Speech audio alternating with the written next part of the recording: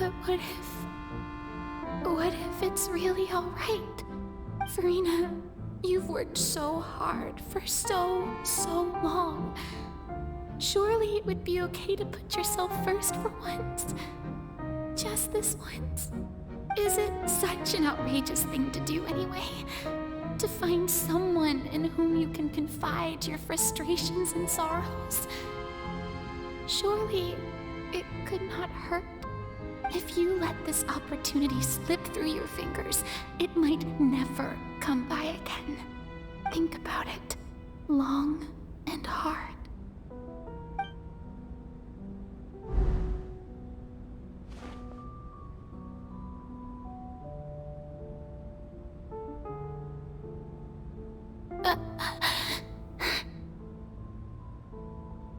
No, I have nothing to say. I am Farina, the Archon of Fontaine. Everything will surely get better. All you need to do, dear spectator, is to witness my performance until the curtains fall.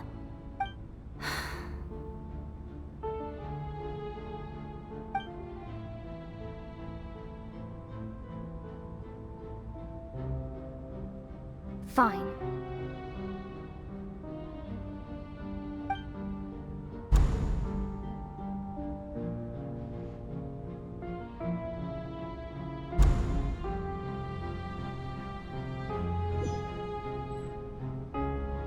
So even Farina doesn't know the truth? You've never once let her in on the full plan? Yes, it had to be done. To deceive the heavenly principles, you must first deceive yourself. She did very well. If she had let her resolve falter even once in these 5 centuries, Fontaine would have been doomed to the most tragic fate. It seems that trusting humanity was the right decision after all. I believe that I understand how your deception works, but that is only half the truth, is it not? How would you build on this foundation to save the people of Fontaine? That is the most important thing. Ah, good. Of course, the Iudex of Fontaine has pinpointed the crux of the issue. I'm sure you've long sensed that the Oratrice is no simple machine, yes? I've always suspected that it had its own consciousness. And Lenny did mention that he heard a human voice within the core chamber. It now seems that that person was you, hidden within the machine all along. Am I right? And then I became one with the Oratrice, taking Fontaine's gnosis with me. Yes, it would seem so, wouldn't it? Alas, your understanding of this device still lacks sufficient depth. In truth, it is no enactor of justice. It is, in fact, a device created to kill the god of justice. I beg your pardon? Oh, you have it. And to be more precise, not only will the Oratrice take down the god of justice, it will also take down the divine throne upon which she has been placed. I mean, did you think I would be the sort to enjoy peaceful repose while Farina suffered? My work over these last 500 years has been to constantly accumulate indemnitium within the Oratrice. But really, some have already discovered that only a small fraction of the energy generated by the device was ever used to provide power to Fontaine. The vast majority had to be, accumulated to enact this death sentence. It was all a part of your plan then? Both the trial and the sentence? Indeed. This power, accrued over 5 centuries, could have sustained Fontainians for millennia had it only been used for that purpose. Almost all of it has now been stored within the Oratrice. But only power of this magnitude could hope to destroy the Hydro Archon's divine throne, shaking the rules established by Celestia and breaking through the institution that is the Seven. So the Oratrice's call for death was for neither Farina nor Focalor, but for the Hydro Archon. The destruction of that divine throne. If I do not misunderstand your intent, you must be... Returning what's rightfully yours to you, of course. In other words, this was all done to return the authority of the Hydro Archon to the Hydro Dragon of this planet. But...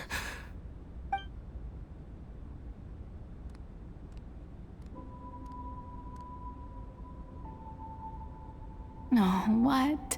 Getting sad again, are we? The authority of the ancient dragons shall soon be yours once more, O Hydro Dragon Sovereign. And this is the face you make. all you've done throughout the years is just so you can sacrifice yourself at the very end. I've never quite seen it that way, you know. Even now, I'm quite pleased at how well my deception worked.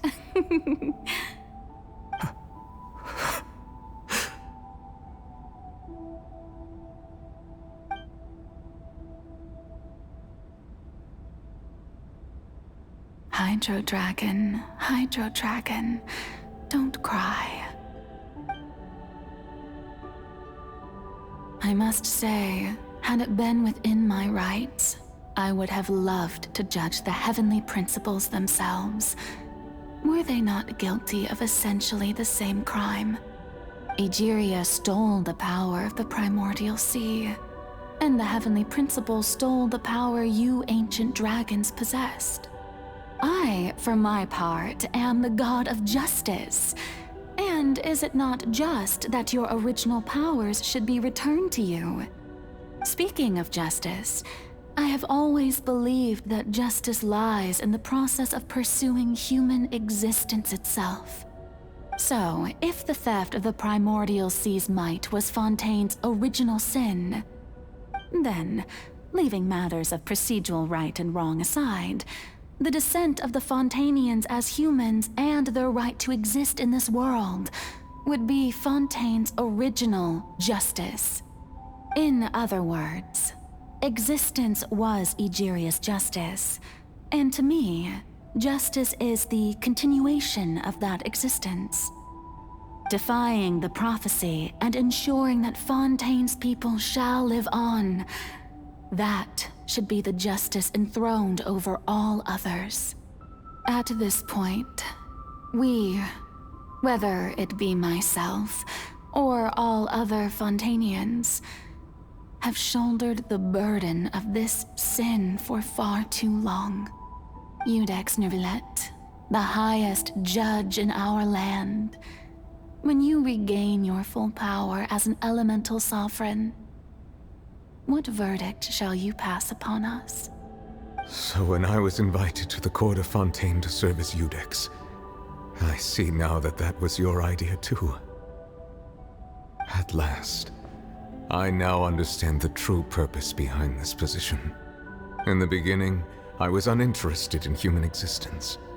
But these 5 centuries of living alongside them have gradually brought about mutual understanding between us. And I have even attempted to feel as they feel. You are a devious one, Focalor. Things being as they are, surely you know that I could never declare them to be guilty.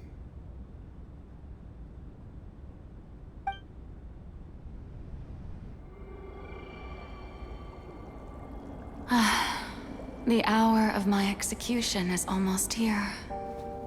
For the sinner, the curtain call has come. I know I may not sound it, but faced with death, I find myself a little afraid. Perhaps this is one thing both gods and humans have in common.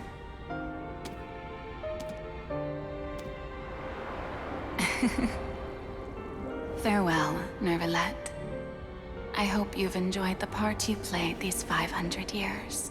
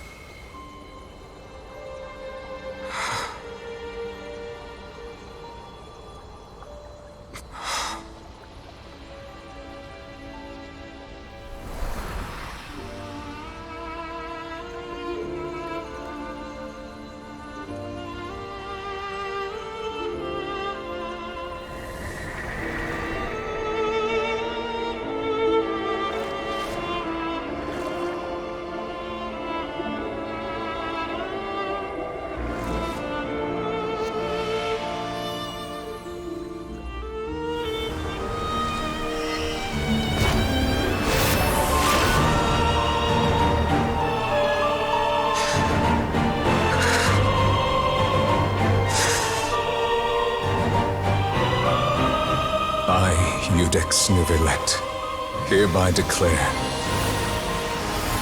people of Fontaine, your sins are forgiven.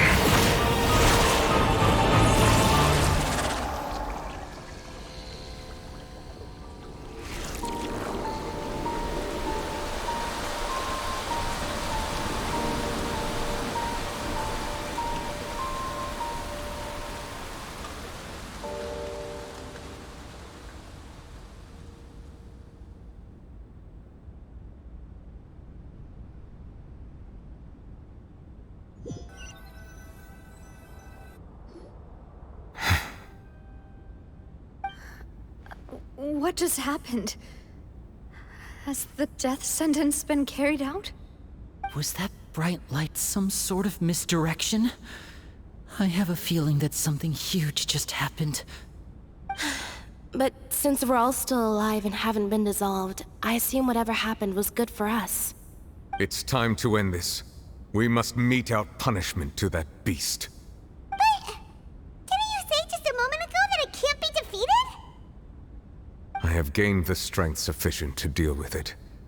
Through certain means, I now have the ability to separate the power of the Primordial Sea from that creature.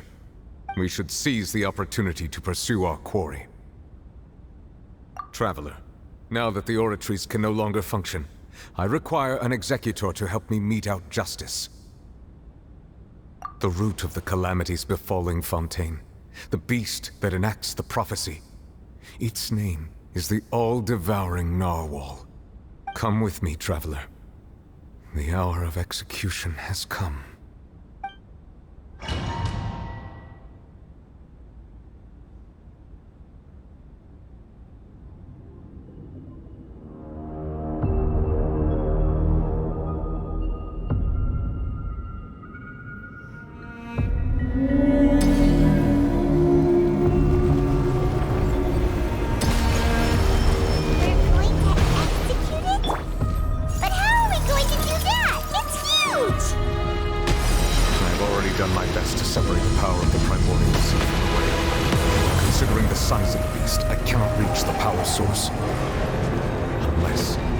Find a way to attack it from within. I shall share a part of the ancient life.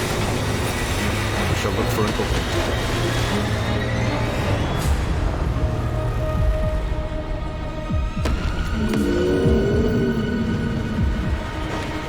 Precision strike! I can feel its sorrow turning into hostility.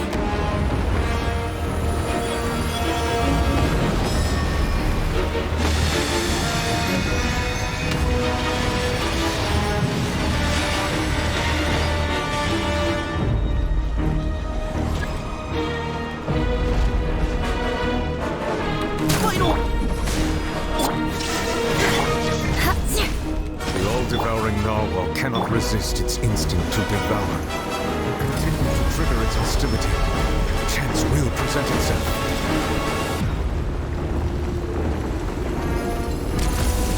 You had your chance!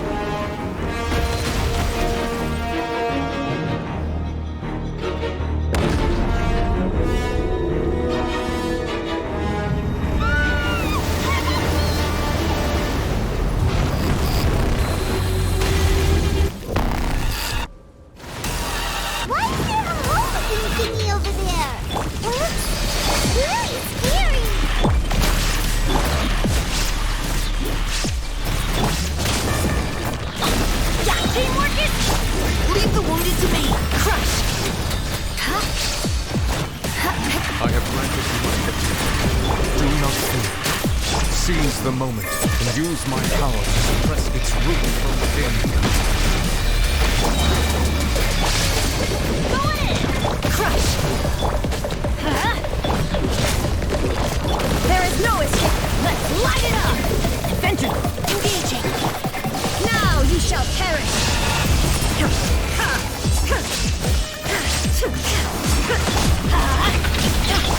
Now's your chance! Teamwork is true! Beg for mercy!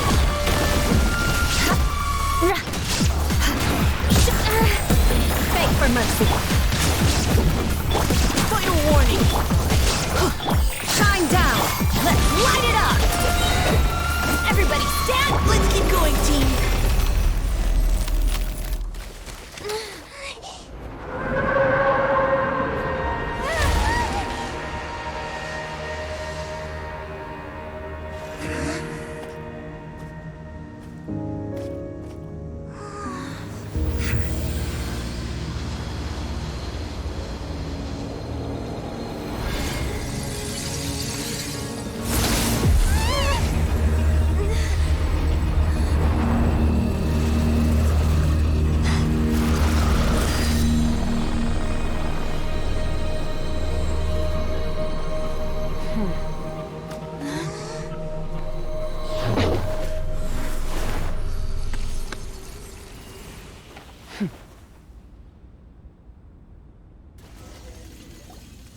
thanks for helping with the cleanup.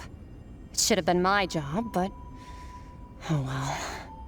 It was just supposed to be a short private training session for me. I didn't think that my disciple and my master's pet would start brawling in the meantime.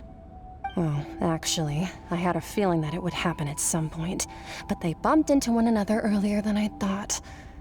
What a blunder. I suppose I'll have to swing my sword 3 million times as penance.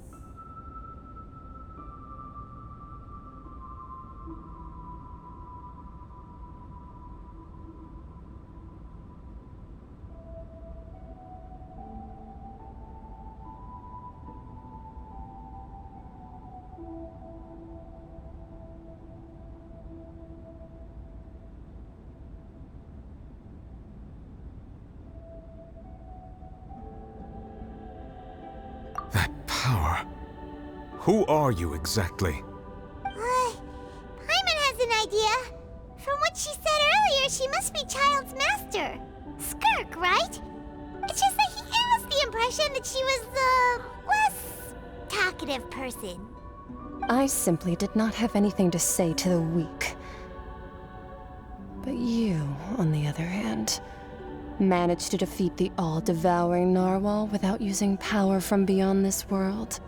So you may speak to me as equals.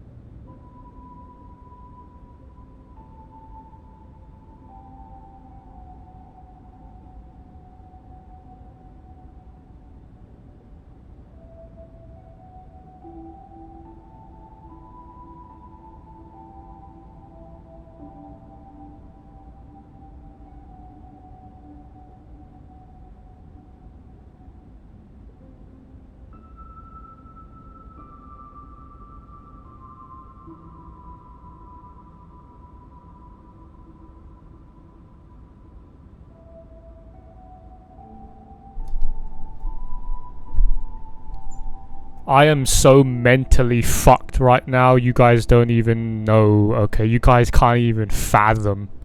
My mind right now is like in a gajillion pieces, okay? I am so fucking mind broken, okay? Oh man, my mood is just so gone, okay? My fucking brain is just gone. This is not even funny, man. Okay, this is just so fucking sad.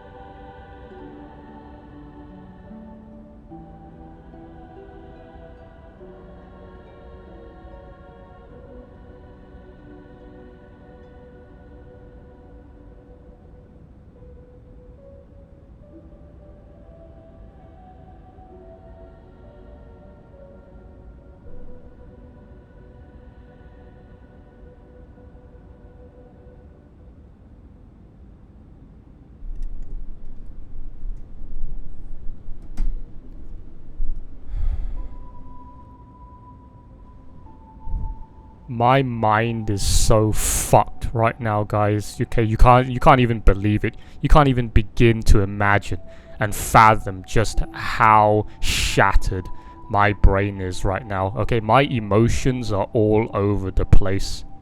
Okay, I don't even know what to do with myself anymore right now. Okay, I am so depressed right now. I am so sad right now. Okay, I am so sad right now. Okay, like somebody just ripped my heart out of my chest and just fucking threw it onto the fucking kitchen floor. Not to mention, right, I'm trying to process all the emotions of sadness while simultaneously trying to juggle constant mind blown what the fuck confusion. Okay, like this final act is just throwing random shit after shit at me, and I never even seen it before. Like, who the fuck is this bitch? Who's this? Paimon seemed to know who she is, but I didn't. So this must have been from a previous patch before I started playing Genshin. Who the fuck is Skunk? Huh? So Paimon knows who this skunk bitch is, okay, but I don't know who she is. It seems Traveler probably also knows. Well, I mean, they've never met her, but Paimon's like, so you must be Skunk. You're Child's master. Well, when did Child ever fucking talk about Skunk? Child, to my knowledge, ever since I started playing in patch 2.8, never fucking mentioned, well, obviously, the only time I ever met Child was during the Liyue Archon quest and his, story quest. So I guess he must have popped up in an event, before I started playing and talked about Skunk. So otherwise, how the fuck does Paimon already know what her name was? Okay, but I don't.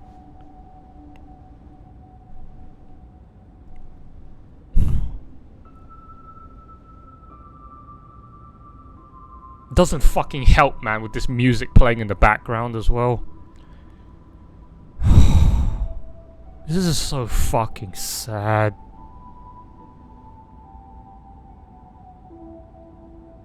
I thought fucking Sumeru's final cutscene with Nahida was sad, but this is just extra sad. This is not funny, man.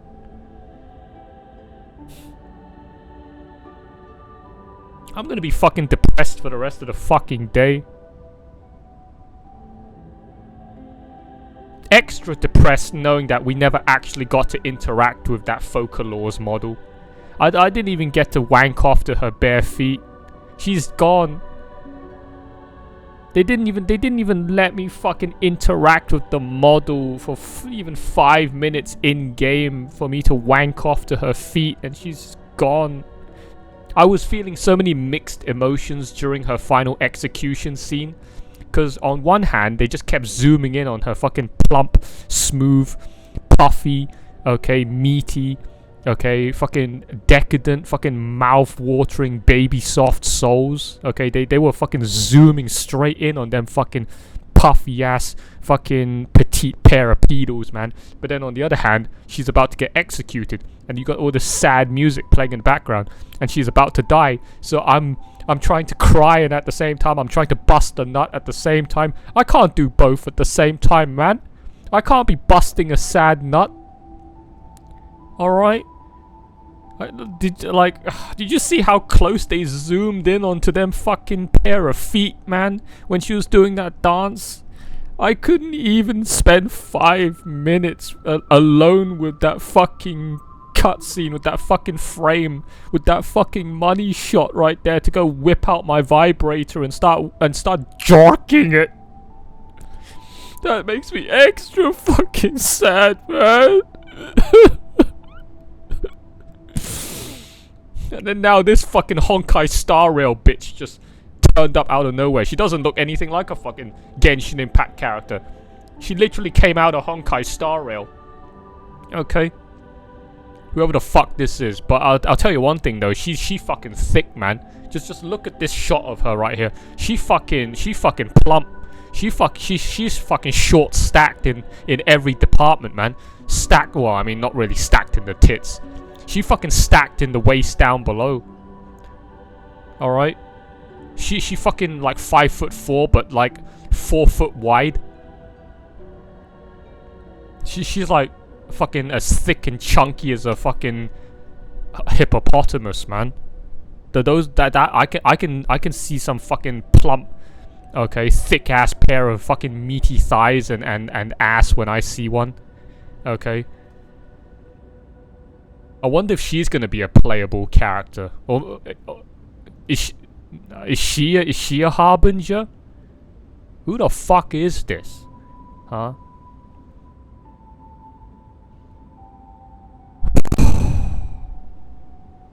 I'm so glad I didn't fucking finish it yesterday, man. If I finished it yesterday, it would have been a huge mistake. I mean, I've already been at it for 3 hours. Alright, and we're still not done. Also, we just killed the whale. That was it? That was the boss? What? What? I was so busy trying to break that.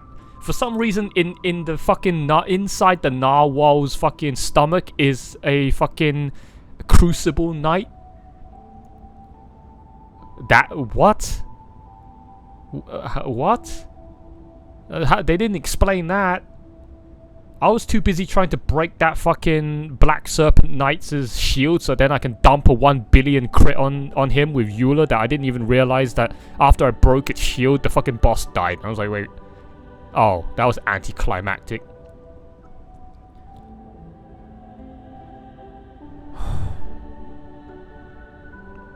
This is so fucking depressing, man. And people fucking experienced this back in like November, December time last year when it came out. This is so fucking depressing, man.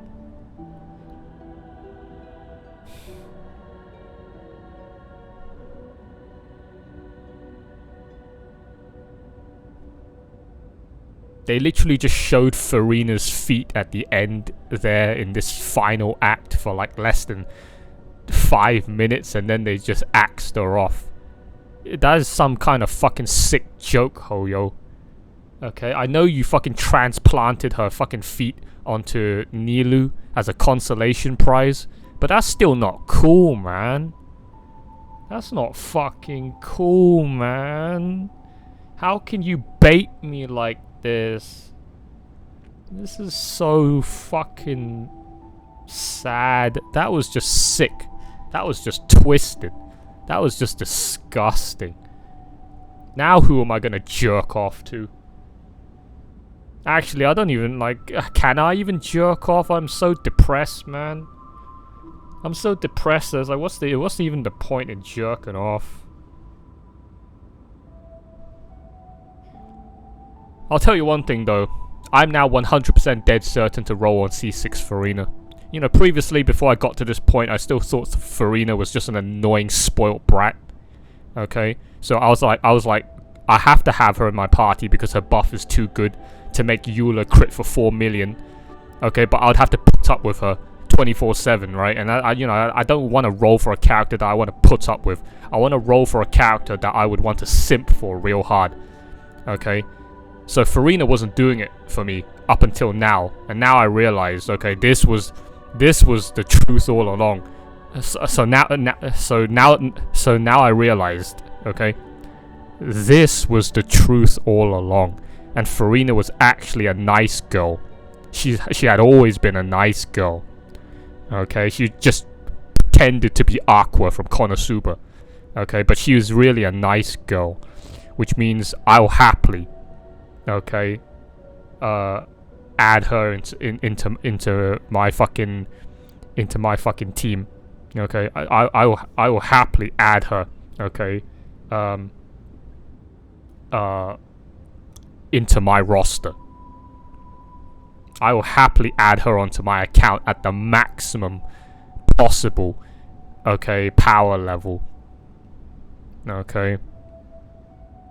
And even like after this whole fucking story of like, how can you not add her? Okay, after this whole fucking story, how can you not own Farina on your account?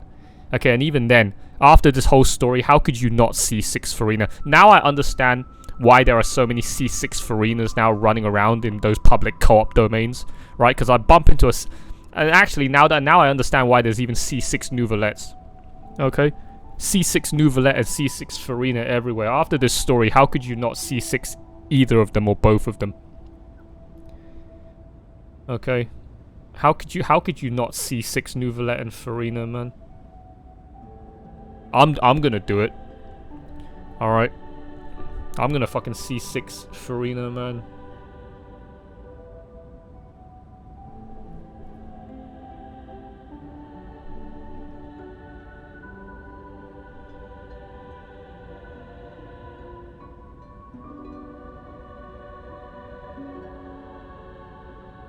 This whole final act is just such a kick in the fucking nuts. And somehow, funnily, the best part about this, somehow, since patch 4.3 until now, I had not known fuck all about this final act. Okay, amazing. Absolutely incredible. Somehow, nearly a year later, I managed to avoid every single spoiler like Attack on Titan. So going into this final act 100% purely blind has been the most mind-fucking experience, okay, so far that I've had in this game. Okay.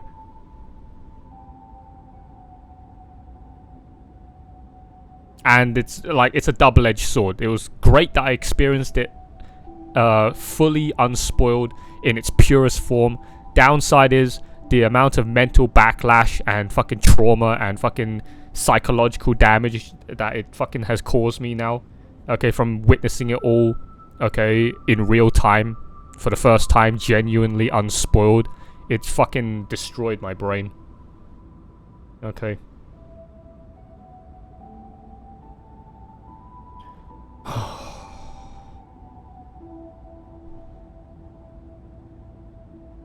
This is so fucking sad, man. I can't wait to watch Haruka fucking do this fucking act then. I'll be basically playing it, but aka watching it a second time round, okay? Through Haruka, the fucking V-Shoujo VTuber, as she goes through this fucking arc. And I wonder what her reaction is gonna be like. Because, when she did it, it was the current patch, right? So she couldn't have been spoiled. Literally, if you watched me watch her previous parts of Fontaine during previous streams, she was on Act 4, like literally like the day Act 5 came out. So it was like the freshest fucking run you could find.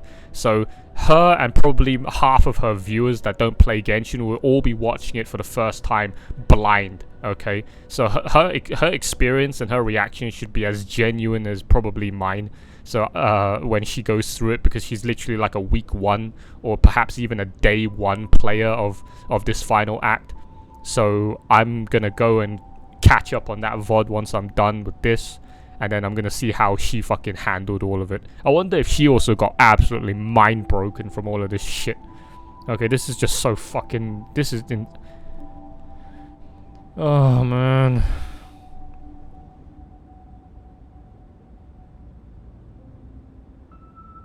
This whole fucking Fontaine arc has just been depression. Alright. Just about every part of this fucking act has been depression. I mean, the only parts that weren't really depressing were Acts 3 and 4. Prison was about... Prison was unironically the happiest time of my life. Being in prison was the happiest time of my life in this fucking questline. Because otherwise, fucking Navia's shit in Act 1 and 2... Okay, and then all of Act 5 so far has been nothing but fucking depression.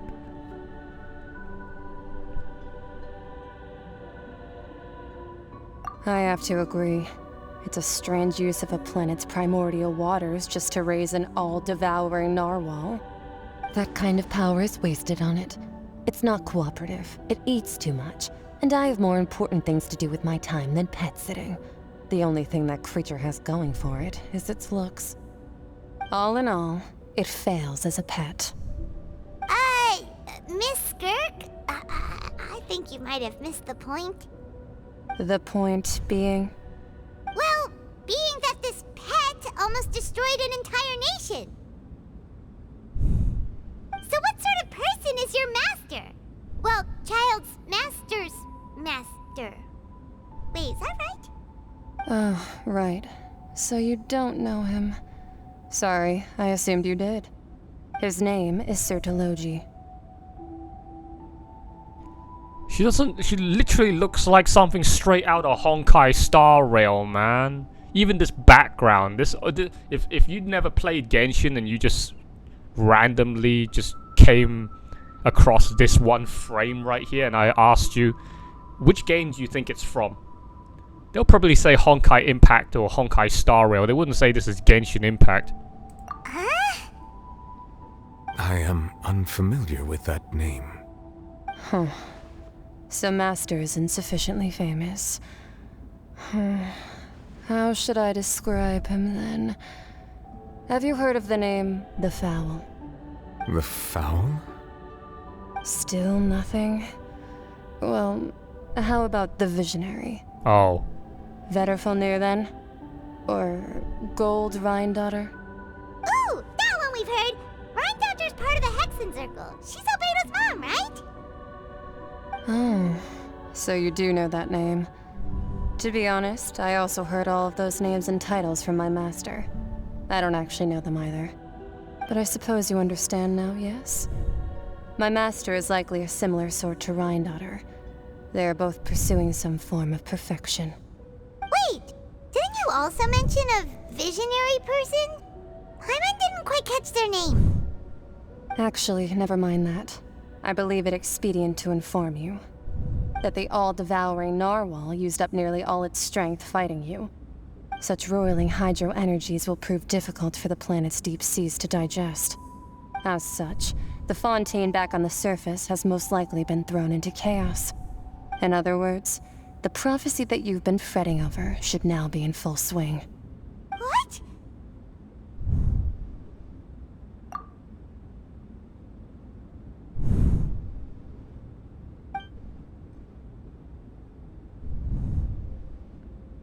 Not to worry. Focalor has already managed to deceive the heavenly principles.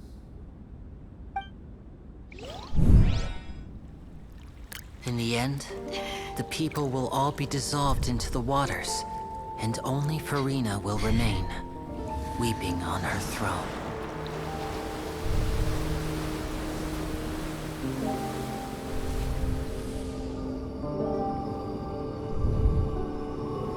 Only then will the sins of the people of Fontaine be washed away.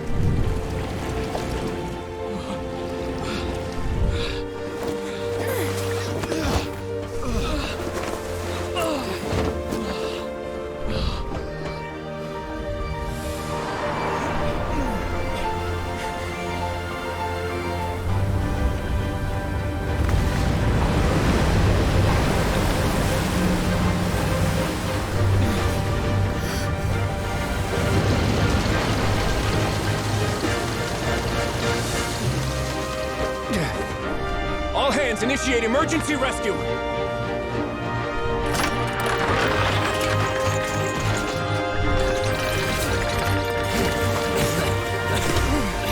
Hurry!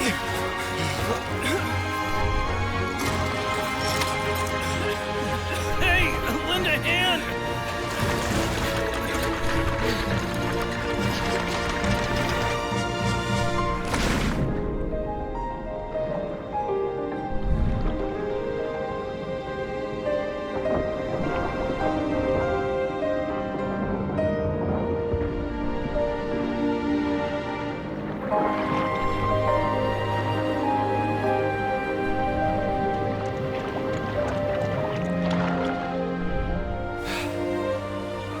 Look! The water's receding! It's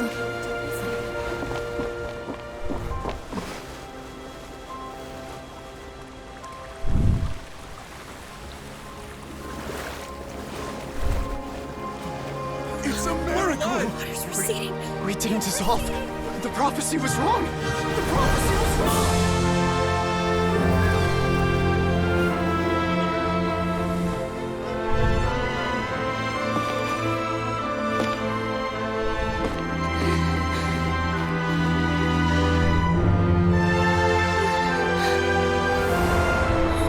Are you alright?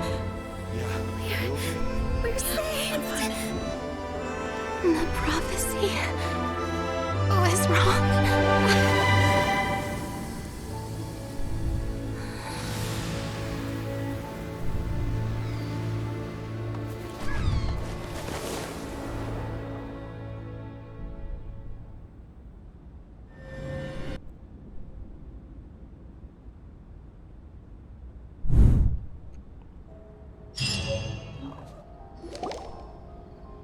The SWOLE renewed.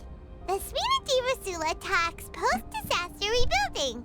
I recently visited Poisson to meet with Miss Navia, spokesperson of the Sphina, and we spoke about Poisson's present and future.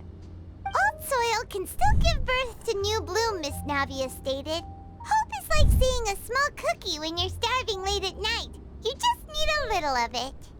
Skyship Winglet, lunar brain of the Fontaine Research Institute.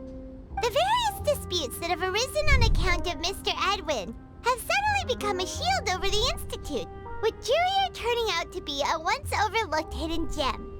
People always call the first researcher mad, but few know what to call the second. And should that latter person achieve a miracle, they would find it all the harder to find a word with which to classify him and his team.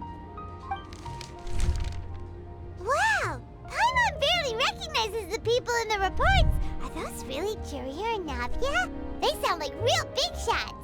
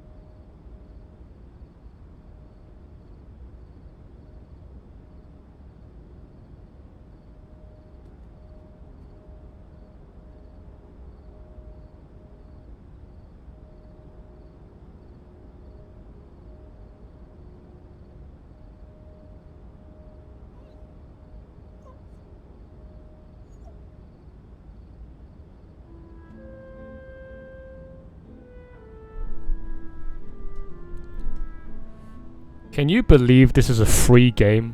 Huh, guys? This is a free game. Okay? You don't have to pay for this fucking game, unlike all the AAA industry trash out there right now. This is a free game. Absolute cinema. Okay. I am... this is easily the best fucking thing in Genshin so far. Like, certainly better than Inazuma, I'll tell you that much. Certainly better than Inazuma, man. Man, this fucking Archon quest has been absolutely insane.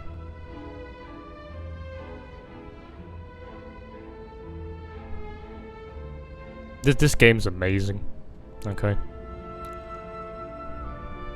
What game? What do you mean game? You barely played anything. You just sat there and watched a movie for 4 hours. The whole final act of Fontaine has literally just been a 4-hour movie. Barely any fucking gameplay involved.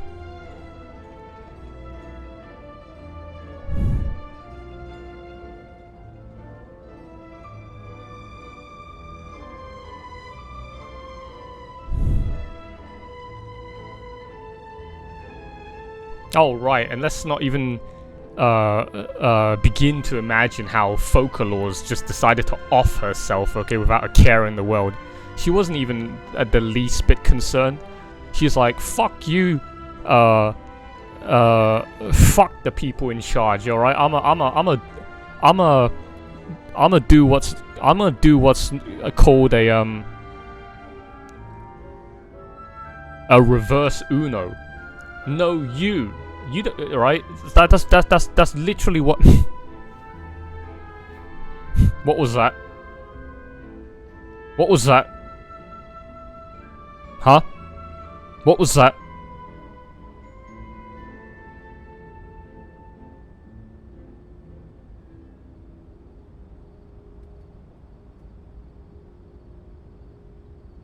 Apparently you heard somebody cough in the middle of your speech.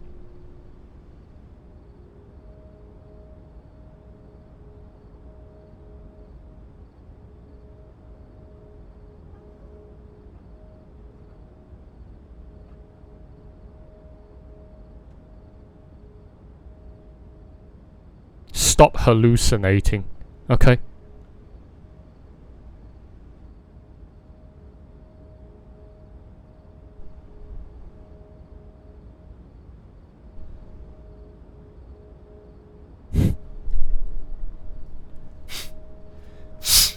What was that? Huh? What was that? Huh? What was that? What was that?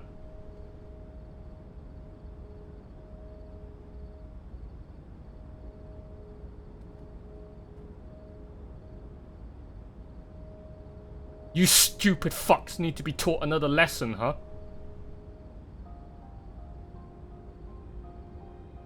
Is that it? Huh? Is that it? You stupid fucks need to be taught another lesson, huh?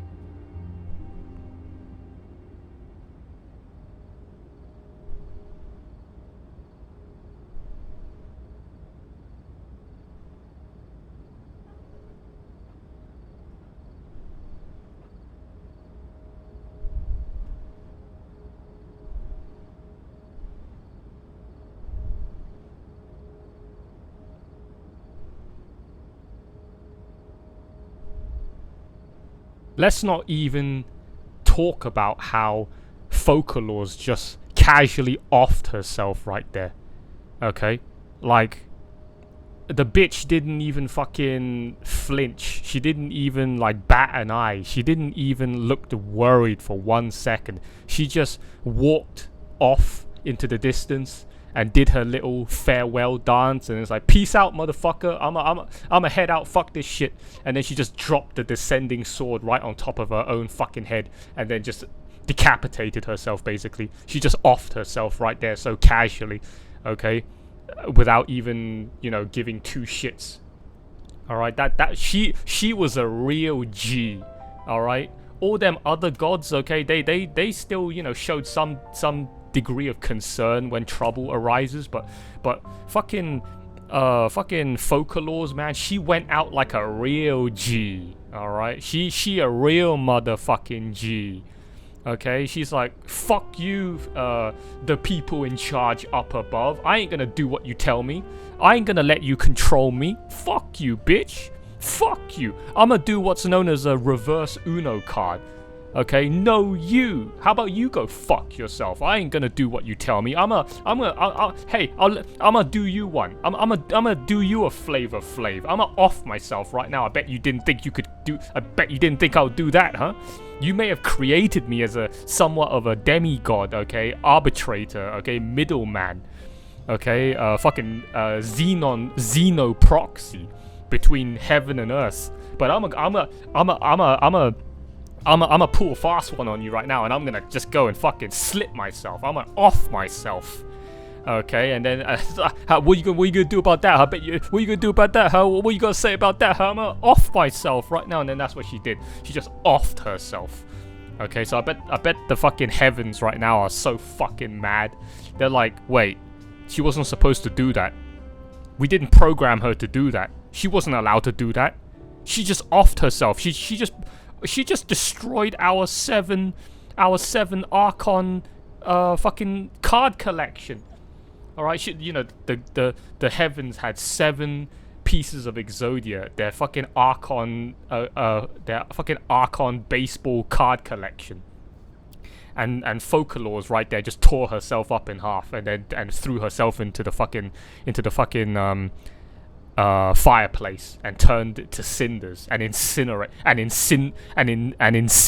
herself. So now there's only 6 fucking baseball cards left when the box says limited edition, one of a kind only, okay, baseball cards, okay, 7 out of 7 complete set. And now it's 6 out of 7, and that 7th card no longer exists, so the set is now incomplete. So whoever's in charge of that fucking magical baseball card collection booster box set right there is going to be so fucking mad, okay, that one of the cards didn't do what they were told, and they decided to just off themselves and ruin the card collection. So probably the heavens are gonna get mad soon. They're gonna get real fucking mad, and they're gonna come down here and punish everyone else for having the nerve, the balls, okay, to go and fucking do whatever the fuck they want and not follow orders. And then that's when Schnee is gonna come in and be like, fuck you, bitch. Okay, this was all part of our plan. Okay, we knew you were gonna come down here. Now we're gonna kick your fucking ass. And then we beat the shit out of them. Okay, and then we kicked the shit out of them. Okay, we kicked them in the fucking teeth. Okay. We literally we take a baseball bat, and then we absolutely fucking make maximum impact, right? We're gonna make maximum Genshin impact to that fucking heavens cranium.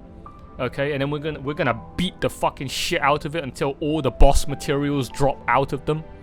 All the fucking resin, all the fucking Mora drops out of them. The end. Alright, that's the end of the story. We managed to lure the heavens out from the heavens, and when they came down here, we laid in waiting to beat the shit out of them. Okay? Because fuck you, I do what I want. What was that song? What was that song from Blink 187? Fuck you, I won't do what you tell me. Fuck you, I won't do what you tell me. Fuck you, I won't do what you tell me. You know, that song. I forgot what the fucking song was called, but that's the only part of the song that I do remember. The whole "fuck you, I won't do what you tell me. Fuck you, I won't do what you tell me."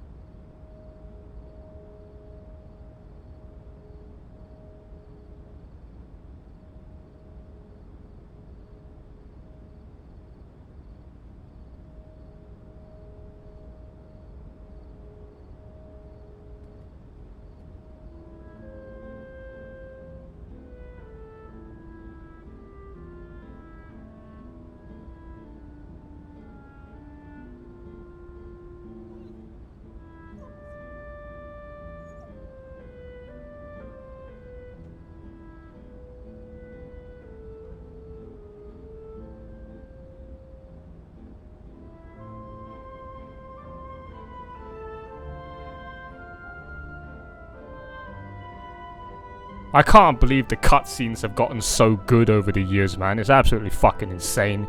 Those cutscenes were like anime movie quality, right? Especially the last two. The last two fucking cutscenes where like Nouvelette ascended with her dragon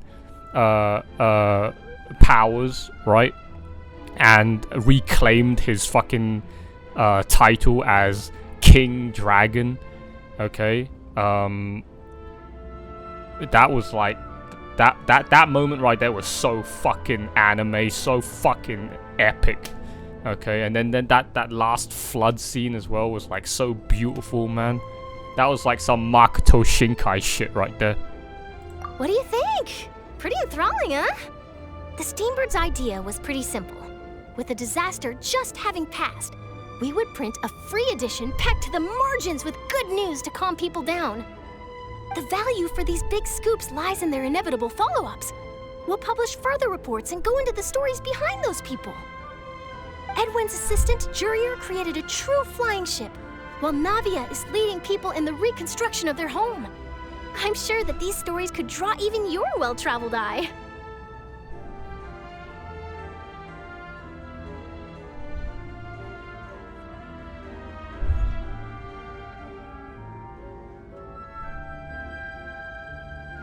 I also want a C6 Charlotte, okay? I wish she would come back, okay, in one of the next Farina banner, please. Put Charlotte on that banner. Hoyo, if you're listening, because I know you're fucking spying on me as always, right? Because how else did you get all of the fucking ideas of quality of life upgrades and improvement features into this game? Clearly you're spying on me, okay, through my streams. So, can you please add Charlotte back in to the next Farina banner, please? Please add Charlotte into the next Farina banner so that I can C6 both of them, because I want both of them. I need both of them. Okay, please put Charlotte back in the Farina banner. Okay, I missed it the first time round because I couldn't roll that time, but this time I can. So can you please give me Charlotte with Farina? I'll be very thankful if you do that. Okay.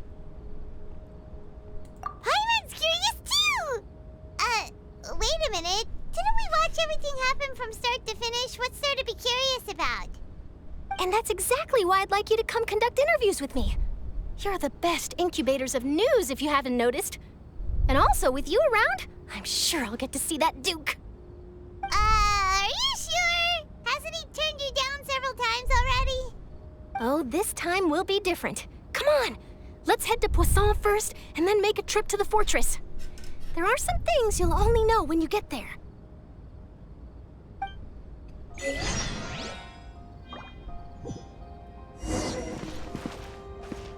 Oh, the quest is called Finale. No, don't do this to me. The quest is called Finale, man.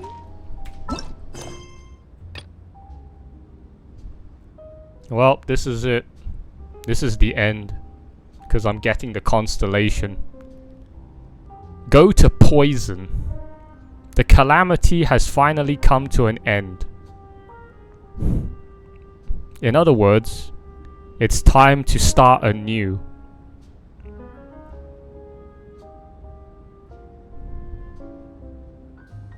I can't believe this is it. Finale. I can't believe we fucking finished the Fontaine Archon quest. This was not part of the plan, man. I was not planning on finishing it on like day 2 of the patch. But they just locked me into a 4-hour long ending that I couldn't get out of. Okay. So I guess we're going to Natlan. That also wasn't the plan. I wasn't planning on doing the Natlan Archon quest during the literal like release patch of Natlan. That was not part of the fucking plan, man.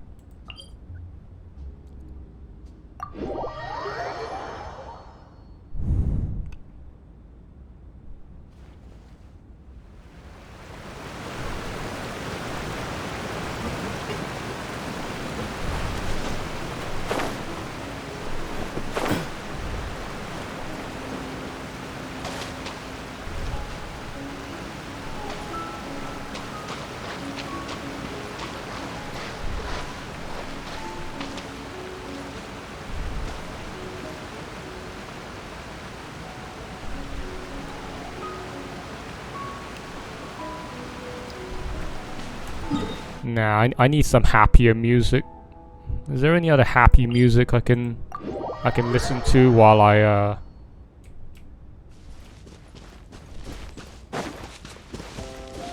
Yeah, this music. This music will do. Right, what was I gonna? Oh right, we were gonna go read that quest item. Hey, are we gonna give this back? We still got Child's Vision. We're gonna give that back, right?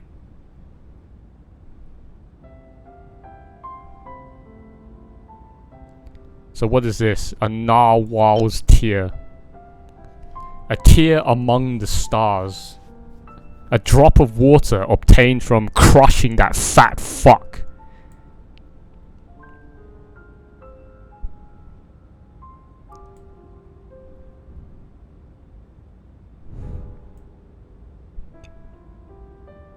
There must always be a yin and yang until the end of time.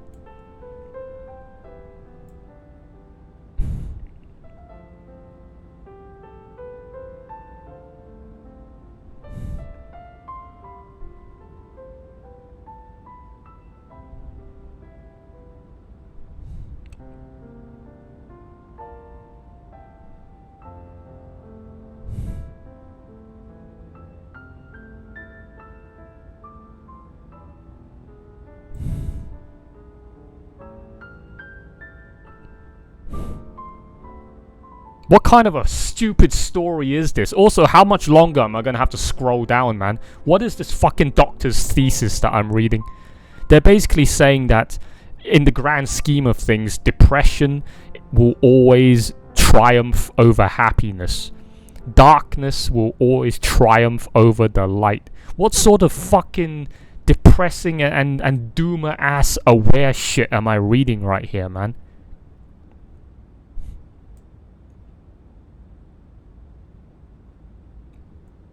It's still going. I'm still scrolling down, man. This is a fucking thesis. I mean, what do you expect? You took a tear from a fat fucking whale. Of course this fucking tear is gonna be huge.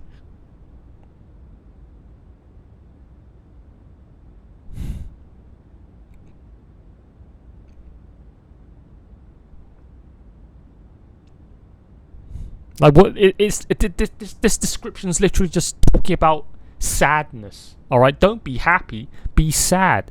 I mean, it's the you're reading the description of a teardrop. What were you hoping for?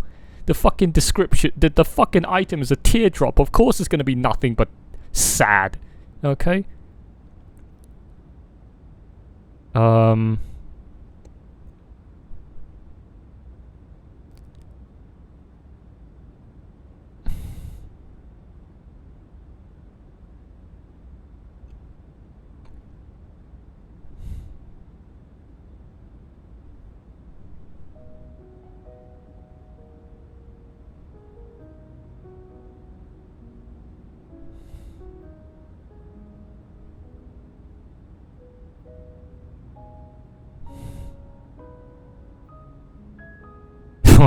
Yeah, what a fucking moral of the story take home message right here. There will be no more sadness because everyone is dead. Alright, you can't be sad when you're dead, right? The only way you can feel emotions, whether you're happy or sad, is being alive. But if everything doesn't exist anymore, there will be no such thing as emotions, right? You don't need to cry anymore when you're dead. You don't have to be sad anymore. No more tears because everything died. It's like that story Patrick told to SpongeBob. Everything died. The end. What kind of a fucking story is that? Huh? What kind of a take-home message is that? You don't need to be sad, okay? Just wait until everyone is dead and then the concept of sadness won't exist anymore. That is so fucked, man.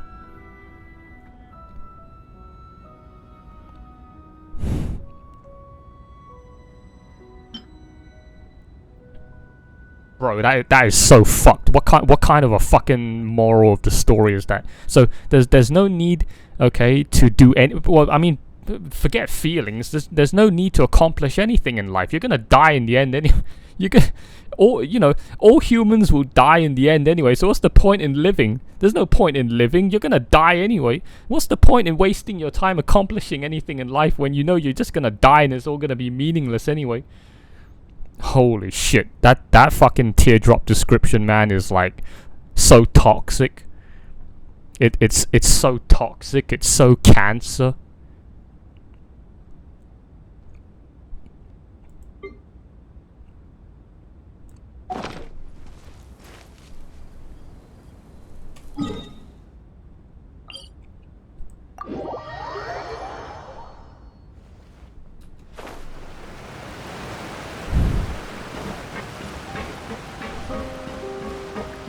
Hey, why is the sad music still playing? I thought we saved the world. There shouldn't be any more sad music. We saved the world.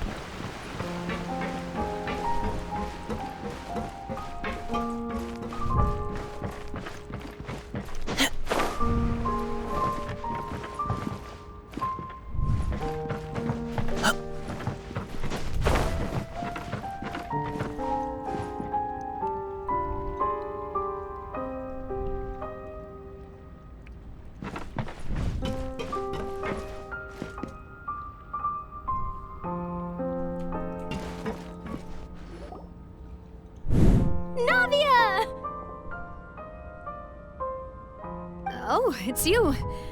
What brings you all here? Hey, we're just having a look around. I'm here to update myself on how things are going here. Oh, the Fatui are here too. Let me introduce you. This is Mr. Garunt Snežević. He represented the Knave in sending us a large amount of supplies, and is helping with our work. Our residents are hard at work as well. Thanks to everyone, work is progressing nicely. We've lost a lot of people, but we're moving forward. That will have to be enough. Hello, Miss Charlotte. I'm a big fan of yours. I especially like that article you wrote last year about Fontaine's stray cats. But if you don't mind, could you not emphasize our role too much in your report? It's not charity we're doing here. We just happen to share the same interests as the Spina. I get where you're coming from. I'll keep it as simple as possible. Or would you be willing to feature as friendly neighbors? That would be fine. Thanks. Oh, you're back too. How are things? We finished laying down the construction materials. It'll be another hour before the workers are able to go over there. Huh? You're here too, Clorian? Well, her reputation's greatly risen after that whole duel business with Miss Farina. So she's here in Poisson to wait out the heat. All right. She really came here to help me out. There's too much to consider in the reconstruction of Poisson. The Spina has need of more decision makers. And, well, I do already happen to be connected to Mr. Callis. Oh, wait just a moment. Do you mind me asking a few questions? You know, about how you felt before the duel, about what it was like facing down a god. There's lots of exciting material there, I bet. Forget it. I'm sure you can find a better theme than that, Miss Charlotte. I see you're the same as always. Couldn't you do me a favor, for Navia's sake? Well, if we're talking about doing things for my sake, you might as well just take a few more photos of me. Or of the Traveler. It's better than wasting time persuading Clorand at any rate. Of course I will. I'm not gonna let her off that easy. All right, then everyone who wants to be in the photo, gather up. And smile.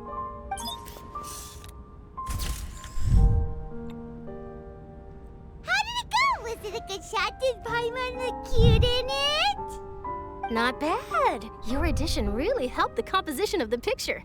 All right, hang on a moment. Let me snap a few more shots.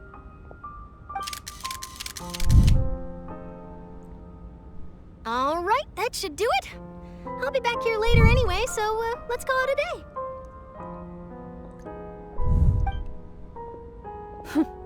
You're very quick.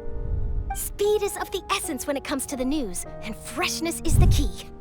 Also, not to brag, but I'm pretty good at building connections.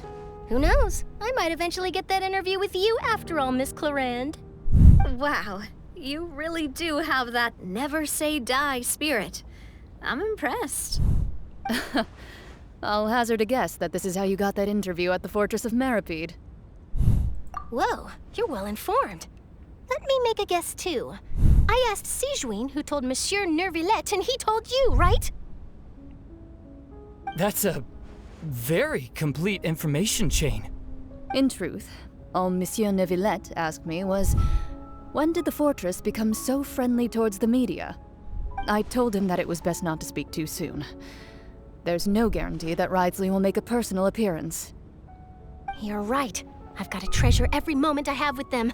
In which case, I'll be making a move first. Stay safe now. And tell me if you hear anything interesting. I'll treat you to afternoon tea in exchange.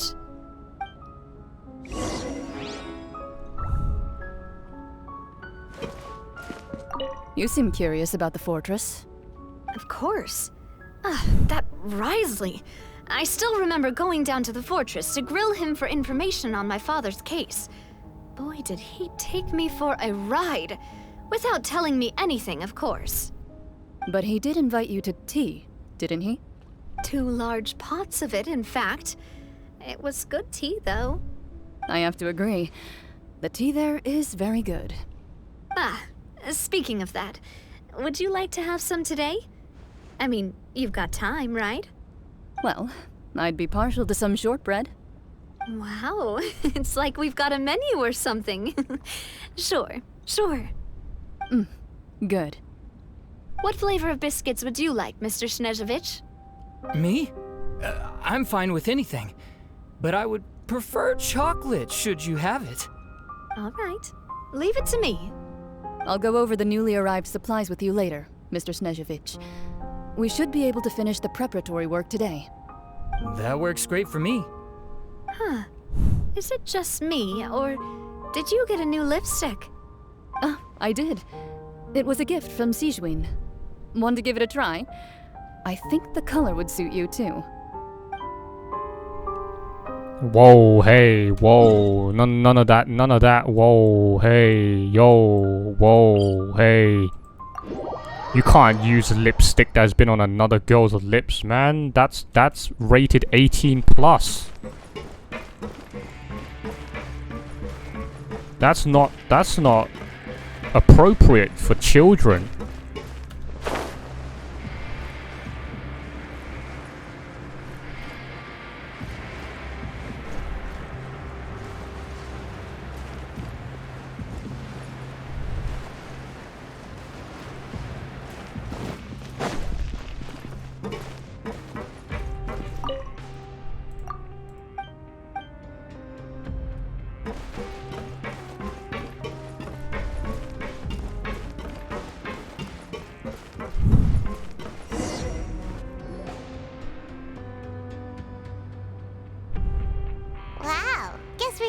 fun, huh? There's a real nostalgic feeling to this place. Looks like you've been missing us. Duke! Did you come all the way to the entrance to greet us? Of course. I'm here to welcome you and our dear Miss Charlotte, whom our good head nurse recommended to me. It's an honor to finally meet the much-rumored Duke. Thank you for consenting to my visit to the fortress, sir. No need to thank me. But that said, I shouldn't be the focus of your interview. I trust you recall our agreement? Of course, of course. All right then, this way.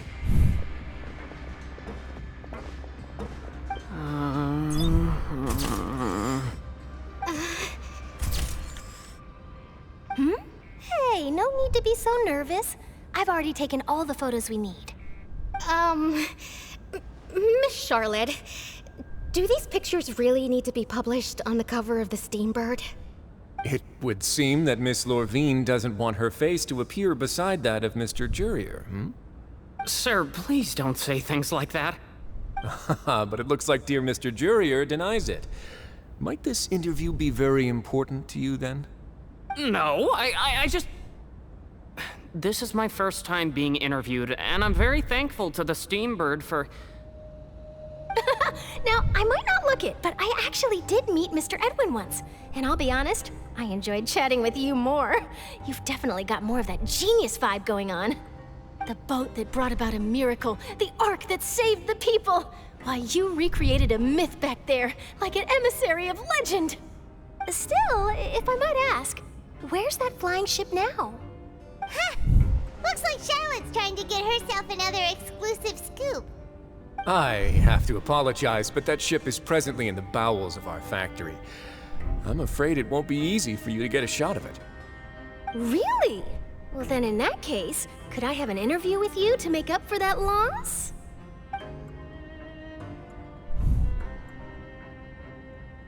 You already know my answer, I'm afraid. Best you interview our head nurse instead. Or perhaps you'd like to take another photo of this couple of researchers?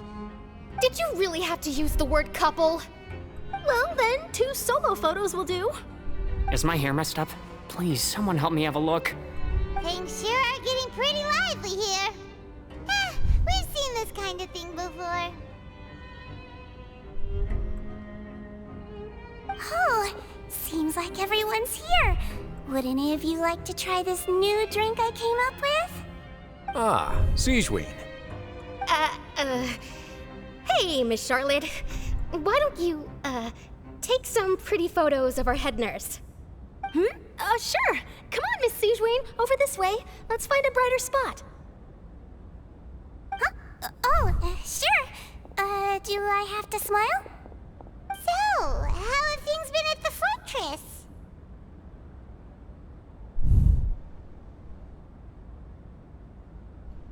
Same old, as you can see. Fontaine's undergone some changes, but this place is still more or less the same. Other than that flying ship, it got a tad too much attention, I think. That's why I decided to let the interview go through. We should direct more public opinions toward the behind-the-scenes heroes. Am I right, Mr. Jurier? Miss Lorvine? You're too kind, sir. I believe that you too should have your day in the sun. Not that you would want that, which is a pity. I'll just leave the spotlight to you two.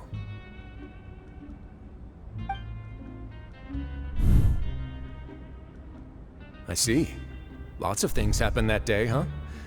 Anyway, regarding that Harbinger, I'm not sure you remember, but his 3 young followers are still waiting for his return. He sure did win them over, huh? I'll tell them that there's good news and bad news. The good being that their boss seems fine, and the bad being that they must face extended sentences for abetting his escape. Oh, actually, what about you? Are things gonna change for you too? What change can there be? The fortress will keep chugging along, and so will my duties. As to what Miss Farina's departure will mean for the nation, and if our laws and governance will be transformed, we'll leave those to the folks in the overworld. Hey everyone, the photo shoot's done. Good. In that case, let's call it a day here. Thanks for your cooperation. Come on, Traveler, let's go. Till next time, everyone! There'll be a next time? Maybe. Who knows? I might write a story about the underwater factory next time. Until then. All right. Last stop, the docks. Oh my god, we're going back to where it all began. The harbor. Oh, you know, I'd love to see you in one of Charlotte's photo shoots one day. Is that really necessary? Our line of work doesn't really require much photographing. It's precisely because we don't need the picture that they'll have value as keepsakes. You don't really look all that opposed to the idea, you know. Maybe I'm just happy that I managed to once again avoid the spotlight. I think this interview went well either way. Yes, you successfully kept prying eyes away by using Mr. Jurier and Miss Lorvine as shields. Very good. You should be happy for them. They have a bright future ahead of them. Fucking shippers, man. Here are the interview notes. They mentioned that the flying ship may have many uses in the future, and the journalist asked me what I thought of them. Seriously, how would I know anything about that? Flight is just flight. Whether people want to use a flying ship to broadcast good news or organize weddings is none of my beeswax. A wedding? Huh.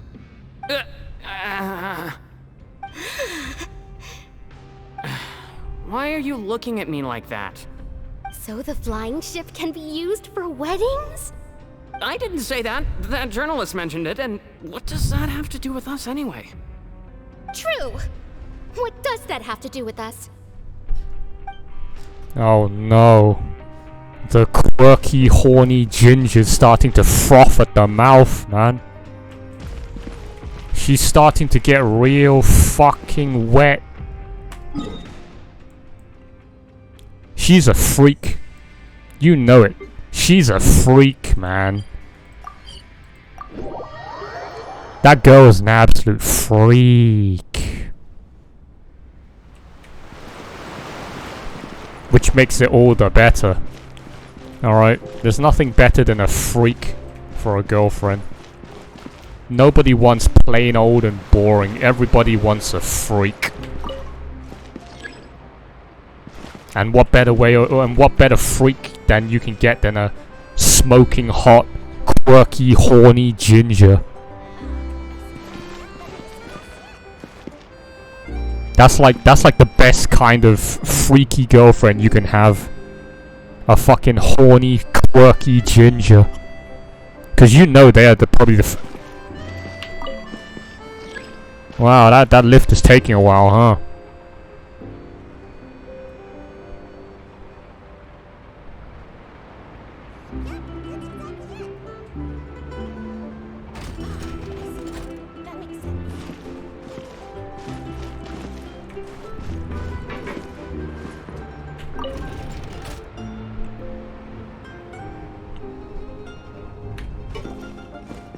You know gingers are probably like some of the most freakiest people on the planet, man. So you want one of those in bed with you?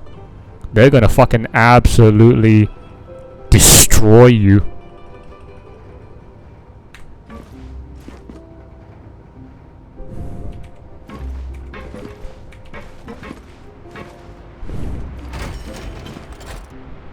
How the fuck did it take the lift that long to go up when it took me like 4 seconds to go down?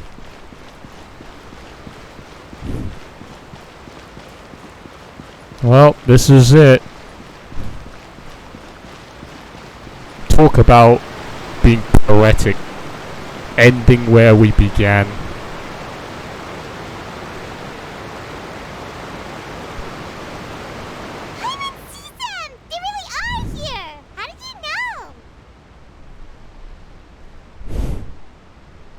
Navia mentioned that she stayed in touch with Linny and the others after working together. Apparently, they've been at the docks distributing these strange pockets the whole time since.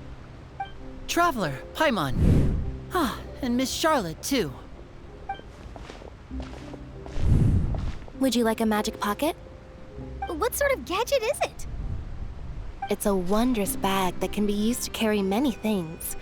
The water level has returned to normal, But if you see any of your things floating around, you can use this to carry them. Or you could trick a friend into doing it for you. Trick a friend? I wonder which of my friends would fall for that.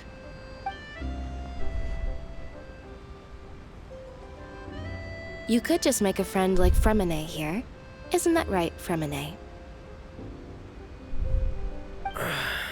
Is this what you meant by, I'll help you make some more friends? To be honest, that sounds pretty sweet. Could I have your contact, please? Sure. Please, write down my address. Damn. Annette sure is working hard to help Fremine socialize. Fremine of all people getting some. He was the one who proposed doing this. He even wants to assist in our magic shows. Yes, I was planning to first introduce Pear as an assistant, and later Fremine himself. In the future, I think we can leave underwater escape magic to him too. That said, would anyone want to see a diver escape underwater? Oh, it'll work out. Every journey begins with the first step. He'll become a part of our show eventually. Lynette, could you come over? Miss Charlotte says she wants to take a picture of us. Got it.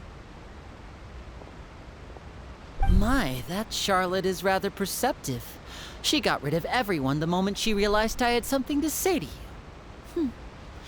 So, how have things been, Traveler? Father says that you did a great deal during the latest events. She's very grateful for your contributions to Fontaine. That's all right. We were more than happy to help. So, what's she doing now? Oh, I guess you haven't heard. Well, after Lady Farina left, Father and Monsieur Neuvillette opened negotiations, during which he gave Fontaine's gnosis to her as a diplomatic gift. A diplomatic gift? A gnosis? Yes, I was quite surprised at first myself. But when I thought it over, there were actually a number of things going for it. It could have been done as an apology for the incident with Lord Child, or as thanks for his help in tying the all-devouring narwhal down. Furthermore, Father did also lend significant aid to Fontaine and Poisson. Well, that's true, but this is a gnosis we're talking about. Doesn't this seem a bit irresponsible? I would agree, but I've also heard that it seems that Monsieur Neuvillette has had a significant change of heart regarding the matter. So there's some reason for this that only Neuvillette knows about? I suspect you'll have to ask him about that yourself. Yes, speaking of which, I did see him strolling around the entrance to the Fortress of Meripede a while back. Isn't he real busy and stuff? Paimon didn't think he'd have the time for that. But back to the topic. The gnosis was given to the knave, right? What about Child? They say that he's returned to Snezhnaya to recover from his wounds. I hear that the recent disaster really did a number on his health. That's true. When you think about it, we've had loads of run-ins with the Fatui. To think we'd be allied with them this time. So shocked by such a simple switching of sides?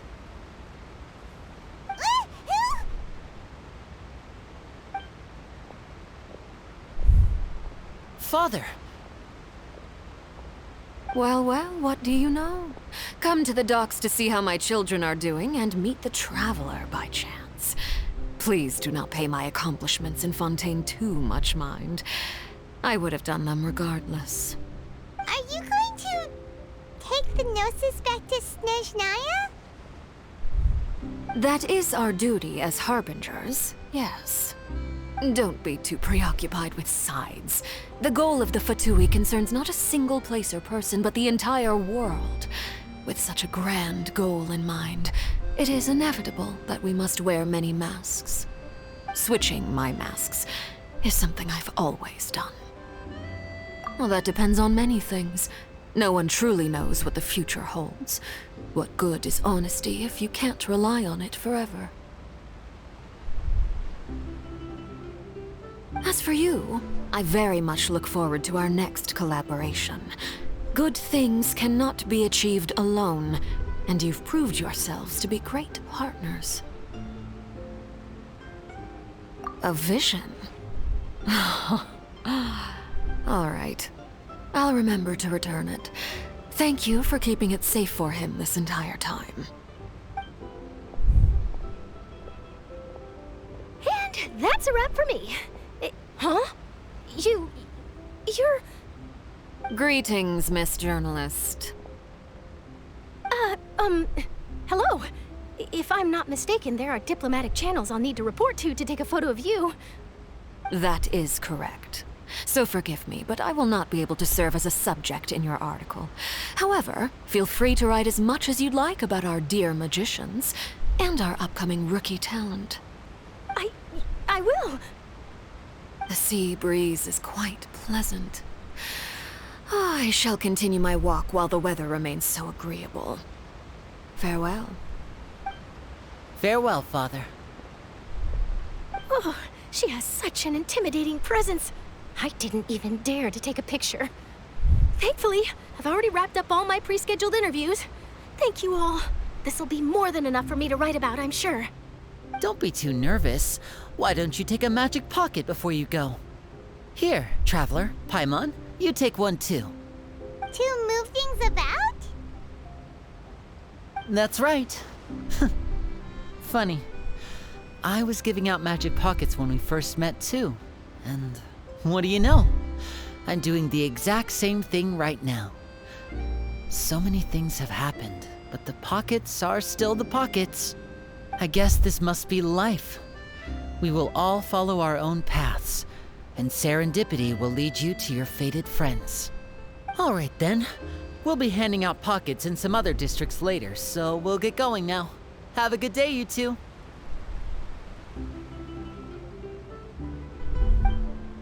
Well, guess we sent Charlotte off. Shall we go see what Neverlette's doing?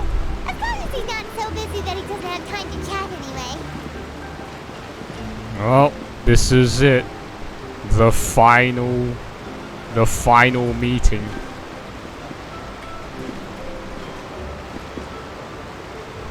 This is so sad. I can't believe Fontaine is over, man.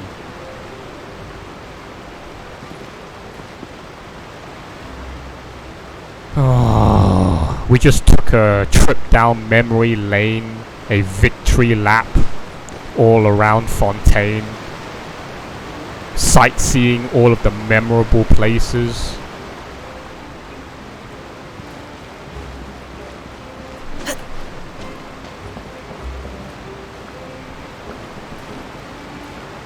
And we ended off where we began, in Romaritime Harbor. We literally went full circle. How poetic.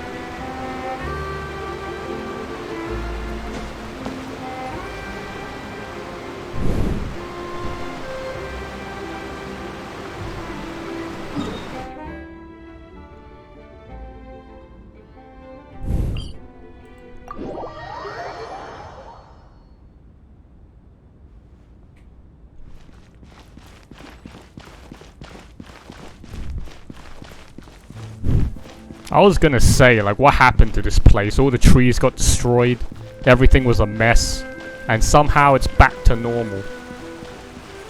How did they do that? How much time has passed since the flood?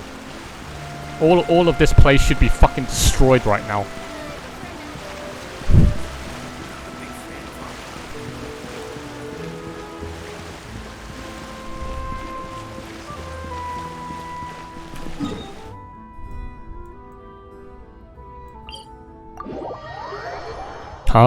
all of the fucking fountain or fountain area should be absolutely destroyed right now.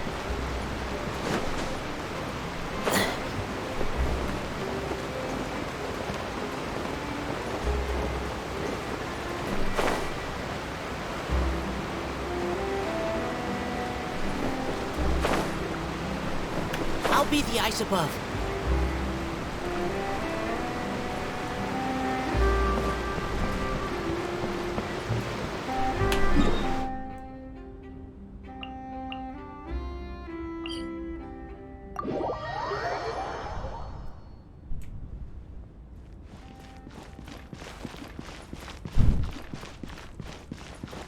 Like, I was expecting this place right here to be just like completely trashed.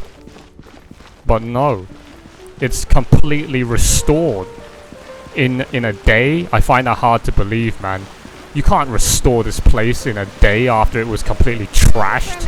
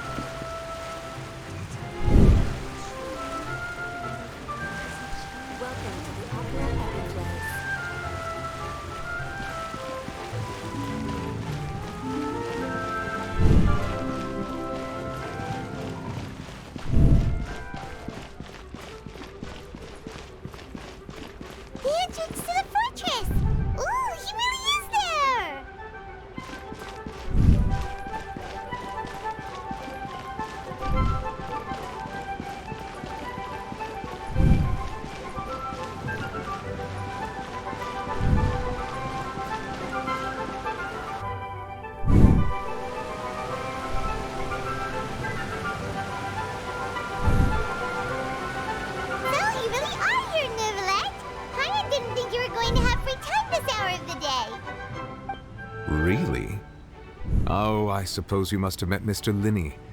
He took the time to greet me earlier when he passed this way. In any case, you came at a good time. I was just considering reaching out to you to set up a meeting, so I may explain some things that I haven't had the time to before. Aw, Paimon's glad that you remembered. Thank you for keeping us on your mind, what with you being busy and all. Alright, let's have it then. How was Fontaine actually saved? The whole business is still quite the mystery to us. It is strange how words can often leave a bitter taste in the mouth when it finally comes time to say them out loud.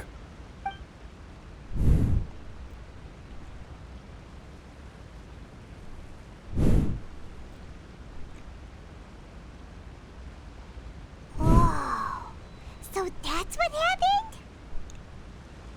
Focalor destroyed the divine throne of the Hydro Archon and restored your power to you, transforming you into a fully fledged elemental dragon sovereign. But Paimon still doesn't quite get what you did to save the Fontanians from dissolving.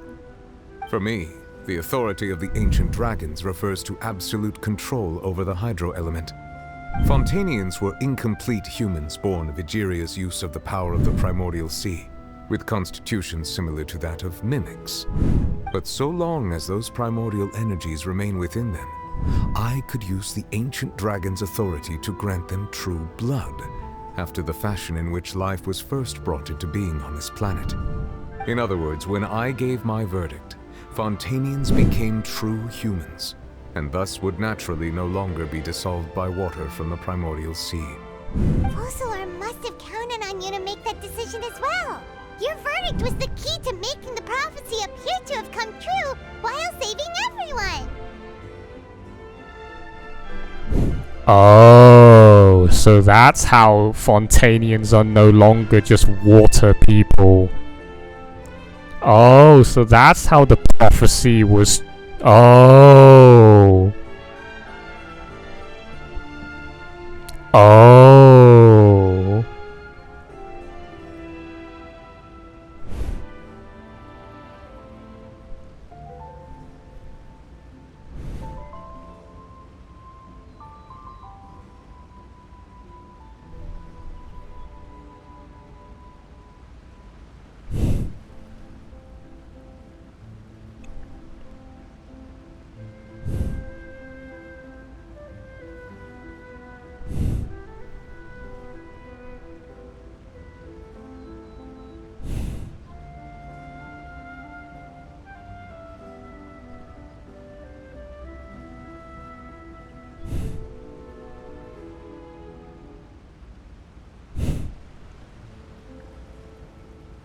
I still can't get over how Skirk was so thick, so plump, so meaty, man.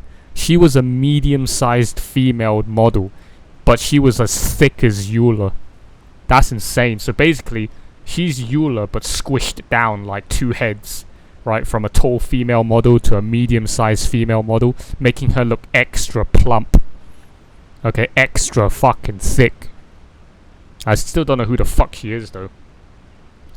Some Honkai Star Rail character, I guess.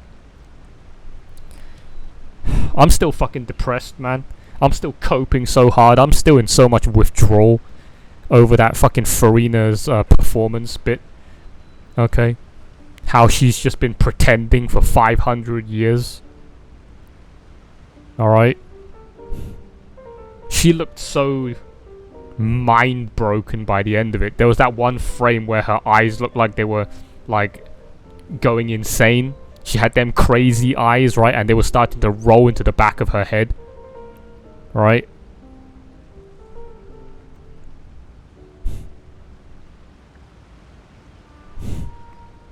That whole segment was so sad.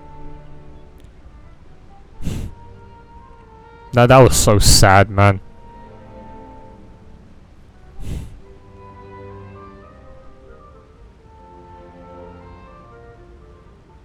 Are we actually gonna... this better not be the end, right? We're not just gonna talk to Nouvelette and be the end, right? What... are we not gonna go fucking get to talk to Farina? Hello? I have to go do her story quest to talk to her the next time? Bro. Well, I mean, she's not even the... So Farina this whole time wasn't even the Archon. Alright, so...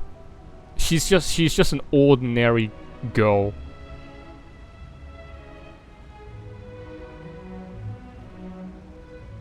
There is no Archon. Well, I mean there is. It was Nouvellette. I fucking called it, right? When patch 4.0 came out and I saw that like promotional poster, I said that the fucking Hydro Archon was that big towering colossal dude in the background with the white hair. I was technically right. Alright? In the end, at the very end of the story, I was basically right. Okay? And that girl that looked like some fucking Alice in Wonderland fucking mad tea party hatter, okay, that was like directing Traveler like, this way, come have tea with me, the tea party's over here, okay, come take a seat. The fucking mad hatter. I thought she was just some random bitch. Okay, I didn't know she was the fucking Hydro Archon, but she wasn't the Hydro Archon, so I was right. If I were to pick who in the picture on during the patch 4.0 reveal promotional poster was the Archon, it was Nouvellette. So I was right. I was right all along. Farina's not even an Archon, man. So that means it's impossible to collect all 7 Archons in this game. So not only did Focalors fuck over the Heavens fucking limited edition baseball card collection, they also fucked the players over, right? Because the players can't collect all 7 Archons either. It's not possible anymore because there is no Hydro Archon. Okay, so it's like if you were to tell someone I have all 7, I have the 7, okay, on my account. I have completed the collection. I have the 7 on my account. Some lore nerd out there will be like, no you didn't. No you didn't. You can't collect the 7. It's impossible to collect the 7 because the Hydro Archon doesn't exist. You can collect every other element, assuming you can even collect the Tsaritsa. But the Hydro one doesn't exist. There is no Hydro Archon, man. So your collection will be forever incomplete. So Focalors actually fucked over everybody.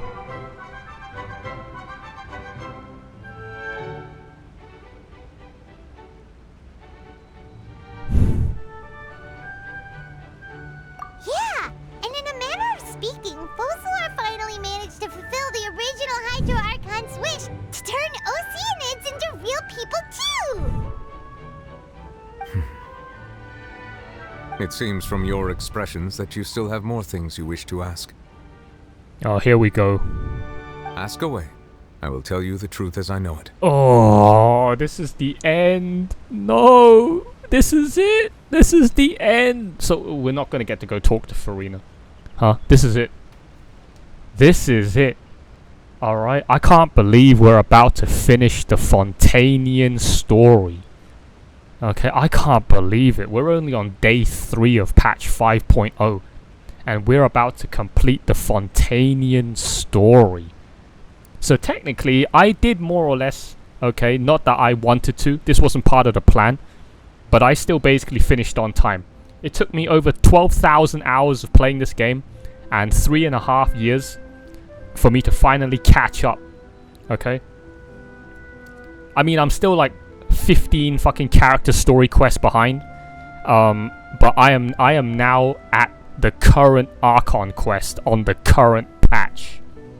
Took me 3.5 years to get here, man.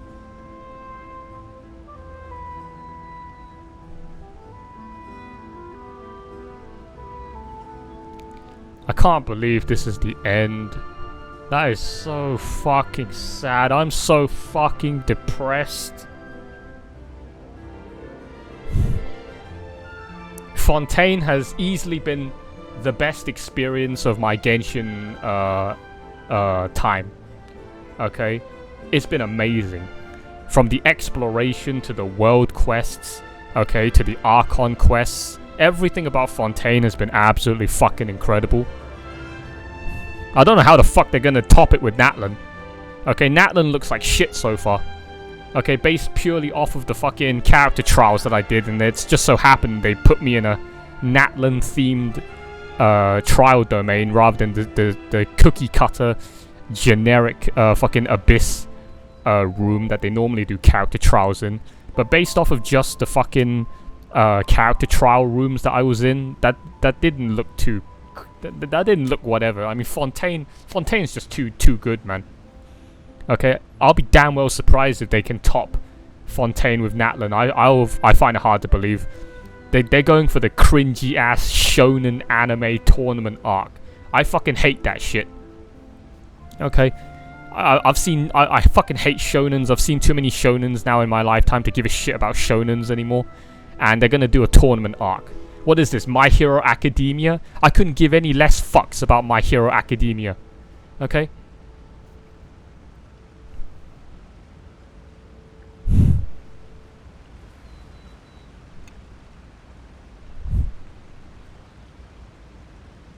I have investigated his case along many avenues, and I have learned that he once fell into an unknown chasm when he was young.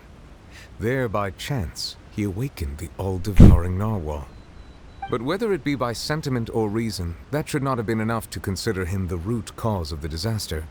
At most, he would have had tangential liability. As for the judgment passed by the oratrice during the trial, whether it was due to that liability by association, or Focalor deliberately using him to buy time for us on the assumption that he would be able to hold the creature off, I cannot say. Guess Focalor had Fontanians in mind the whole time. In the end, it was thanks to her that they finally became real humans. Hang on a second. Paimon suddenly got another question. Back when Fontanians hadn't yet become real humans, were the children they had also transformed Oceanids? Life has always flowed like water. Do you recall how Fontanians would often come to the Fountain of Lucine to pray for children? Yeah, Lynette said the fountain is where all the waters in Fontaine converge. In truth, even those couples did not know that such prayers were no mere custom, but instead a form of ritual. Those Oceanids who were blessed within the spring water would later descend as new humans in the coming months. Paimon sorta gets it now. Either way, it seems like this ritual won't be of any further use, but it'll probably live on as a local custom. Ask away. I will tell you the truth as I know it. That don't make no sense. So what? These Fontanians before this happened, they could fuck, right? They were water people. They couldn't. They mimicked humans, but how did they fuck? We never even once talked about how any of these fucking people fucked. Right? They must have fucked. How unless everyone in Fontaine fucking was brought up under the pretense that humans don't fuck. You just had to go to the fucking fountain and wish for a baby, and then the Oceanids that are still in the water will just plop one out for you, but there's no fucking involved. I find that hard to believe that in Fontaine, modeled after France, okay, of all the fucking countries out there, France, okay, there's gonna be no fucking. That's just irony, okay? And it was Child all along that fucking... Well, I mean, it was Child all along that woke up that piece of shit. But why did that piece of shit have to exist in the first place? That was because of that Rheindotter cunt. Okay? They also created the fucking King of the Rift Wolves as well. So, who is this bitch? And why does Alice and all the other witches, okay, be friends with this person? We need to go kill this person, man. Whoever the fuck this Rheindotter bitch is, we need to go kick their fucking ass. Because it seems like all they're doing is just...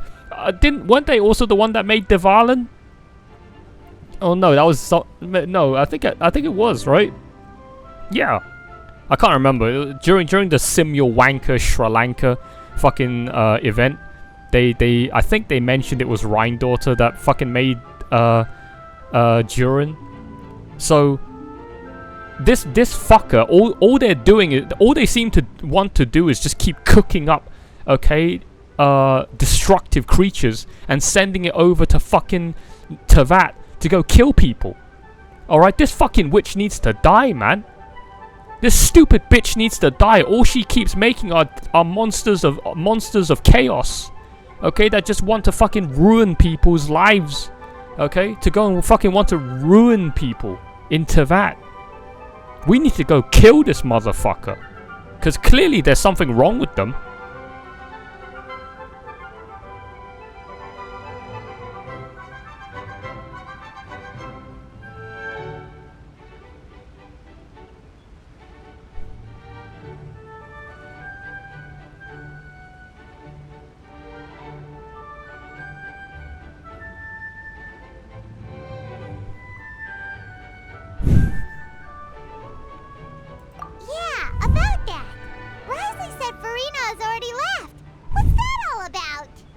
Ah, Lady Farina.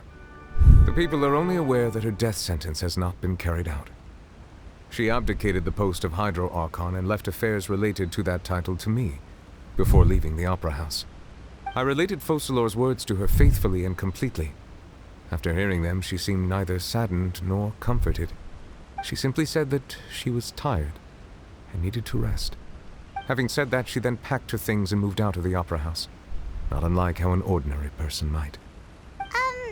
But she's still got a place to stay, right? You need not worry. I will make arrangements to ensure that she will not want for food, clothing, board, or travel. In truth, I am somewhat happy for her. The wear and tear on her spirit will, of course, take time to heal. But now that she no longer has to play the role of Focalor the Hydro Archon, she can finally lay down her burdens and lead a normal life. What about you then? What are your plans now that you've regained your full powers as the Hydro Dragon? After Focalor passed on, the Oratrice also ceased to function. This matter will directly affect our trials. After much careful consideration, I've decided to take over its role in our courts. From now on, I shall hear cases and pass verdicts by myself.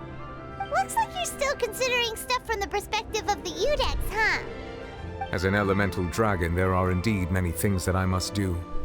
But this power and this duty, in a manner of speaking, you could say that both were granted to me. As such, before I attend to my other responsibilities, I must first and foremost continue to serve Fontaine as its highest judge. The duty of the Hydro Sovereign and the duty of the Udex shall coexist within my person. Additionally, the Hydro Archon's departure has brought about another problem, which is that the Opera House shall no longer produce indemnitium. That's true. That power was derived from the people's faith in the Hydro Archon, wasn't it? Wait, but the various mechs and machines in the city are all still okay. Where are they getting their energy from? As I am now, I have full command over New Musia, and it can serve as a complete substitute. Another reason why I cannot quite leave Fontaine immediately. Wow. This ancient dragon's authority stuff is really quite useful, huh? Ask away. I will tell you the truth as I know it. Oh, that's right! They say you've given it to the knave as a diplomatic gift or something! Leaving aside their intentionality, the two Fatui Harbingers have indeed done much for us during this crisis. Their sole remaining goal in Fontaine, at least at this point, would seem to be the Gnosis. The Oratrice has ceased to function. The Hydro Archon's divine throne is now no more, and I do not need the Gnosis's power. As such, it has lost all meaning for Fontaine. If the Fatui have impure designs, then we might as well accede to their request now, and avoid unnecessary conflict. What complicated considerations? Paimon thought you were just giving it to them out of gratitude to the knave and as an apology to Child. Ask away. I will tell you the truth as I know it. I wonder if he's gonna know anything about Natlan. Alright, we're talking to a Hydro Dragon that has never left Fontaine and didn't take part in the Archon War and whatever. So surely he doesn't know fuck all about the next nation, right? There's no fucking way. If he does, that'll be very sus. You will soon be heading to Natlan, I presume? I'm afraid that I have little talent as a travel guide, so all I can do is tell you what I know about that land. As far as I'm aware, Natlan can be said to be a nation of dragons. A nation of dragons? You mean like you? No, I suspect that I would not find myself welcome there. Unlike ancient dragons such as myself, the dragons of Natlan have undergone long years of development and evolution. Large numbers of them have entered a form of coexistence with humanity. Natlan is also the nation of war. War ravages those lands like an undying flame. There is one other piece of information I got incidentally from my negotiations with the Navy that I believe may be useful to you. The Harbinger known as the Captain has thrown his hat into the endless ring of war. What did he say? There is one other piece of information I got incidentally from my negotiations with the Knave that I believe may be useful to you. The Captain. Sounds like a real tough customer. Seriously, everywhere you look, there's a Fatui Harbinger doing their thing. I suggest that you fully prepare yourself before going to Natlan. In the meantime, Fontaine's doors will always be open to you. Ask away. So I he will doesn't tell you the truth as I know it. So he doesn't know fuck all about Natlan.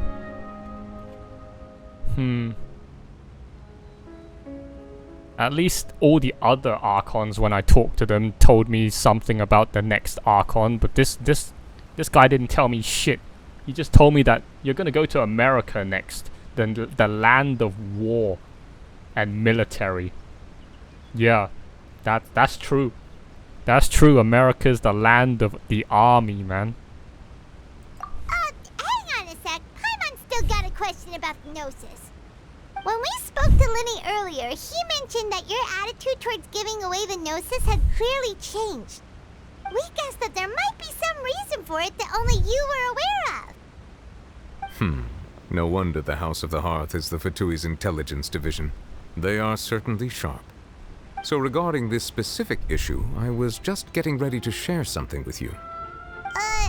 What is it? In truth, I exchanged some further words with that lady named Skirk after sending you two back to the surface. It went something like this.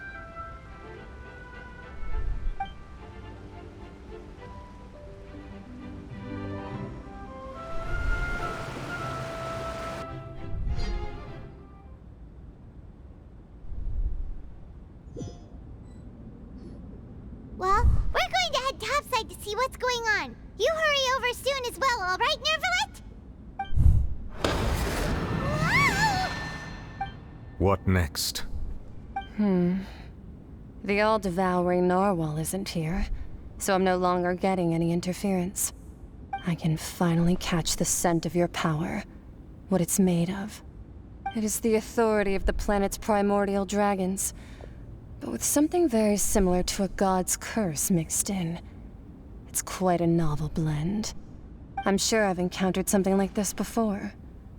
What was it again? I do not know what you speak of. Of course. How could I forget? You should have the remains of the third descender on your person, yes? Remains? I've never heard of any such thing. According to your parlance, I believe it may be called a gnosis. Well, that much is true. After Focalor's divinity faded, she handed her gnosis to me. But I fear I have never heard of it described in the manner that you just did. I've been training with my master, the Foul, ever since I was young, and I have never returned to the surface since. So most of the information I possess, I got from him. It is only natural for those who are greater than humanity to possess a different sort of common sense, which is why there are so many problems in our attempts to communicate with humans. Regardless, you should probably get rid of objects of misfortune to prevent any disasters from befalling you. To live in itself is a blessing, but once a person dies, the bonds he once had with this world shall all turn to curses. What do you mean by that? No need to fret. These are just my personal thoughts, and my reason for no longer wishing to return to the surface. This third descender you refer to, who are they? And when did they die? Master never mentioned them to me. Perhaps it just wasn't that important for me to know. If you're interested, though, I could ask him. I'll be sure to pass the answer on to you next time. Next time? You believe we will meet again? I do. Wait. I have a disciple of my own, don't I? He can be the messenger then.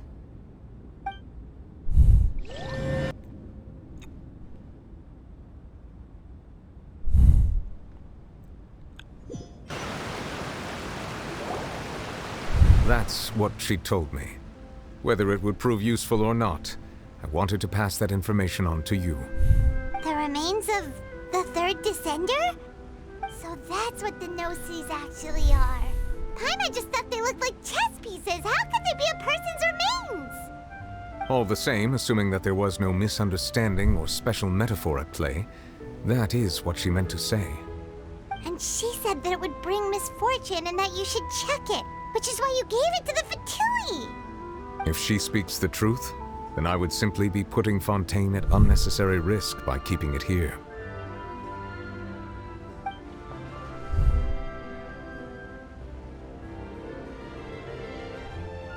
Wait. So the Gnosis are the remains of Aether-kun? What? Right, because fucking Aether traveled to all 7 nations before Lumine woke up. So, logically, the 7 elements, or the 7 Gnosis, are just the 7 elements that Aether-kun went and obtained while he on his travels. And they're his remains? So Aether-kun is gonna die?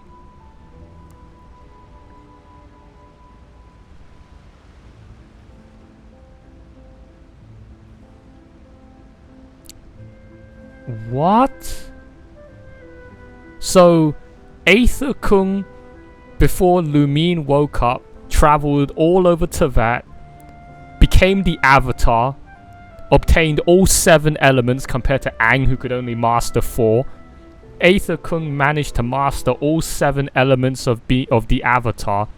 He then became a literal god, and then he must have went up to the heavens and fought the gods to the point where they killed him and split his remains into 7 pieces, being the 7 elements. But that don't make no sense. That doesn't make no sense because the fucking the Archons have been around for thousands of years, right? So fucking how could Aether-kun have created the Archons? I was gonna say that was what it was, right? Because the Gnosis are what gives the Archons their power, and since the Gnosis are Aether-kun's remains, Aether-kun must have existed before the Archons, which means that his body being shattered into 7 pieces created the 7 Archons. But that don't make no sense because Aether-kun he lived during the time of the Archons.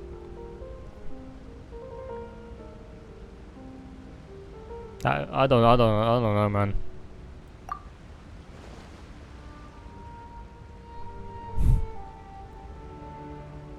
The one who came before me has already died. That's Aether-kun. I had guessed that you might already be familiar with this concept, but I did not expect you to be one of them.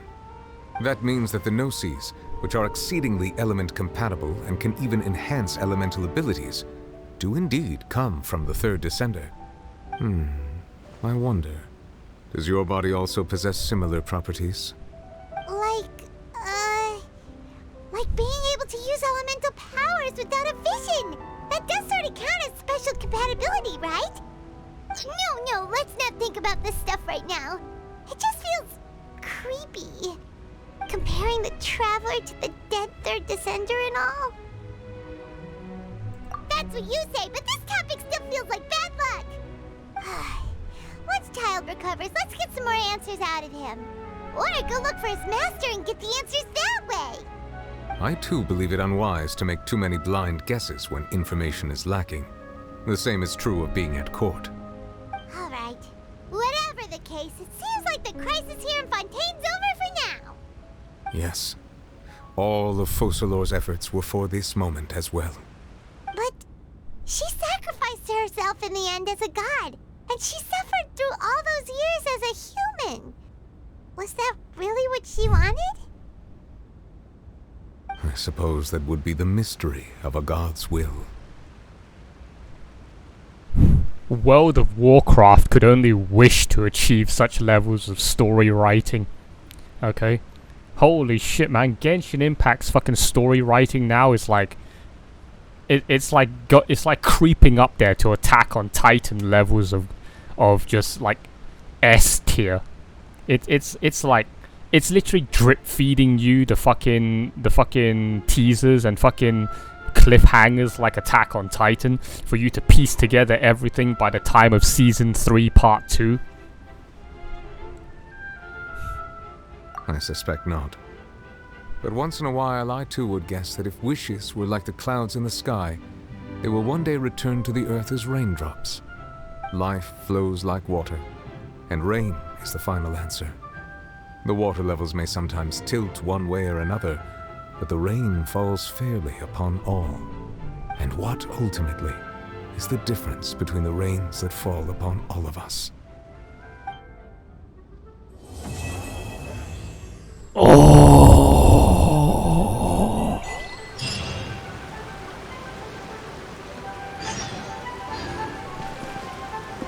Oh!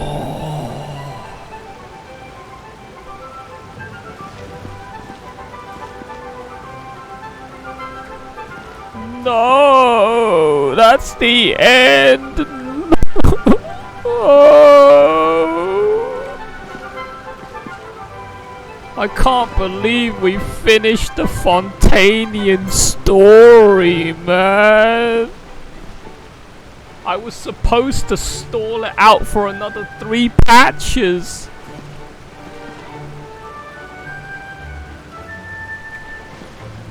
This wasn't part of the plan.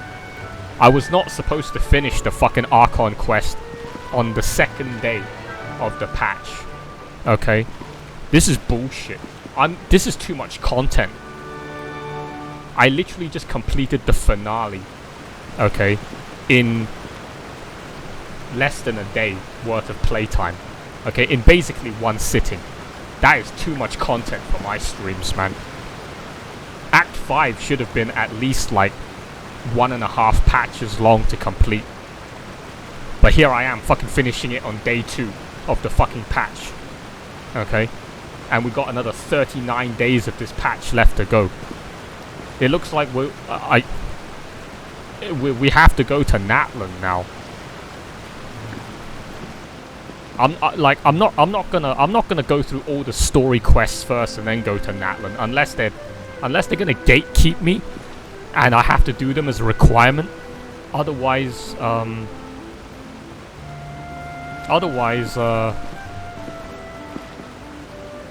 we're probably gonna just go to Natlan, which means this will be the first time in 3.5 years after 12,000 hours played in this game that I will finally do an Archon quest chapter fresh on the patch that it was released. That's insane. This is the biggest milestone I have ever accomplished in the game. To do an Archon quest, okay, when it's actually fresh and current.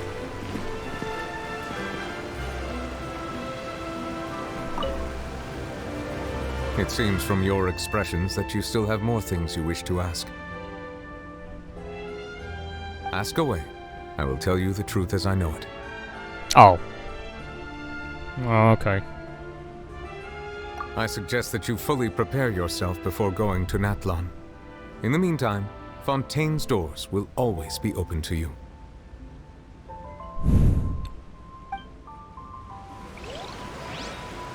Well, goodbye. Goodbye. We're probably never gonna meet again, so this is goodbye. Farewell, Fontaine. This is it. It took a year and 1 month and probably 4,000 hours played in that 1 year to 100% fully completed Fontaine. Okay, before moving on to Natlan.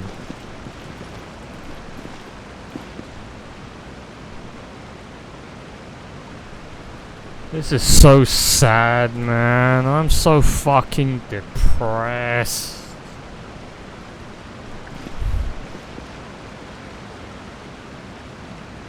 I'm so fucking depressed. Okay, I am so fucking depressed, man. I'm also like extremely conflicted right now because like on one hand I want to go masturbate, okay, but then on another hand I want to go cry. Alright, so it's like they're two completely polar opposite emotions. They're two completely polar opposite activities. You can't do both. Okay? You can't do both. You can only do one or the other. So what is it gonna be then, huh? Are you gonna go cry or are you gonna go masturbate? You can't do both, my friend. You can only pick one. Right? I wanna cry, man. What the fuck? That final part was only worth 8 commission points. That was only worth 8 fucking commissions.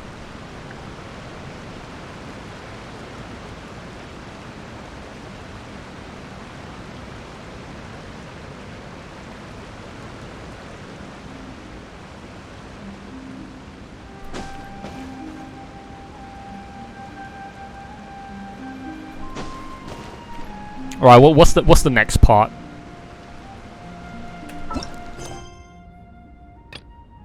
Bedtime story. What the fuck is that? Wait.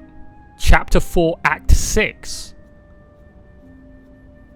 I thought... What? There's a 6th... Go to Sumeru. You arrive in Sumeru. Catherine has a tricky commission for you. What? I thought the next part was gonna be the interlude, right? Another one of them fucking whatever the fuck his name was, Dineslave.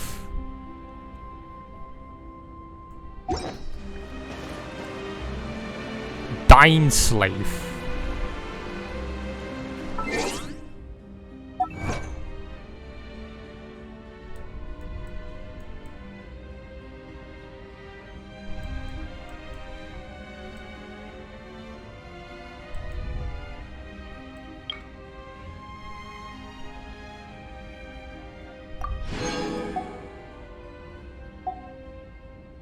Holy shit, 118 achievements over the 1000 mark, man. Holy shit. And I already know the locations of the next, like, 40. Alright? I have at least another 32 achievements in my mind knowing where to get them. So I'll be at 1,150 achievements out of a possible 1,240 before Natlan. That begs the question, where the fuck are another 90 fucking achievements from? Huh? There's still 90 more fucking achievements after 1,150? Are you fucking kidding me? Are we gonna do the next part? Bedtime story. Huh? What are we gonna do now? Like, I want, like, what do we... Nouvelette's just standing there. I don't want to leave, man. I don't want to say goodbye. This is the end of Fontaine, and then we have to go to that cringy ass fucking shonen tournament arc.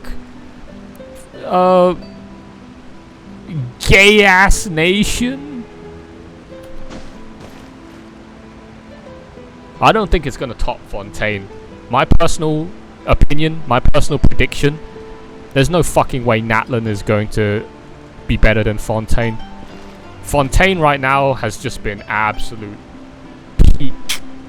Fontaine, if I were to rate Genshin based purely off of Fontaine, the entire nation from exploration to world quests, to lore, to the Archon quests, to voice acting, to OST, to CGI cutscene stuff, right?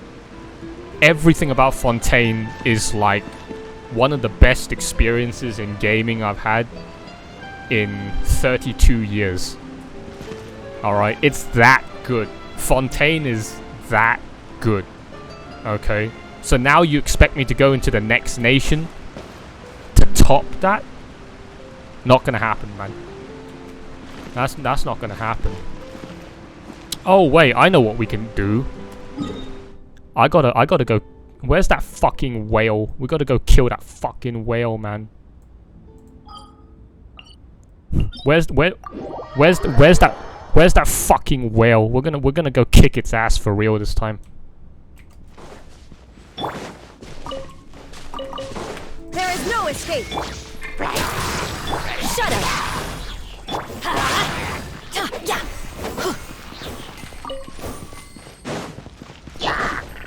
Beg for mercy.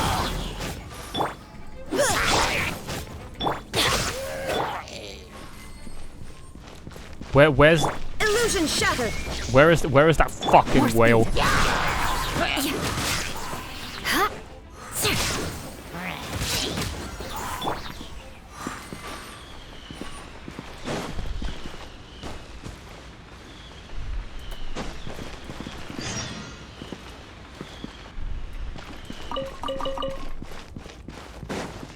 I'm gonna go kick that whale's ass so fucking hard.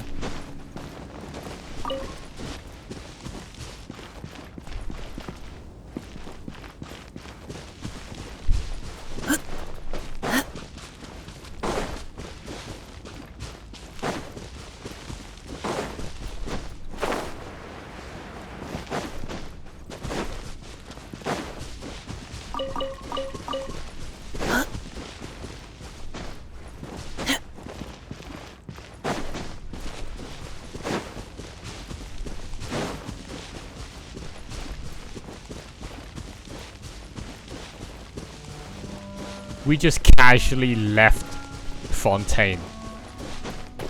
You realize we're never gonna see Nouvelet ever again now, right? We just left Fontaine like that. And basically despawned Nouvelet forever.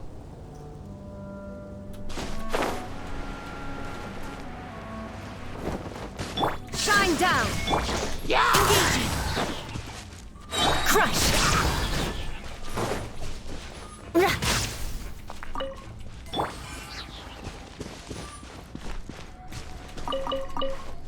That's so fucking sad, man.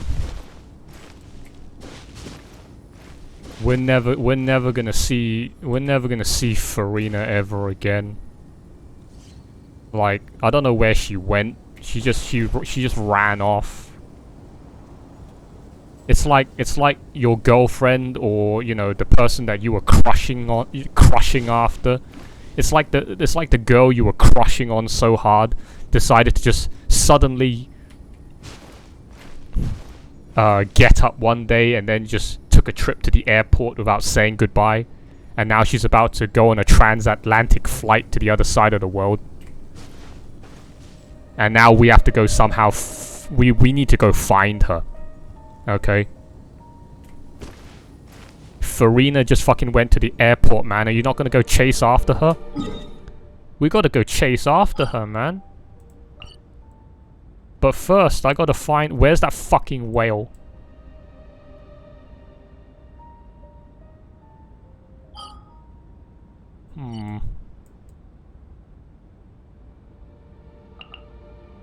You would think the...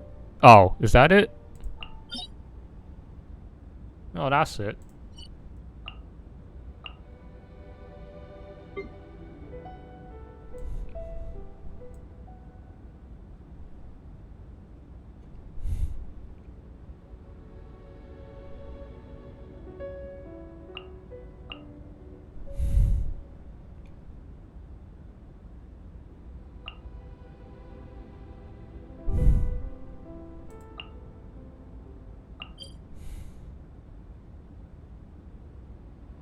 The behemoth that once devoured... Oh, hold on.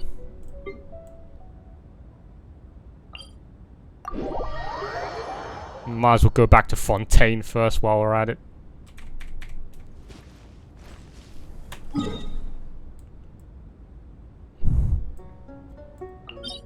The behemoth that once devoured the world.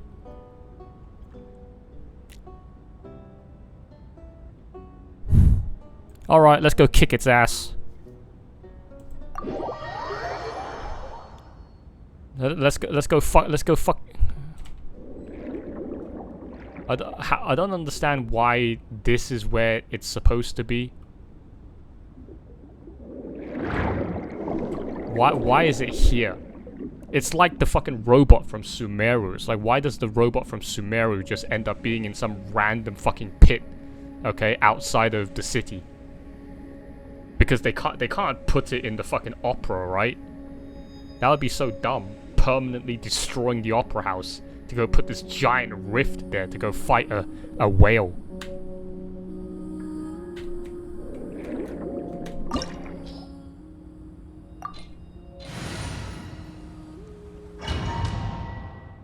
So this is gonna be max level, max difficulty whale.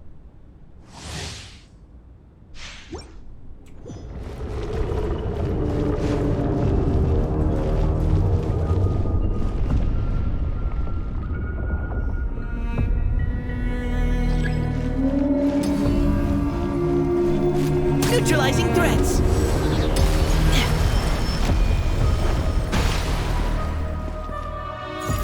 Wait, why are you only level 90? The fucking whale I fought in the story was level 101.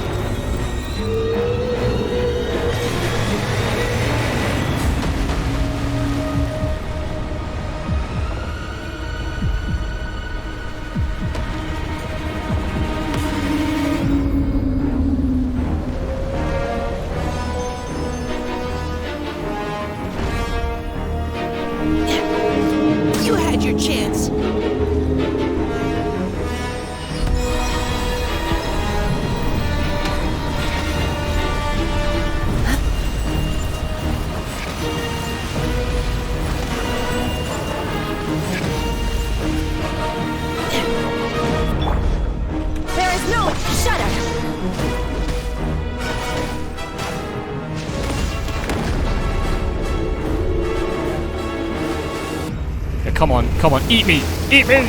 Eat me!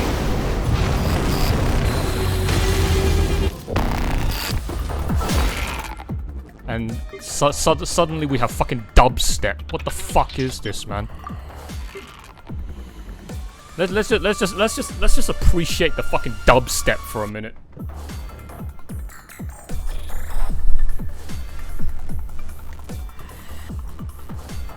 Fucking dubstep music in my Genshin Impact. What is this, Honkai Star Rail? What is this fucking Hans Zimmer shit? It's like Inception again.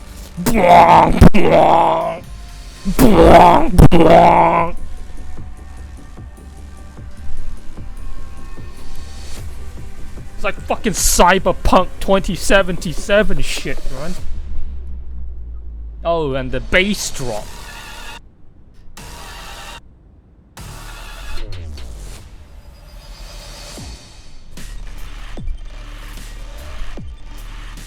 This doesn't sound like Genshin at all. Where's my happy Mondstadt music fighting Dendro slimes? The fuck is this shit?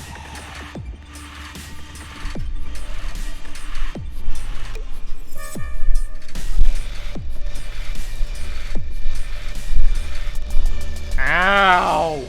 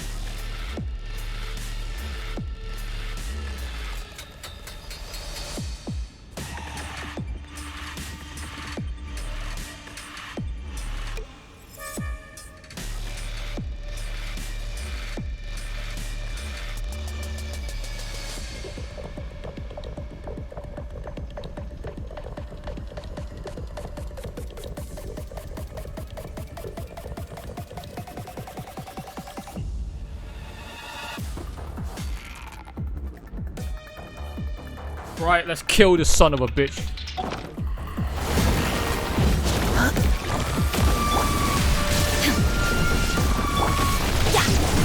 Teamwork is tricky. Beg for mercy.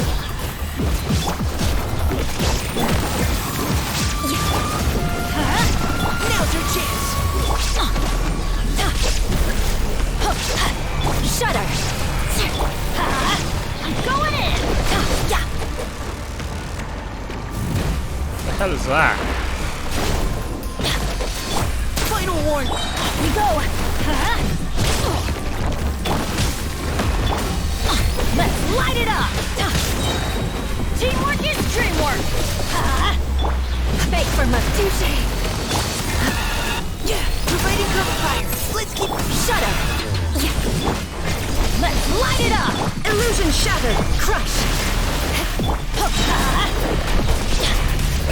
Shudder.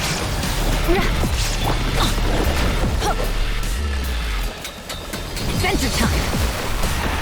Let's light it up! I'm going in! Engaging! Shine down! Crush! Now's your chance! Shut up!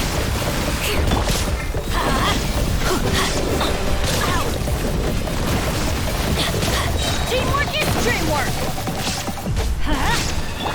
Final warning! Beg for mercy! Off we go! What the hell is that?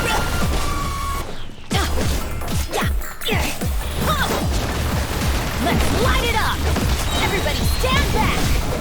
Let's keep going, team! Engaging! You can't hope to kill me, man.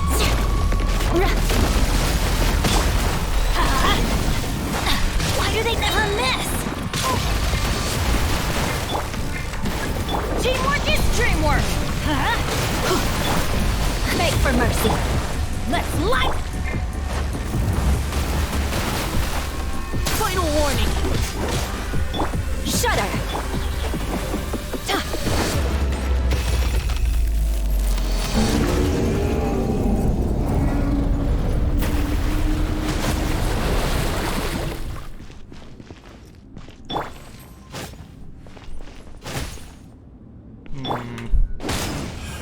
I have to enter its belly twice, and then I'll kill you. All right. In the meantime, let's have a look at him. In the meantime, oh, he got up. Off we go. We have to go inside his belly twice, okay? And then I'm gonna drop my massive fucking nuke on his face. Hey, where are you going? Oh, come back here.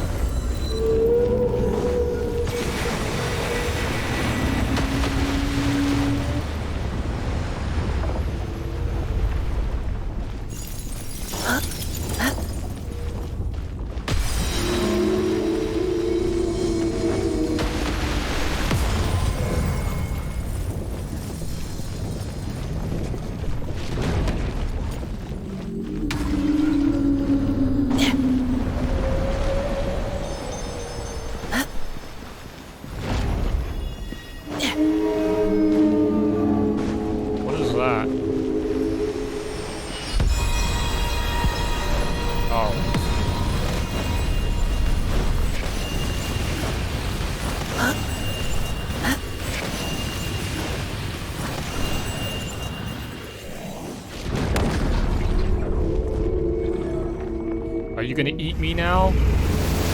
Oh!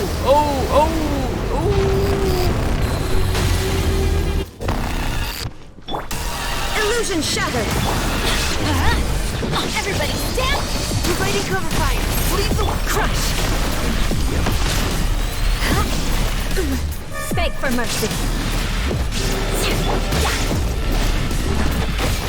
Fool!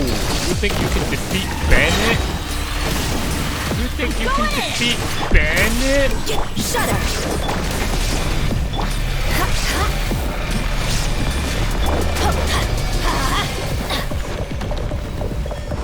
What the hell is that thing?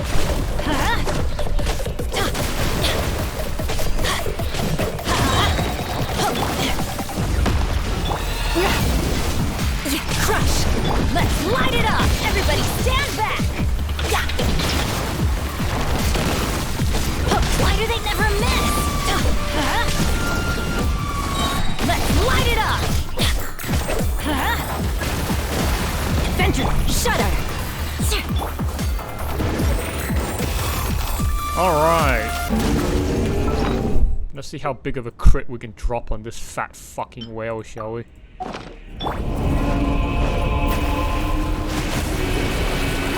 Crush! There is no escape! I'm going in! Now's your chance! Freeze to the core! I condemn you!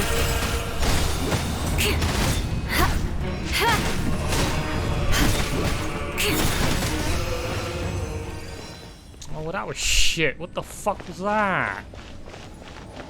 What the fuck was that?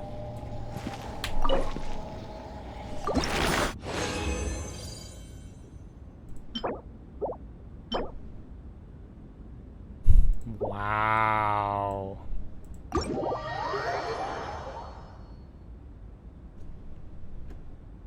Well, that was extremely disappointing. How about we try again, huh? Let's try again. I was hoping for a bigger crit.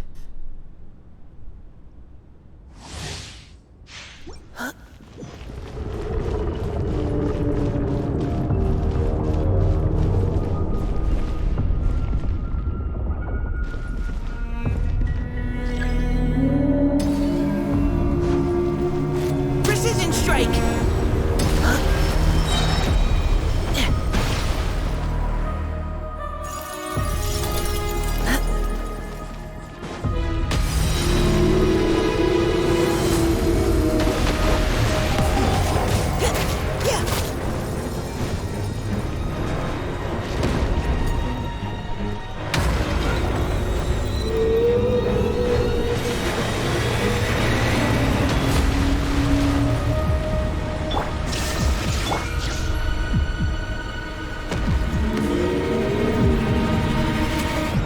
You had your chance.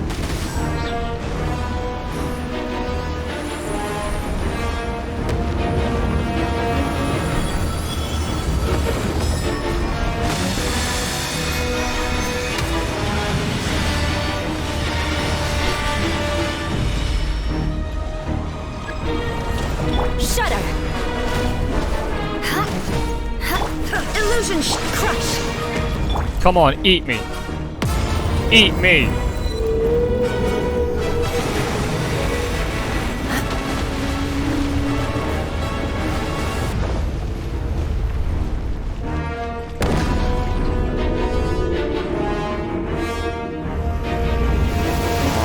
Nom nom nom nom nom.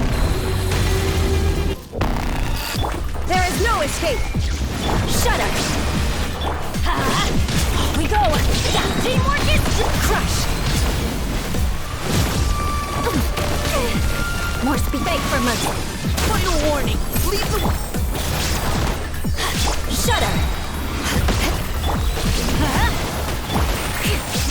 Beg for mercy.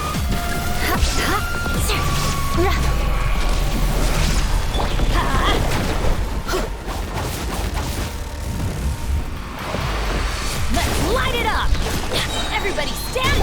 Engaging! Crush!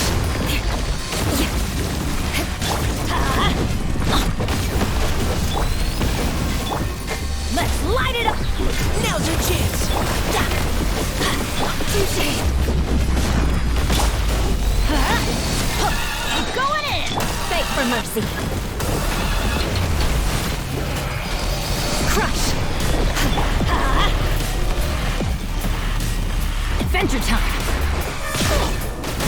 Let's light it up! Final warning! Leave the wounded to me! Let's light it up!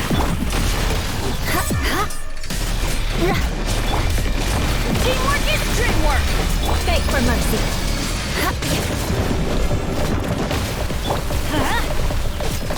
Illusion shattered! Let's light it up! Let's keep going, team! Engaging! Crush!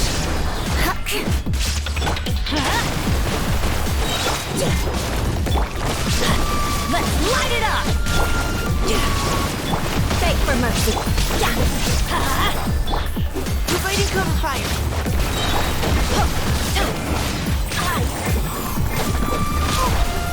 Everybody stand back!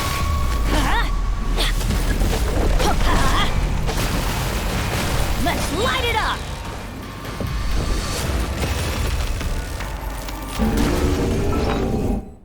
All right. Crush! There is no escape! I'm going in! Engaging! Now's our chance! Flood of frost! Eye for an eye! Shudder! Yes!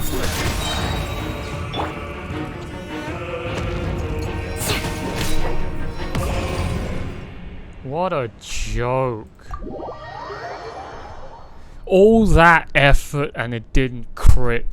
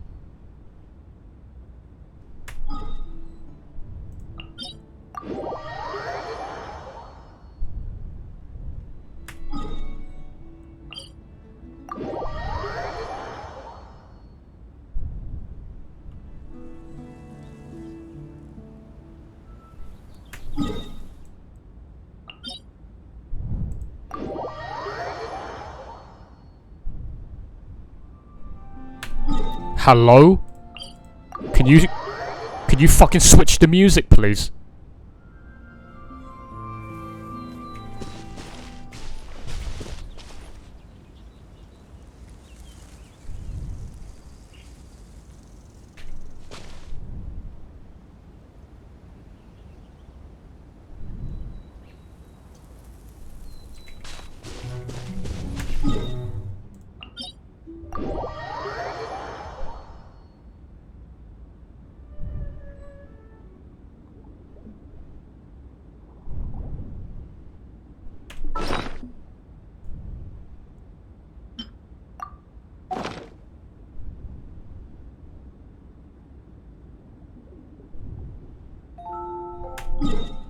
Man, it's taking so fucking long to swap music.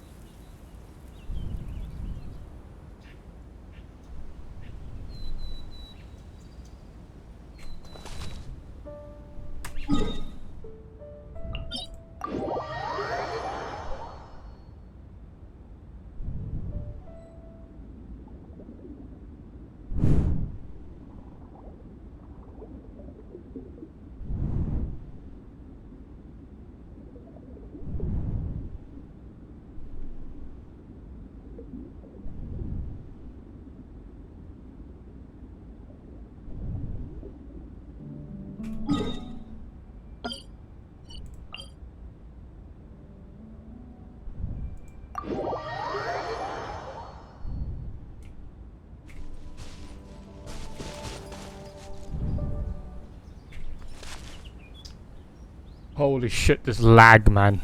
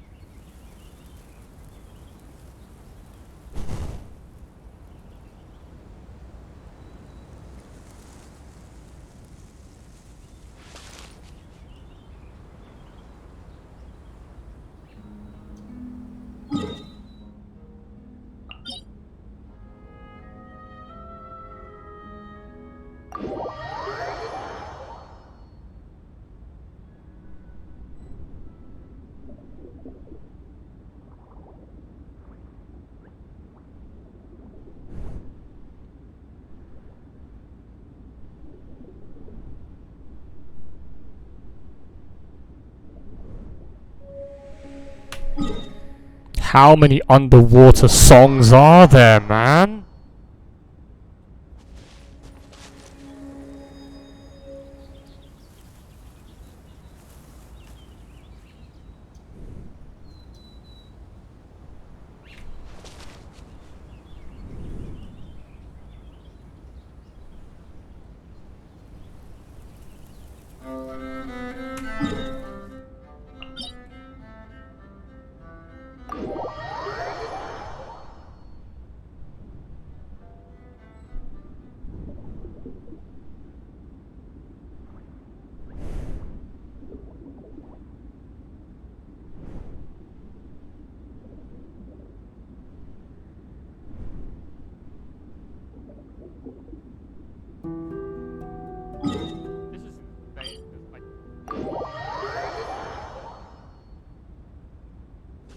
Cycling through all of them to get to the one you want is just impossible, man.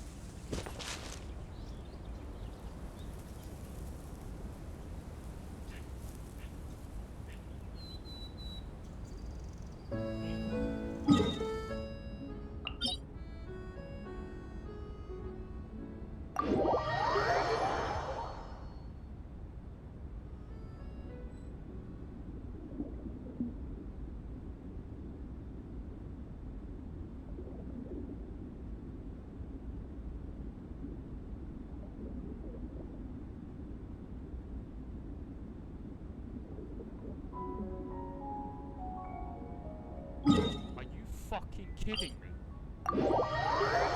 There's no way.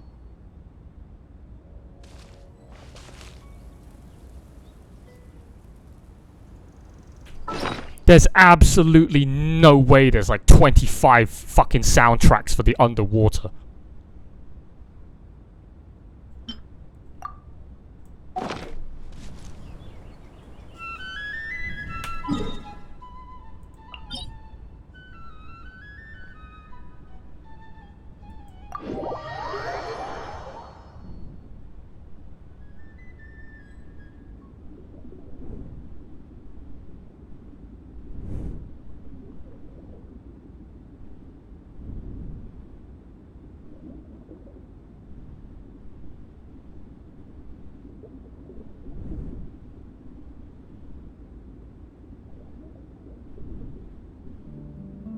What? This is a fucking joke.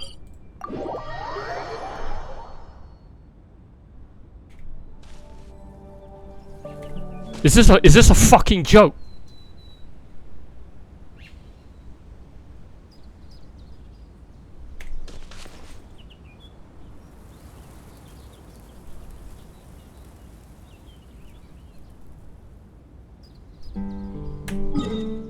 This is a fucking joke, right? There is one particular OST that they didn't play yet.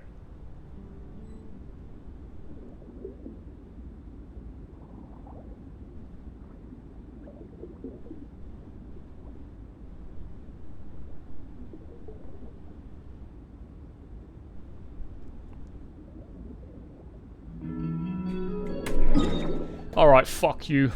I'm not waiting, okay, in Fontaine, because clearly it's rigged. So we're just gonna recycle in Mondstadt. You will give me that OST, you piece of shit. You will give me that fucking OST.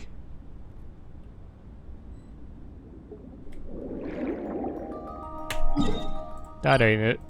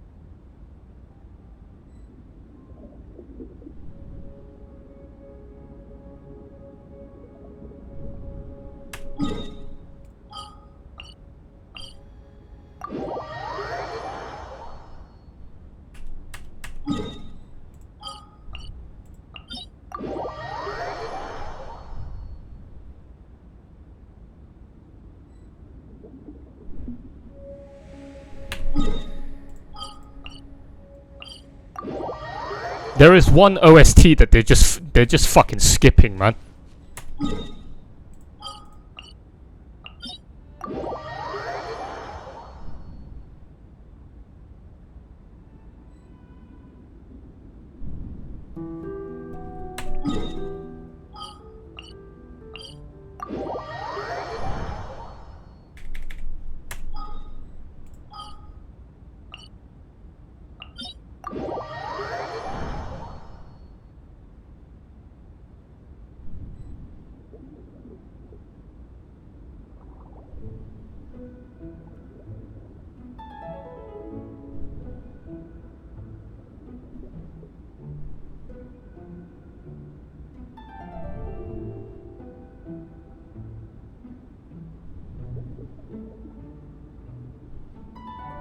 No, this ain't it. No, this is not the one. I got confused there for a sec. No, this ain't it.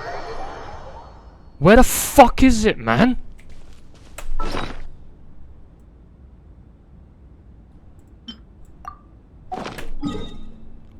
It goes something like this. Do, do, do, do, do, do, do, do, do,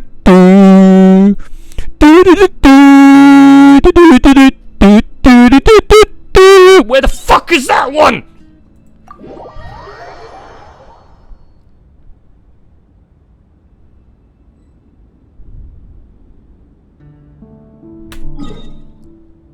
Is it bugged? Is it like not gonna play that one for me? Huh?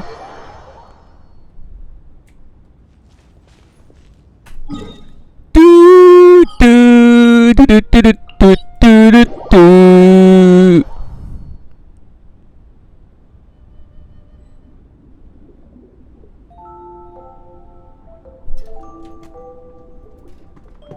After how many resets? Huh?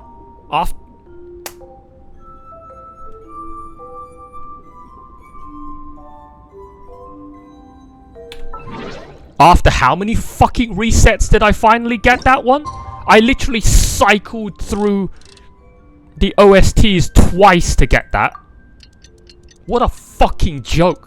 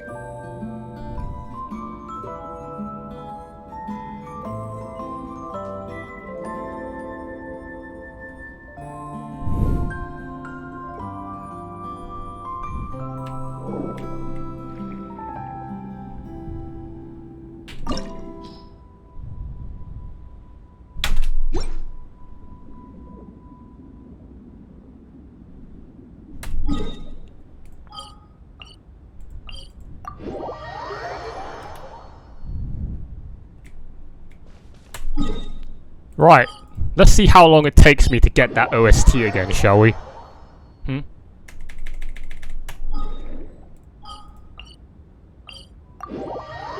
How long do you think it'll take me this time to get that fucking OST?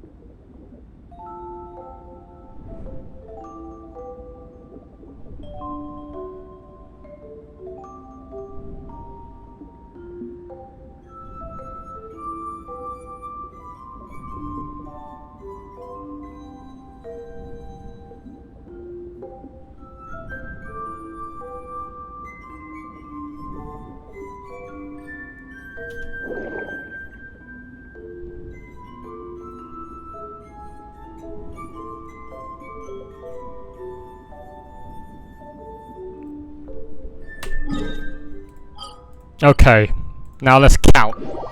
Okay, I'm gonna count how many fucking resets it's gonna take to get that. Okay.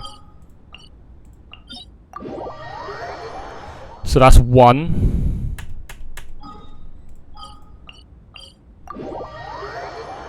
2.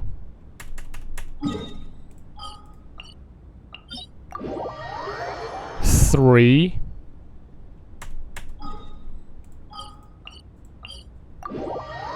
4.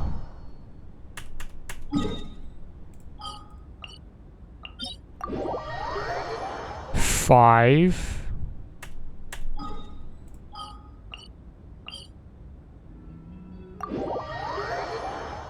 6.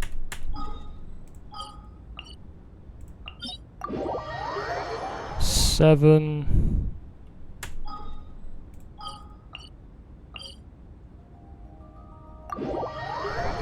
8.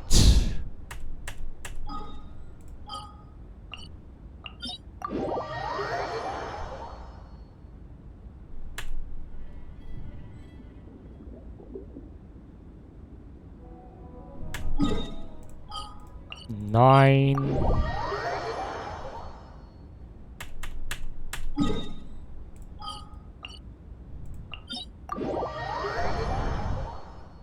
10.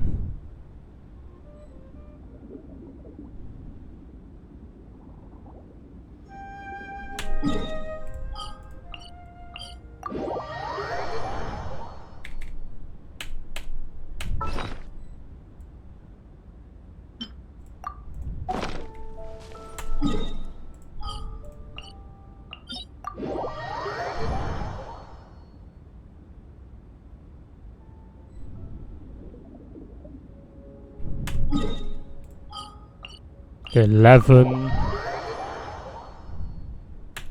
This is fucking ridiculous. 11 OSTs for underwater.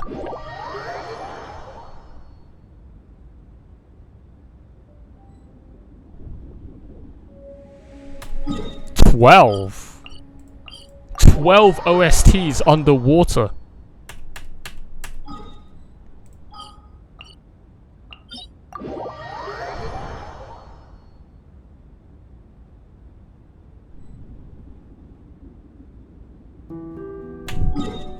Thirteen fucking OSTs underwater.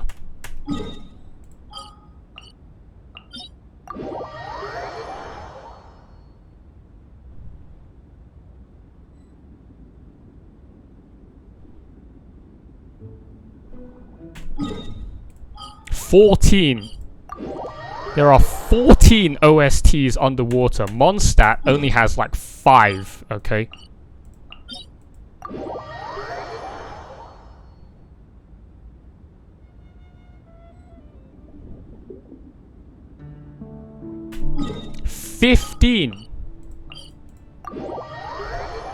There are 15 OSTs underwater.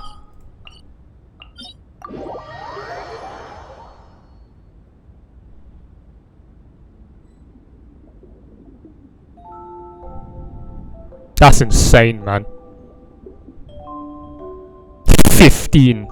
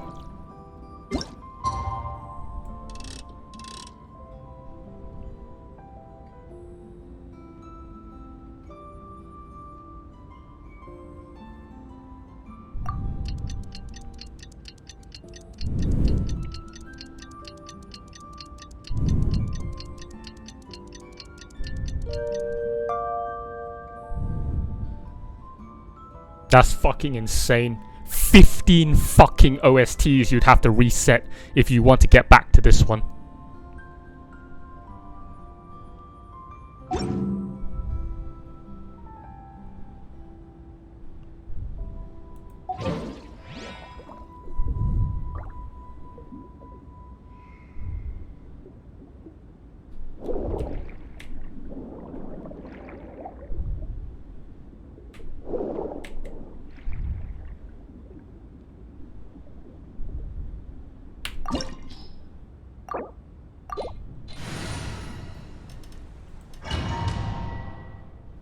That literally wasted about 25 minutes of my time. And about 10 fucking food.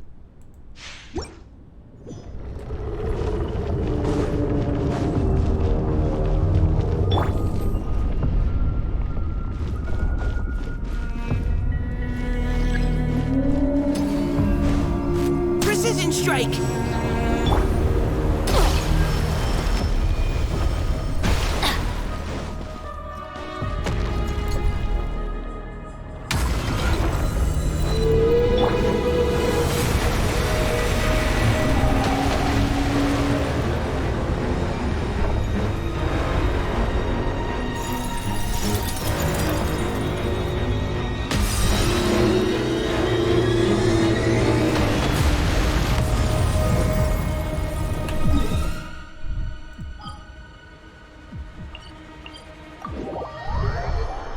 What? You're not accepting that? Excuse me? Well, at least now I know it's 15, right? So now I'm gonna deliberately go for it.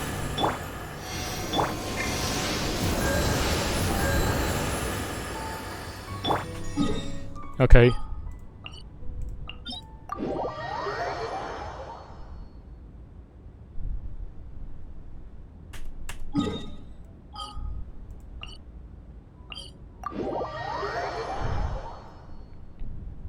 Visibility.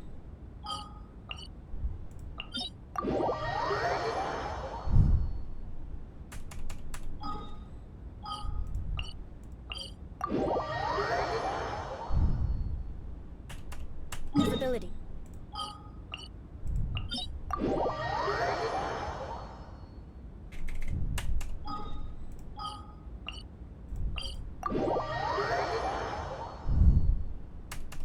Visibility.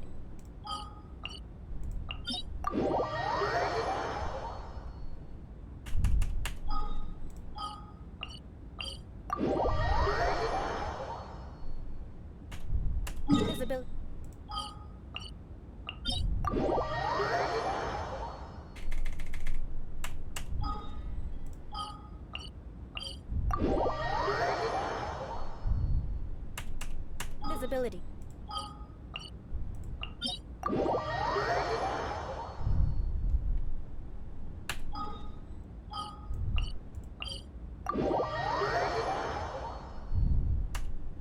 Visibility. Visibility.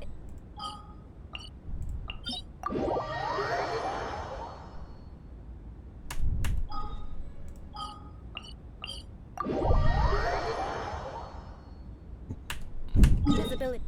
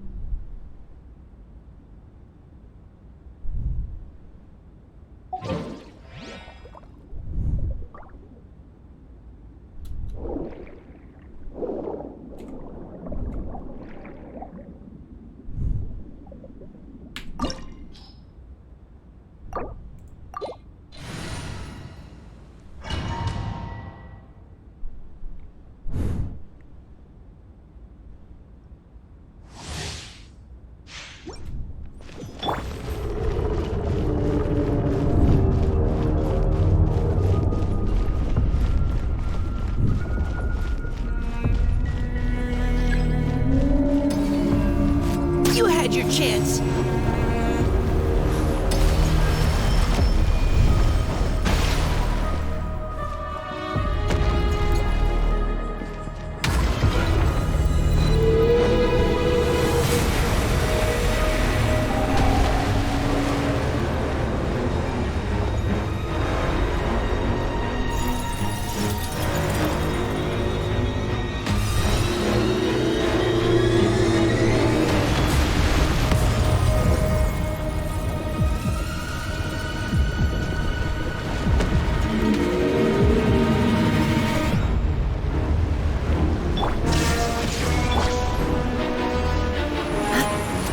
Precision strike!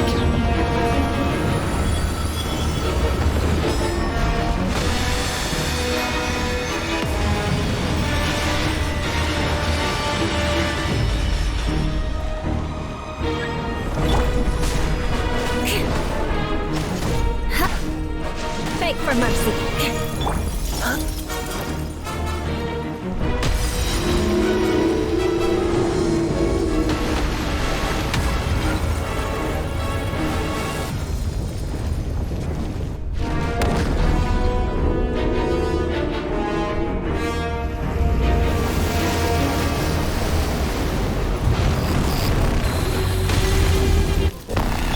Shine down! Crush! Everybody stand! Shudder! More speed! Final warning!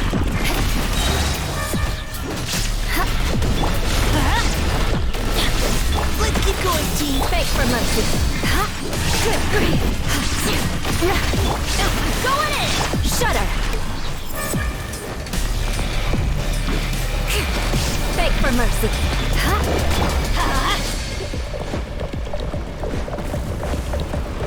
Let's light it up! Now's our chance!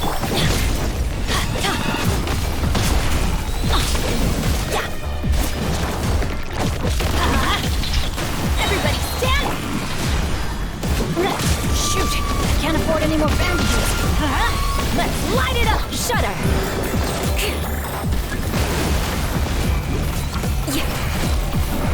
Let's keep going, team!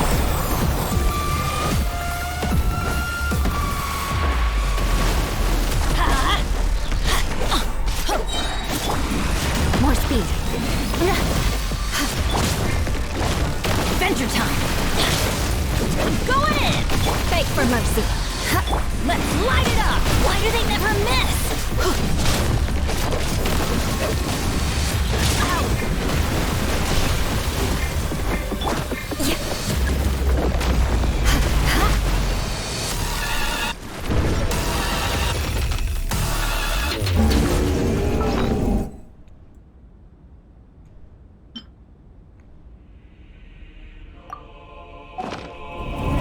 There is no escape!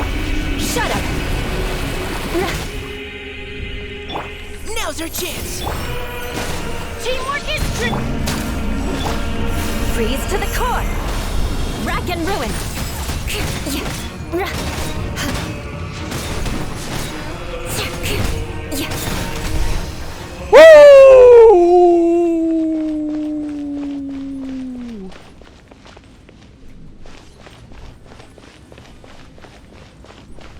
Damn. Can you imagine with 125% damage bonus from Farina on that? Okay. 125% damage bonus on a 2 million crit.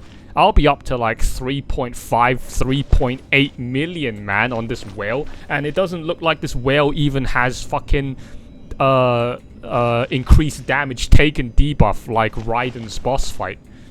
So on Raiden's boss fight, I'll probably be hitting for like nearly 4 million. Okay. Damn, first try as well. First try and we hit for 1.985 million. That's probably the highest I can achieve. Well, actually, I could probably do a bit higher. My artifacts are not like all scaled towards towards the biggest screenshot right now. I've got more crit rate shit on to increase the likelihood of me scoring a crit. So if I were to fully deck myself out in increasing screenshot number fucking artifacts, I would probably be hitting for like 2.2 million right now. And Raiden's not even using Millilith, she's using Emblem, so it's not even buffing me. I'll be hitting for around about 2.2 million. Okay? 3.1 million on Raiden's boss fight. And then with Farina's buff, probably like 3.9 million.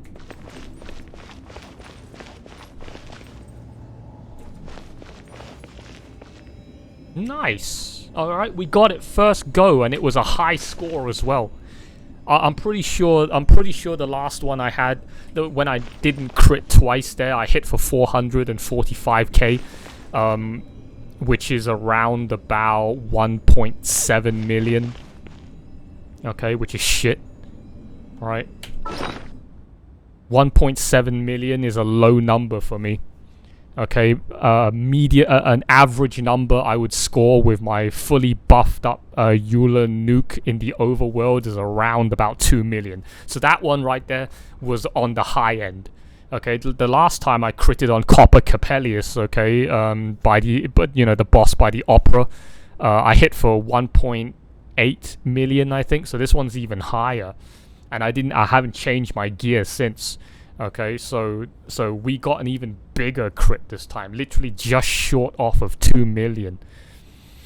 That's incredible, man. At the cost of 20 fucking pork belly meats. That's sad. That wasn't supposed to happen.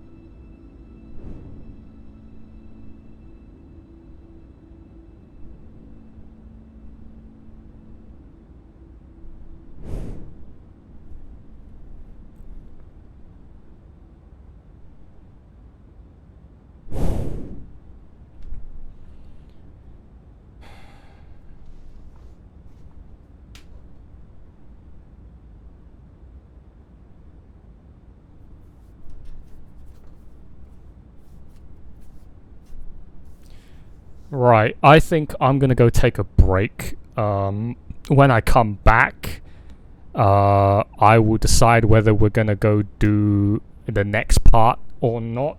It's already 4 p.m. Okay, so that fucking last chapter of Act 5 literally took me about 4.5 hours. Bearing in mind, I had already done like 2 hours yesterday, and I already did like 2 hours before that. So this finale was like 8 hours long. Okay, so yeah, we've already been doing a fuck ton today. Okay, I can't believe that Fontaine is over, man. I can't believe that is it. The end of Fontaine. The end of Fontaine. I'm still in disbelief that we're actually here right now. We're actually at the end of the journey of Fontaine. Okay. Farina has finally been freed. Okay, and the first thing she go do is exile herself, run off somewhere that we don't know. She's just fled. Okay, she's like a bird that's been locked in a cage, okay, for centuries. I mean, that's literally what it is. She's a bird that has been locked in a fucking cage, okay, for her entire life. And now that you've opened the fucking door to that cage, she instantly just flew off. Okay. So I don't know when she'll ever be back. That's sad.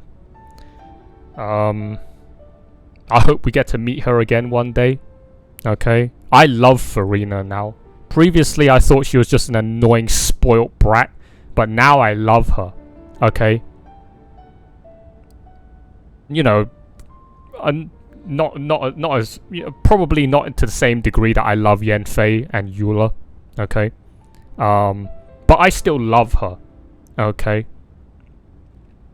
She was just misunderstood all along. Okay, she was faking it all along. Okay, trying to be Aqua from Konosuba, but she was never really Aqua from Konosuba. Okay, she was just a cute, shy, polite, well-behaved, well-mannered girl. Okay, so taking that into consideration, right? Taking that into account, plus everything that she went through right there, right? Shown in the final act, okay, with her 500 years of torment, okay. You now wish nothing but happiness for her, man. She's finally free, okay. I mean, she wasn't even a fucking Archon to begin with. Like I said, Farina, the Farina was a human. Okay, so she was a human that was basically imprisoned this entire time, okay, for the benefit of everyone else. So now that she's free and she's a human, and she's not an Archon, she's a human, she gets to go and live life like a human and do human stuff. Okay, so therefore, now you just wish nothing but happiness for her, man. I love her. Okay, she's not real, but I still love her. Okay, and I'm gonna roll for her C6 rank 5 when she comes back next fucking banner. Okay. If I was Lumine, okay, I would forget looking for my shithole brother. I would just abandon that pointless quest. No one gives a fuck about Aether Kung, man. He can fuck off for all I care. Lumine should just settle down with Farina as a lesbian couple, as a Yuri couple, and just live out the rest of their lives in Tevat together. Happily ever after. Okay, that would be way. I would be more happy with that ending to Genshin Impact than whatever the fuck Hoyo's cooking up right now. Okay, just go chase after Farina at the airport, stop her from leaving, and then just go get married. Okay, even though I'm playing as the female protagonist, not the male protagonist, still go get married. Okay, and forget your stupid quest to go look for your cringy ass brother.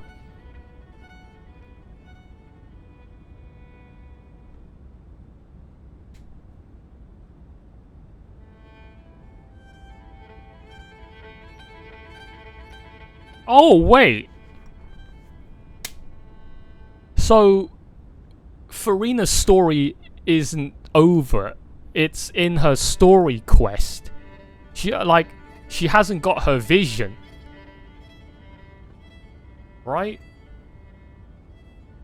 Furina has no hydro powers. But obviously she has hydro powers, okay, in her fucking playable character form, which means she has to have had given powers, right? And we didn't even see that.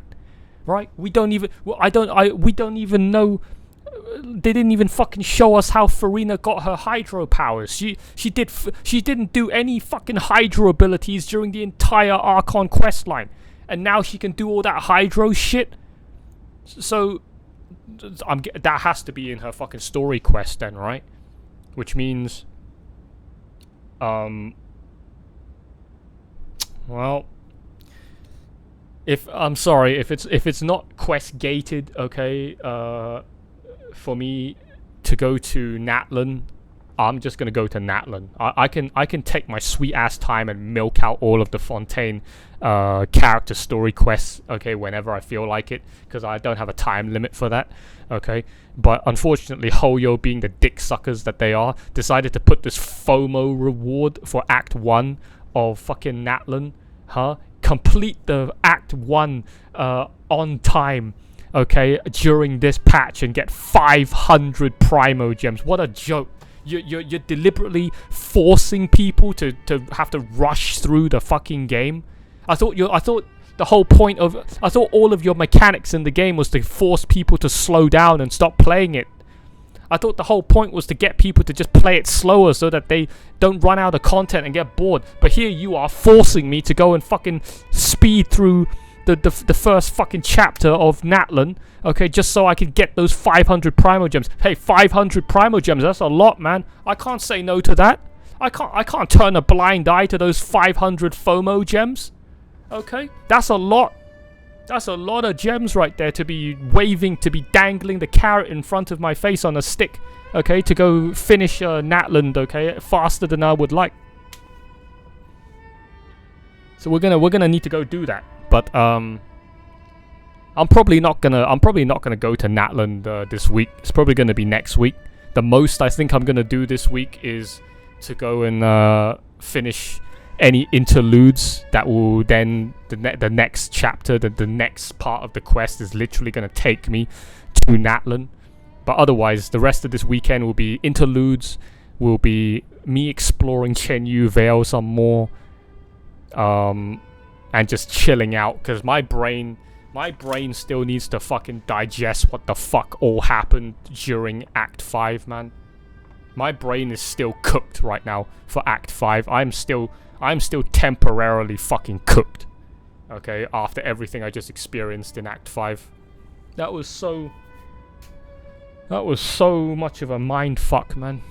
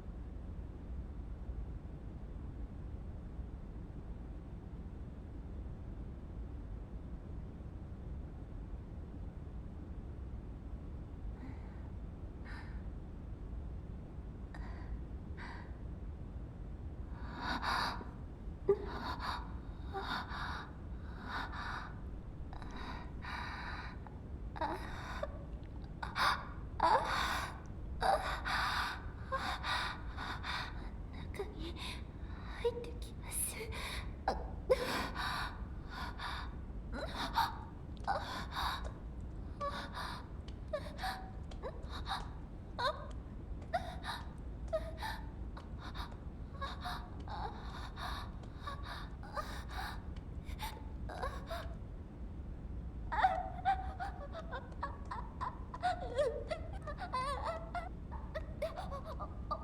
出してください。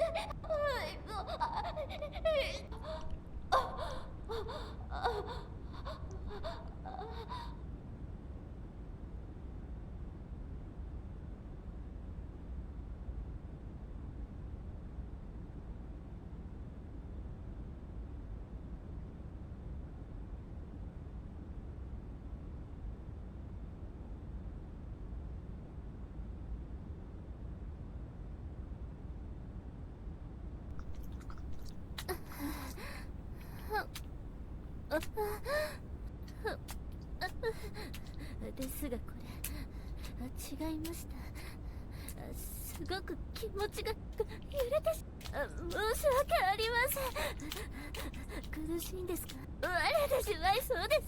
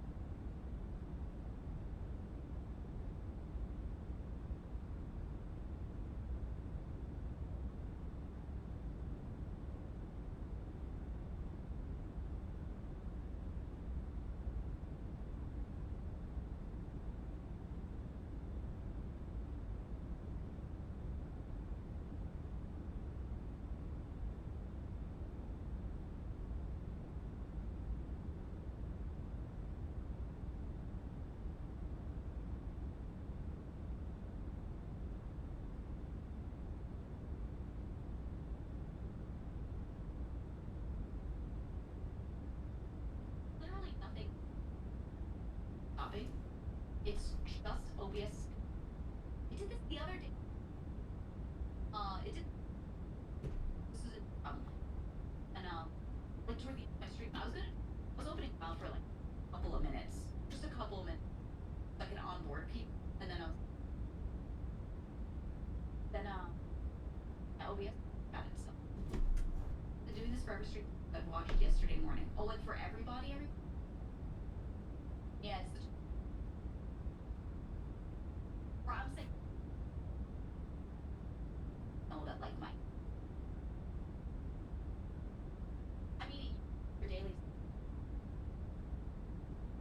I hate that it dumps every for the same.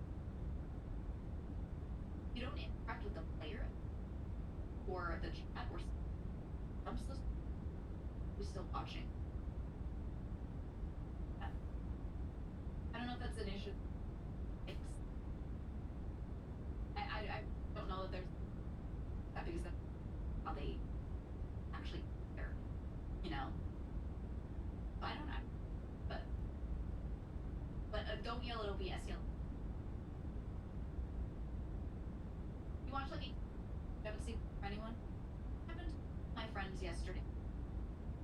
Or it happened when I said to some friends it happened to me. Yeah, my things. So I normally be connected, and I changed last night that it different to a monkey, but I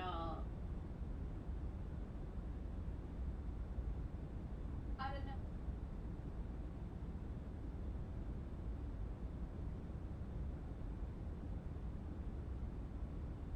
Is my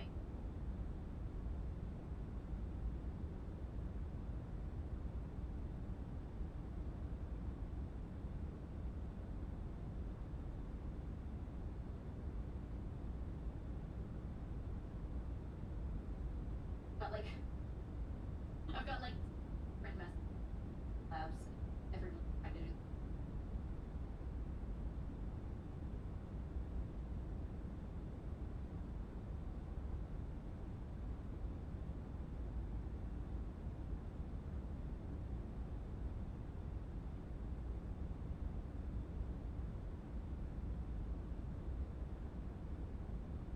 do. I'll just pick something. Check your tabs to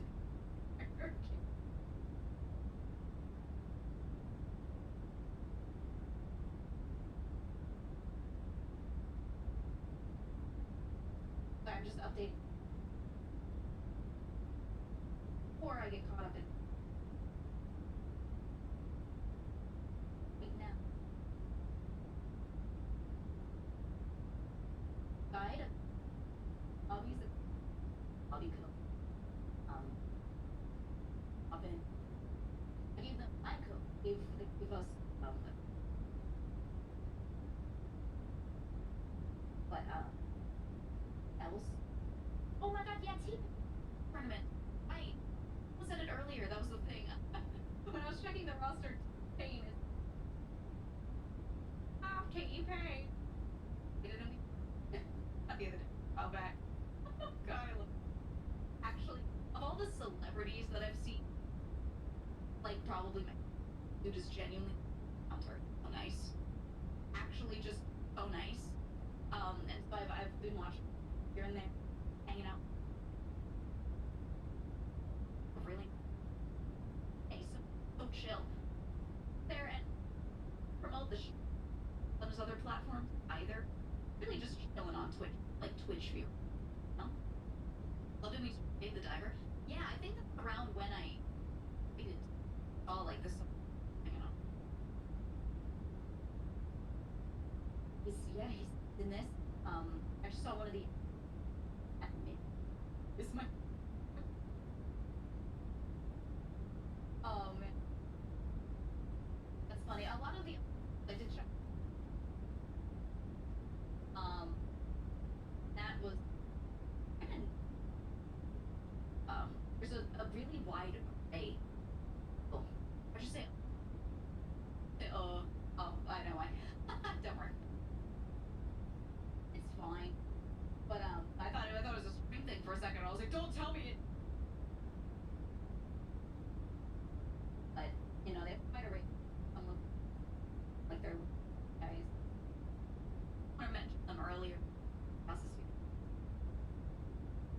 there's one guy in this I've seen where he's German streams entirely a lot of funny and I've seen the guy before.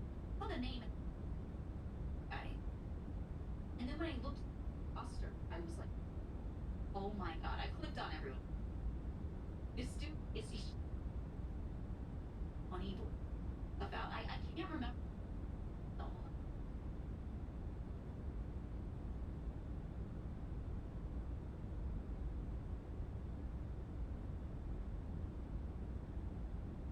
I have to go.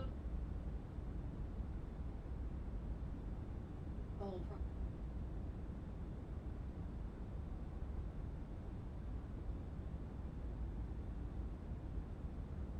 Nice sign in. That funny jerk. I'm I know. Like oh, Venus is going in. Yes. Robin. Oh, I guess they did. What? Oh my god, Chibli is in. Chibli. Honoring. Chibli. Oh my. Who else jumped in last minute?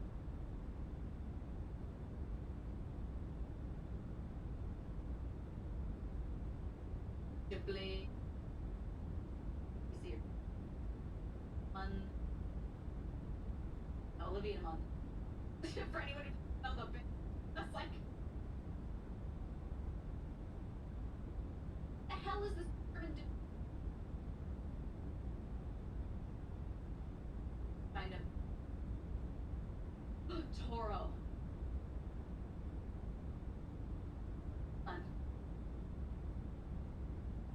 T-O-R-O. Friends with dude out practicing. Hold on. Guy has like done some and he's the funniest I've seen. Know him? No, I know number of sorry, no, this isn't the funny German guy. Hold on. Where is he? Oh, he is. There's another one. Hold on. Wait, there's a group of them. What if I click? I can't remember who I just. I'm getting it. Now I don't know. There's there. Oh, bunch. Them with. I'll share. I wonder if there's a public. I can.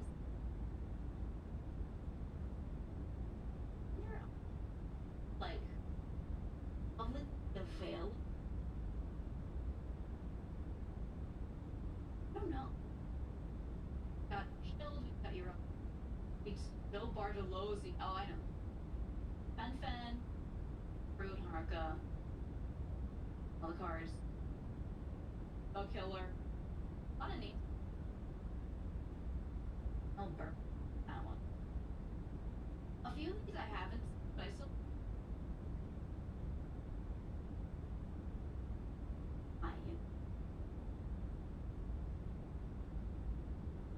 And then there are full teams of okay, I'll leave this open at the end. I'll like all the names. I'll throw it in the but if they don't publicly.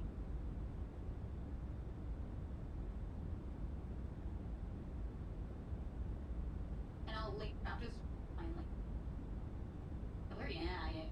There is this on their website schedule. Oh,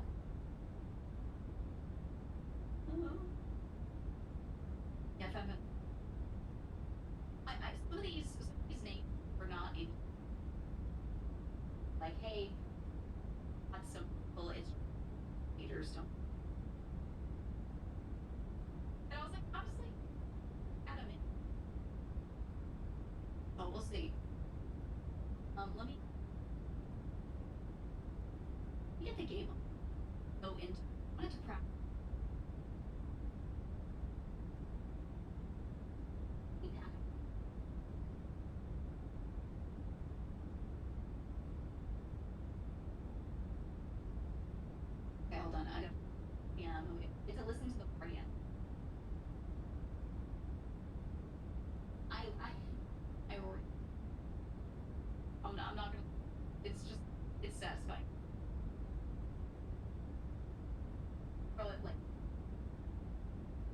us up.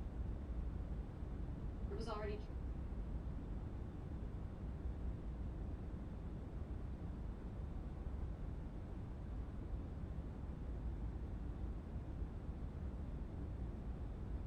Right. Right here. Right here.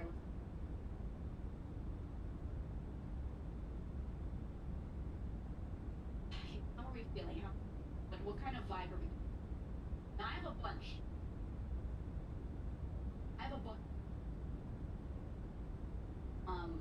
Because I got a bunch of them. I was able to just roll for a bunch of stuff. Funny. Harry Potter owl. I do like Bruce and his vibe. But I only have and I don't have like Bruce is good. Bruce with sunglasses.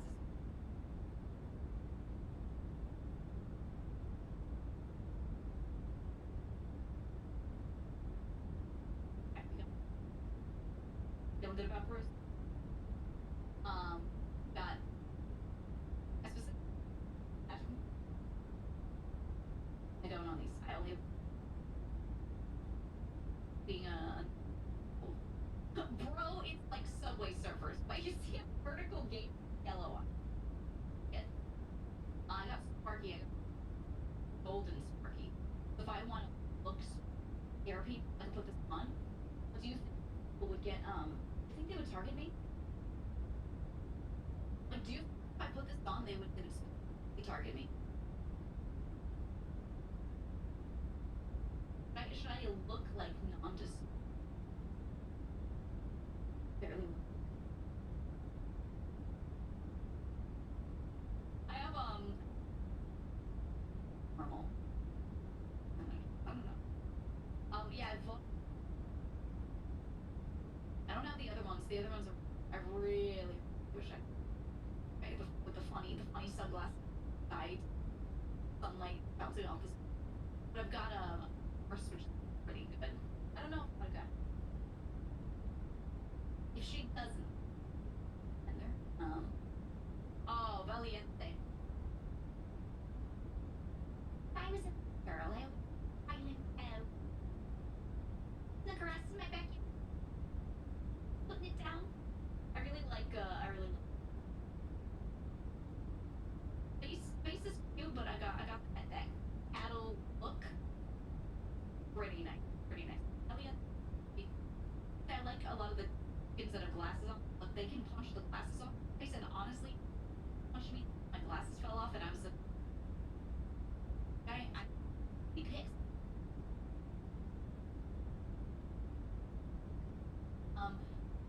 Who have it like Boris? Got bacon. Got this version of bacon. Is I think the Spartacus bacon is pretty good. So I could Boris potential. For some reason Tiger Tag. And that just that I only have pink or pink is actually, but I think the little belt is good maybe, and like lying to the I understand. Don't say cock. How give Matt? He's just pissed. I mean, I like his face. Oh, Barbie. Barbie's always good. That was like sense. I don't think. Nonsense. I just have like regular Rita.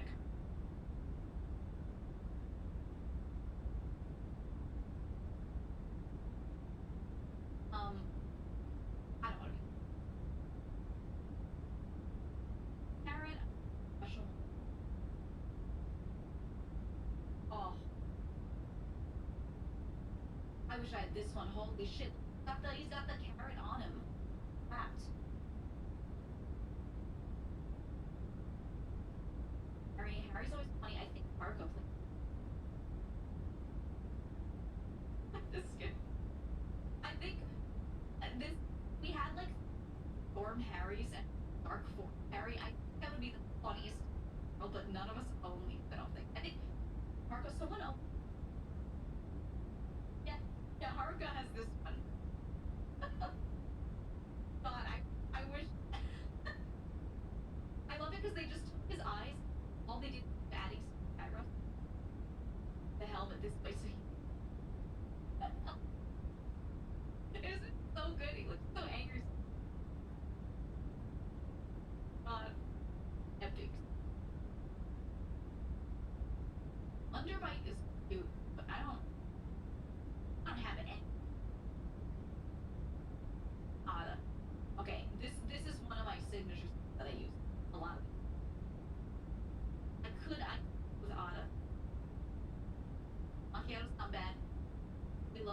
I could be the Popo.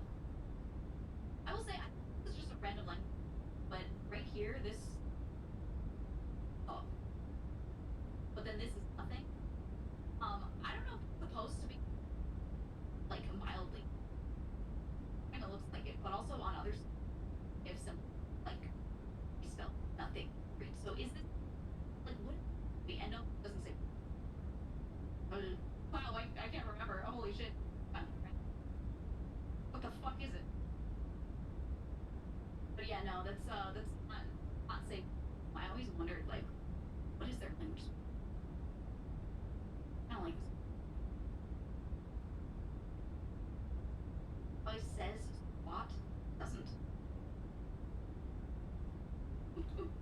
It doesn't. Have orange pine. Oh. This is another one with off the glasses up.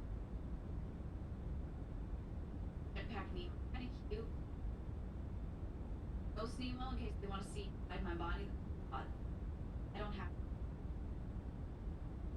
I don't know. I think my top contenders are Dark Viking Otta.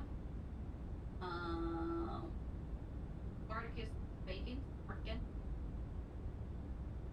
Valiant. Let's do a poll. Do a poll. Hold on. I'm creating the poll. New poll. Alright. Viking. Otta.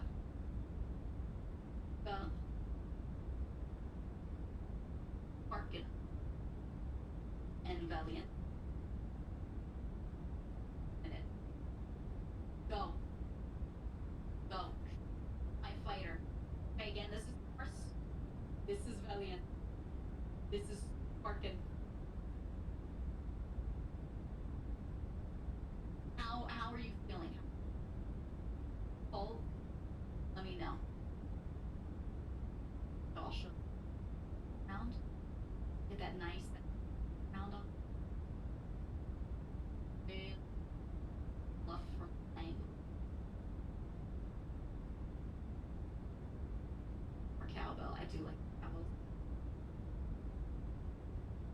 It's really cute. How's it look? You guys are liking Viking Otta? Okay, okay.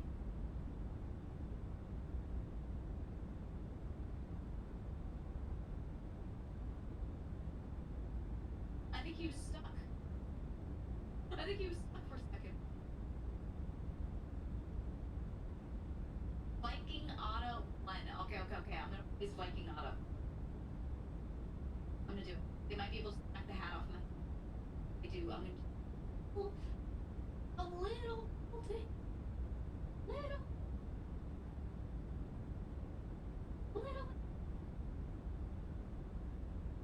Okay, we're gonna Viking Otta.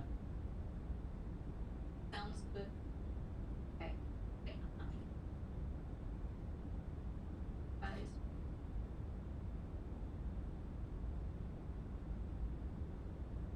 Hey, I'm Hank.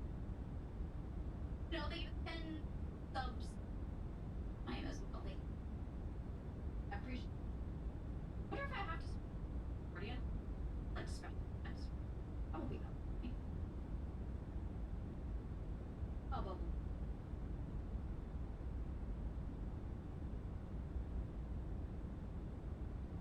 The fucking thing, you know. Hi, Peter. Peter. I played Apex with on the yeah.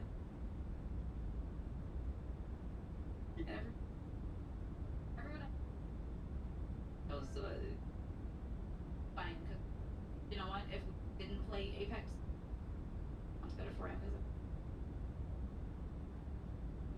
Always. We kind of killed it. Why was Sean so cracked? I was like, hey, I'll play. I love. I'm not. I was like, oh, don't worry, me neither. Right? On like fucking murder. Couple games where he went crazy. Hi. Sorry. Welcome. I'm adding a I had like a special one on. I posted. Look at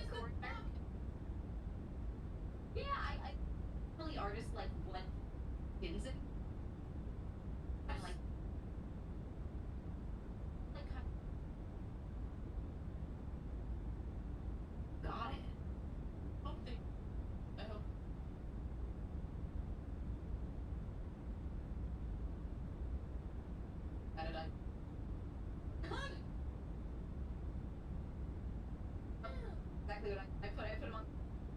Guys, I don't know on Twitter. We had a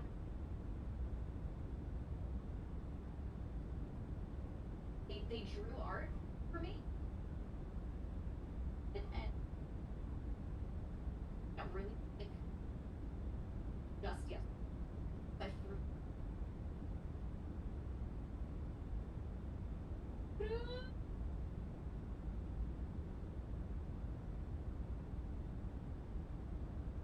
I'm gonna agree. I was like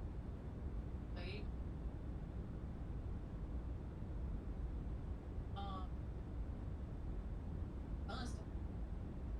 Oh, nice. Respect. Getting that. You start my street. Or that. I don't know. I'll be right back. Okay.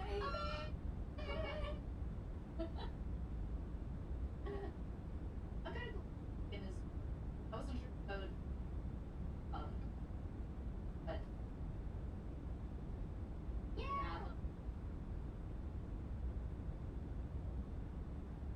He was saying with Og. And I was like,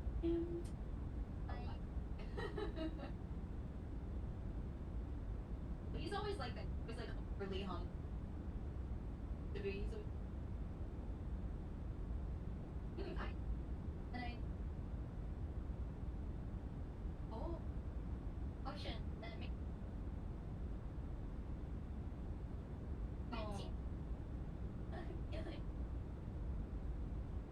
I'm just gonna punch everyone.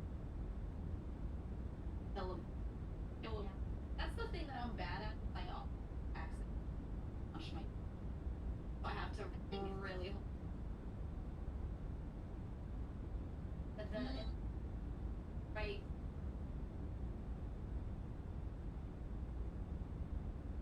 A few people came in last minute, but I checked through the roster of people that were performing, that were playing, and I like them play like 5 billion hours on stream. That was my caveat of that I'll join the roster.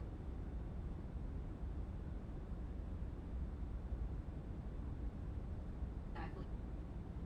Fine. Or sweaty, like. I just didn't have to have like a moment, like my last people, professional guys. That was like,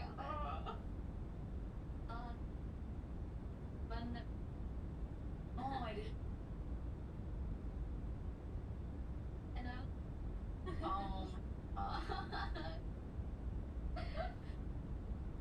you wouldn't think so. People get crazy in it, so. But when it looked like a couple people played a bit recently, not like 20 hours.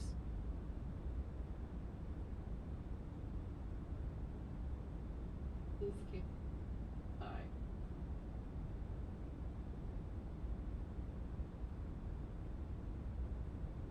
I had everyone vote on the pirate Otta. A pirate. Cute.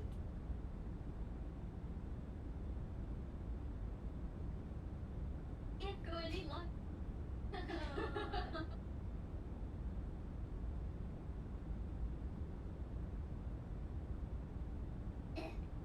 What a callback though. And Garfet.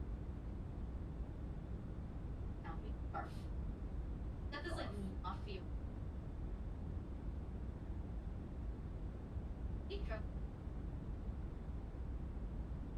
Jump, kick, jump, and then right click. I use.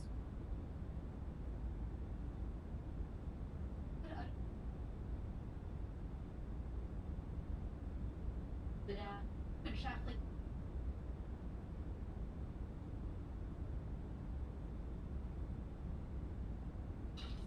Oh my god.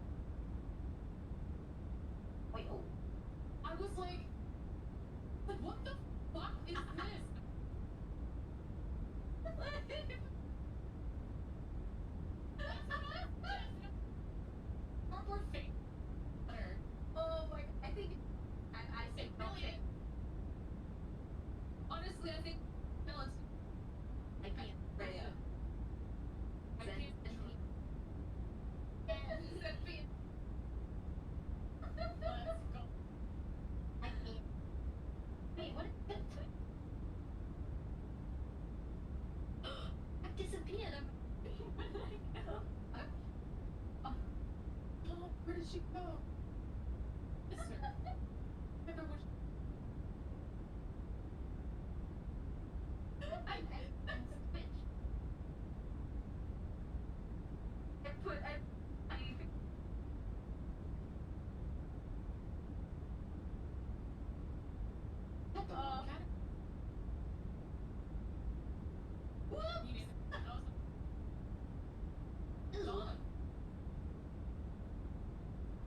Party MMOs. Look at it. What is that?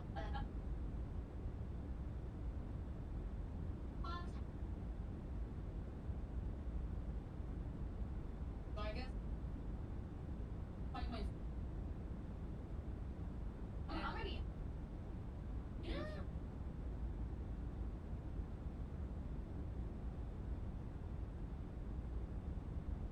What? This got changed. It's what is it? What? Ben?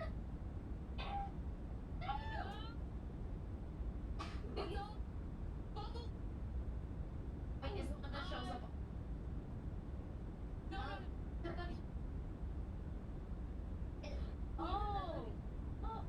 Oh, the icons. They custom oh. Very rounded the icon. That's head. I know the designer, but I don't. I'm not thinking. I think it's just.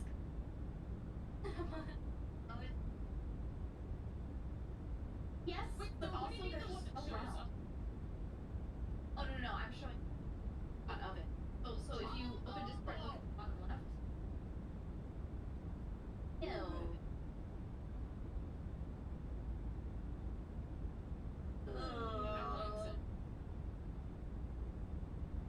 Oh, is it there? Oh yeah, yeah.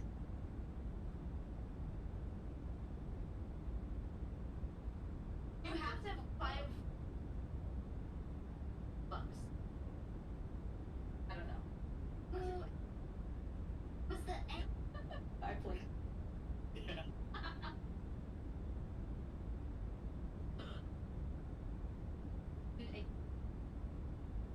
Well.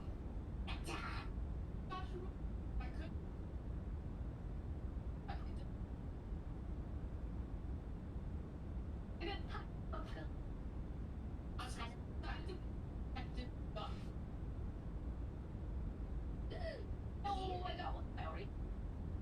No, I can't. I'll never get a purple. I got it. Got me. Green. Oh, yellow from Harry. Oh, bad. A purple? I got it. Oh. Fine. Oh.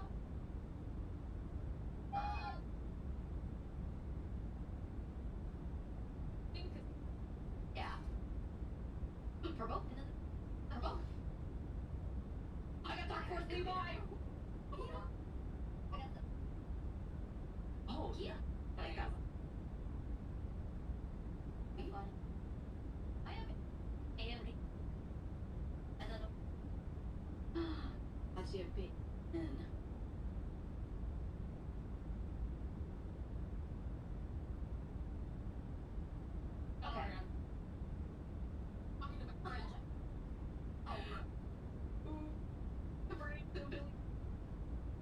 Did I do? I don't know if I should do track Levi. That's. I like this one. Oh, I like this. I'm about to.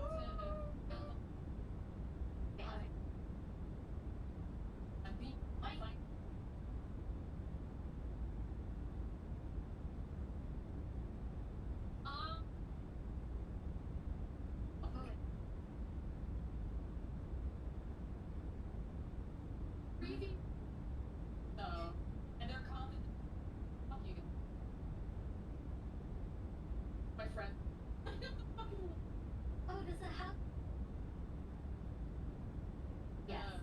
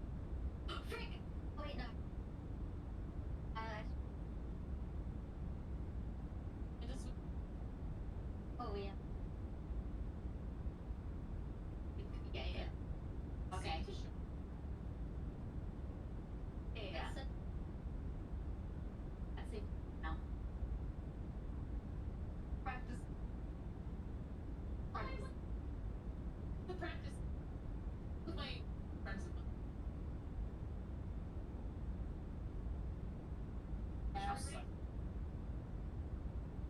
I'm good. We'll get them. Oh, I was like, Raven. Isn't it cute? Like, it's the little eyeballs. I don't know. I don't remember. I just noticed that. It's bad.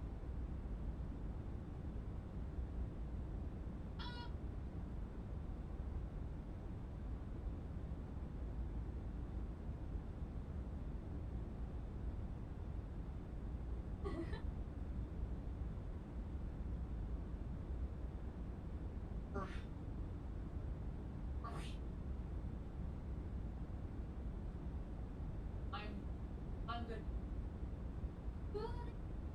Yeah, thanks. I also. I gotta vote. Liking up. I think.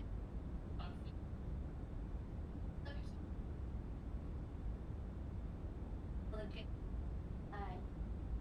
Yeah. But the iPad.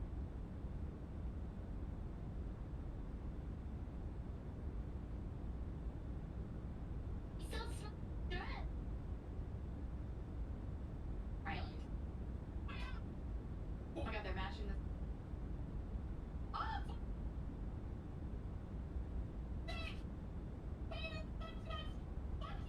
Sitting on the what? Okay, with the nunchucks, I thought a nunchuck. I was like, what? Oh my god, you pick up the rocks too? I'm learning tech from them. Nunchucks. Oh no, Benny! Bro. Fuck you, man.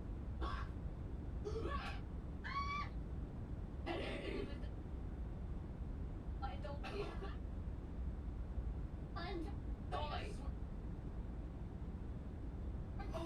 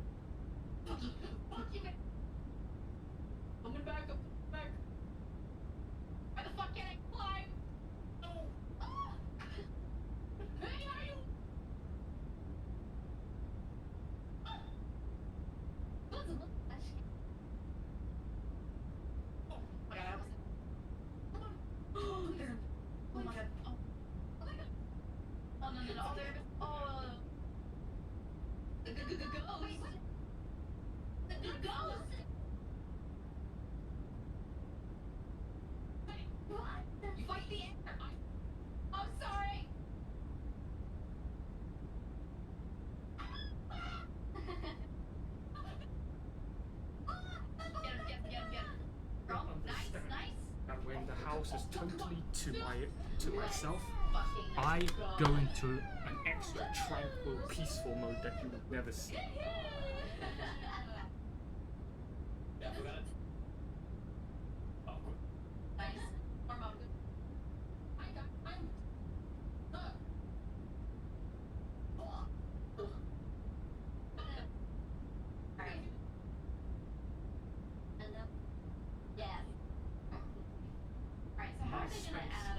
Never allow for total tranquility to exist to begin with.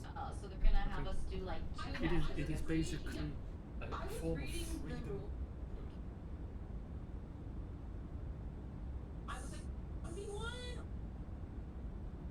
So they're starting off round robin. Total 4 and 4. Group 1 for teams, robining. Group 2 also round robin. We have to get points placed. The round robin, we're gonna do rounds of it. So every everyone knows us in group ice. And we do like last out on icebreaker and then on lollipop. That's round robin one. So us versus like that. We do that times. But everyone knows. Avoid the teddy bear map. Teddy bear? Yeah, we like. Are you positing more? Oh, that one. The big teddy bear. Now we can.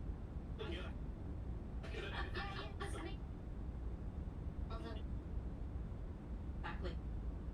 But let's do that. We're gonna give it points. So every time we win one of these rounds, one game. Yeah. I must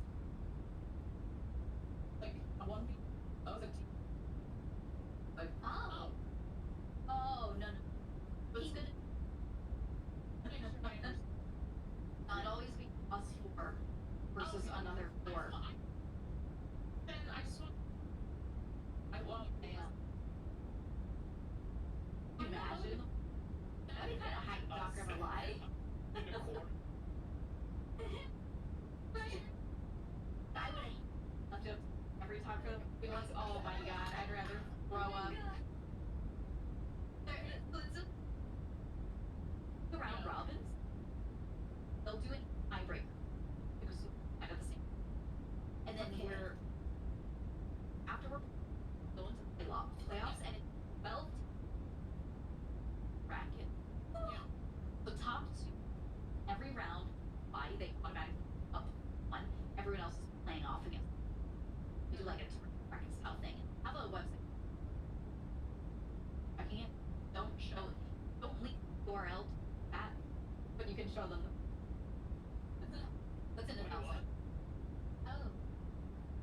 Announcements there, but the Google Doc is they don't want to. Okay. No problem. Well, have a version that so there's a version for us to look at, and then there's a version for chat, but lower.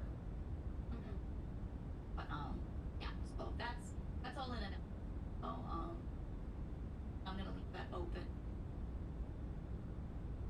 Got Chris Melberger, Joe Bartolozzi, Island Road, Dave plus Alucard, and Opia 2. Never played against Jill. You know what's really funny? Do you know last minute need another team? Pain. T-Pain. T-Pain. Last night. Wait, so I think we need fucking I think up with our own. I always call everything. Yes, don't mind me. But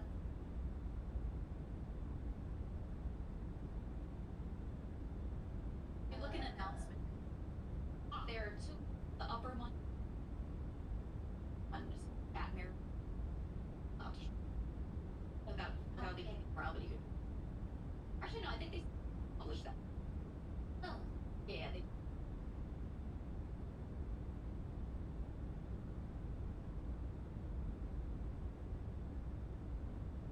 Sheet of things. I'll put this.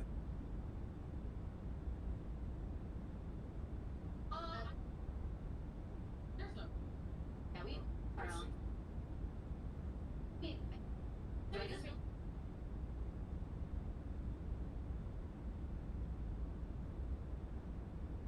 Yeah, dude.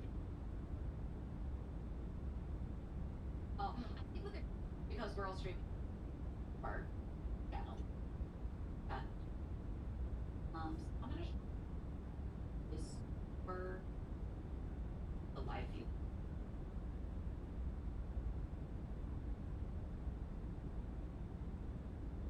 Awesome.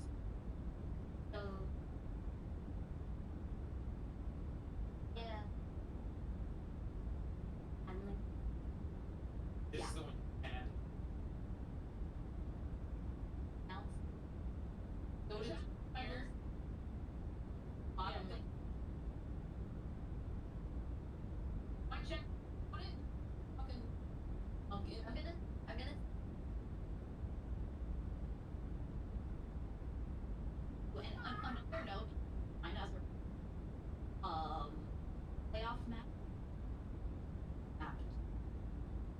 do the arcade. Yeah. In mind, like what map, like what they. Like, no. Wait, so what is it? Sports. What? Sports.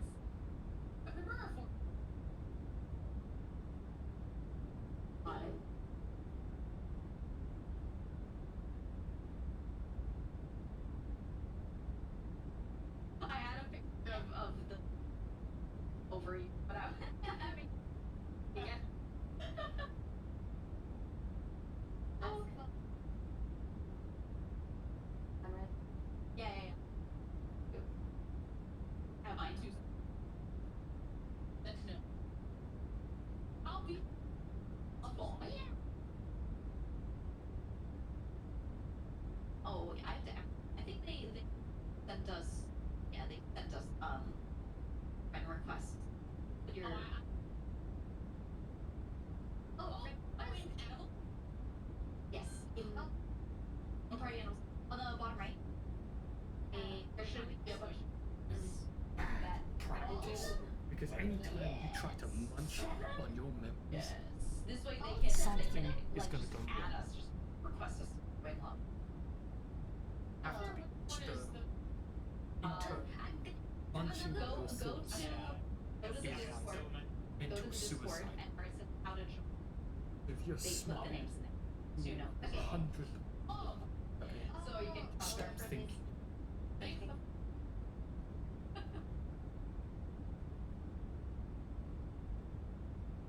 Yeah, they sent us all invites to that and we're like, okay, we can love you. They so until I heard us like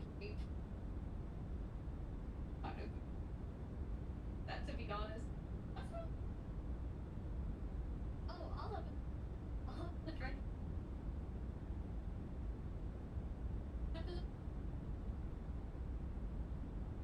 I got mentioned for How about you? I mean, do I make sense? Did what I say make sense? Yes. Okay. Right now, I'm thinking. The rest of the day. Switch your brain.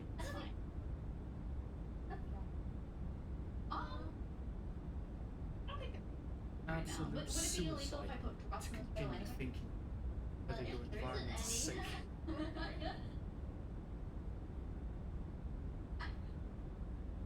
But absolute opposite.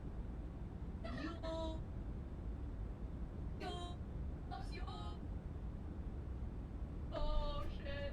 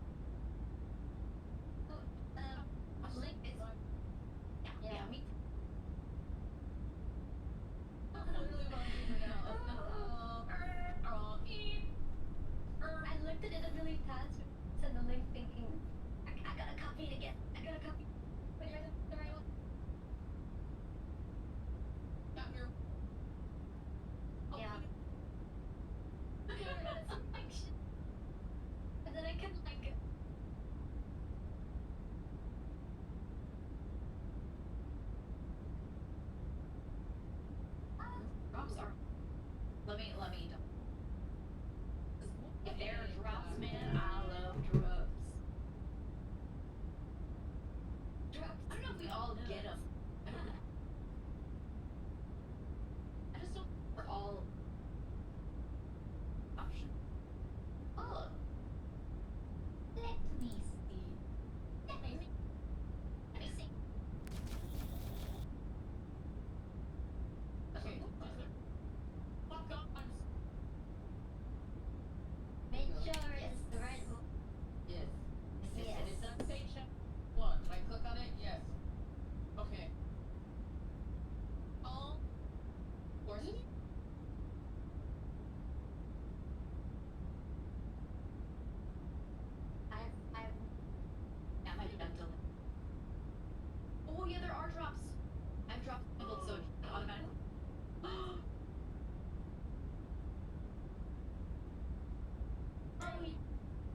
Because if rivals party animals, so it's not under generic party animal.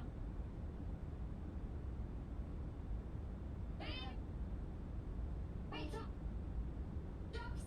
I would pass it.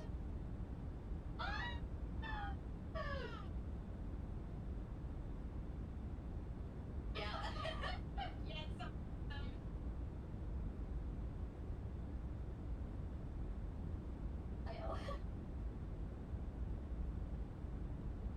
Oh, you switch rivals Harry. The Harry looks like a punching bag, like a purple. Oh, yes. Wait, it's actually. That's cool. I'm gonna show everyone. Harry, but he punchbag Harry, purple, and it has like a.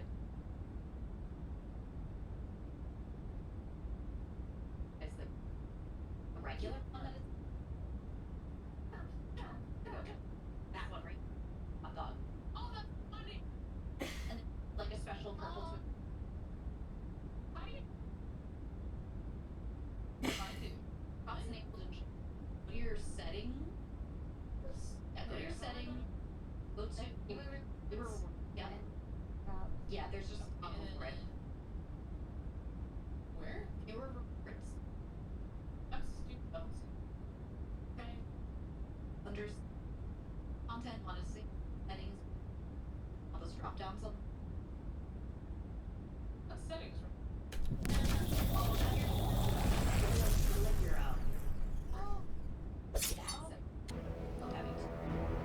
Welcome to Topidcast. Today we're going to be watching Azrael playing as the Lord Commissar here on the Calderis Desert. He's going to be facing a Chaos Sorcerer of Kaioken. Kaioken. Is that like Hadouken? But Kaioken. I don't know. But anyway, he's going to be doing a rather conventional 2 Chaos Heretic opening with his CSM. What's a little bit weird for Kaioken is that he's dedicating all of his initial troops down this side of the map, leaving presumably his second tick to take this wreck point. I don't actually dislike that. I quite like that play. Quite like it. Let's see how he can deal with the Commissar and the Sentinel early on. I mean, it's not going to be easy. Heretics can't really do anything to the Commie or the Sentinel, which is a bit awkward for them. Yeah, I think some of these heretics should just go after the Sentinel so it doesn't have free reign to pew-pew. But at least if they're in melee with the Sentinel,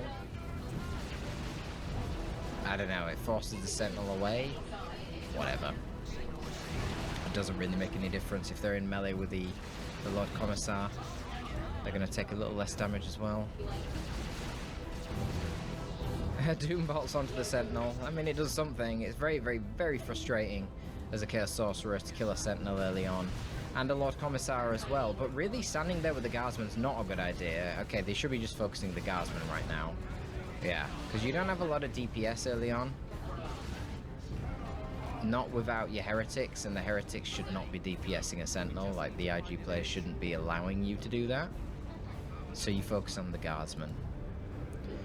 The Guardsmen do bleed quite a lot when they don't have their Sergeant. They don't really want to be fighting without the Sergeant, just using them for capping and repairs and stuff.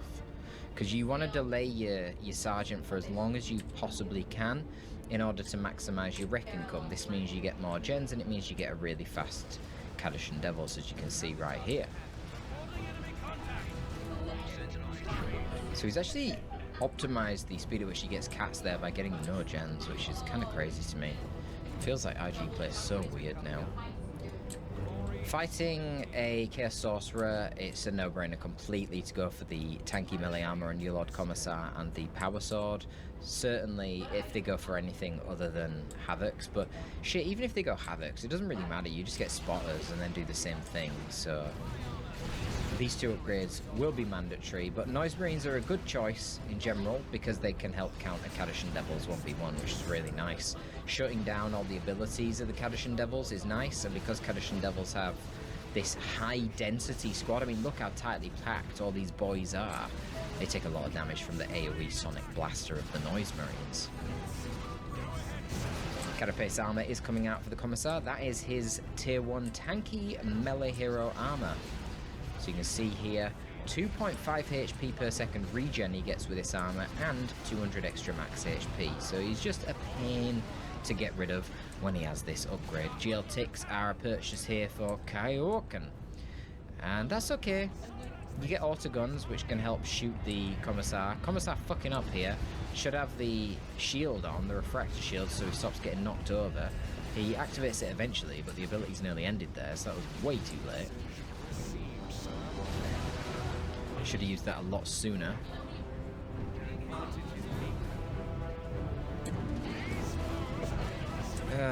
And a bit of an overextension there from Azrael. Has to retreat that Lord Commissar rather unnecessarily.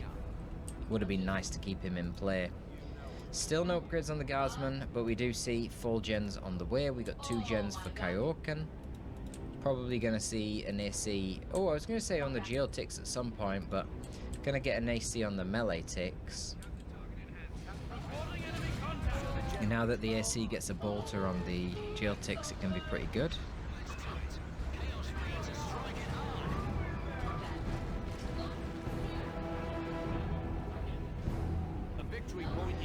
Just capping around the map right now. Avoiding big army versus army fight, but you can't really do that if they've got noise marines. Because they're going to break down the gem farm real quick. What is there to defend it? Okay, Commissar, but he's going in solo. Not ideal. There's actually a decent amount of range damage right now. You've got 2 bolters on the noise marines, 3 bolters on the CSM who have the Eternal War for extra damage. You can see that because of the plus icon above their head. And then of course you've got these auto guns as well on the GL ticks, so bit of focus fire. He was waiting for the power sword. He has it.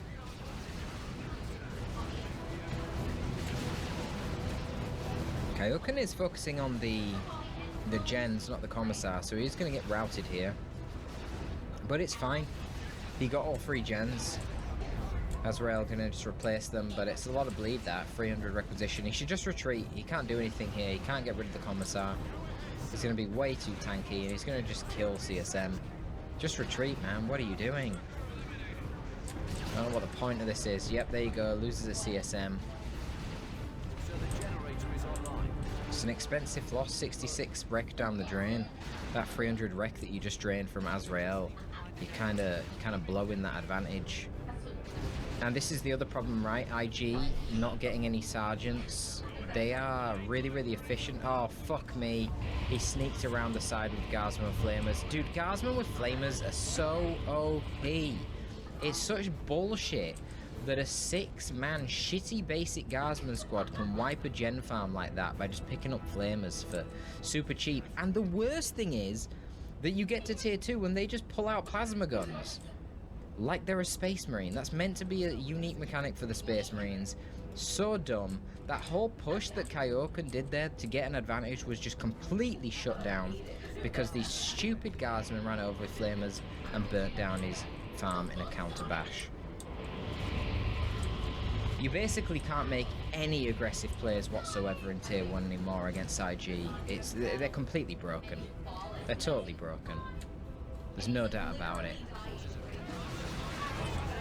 There will eventually be a rework, but I'm not very confident in the Elite Mod team's ability to produce an effective rework, so yeah, we'll see where that leaves us. We'll see where that leaves us. AoE damage is one thing that's good against the IG, though. He's going to lose his Noise Marines, isn't he? Commissar charge range is so powerful. Yeah. No Havocs is kind of making this Lord Commissar a nightmare to deal with. I mean, look at him, he just doesn't give a damn. An attempted wipe on the Sentinel here. Azrael focusing a little bit too much on his Lord Commissar and not the Sentinel, but he does it, he gets out. And now that's going to be another CSM model down. Yikes. Yikes, yikes, yikes. This Commissar is ridiculous. So hard to kill Chaos Sorcerer. You just don't have the ranged DPS you need to take down a beast like this. You need to get Havocs, but then they just get Spotters, which never bleed, like basically everything in the IG roster. And it's just a terrible, terrible time. I'm not sure how you're meant to win, really. These guys, by the way, if they stand on top of an IED, will get blown up entirely. Just wiped instantly, the entire squad. So that's pretty rough. So you need to get an AC tick on these. Especially when you give them the GLs, they will blob up even more than when they're in the melee form. But as you can see, even in the melee form, they blob up a lot. Very vulnerable to IEDs. I'm not sure how they're going to do here, given the lack of old reliable. Quite good. Power melee damage on the AC is quite scary. Yeah. That is the Kadishans doing power melee into the AC of the Heretics, who is a heavy infantry, in spite of the actual Heretics themselves being infantry fire resist. Pretty spooky. Tier 2 for Kaioken coming up. He has got the Rod of Warpfire queued. Now he's cancelled it. Don't blame him. What's the plan? Chimera coming up for Azrael. I'm not sure how Azrael is going to lose this one. He is massively ahead right now. Surprisingly not that far ahead in VPs though. Only 40. I would have expected more. Weird. Sentinel hunting GL ticks is always a good thing. As long as it keeps moving, the grenade launchers will miss a lot.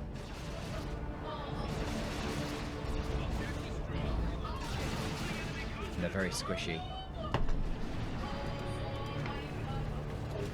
Okay. Not really seen many juicy Doom bolts. That should have been a Doom blast to stop the Guardsmen being able to flee and get into the Chimera. Now they're manning the side turrets on the Chimera, increasing its DPS quite a lot.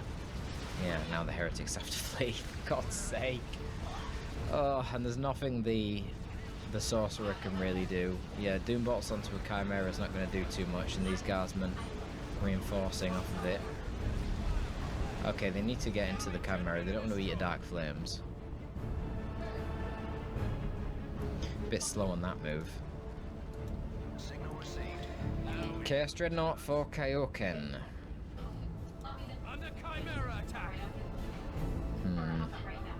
Commissar purchased here for the Guardsmen. Plasma guns on the 6-man Guardsman squad. That's quite funny. That's Seraph tactics right there. Sorcerer just walks in and gets shot to death. Bizarre. I don't know what the plan was there. Melee Heretics looking rather lost. There are Kadishans in the back line, so indeed those Melee Heretics aren't going to do too much. And the Flamer's actually going to be pretty effective here, countering the cover that the CSM were in, and also going to do a lot of damage to the Heretics. Oh my god. Look at them getting roasted as they go into melee. Chaos Dreadnought finally appears, but he is quite late. There is a little bit of AV on the field here. Remember that the Sergeant for the Kadishan Devils does have a melter gun. So the Sea Dread needs to go tie that up, but there is a concern that the Commissar could get a Power Fist. He needs to tie up the Kadishan Devils. Kadishan Devils should be shooting the Sea Dread as well. Yeah. Okay, another kill on the Commissar. I don't know why the Commissar is not retreating, but he doesn't. He gets Sync killed. I mean, that's got to be very satisfying for Kaioken.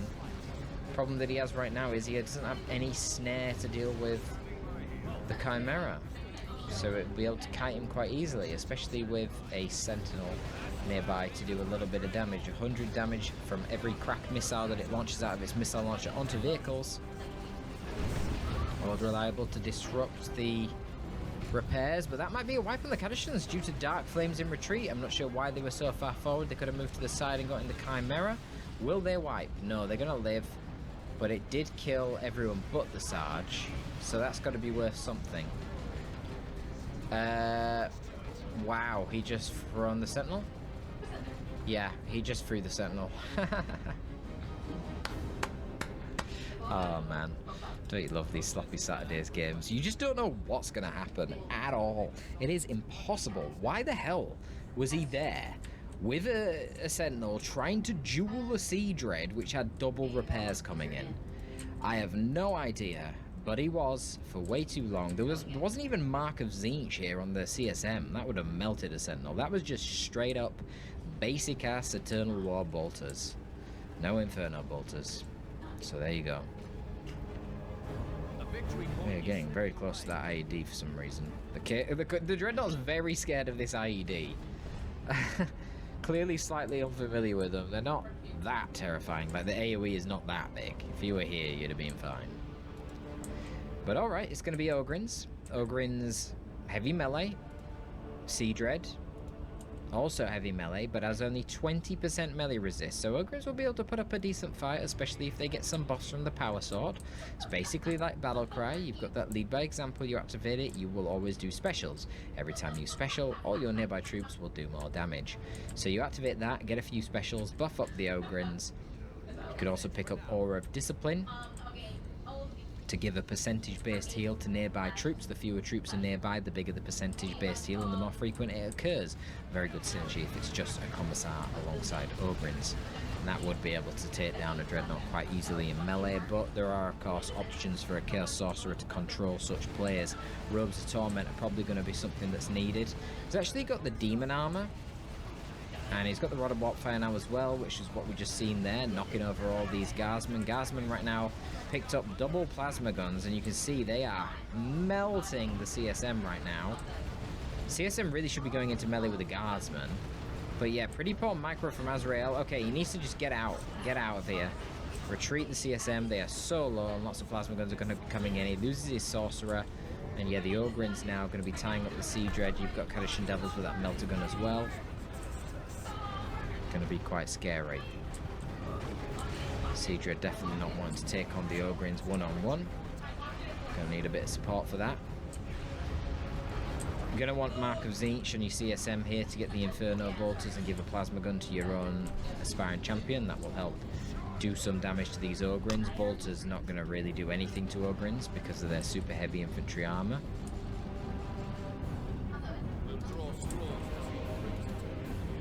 Yeah. Not great.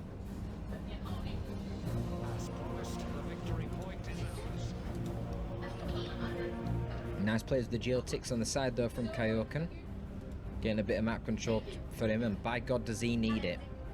135 VPs he's on right now. Like to see some IEDs on these points if the geotics are going over here. For whatever reason, Kaioken has not invested in an AC for this geotic squad, so really it should be getting wiped by IEDs.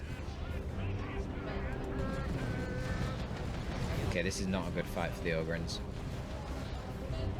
Oh, I stand corrected. He has Aura of Discipline. He's fine. Big. Oh, wow. Getting lucky with special attacks right now. The Aura of Discipline heals pretty cracked. There we go. Good Doom Blast. Yep. Lord Commissar split up from his Ogryn buddies. And that's it. They're wiped. Oh, shit. Shit. Oh god. That was a fuck up. Well, that is pretty great for Kaioken, but his problem right now is the VPs. Dude, his VP situation is very bad right now. 70 VPs remaining. He needs to hurry up and get on it. He's trying to take the mid. He's got a few guardsmen pew-pewing him, but that's not a full squad. It's not too scary. I don't like this play with the Sea Dread so far forward bashing at this point in the game. We are super late in. I don't know how long it's been, but it feels very, very late. Guardsmen on this side. Is that like 4 guardsmen? That's 4 dudes. 4 guardsmen. Well, obviously there's a commissar, but still. Capping a VP. What is going on? Come on, CSM. Get out there and do something. There's 4 Chaos Space Marines, for fuck's sake. Can't be hiding from 4 guardsmen. Yeah, so low on VPs right now, Kaioken. Only 56. He's got the Icon of Tzeentch. Bit of splash damage on that. He's got the Power Claw coming out for the commie. That will do something against the Dreadnought. Bonk. Not if you special attack a fleeing Dreadnought. But yeah, the Dreadnought should be able to 1v1 this guy with repairs. Absolutely pointless GL barrage because of their shield, so that was pretty stupid. Whoops. Whoopsie. Yeah, you should just force melee, you're fine. If he's gonna be fighting your heretics, then you're chilling, you know what I mean? I wouldn't be wasting warp fire just on the commissar either, but whatever. Fine. Second case dreadnought is en route. Azrael needs to respond with some real AV, like a last cannon team, which combined with execute could be pretty deadly. No bionic eye here to buff things like Cadishans. Of course, he is tier 3 right now, so obviously he could just save up for Lehman Russ. Probably would want to be dropping down another generator if you wanted to Lehman Russ, though. That's a lot of power. I don't know what this is. Why is he staying in and fighting this? Now he's just bled a load of Cadishan Devils. I don't know what he was paying attention to. There's nothing going on over here. He's setting up a rocket run? Oh, we should get that tick. Yeah, fucking hell. He did the ch, and you meant to do ch, like that. So educational. Do, and then you cut it back like 20% from the end. So go to like here, and then do it again, same direction. Don't go forward and then backwards, because you miss half of it. Because the rocket run rolls the enemies out of the actual initial radius that you put it into. Yeah, save the warp fire for when his energy is down, my guy, so it actually does knock back. Come on now. Another heretic. I don't really dislike that. It's just for repair support. These double dreadnoughts are proving a problem for her, Azrael, for some reason. But I think when he gets the Lehman Russ, that should pretty much be it. I don't really know how he's going to deal with the Lehman Russ. Guardsman not expecting the 2 dreadnoughts to appear there. Yeah, they're getting ripped up. Damn. Send his Cadishans to the right.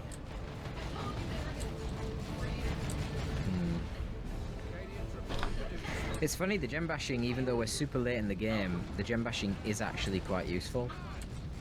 Which is funny, that's very rare.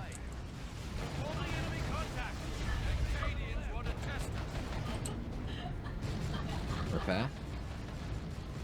Huh. He warps out. Oh wow. He could have warped that dreadnought onto the IED, and then the IED blowing up would have killed the dreadnought. That would have been hilarious.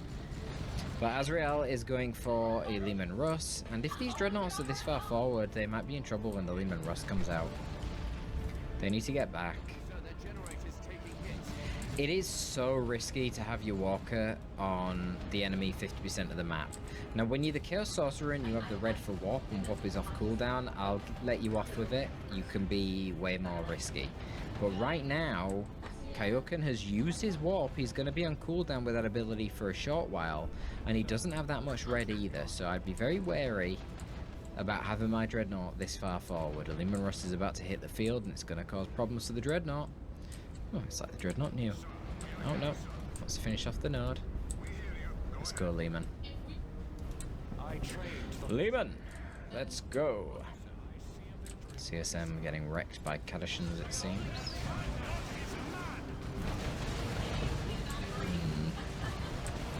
To be a good barrage on the Guardsman. I'm gonna try and focus down the commie. Where is the Lehman? Dude, the Lehman's just chilling. Yikes. It does have the Vanquisher. That's a much higher DPS for it. Yeah, these Dreadnoughts are fucked. They're fucked. They've got good versatility with those autocannons, but the actual vehicle DPS that they do is not very good. Anti-vehicle, that is. You're dead. Hop. And now the Lehman can take down the other Dreadnought 1v1 quite easily. Yeah.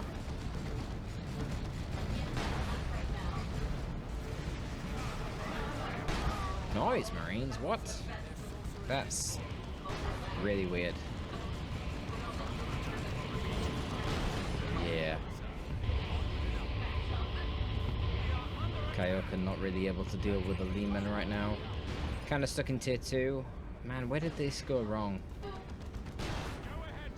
Shit, I don't even know. There's just so many mistakes.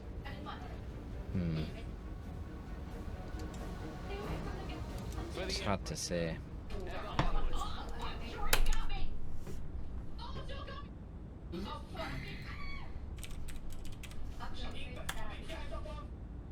He said, Jordy, oh, Joe fell. Oh, you gotta go, Joe! Grubby, out of curiosity, who's gonna be your teammate now? Candy Bombers, but he's gonna leave at the first second in the game. He's gonna leave, why? So Grubby controls 2 bases at once. I'll control his corpse. Off. That's insane. That's hold on. insane. Oh, you didn't know? Wait, so when you said 2v4, you meant it would be you controlling 2 separate bases? Yes. 1.5 versus 4. Yeah. What the That's scary. Me and a sock puppet against 4. He's playing something and Yumi at once on like 2 screens. He has Foot controlling his Yumi. Oh, Yumi, my favorite hero. Champ. Holy. Wait, and you can actually do that, like control 2 at the same time. On Battle.net for sure. I don't know what the rules for elimination are on W3 Champions, but I think it's the same. So yes, what we should expect to happen, we start the game, Candy Bombers tells a joke, instantly leaves about having a bad teammate, and then I take over his corpse. Wonderful. Oh, I forgot you're in the lobby. Hold on. Jesus, okay. Holy Who is not part of this party? It's okay already, right? We got everything we need? Yeah, now we're good, now we're good, now we're Alright, good. okay, cool. Let's choose a race and then we can start. Dude, I really hope I don't spawn next to him again. That's all I'm gonna say. Nat, your class, you have to change your class, right? Yeah, he's got it. You got it. I got it. Yeah, I got it. Alright guys. Alright guys, You ready? Bring back the same strat. Yeah. See ya after. Don't say it. I'll leave. See ya. Alright. Bye. Okay. No change map. Yeah, we can change map to Neon City. I don't know this map. And I think they need to download it, which is why I can't press start. It's fun to change map, right? For variety. Here we go. I don't know this map, so I'm at the same disadvantage that they are, which is that we don't know the map. So this is gonna be a 2 versus 4 where my ally instantly leaves the game. Oh, it doesn't work. Okay, abort. Talk in Discord. Oh, wait, he didn't leave. Never mind. I thought he left already. Okay, it works. Kyocha. He instantly leaves the game. He should have put that on copy paste. When I got the shared unit control, I was under the impression he already left. My bad. We need more gold. Okay, here we go. So, my ally instantly left the game, and I will be playing 2 versus 4 with both of the factions, Orc and Night Elf. So I'm controlling Candy Bombers and myself, obviously, which actually will make me play my main race worse because of the split attention. And I also cannot control group everything because I used to same control groups for both races. So I have to use a very different approach than I did last game. Possibly double harass. Like maybe I have to harass these 2 players at the same time. Because I don't know how I'm gonna manage like a macro game where I need to manage double expansion, double tier 2, double tier 3, etc. So I think the best chance I have is to go for Farseer, go for Keeper of the Grove, save up enough resources, open this so I can see how much money my ally has, right? There's a peon already from Nat. He's been the scouter. What does the scout report say? It's gonna be challenging. So obviously gonna be Keeper Mass Huntresses, which is the easiest thing to execute remotely. There's some weird idiosyncrasies in 2-player control. I can give money to Candy, but I cannot take money from Candy. Can't take money. More lumber is required. More lumber is required. Work complete. Seeing is believing. I must safeguard my life. Well, there it is. Destiny. More lumber is required. More lumber is required. More lumber is required. More lumber is required. We're under attack. Seeing is believing. My eyes.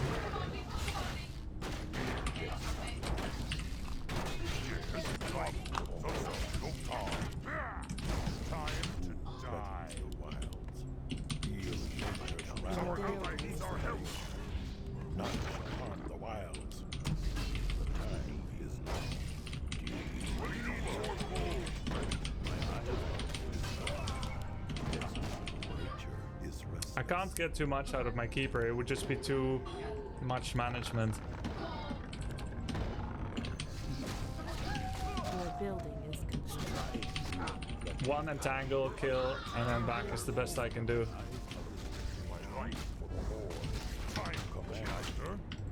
Goddess, light my path. Insufficient. I'm also not gonna like overly micro grunts. I don't mind if I lose a grunt there, because I think it's too much to handle otherwise. Oh, I thought that was a surround. My bad.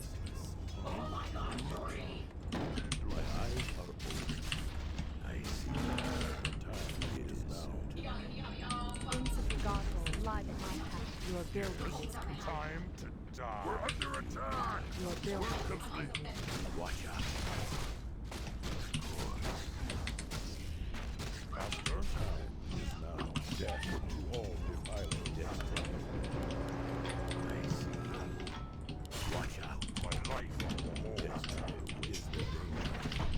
Make it Wild. Nature. Our ally needs our help. Our ally needs our help. Goddess, light my path.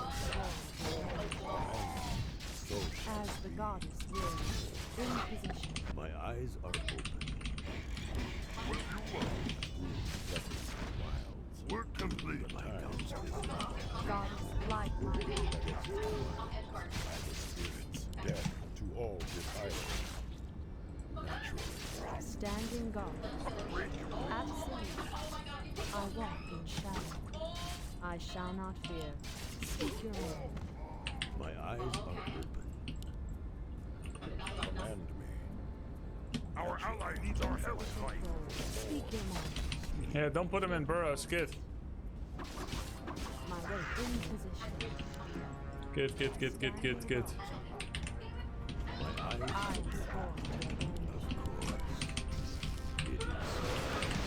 Speak your mind. Standing guard. nature is Insufficient goal. so I scorn. Goddess, light my Ally needs our help. is now. What do you want? Command me by the spirits. Make it fast. Absolutely. Death left in the wild. I see. We're complete. What do you want? Oh, no cause. Oh, Goddess, light our my ally needs our help. There it is. Real nature's path. My eyes are open. We're under attack. Time is now for Kali. Goddess, light my path. In position. We can't build them. I think some moonwell redundancy is okay, considering there's so much moving parts.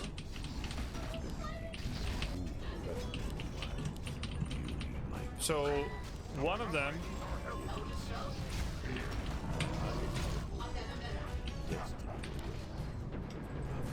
them is like saving up. Took some thought. My eyes Speak your mind. My way. Research complete.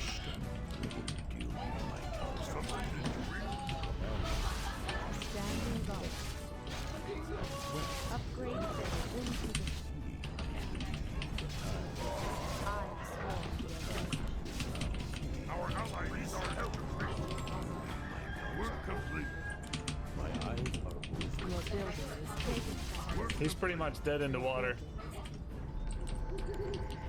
Your building is complete. Destiny awaits. Seeing is believing. We're under attack. Our ally needs our help. Is restless. He doesn't know he can put things in burrows, so that's a big help. It makes our hunters so much better. Research failed. You need my counsel. In position.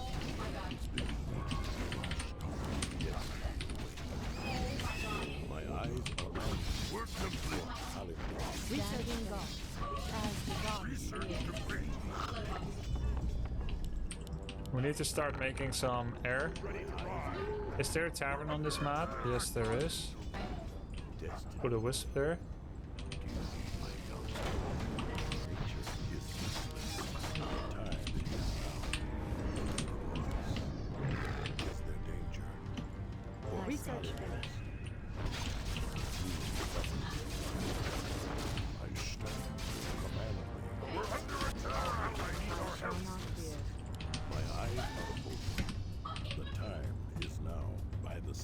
Research Well, finished. Your building is complete. I walk in shadow.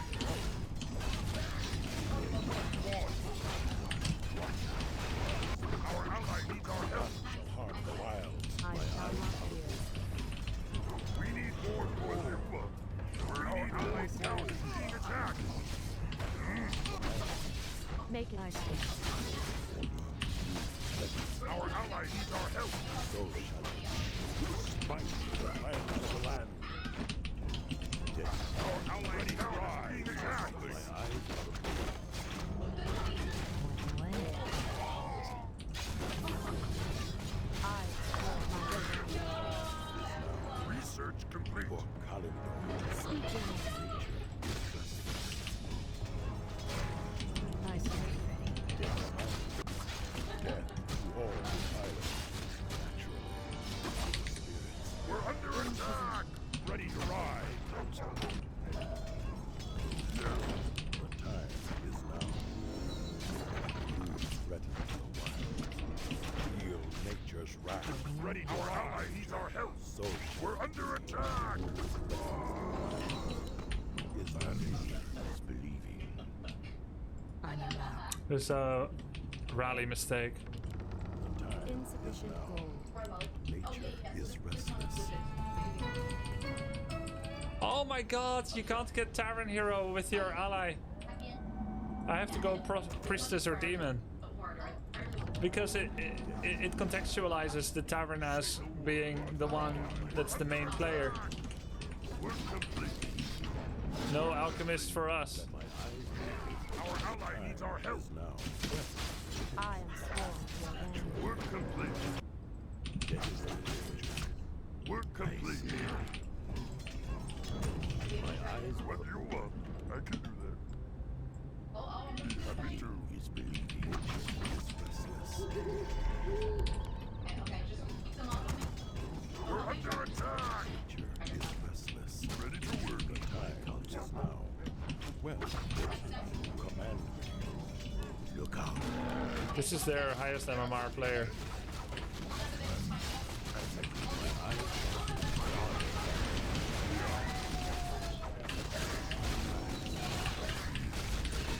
Our allies need our help. My eyes So we're not giving him the time. I'm awake. I'm awake.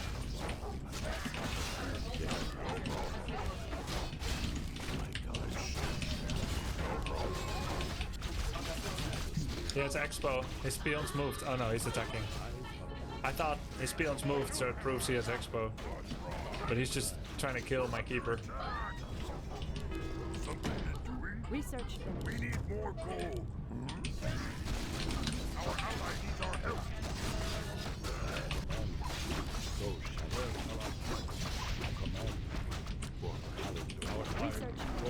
What we can try again is another 1v4.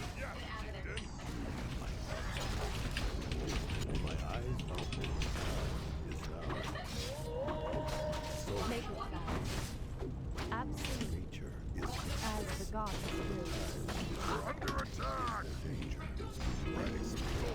Attack. Need something. Yes,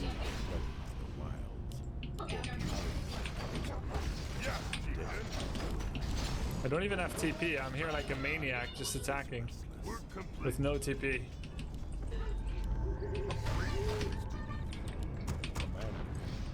None shall harm the wild. Our strength is yours.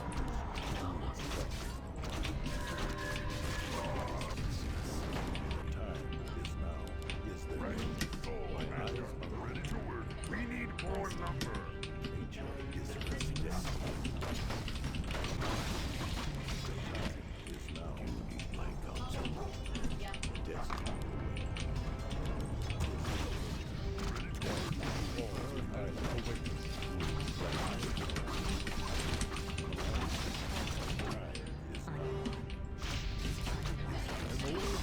I'm awake.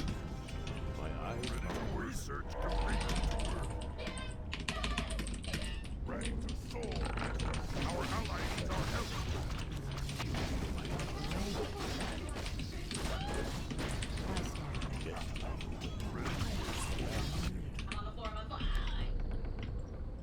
Insufficient gold. Our ally needs our help. I don't have Capuchungus. Ready to work. My eyes are open. Our iron is strong.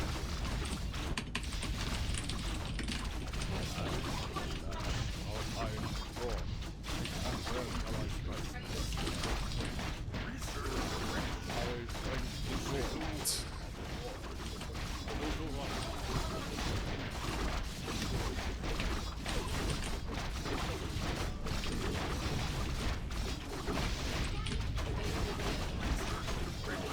Didn't block production.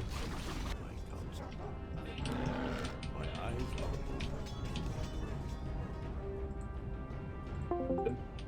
Okay, we do another 2v4.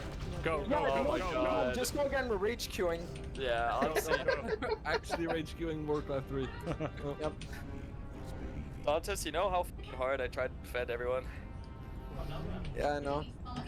It's actually so hard. I'm fighting like 3 different wars at the same time. It was just Jover. Okay, wait. W, you ready? Yeah, ready. Go, go, go, go, go, go. Okay, everyone in.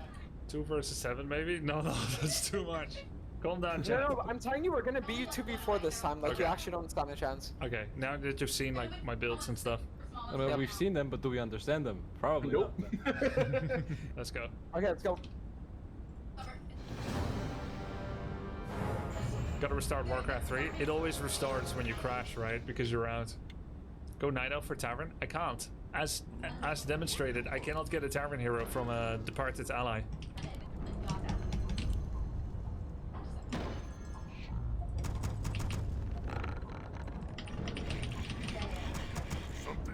So this is another 2v4 with an immediately departed ally against the 4 of them. Very difficult. You go Night Elf Candy Orc? Oh, okay. I gotta tell you guys, it's challenging enough to do this without going for fun builds as well. 2v4. I don't think I can start like measuring out Tavern builds and doing Ancient of War creeping and shit on the second hero. Very difficult, quote unquote. Well, you try to do it. I need to make lots of units. I could stay tier 1 this time, but I think it's risky. Like with Orc, Mass Grunts. I think it's very risky actually. Work complete. Work complete. Although it is not fan service to play the same build, I believe what I just did is the most effective, and therefore I should repeat it again. Oh damn it! I have 4 peons in gold. See, it's starting already. I have to cancel a peon to be able to afford a grunt. Open this again.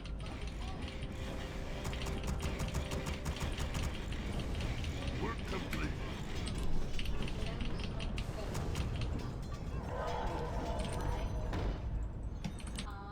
Master, no power. I stand ready. Watch out.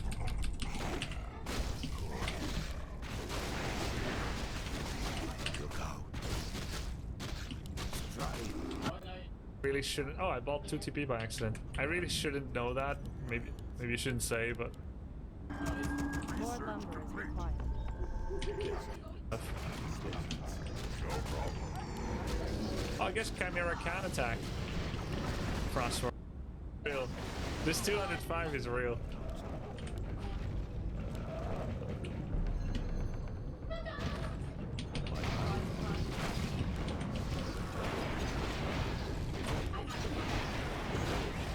Maybe it doesn't count the elf's actions. Let's see. Insufficient gold.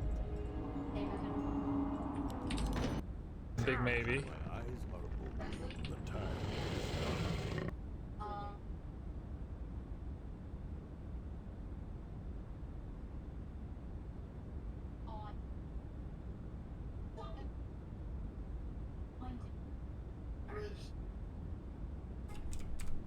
Oh, beat up Rich.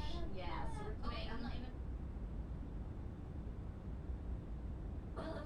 They were doing. Oh, we're red. Oh, we have to be.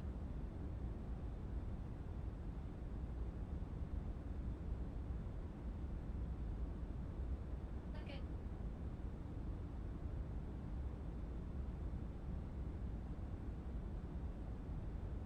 Let me. Armies. There we go. Got it. On your end. Wait, I wasn't.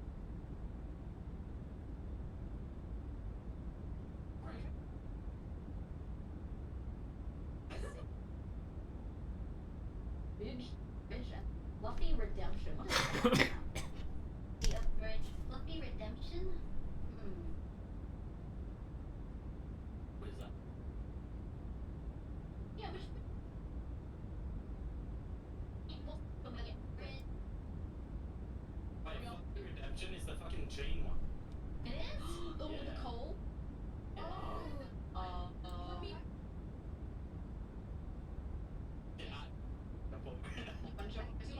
One person.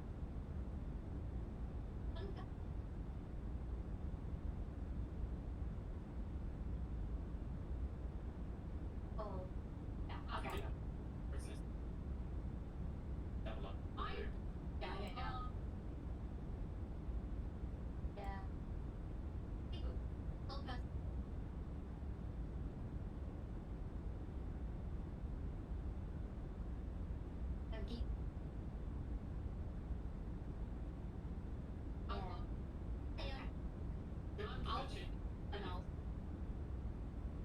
Get him instantly.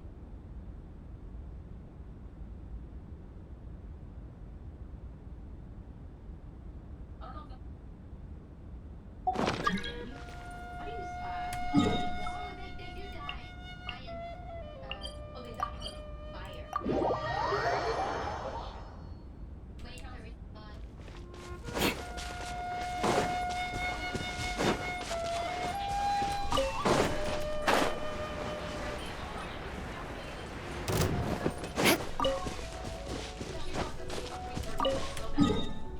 holy, alright. No, don't.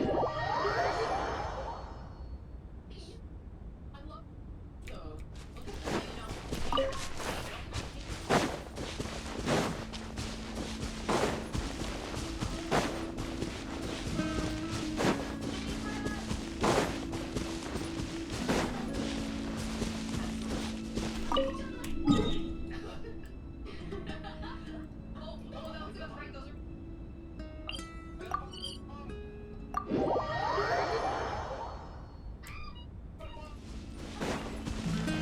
More speed.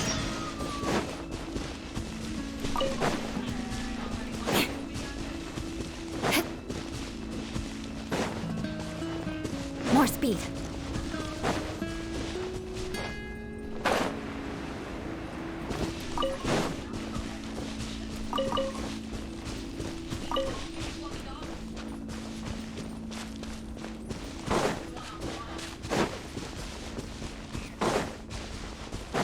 Crush!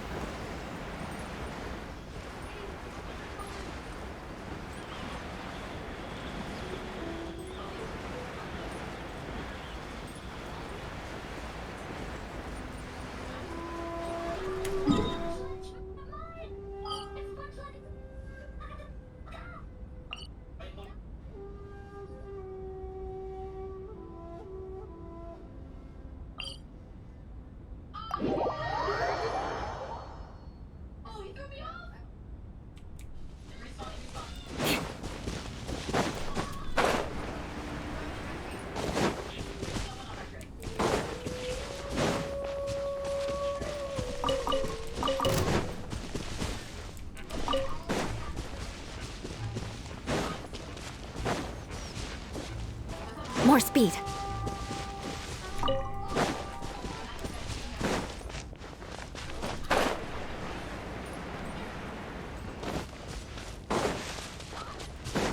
Shudder!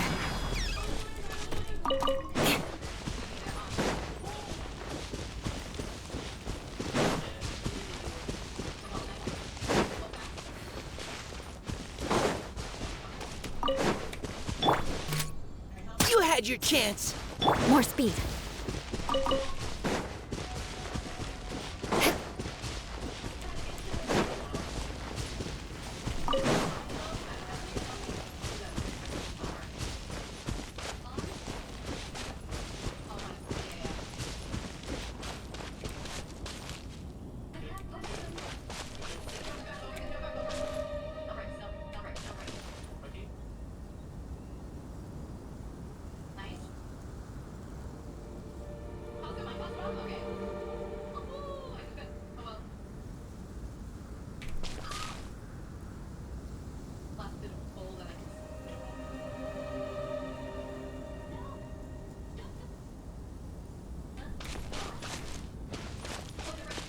More speed.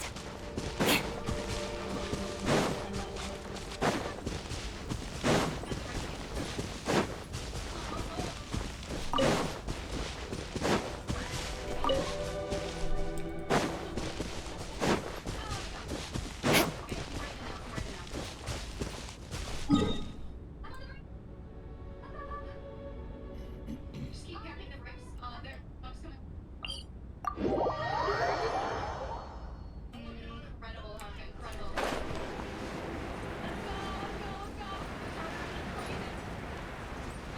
More speed.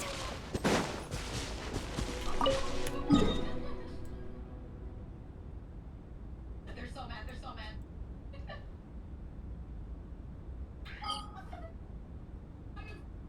Literally put me in the front. Oh. I'm burping. Maybe, what should I be in? Don't get on it.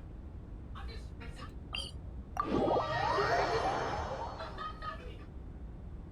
Incredible spread hard double. I checked one. I'm breaking. Yeah, we're keeping track to just break. Oh yeah.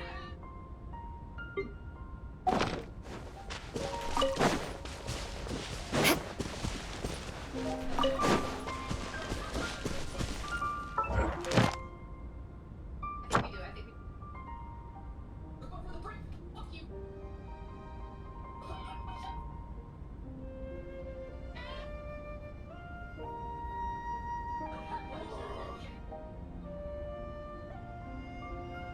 Incredible.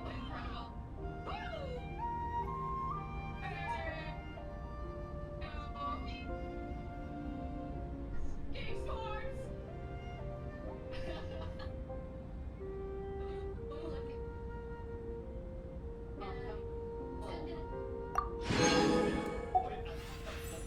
Toss them up.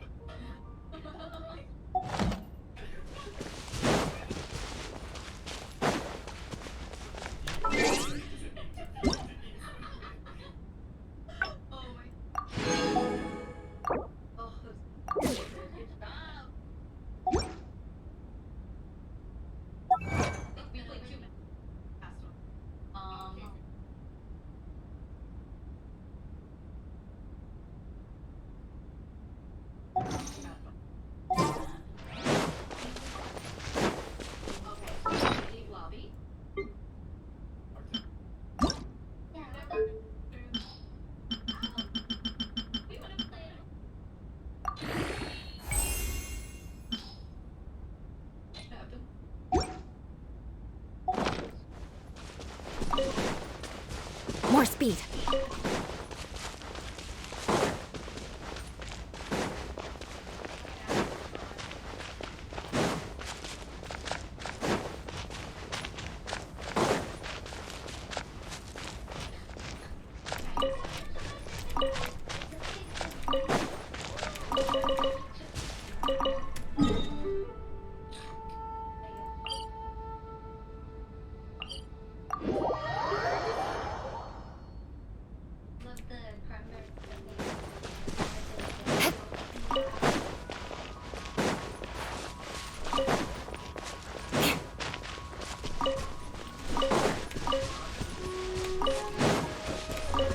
More speed.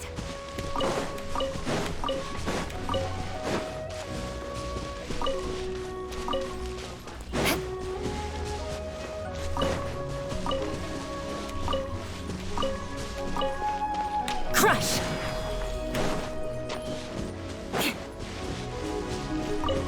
More speed.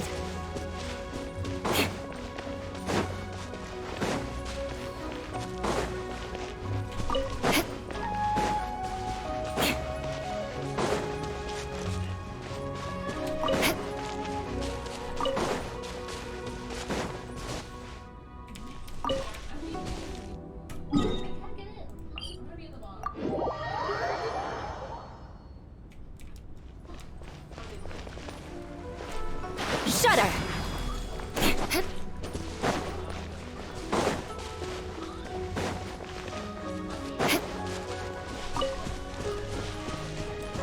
More speed.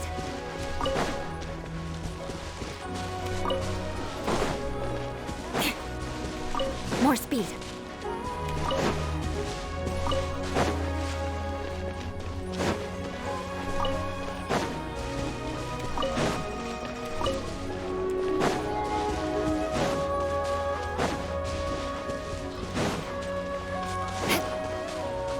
More speed. More speed.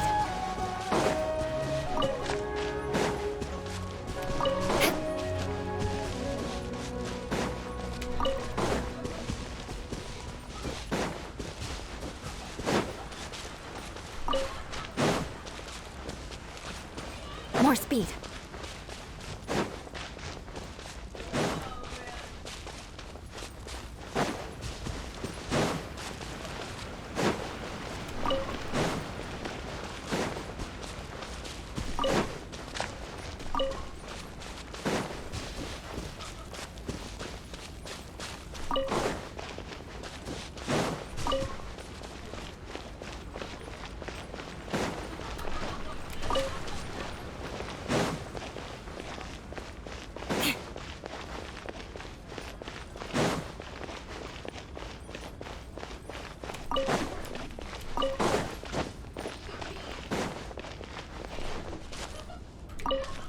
Time to scout.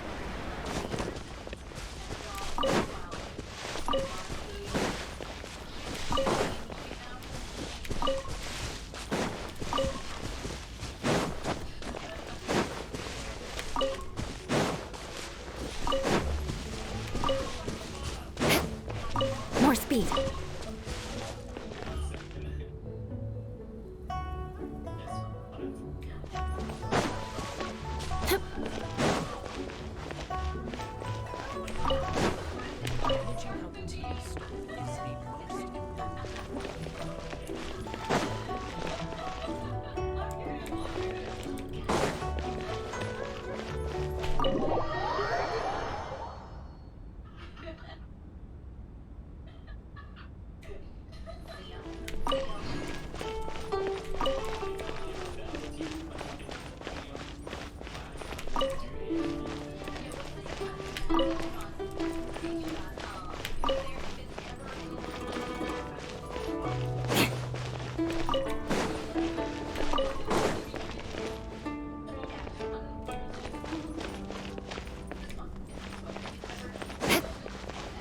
With teams, you gotta have good quality. More speed.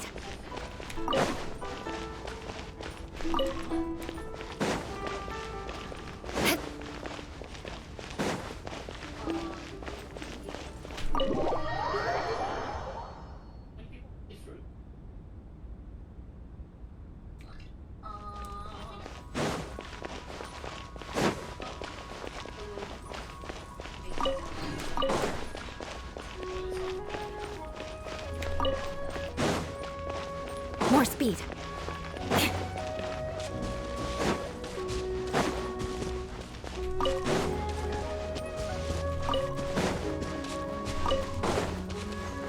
More speed.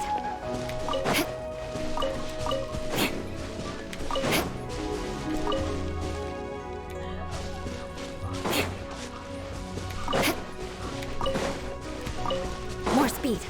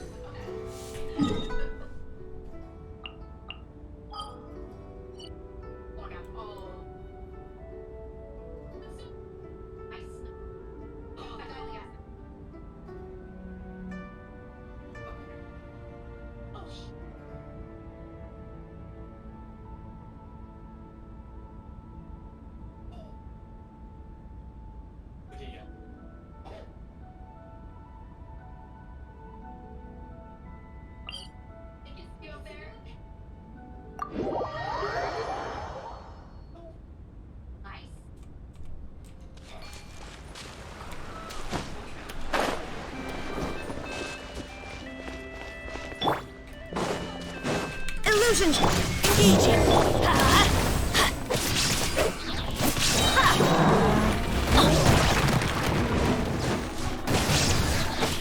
Everybody stand back! Here we go!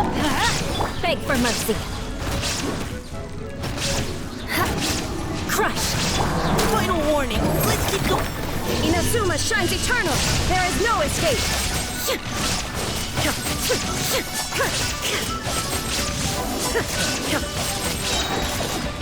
Let's light it up!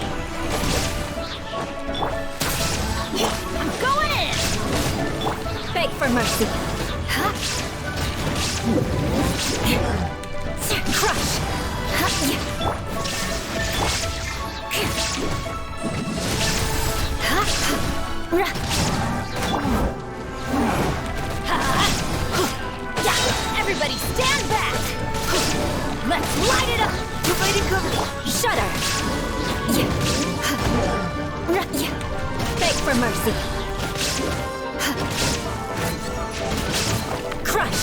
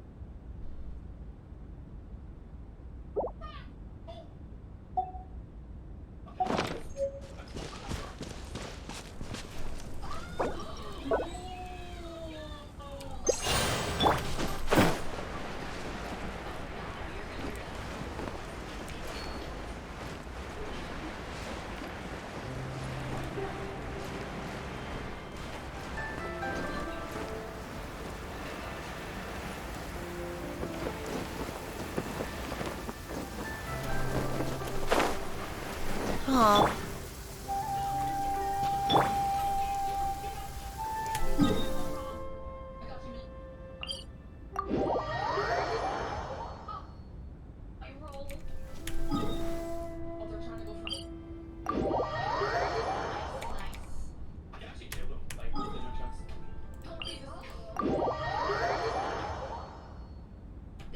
Aw, the rain is really coming down.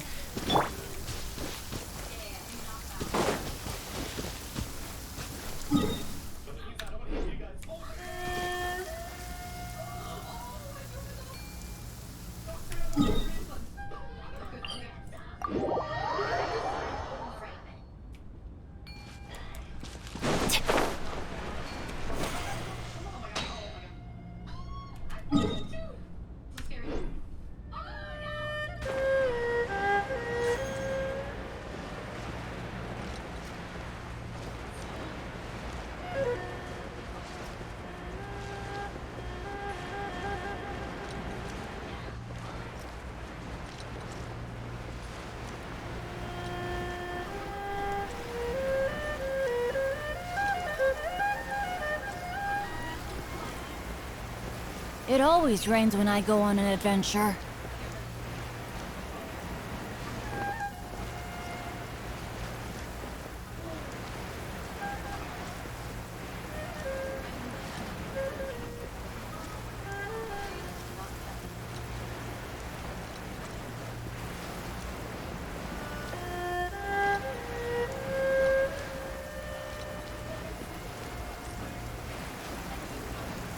Adventure time!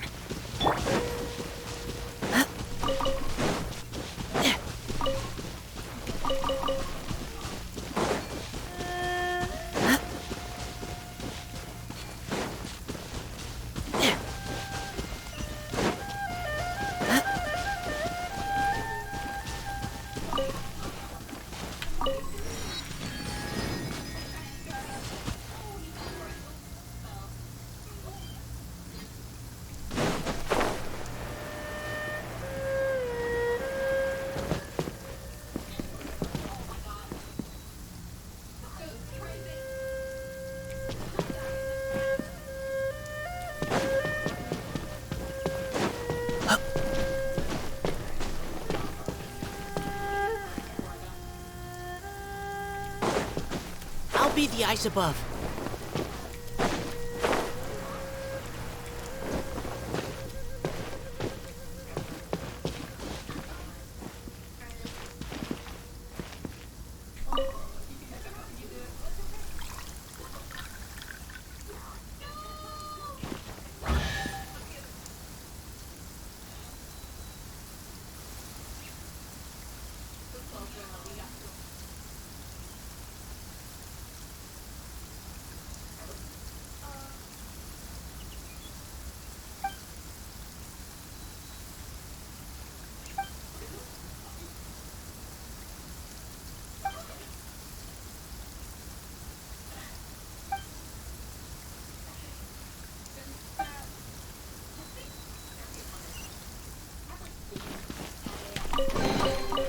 treasure located. Good work, everyone. Huh? The sun is out, and...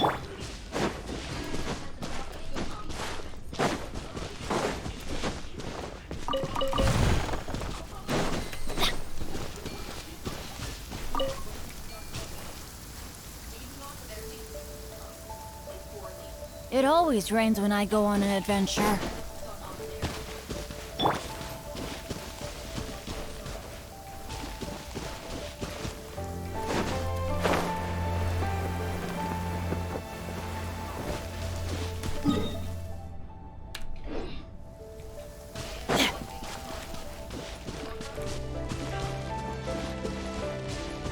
The sun is out, and visibility is excellent.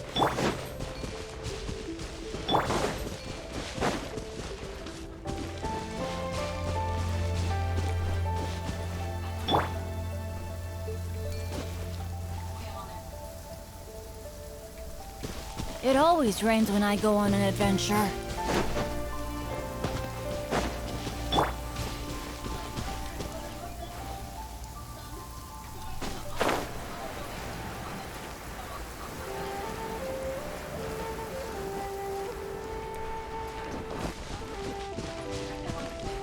The sun is out, and visibility is excellent.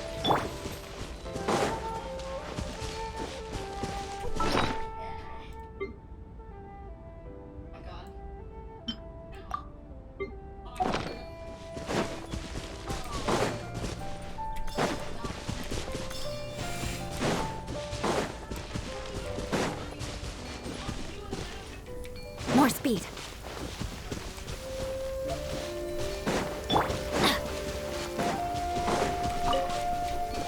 It always rains when I go on an adventure. Off we go!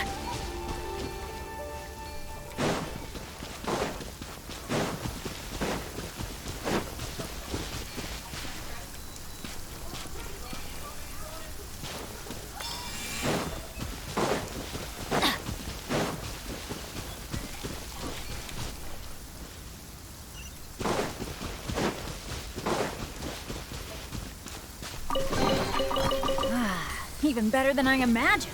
It's my lucky day. Adventure time.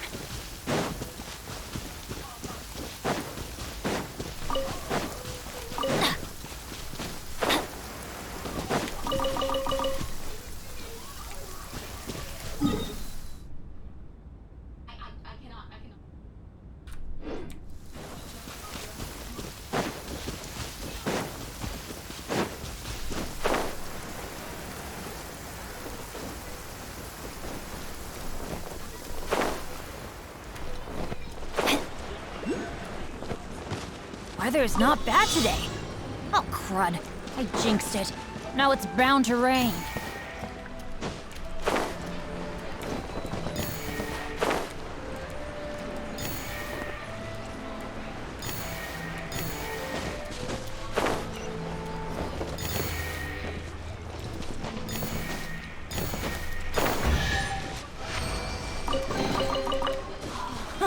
It's a miracle!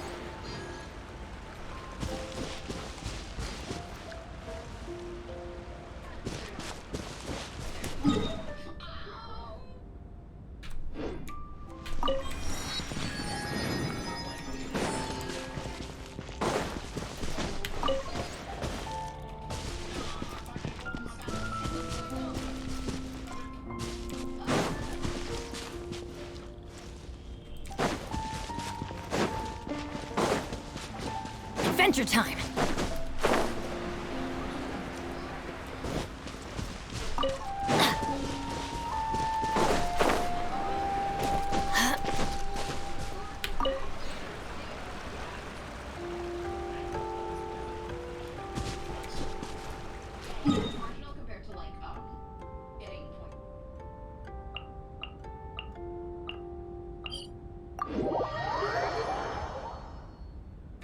It always rains when I go on an adventure.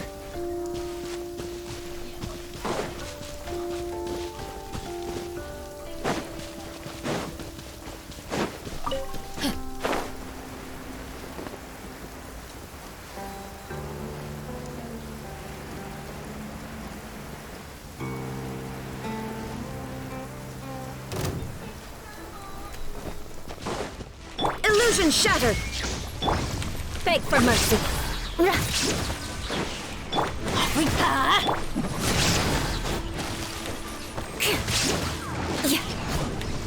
I condemn you!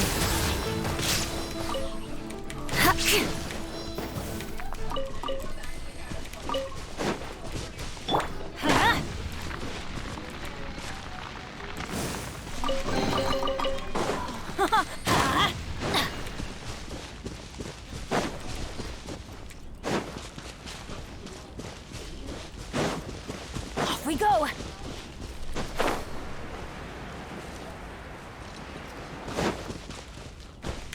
Adventure time! There is no escape!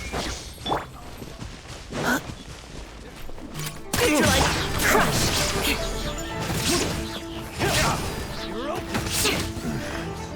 Hunter.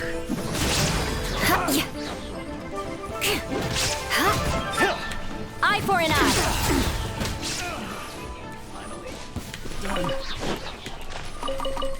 More speed.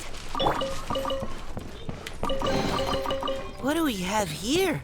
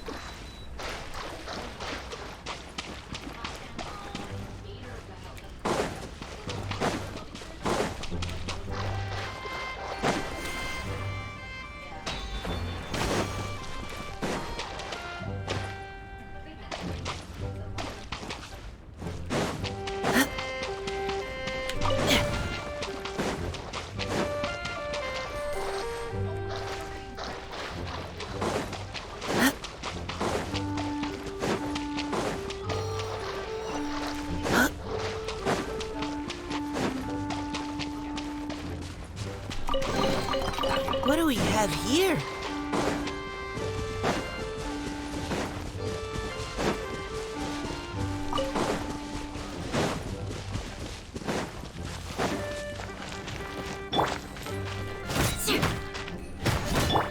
Off we go!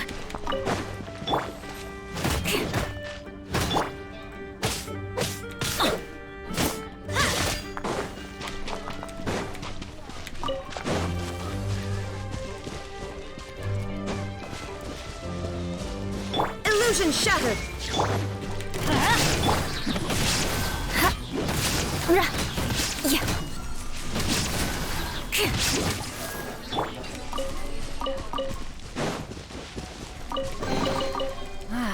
Even better than I imagined. It's my lucky day.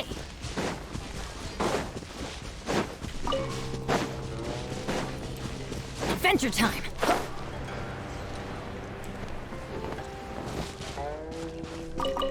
Off we go!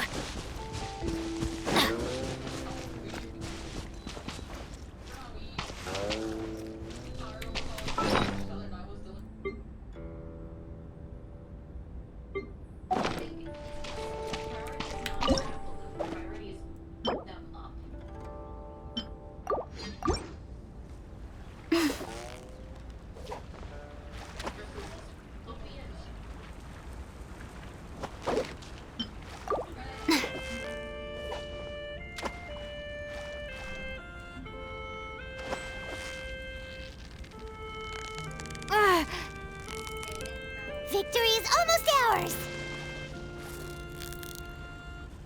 Whoa! Nice catch!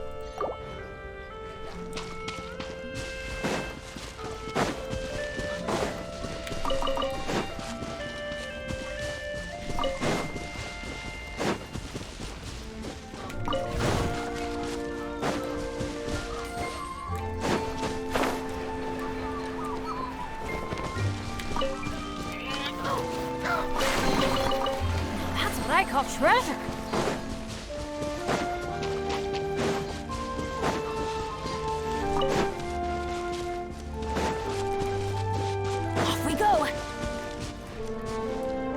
Adventure time!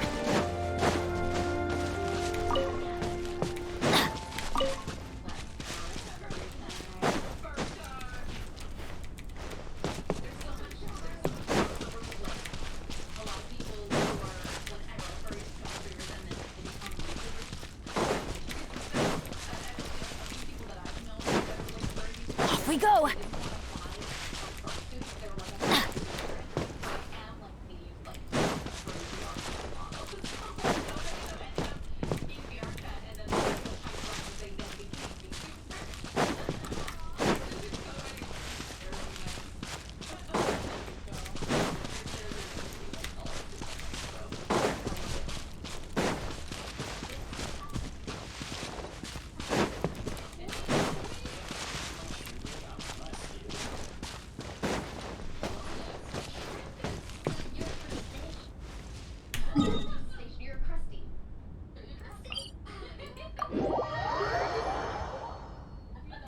It always rains when I go on an adventure.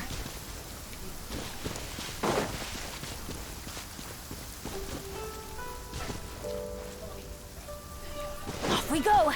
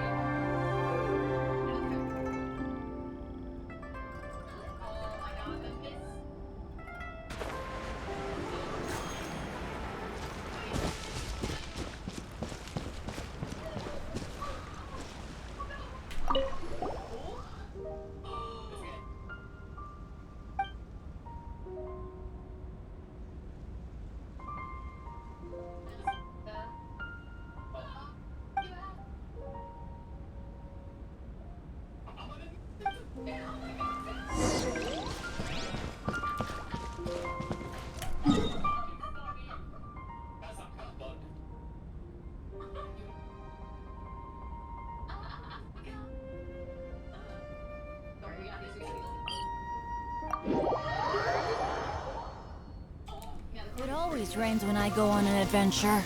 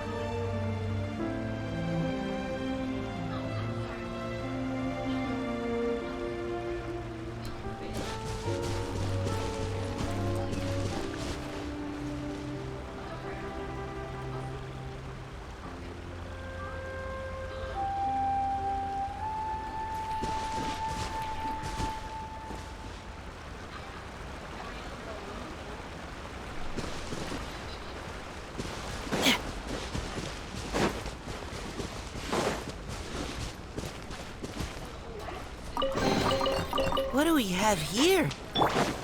Shudder! Beg for mercy.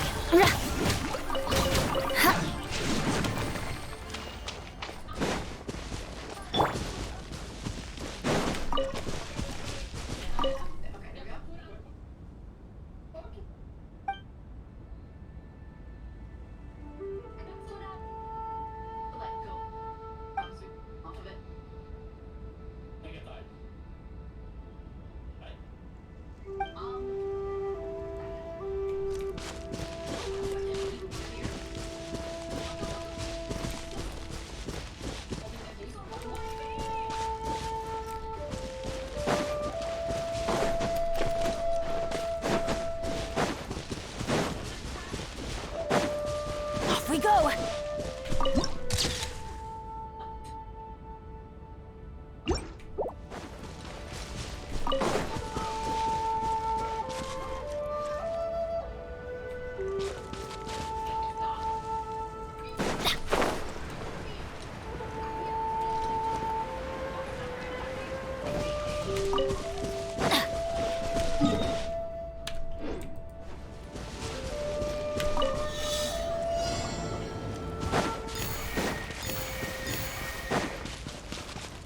Adventure time!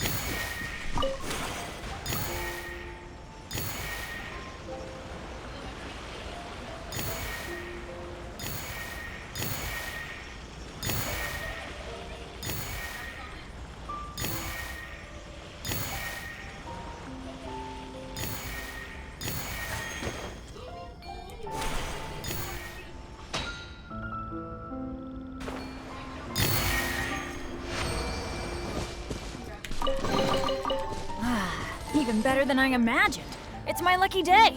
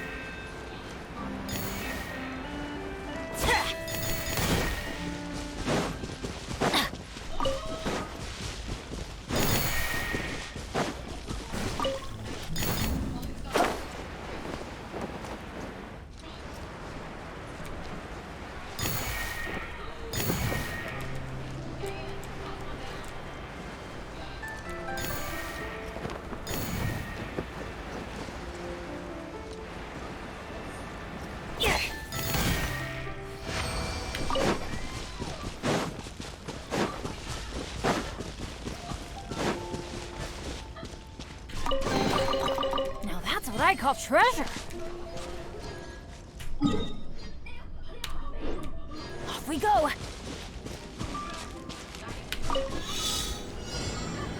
Adventure time.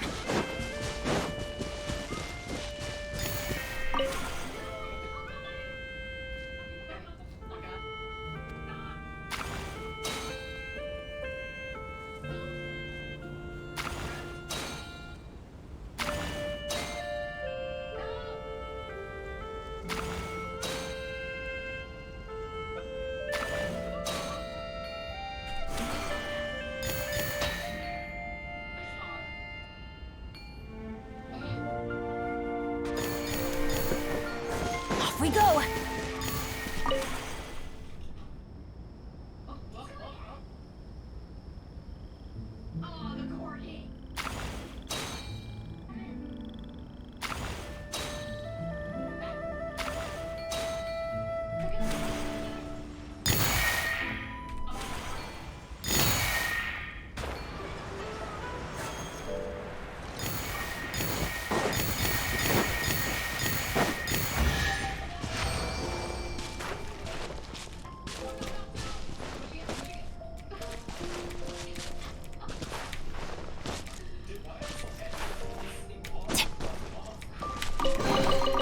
Now that's what I call treasure.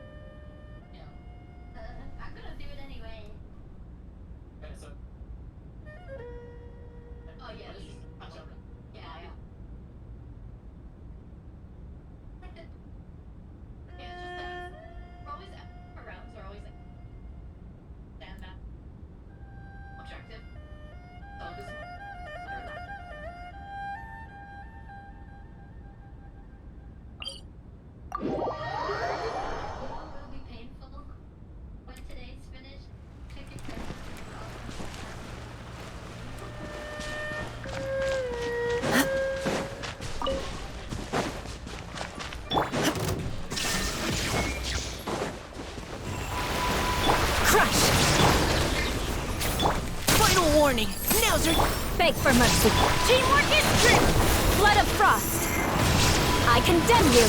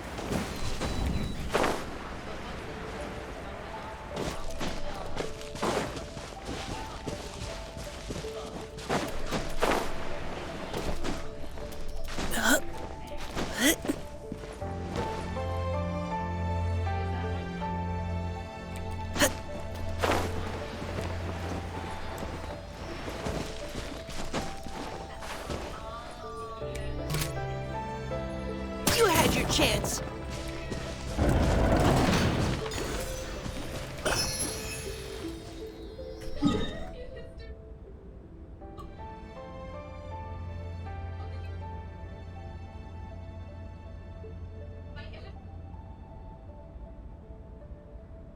This just means I am. Which one is like?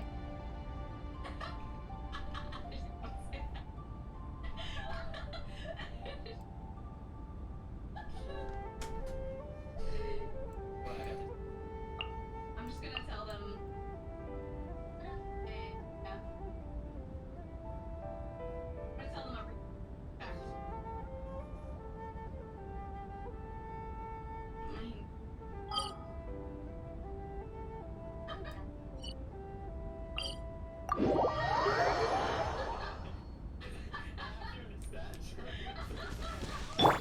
There is no escape.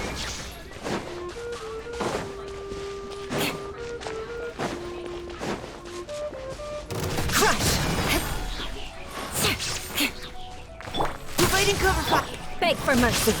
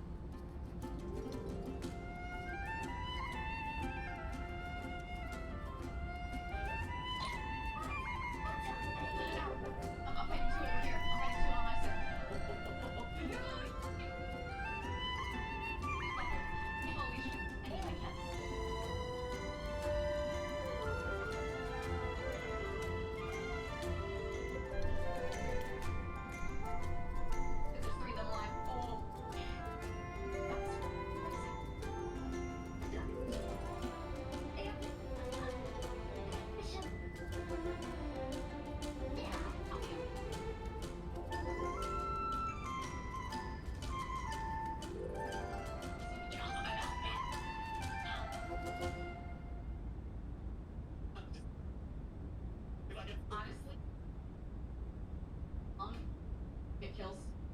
Oh my god. But I'm so. I don't wanna mess up. Yeah. They're trying to. Oh, yeah.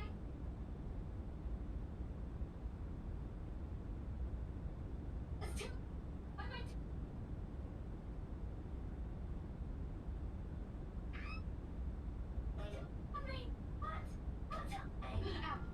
I'll fight you over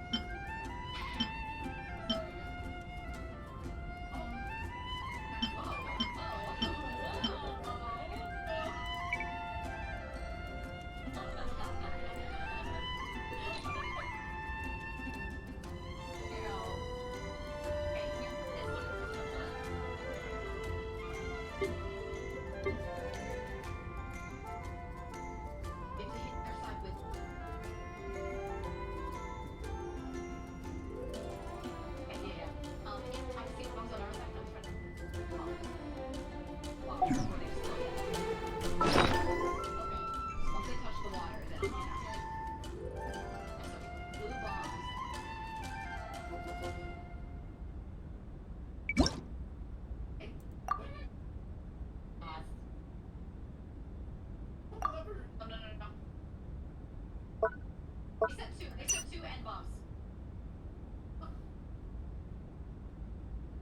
Why can't I throw it? Oh my god! I'm dying of it. Holy shit. Yeah, they don't care. I think that might be the strat. Oh my god.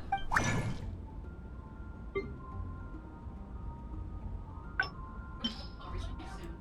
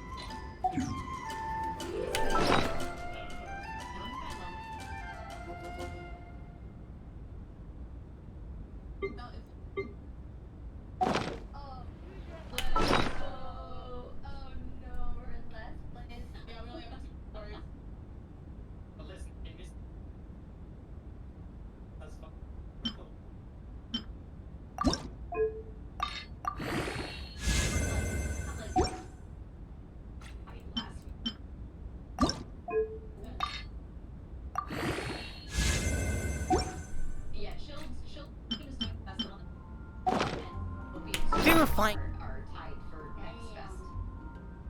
Those two. Yeah.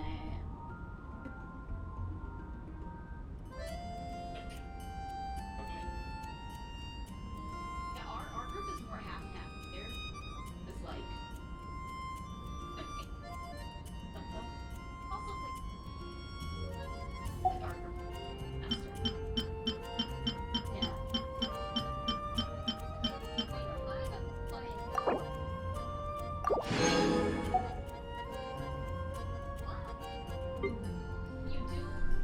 We do 2 games, right? The first game is 5 minutes. Our current position measured.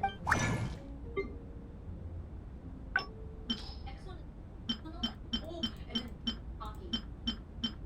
Hockey. I really wanted the sports maps.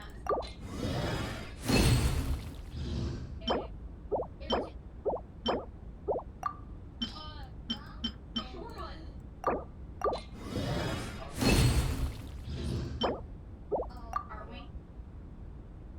Wait, I think we fought the best. No, we didn't fight Shield yet. Oh god. Yeah. Oh, we're fucked. No, whatever. God.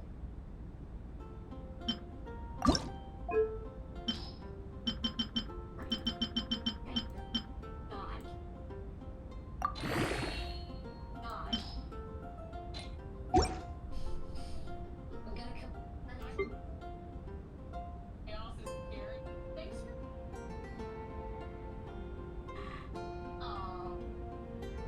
That's crazy. I wasn't Frenchie for.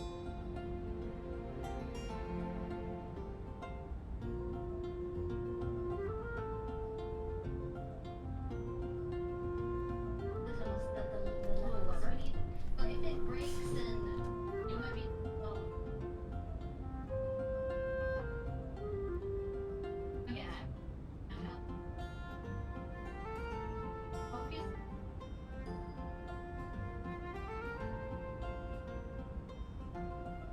We have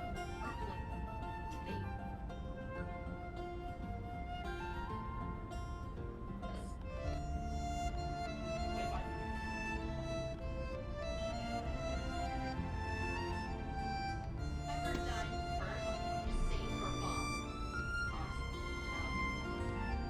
Don't throw fish.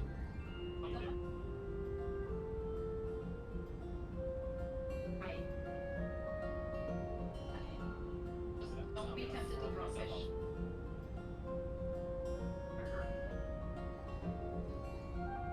Find a lift. And then maybe whoever dies first, that person. Try to throw. Alright, so strategy.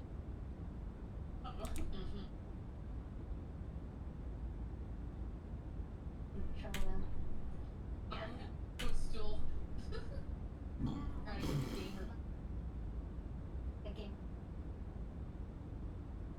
That was me with my footstool. If we lose, what do you want to do after? Oh, company? Okay.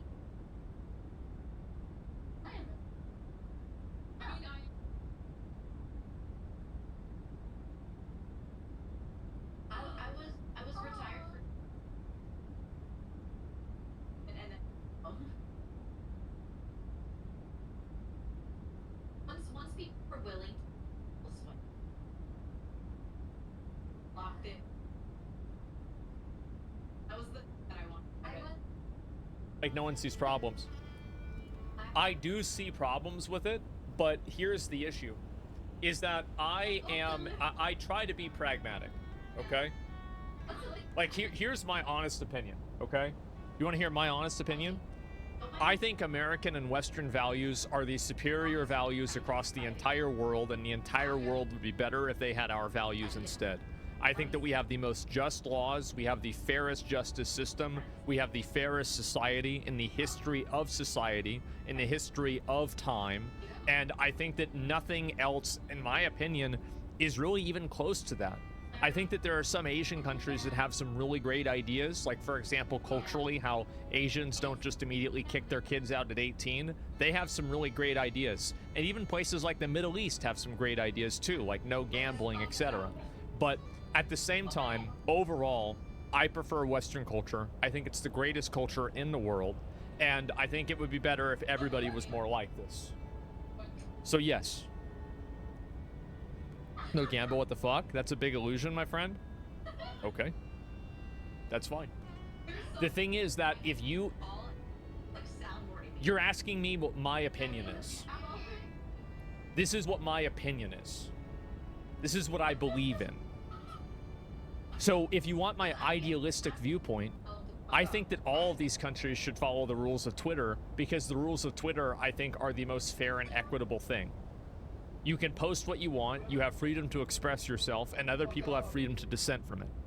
I think this is the right, just, and fair thing for things to exist in. I very rarely give, like, my actual opinion on a lot of stuff like this. It might sound weird, but I usually don't. I'm usually talking about kind of like what I think is like fair or like the right thing to do. But like, this is my personal opinion. My personal opinion is that I think that our culture is vastly superior to everybody else's. And I even think American culture is vastly superior to things like Canadian culture. About how they have like suppression on free speech. I think that's disgusting and ridiculous. I would never want to live there. The same with Germany. Absolutely not. So yeah, I think the US clears every other country massively, and it's not even close. That's what I think. That's my real opinion. You got the American flag behind me? Absolutely. And by the way, that's why I criticize the US a lot, is because I know we can do a lot better. Healthcare system? Yeah, we don't, yeah, I know, we're not perfect. I know. Trust me, like, I know it better than almost anybody.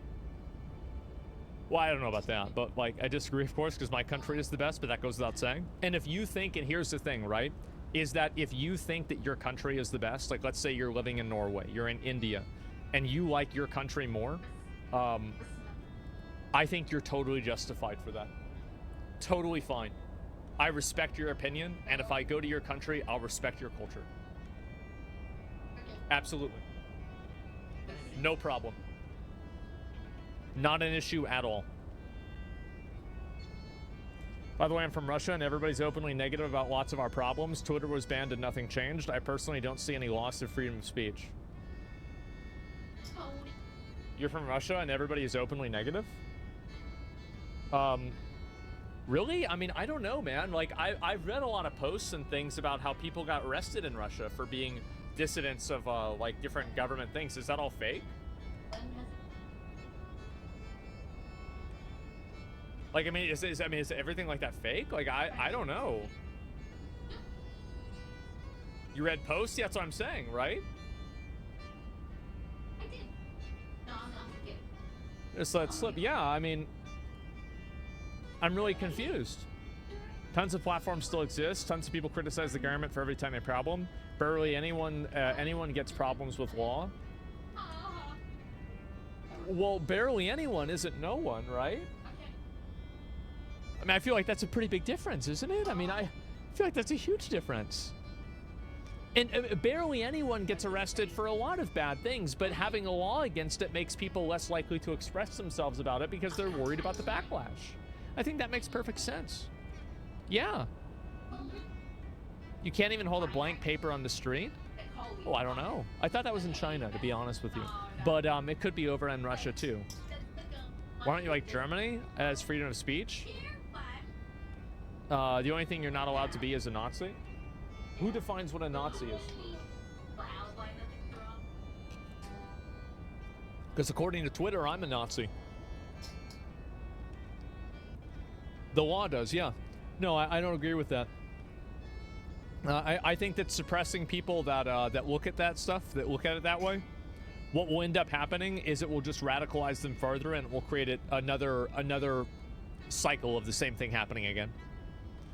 Because the only way that you can stop bad ideas is with good ideas. You can't stop bad ideas by suppressing them. You can for a period of time. Censorship works really well on the short term, but on a long term, it falls off.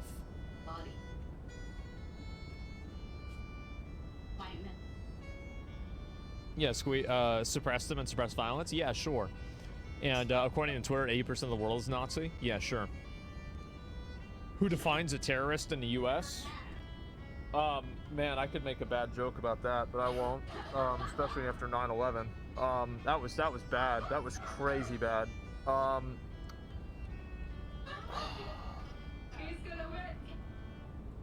The government does, obviously, right? I mean, it goes without saying. Yeah. It's about experience, exactly. Anyone non-white? Yeah. Yeah. Brown, terrorist. Easy, right? That's how people thought back then. It was actually crazy. Like, whenever, because like I grew up in Austin, right? And so like Austin is like basically California. And over here, like, we don't have, like, obviously there'd be like, there'd be people that like racist, like, yeah, sure, right? But like, it wasn't really a cultural thing. But like, man, I heard stories from a lot of friends of mine, especially like friends of mine that were like Arab and shit. And man, people really lost their fucking minds over that shit. They went crazy on it. Yeah, brown terrorist, white mental illness. Oh, hey, I mean, hey, I agree with you, by the way. I totally agree with you on that one. Absolutely. Same with Asians and COVID. Yeah, you have to remember that Asians and COVID. That's a perfect fucking example. American propaganda machine went hard after 9/11. It did. It was like America turned into Helldivers 2 after 9/11. I don't think people can even understand how insane it was. They're Catholic, they're an Irish freedom fighter. Yeah, I don't know about like that whole thing. Redfall has a higher all-time peak than Concord. That's not hard to do. Yeah. Black Vikings and Assassin's Creed Valhalla. See, like, I don't think people really give a shit about this kind of stuff. Like, I mean, I'm sure it was in the game, right? It was in the game, but people don't really care as long as the story is good. And also as long as it's not being done in a patronizing way. That's what always matters. It's not the main character. It's some random guy. Jesus.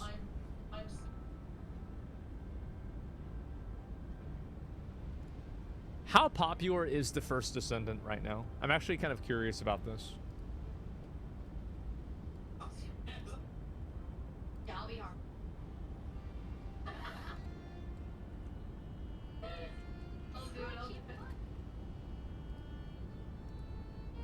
It's still getting 50,000 people playing it. It's obviously going down, but like season 1 seems to have brought people back. That's nuts, man. Yeah, what about Once Human? That's actually a good question.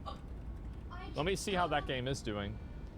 This game is like sustaining such a huge player base, it's astonishing to me. Like, that is crazy that it's doing so well. Season 2 started? Yeah, that is nuts. Yeah, because for a while, like, First Descendant was a little bit ahead, but I guess that stopped happening. I got tired of all the First Descendant RNG wasting my time and the boss fights suck.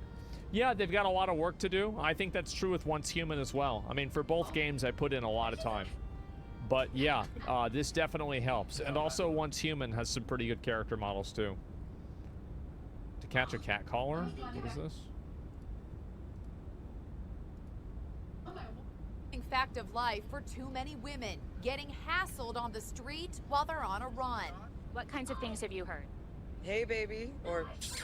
It's pretty hard to even run up the street without someone beeping or shouting something. Here's Lisa Guerrero. We came to world-famous Venice Beach to turn the tables on the catcallers. How'd we do it?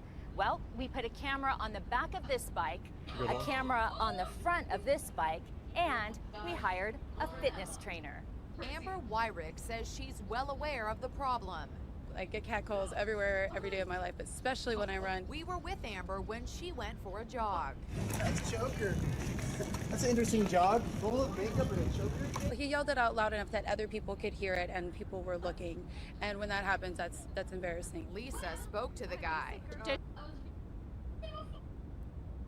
So this guy just immediately knew, because he's right. He's right. He's not even saying that, like, she's doing it. He's basically calling her out for being, like, I don't know, like, he thinks she's like a hooker or something like that. Yeah.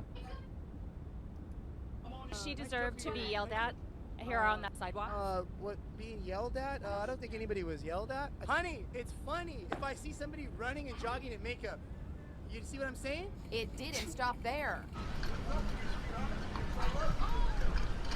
Did you happen to say something to this young lady when she ran by a minute ago? I actually did. What did you say to her? I said that she's very beautiful and I love her. Do you think that's appropriate to shout out at women as they're running by? Yes. Why? Because she is very beautiful and I do love her honestly as a person. So all you guys out there, take this advice. Keep your cat calls to yourself. Oh my god. Do you know what the worst thing about this is? Is that they're so obnoxious about it, and then they interview probably the only guy that has the charisma to make it seem like it's not completely obnoxious and annoying. Like, why would you air this? Why would you? It's like it's because, like, I'm not a catcalling enjoyer, right? Like, I've never done this to girls. I find it to be just like. I'm gonna sound like such a huge fucking simp, okay? I try to respect women, real women. Now the fake ones, yeah, they're whores, right? Like some video game character, yeah, what a disgusting slut. But if we're talking about like an actual real woman, an actual person, I actually try to respect them. And how do you do this? Yes. Catcalling ruins us for normal guys wanting to approach. Keck W, you're right. I mean, I feel like nobody, this is my opinion, nobody wants to be jogging and be yelled at by a random guy laying on the ground. Hey! Like, I don't think that, like, I think 95% of women probably don't want, actually, 99% of women don't want this. Now, there are some girls that like that attention. Of course, right? Because there's some people that are furries. Like, there's a massive spectrum of things that people enjoy. And so, of anything that somebody could enjoy, there is somebody who, in fact, does enjoy it. However, I think it's very, very uncommon. It is. But the 1% matters, too. The time to just be able to approach random girls is already gone, man, almost 10 years ago. When you go to TwitchCon, did you get catcalled a lot? Did people yell? Oh, of course people yell at me. But on the street, like I was walking, getting pizza, and it's like, hey, why are you? I watch you, I love you, hey man. I'm like, yeah, what's up, man? How you doing? And it's like, yeah, for sure, big dick. Yeah, for sure, man, definitely, absolutely, and that's fine. But like, this is also, it's part of the job, right? That's not a big deal. And it's also not. I think with women, it's different, right? Because women, like, I know that people might not really believe this because I'm seen as like this massive. I don't know how this is. I was gonna say I don't know how it's happened that people see me as this massive incel. That's not true. I know exactly why people see me that way. Yeah, I know exactly why. However, the truth is that women, in a lot of cases, you might be playing on a PvE server, but a lot of women feel like they're playing on a PvP server. And in the same way that you might think that you're playing Minecraft, well, they're playing Dark and Darker. So a lot of girls have these like fucking like tower defense level strategies for how they're trying to like reduce risk of people and like men involving themselves in their lives that could make them unsafe or in danger. And so when I hear about like guys and like the cat calling and it's like, oh, well, women don't know what they want, etc. I actually don't believe that. Putting makeup on for a jog is like flagging for catcall PvP. The guy didn't even call out that she was attractive. I think he was just calling her out for being an attention seeker, right? Which is like, is the guy an asshole? Yeah, he's kind of an asshole, but he's also right. They're literally recording it for attention. He was right. He was right about it. Like, he 100% was right about it. So, yeah. And he didn't even make a comment on her appearance. He said, nice choker, nice makeup, right? He's not even talking about her appearance or her body at all.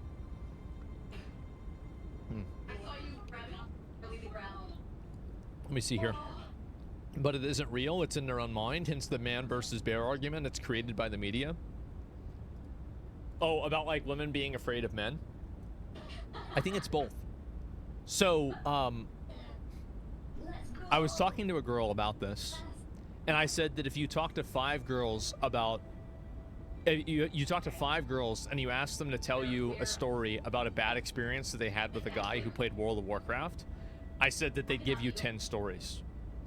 And you know what she said in response? Only 10? The reality is that a lot of girls experience this. A lot do. It's very, very common. And the problem is that playing the safe route, yeah, they do. Bro, men are fucking disgusting on average. Yeah, I've seen these DMs. I've seen this stuff happen. The man versus bear example. So, like, while, yes, the media does play this up, there is a real element to it that is authentic and is very personal for a lot of women. And the issue is that it's hard to have a conversation around that because there's a lot of guys that are, you know, like, I think right now there's a big issue with, like, guys that don't know how to, like, approach, or, like, they don't know how to talk to a girl without it being a, what do you call it? Without being seen as being weird, right? Now, I do know how to do that. The way that you do that is you have to be attractive. It's very simple. And this also, by the way, is the reason why people always call me an incel. And so, yes, yeah, just be attractive, simple. And number 2, obviously, is, you know, like, I think that it's about treating people the way that you would want to be treated. So, if you talk to a woman like you're trying to talk to a woman, I think that you're already kind of causing yourself some problems, because you should try to talk to a woman like you would talk to a person. And I think the issue is that on the internet, there's a lot of guys that don't know, like, where that line is. And this is also coming from somebody who, like, I mean, I'm pretty sure that I have a perfect record with, like, trying to hit up and hook up with girls. The perfect record is 0. 0, right? Every time I've tried to talk to a girl, like, you know, I try to interrupt, never works, right? 0. You thought 100%? No. I'm talking about 0%, right? Like 100% failure rate. And so, yeah, unblemished. Yep, yet to be finished, and or yet to be changed. I mean, because you're not attractive. Yeah, sure. But, like, anyway, I could go back and forth about this. It's not really about me, though. Who cares about me? The point is that a lot of guys don't know what the rules of engagement are because they're constantly being redefined by social media and by culture. Back in the 1960s and the 1950s, you had a much more homogenous culture, and because you had a much more homogenous culture, guess what that causes? Well, that causes a much better shared sense of social understanding and social mores and social behavior. Now you don't have that, and you have so many different types of cultures and groups of people that you can approach one girl in one way, and then she's gonna like that, and then you approach another girl in a completely different way, or the exact same way, and it's a totally different situation. That's the reason why it happened. So yeah, I think it's kind of back and forth. The bad experiences make approaching a girl a more fickle situation, therefore tricky for guys to understand and approach. Well, here's the way that I look at it. I don't know if I would ever approach a girl in public and try to talk to her. I'm also, like, very, very reserved in real life. Like, I wouldn't even really approach a guy either, right? Like, I just don't want to talk to people in public. Like, I'm not the kind of person to start a conversation with somebody. But, like, after the amount of times that I've heard, like, female friends and people tell me over the years say, like, I hate when guys do this to me. I hate whenever guys talk to me like this. I hate whenever I'm just trying to go somewhere and then some guy's trying to chat me up. I hear this for, like, years, and it's like, of course I don't want to act that way towards somebody, because why would I want to talk to them if I don't like them? And if I like them, why would I want to put them in a position that many people that are like them have expressed as uncomfortable? So yeah. But you would talk to people with conventions, right? Well, I don't know if they talk to me first. I don't know. It depends on who it is. So yeah. I think Cries when they can't meet a good guy. Well, it's not like all, like, you really think it's the good guys that are the ones yelling at, like, these girls running around? Like, these are the good guys? Like, what are we talking about here?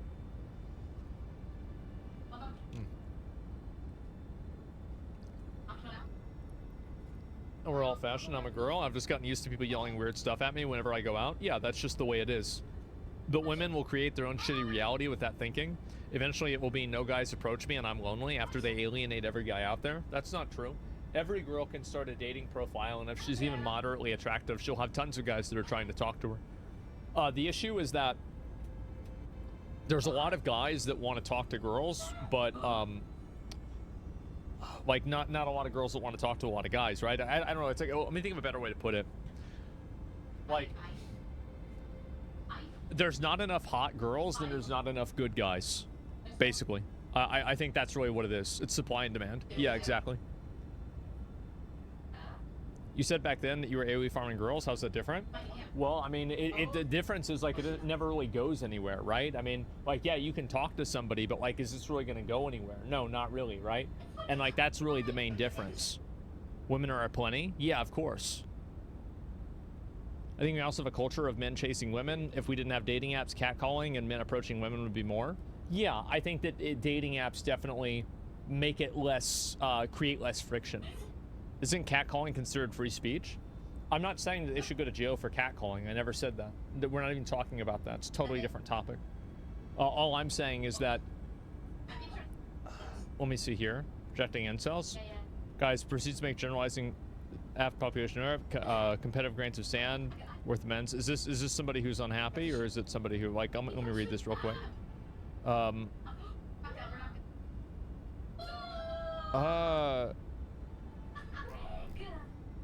I actually don't know what this person is trying to say.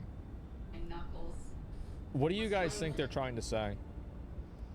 Guys, proceeds to make a derogatory generalization about half the population on Earth based off a comparative grain of salt's worth of men they know in life mean anything, projecting incels.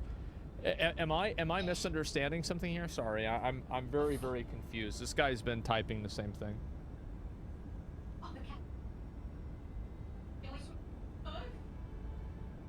Don't be afraid to get ignored or rejected, or you'll be alone. Oh, sure. He's saying he wants to get banned. To say, yeah, like, I don't even know what this guy's trying to say. I was talking about chat. Yeah, I know that. I mean, I think everybody makes generalizations, right?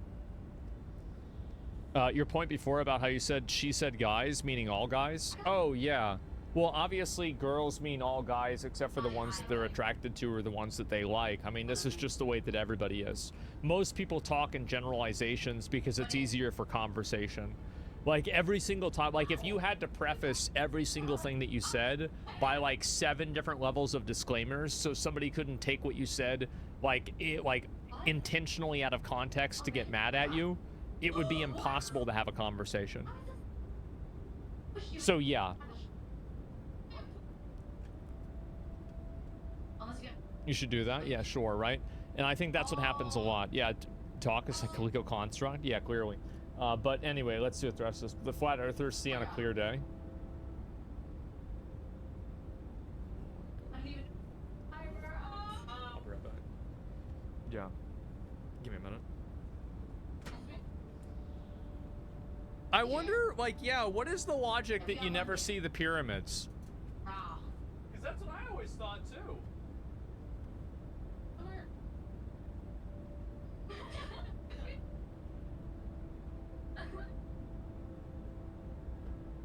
I'll take it.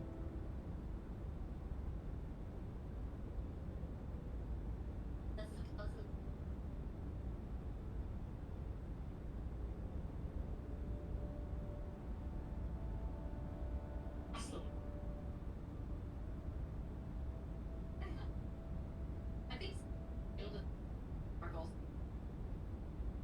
We still have 3. They're down.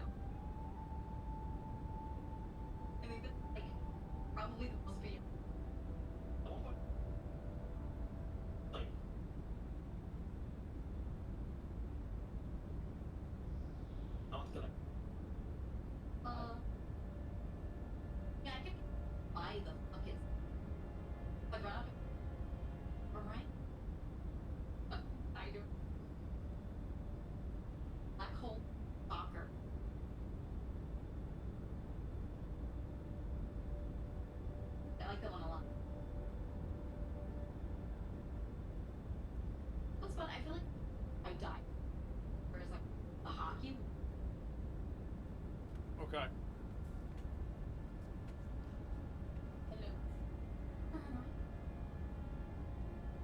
Ah. Can't see the pyramids because we live in a simulation? What if we can't see the pyramids because they're not real? There aren't any fucking pyramids. It's all fake, bro. What if there never was any motherfucking pyramids? Yeah, think about that. Yeah, you ever seen that shit? Probably not. You seen a picture? I seen a picture of a video game too. That ain't making Mario real. Fuck that. Bro, into the bloodline. What's this?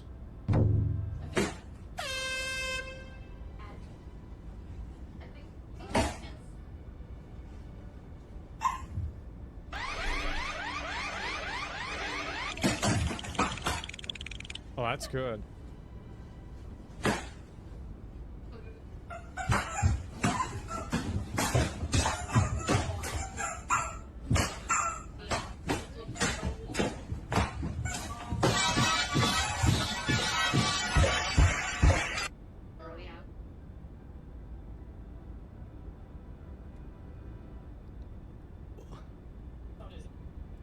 We used to do this, except for we didn't wear the blindfold.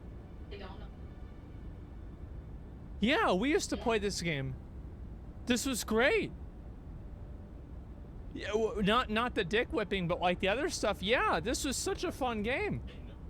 This was great. No shit about. Yeah, it was called. We called it. Well, there was the one that we did at the playground. It was called Blind Man's Bluff, and we'd have one person close their eyes and then have to tag somebody with nobody moving, right? And I remember I would always stand in the exact same spot.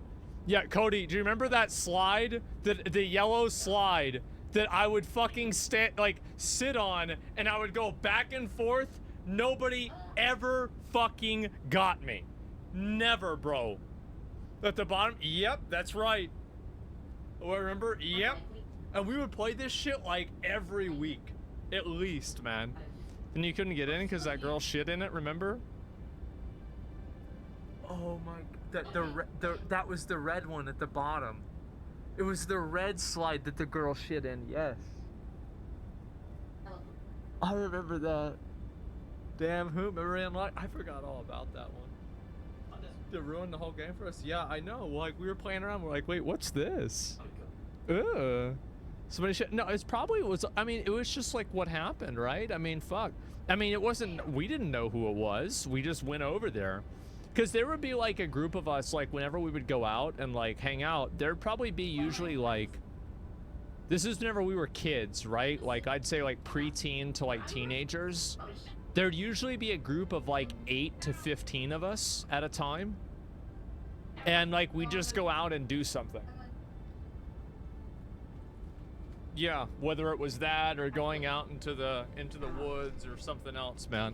Did you talk to her? No, we didn't know. The fuck? Yeah, no, that's what we would do. Yeah, gang. Well, I mean, usually it'd be like, to be fair, usually it'd be like 4 or 5 of us, and then we meet up with 4 or 5 other people that were somewhere else or something like that, right?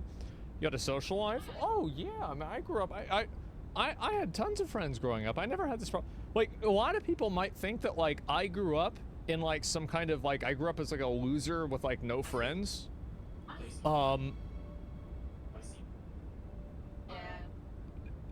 No. Like, absolutely fucking not. We were never inside except for WoW. Yeah, we were outside all day. Like, we were doing stuff together constantly. Every single day. Good for you. Yeah, we had so much fun, man. That's why, dude, that's why I recorded it. I was like, bro, this is like, it's never gonna get better than this. I better record this shit. No, you talk about your childhood all the time? Well, no, I'm talking about people that were like on Twitter. Because I know that like there's a very popular idea that like there's guys like me that are like assholes that like didn't have friends and nobody liked them, and so like now they're streamers and like, you know, they have a bunch of other people that are assholes that nobody liked them. No, that's, I don't know about that, about other people, but I know that's certainly not the case for me, man.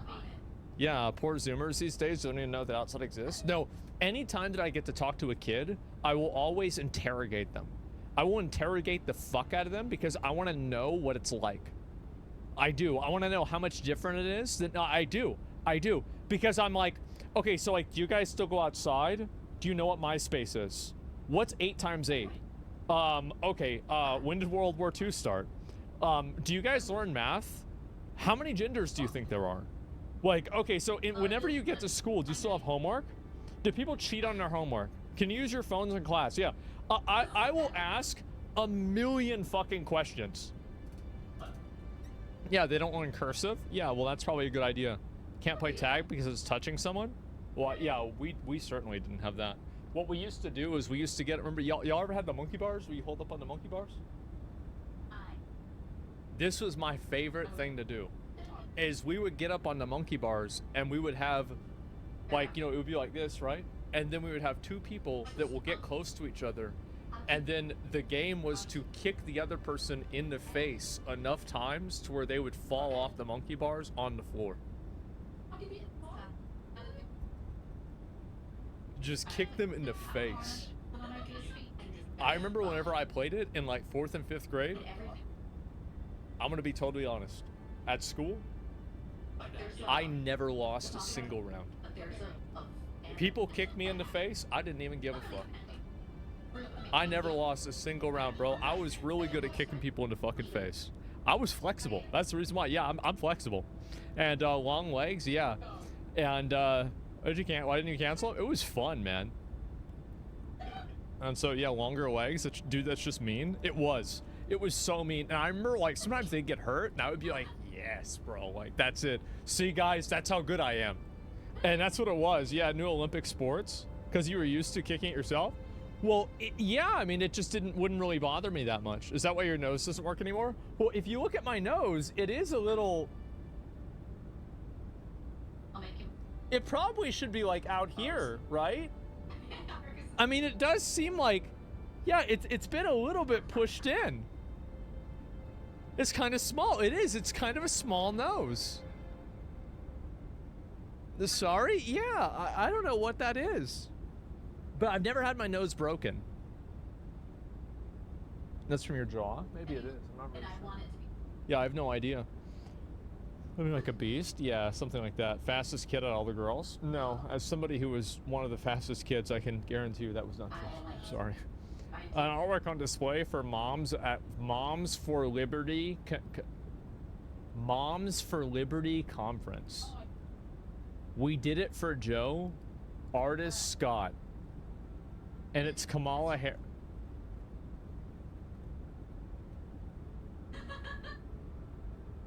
With him stabbed in the back with a dunce hat on.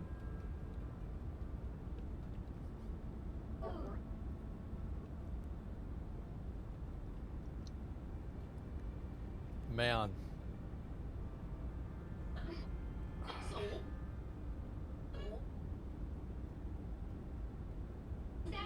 I'm gonna be honest. I really think Scott could have cooked a lot harder with this. He should have made the knees for her pants dirty, implying that she sucked a lot of dick in order to gain her relevance in politics.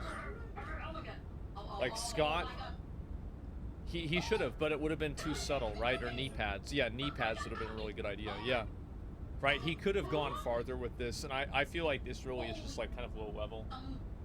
Like add knee pads, yeah, something like it's an actual, wait, this is an actual photograph, it's not a painting?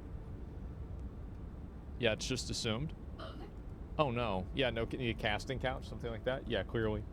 And there really are some psychos that enjoy this shit. I just can't imagine who buys something like this, right? Yeah, and I happen to be one of them. Fantastic, accurate art piece. Good for you, man. Glad that you're there. Glad that, hey, you know, there's something for everybody out there. Is Yellow Jacket a King in Yellow reference? Well, I'm not sure.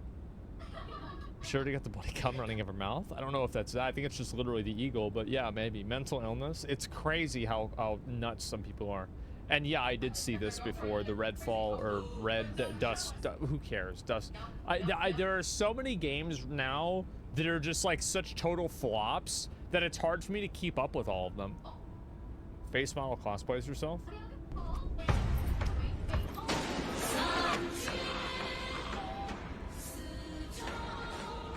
It's like character from Wukong. Is this the one that I fought? I think so. I don't even know. Yeah, was it? No, not yet. Okay. Yeah, I haven't gotten there yet. Let me see what this is. Not again. Oh no. Oh no. It was a story that touched hearts across the nation. A judge recognizes a defendant charged with burglary as an old classmate and encourages him to turn his life around. But now, years later, he's in trouble again. And yes, he ended up in front of the same judge. Here's Les Not Trent. again. It was an unexpected reunion that shocked the nation. So it happened a judge again? About to hear a burglary case recognizes the suspect. Did you go to Nautilus for middle school? Oh my goodness. Oh my goodness. The two former classmates come face to face in a setting that neither could That's have ever crazy. expected. He was the nicest kid in middle school. My goodness. He was the best kid in middle school. I used to play football with him, all the kids, and look what happened. I'm so sorry. Oh my goodness. So Arthur he did it Booth's again? shame was there for everyone to see. How That's a sad. promising young man could have fallen so far. Arthur Booth served 10 months in prison on the burglary rap. That's not so he was bad. released in 2016. Yeah. And guess who gave him a pep talk? That same judge. You got to take care of your family, try and get a job, stay clean. I'm really worried, guys. The video's only halfway over. Oh god. Uh-oh. Oh shit. Effort to see you succeed. Don't let us down. I won't. I promise not to. Fast forward 8 years later. There it Sadly, Booth is in trouble once again. What'd he do? And yep, just like last time, he finds himself before the same judge, Mindy Glazer of Miami-Dade Criminal Court. This Again? time, he's charged with a string of robberies and break-ins. Booth was so Jesus. embarrassed, he couldn't bear looking her in the eye. Judge Glazer recused herself because of their school connection. I can't hear your case. I'm going to get another judge to hear it, okay? Jesus! A string of robberies? Have a seat. Somebody else will be here. She made this final expression to her former classmate. Hope things work out for you. Better. The judge who took That's over the case sad, ordered bro. Booth held without bond. He has pleaded Yeah. not guilty. Why are you committing crime? What are you doing breaking in? Warren burglary was a disappointment, so he tried a string of them to impress. Yeah. She made the right call. Yeah, definitely. She gave him a chance. Well, everybody gets a chance. It's not like you burglarize something one day, you're in jail for life. Yeah, you go to jail for a while and then you get out and then that's it. That's nuts. It's so hard not to break into a house. Can't get a decent job with a criminal record. I mean, there are people that I know that are felons that have figured out how to get jobs. Like, you're right that the amount of, like, in my opinion, I have, like, kind of, like, I don't really know, like, kind of where I fall off on this entirely, but I do think that it is probably a bad thing that people that are, like, trying to look for a job, you can access their criminal records. Because this should be a private matter between you and the state, not between you and your employer. And does the employer have the right to know that? Like, from the employer perspective, it's good that they know that. And I think that there could be, like, you know, there's obviously, like, conflict of interest things, right? Where it's like, you know, you're a molester and you want to work for a daycare. Like, yeah, obviously this makes sense, right? But for every single employer to be able to know your entire criminal history, I find this to be kind of bad. Yeah, I totally disagree on this. Well, like, I do, and here's the reason why.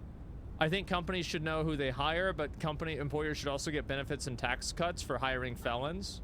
Maybe, I mean, I don't know. Because it's like, well, what I'm saying is, like, so it's a huge problem because what happens with a lot of guys, and this is probably what happens with this guy, is that he gets out of jail and then he can't get a job because he was in jail. So then the only way to make money is to do things that get you back in jail. Now, this isn't really true, right? It's not really true. And I don't really feel bad for people like this because there's like other ways that you can figure out how to make money, like security jobs, etc. And at the end of the day, it's not up to the world to make it up for the fact that you made a mistake. But at the same time, it's like, is this the best way for the world to work? I really don't know. Yeah, employers should know if they're hiring a thief. Yeah, I mean, you could say that, right? But like, to what extent? And it's like, if they are hiring a thief and the person is a thief, why are they still out? Like, this is my perspective. If you've been in jail, you've served your time, now you're not in jail anymore. If people are still worried about you committing the crime, you should still be in jail. That's what I think. You should still be in fucking jail. Like, what do you mean? If this is still an issue, yeah, maybe you lose felon status after a few years. Exactly, yeah, there's like a DR on it or something. So,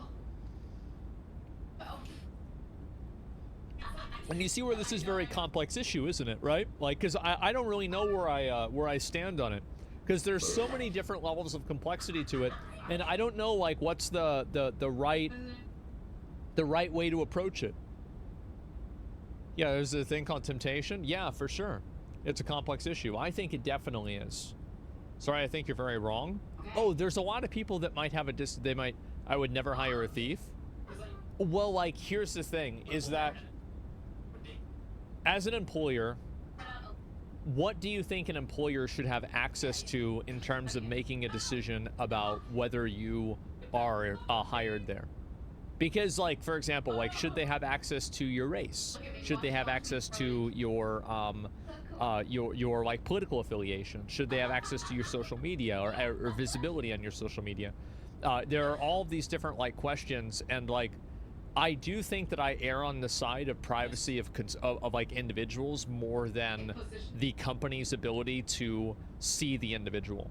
Like, I think that the individual's privacy is more important than a company hedging their bets, worrying about like somebody committing a crime. Like medical records, stuff like that. Like, yeah, whereas like criminals different. Yeah, it is different, but it's also, in a way, it's different, and I don't think that changes it though. Who gives a fuck? Well, we do. We're talking about it. Right? I mean, obviously. Like, what do you mean, who gives a fuck? Like, that's why we're talking about it. Yeah. Duh. Like, people are talking about, like, it's not like, I mean, I'm not mad. Like, I don't know if anybody's mad here. I'm just saying, like, I don't know how to solve this problem, right? Because it's like, I see, like, there's like a lot of very, like, good, like, ethical arguments in, like, different directions. And it's like, I don't know, like, what is the true path forward? You know, like, what's the right thing to do? Very hard to say. And I don't really think that I know. Should criminals be president? I've got a pretty funny story about that, actually. So, yeah, that's it. Imagine having a conversation. Yeah, there's no reason to get mad. But yeah, I really just don't know. It's up to the criminal to plead this case to employers, not my problem. Well, it becomes your problem, though, right? And so, anyway, the media, this is a big problem that WoW has started having.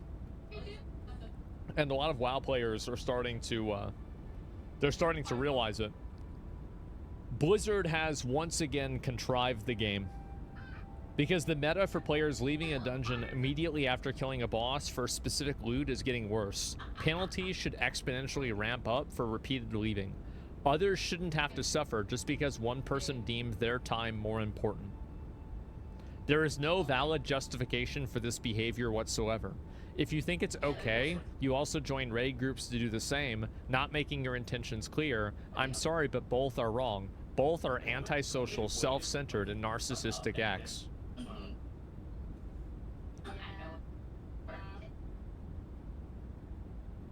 Just put the trinket on the last boss to a simple solution? Well, yeah, but then people are going to farm the first boss or something different, right? I mean, there's always going to be an issue with this. Not wrong, though. Here's the reason why this is a problem. The reason why this is a problem is because WoW's social structure is so destroyed that every social interaction might as well just be with NPCs. So you're not seeing these people as individuals that you have any sort of camaraderie with or any sort of shared goal with. You're just seeing them as a vehicle of something that's supposed to help you solve and get a certain item. That's the actual reason why this is happening. So WoW players that are trying to like punish people for leaving dungeons, like I don't think you should be punished for leaving a dungeon. That's stupid.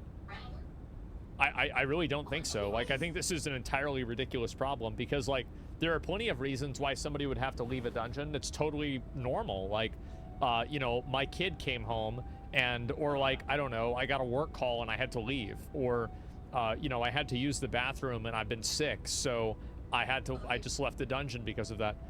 There's like, what? Like, so we're going to start punishing people for this? That's insane.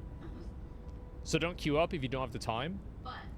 Nobody knows that they have the time for that until it happens in a lot of cases. Like, what do you mean? Don't queue up if you don't have the time. This, you act like people have a crystal ball in front of them and they can predict everything that's going to happen in the next 30 minutes. That's not how, yeah, or you disconnect, emergencies happen. Well, what? What do you mean? Like, obviously hardcore WoW Andy, yeah. And so these problems arise and they happen because WoW has removed the social structure of the game and they've turned interactions in the game completely into being transactional. And they're not even transactional. Like, I think in a lot of cases, I would rather play with NPCs than players in WoW.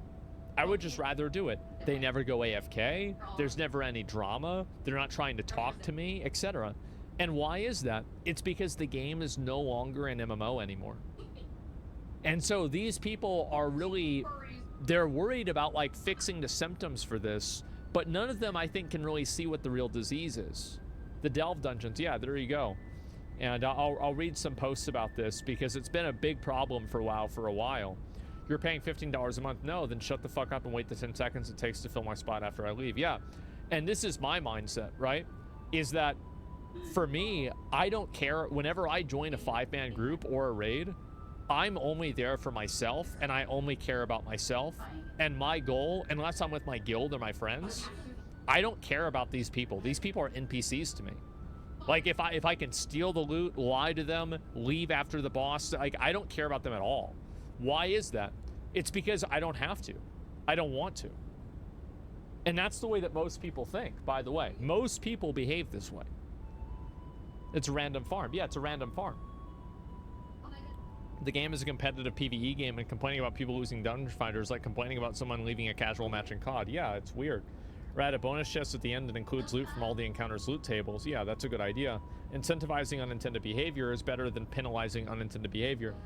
The problem is that you're always going to have behavior like this because the game is no longer about making friendships and relationships. When someone leaves your group, it fills with someone new and you just keep going. Yeah, I also don't think this is a big deal. I think Max is right about this. He's totally right. Like, you just join somebody else's group. Who cares? You can't really understand that people are leaving to re-queue. The penalty is for those people. Well, yeah, but like, why give them a penalty? Like, why should they have to complete the entire dungeon for you if they don't want to? You see what I'm saying? Why?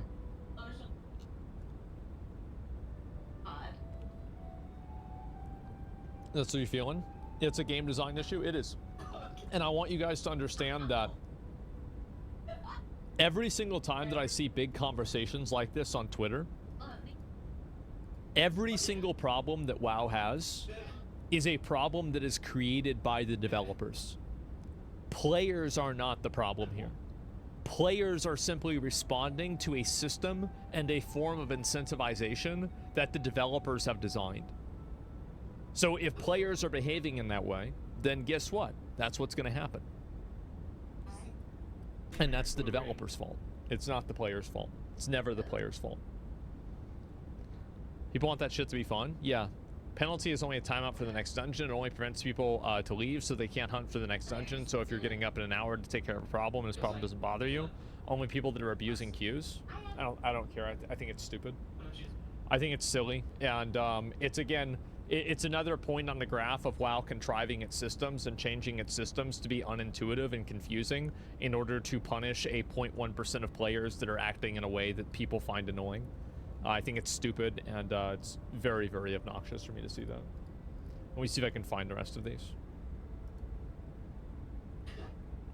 Maybe they make MMOs a chore rather than something fun. Yeah, well, it's because you're not playing with your friends. That's really where the problem comes from. Is people aren't playing with their friends and they're not interacting with their friends, and they're just playing with other randoms. That's the real reason why these things go wrong. It's because nobody cares about that. They don't care about each other. They don't give a shit. Brazil should just make a new MMO. Yeah, sure. I figured I would watch this. I think this will be a pretty good, interesting video. Oh boy. Oh boy, oh boy. Gotta find a way to reward those for playing. Yeah, it's great. Yep. I've heard about this. I don't know if it's true or not, so I figured I would watch a video and see. Alright guys, seems like that's a wrap. As you guys can see, the suit is off, and I'm super tired, so gonna get a slice of pizza and orange soda, and then open up my laptop and open up my favorite application, Adobe Premiere Pro. Oh, love it. Nothing ever goes wrong with that great application. In fact, if you're watching this and you work for Adobe, shoot me your contact info. Would like to call you and tell you how much your software means to me. Oh yeah, for sure. Oh god, is there some Remember, he has to pay a subscription for that too. shit happening up here? Yep. Fuck. Alright, DNC, Democratic National Convention. Looks like there's a Planned Parenthood abortion bus up here at this rally. Which means I gotta go. So you can go into this bus and get a kid aborted? Is that how it works? Protesters outside of it. Alright. Looks like here we are. How does this Third work? installment Democratic National Convention pro-life, pro-choice face-off. Here we go. Abortion is murder! Oh. Abortion Baby killer. So I thought my day was over. We went to the Poor People's Army. Look at that guy's March. hair. Holy shit. Humboldt Park. My name is Jill Stein. I am. Look at those boots. Damn.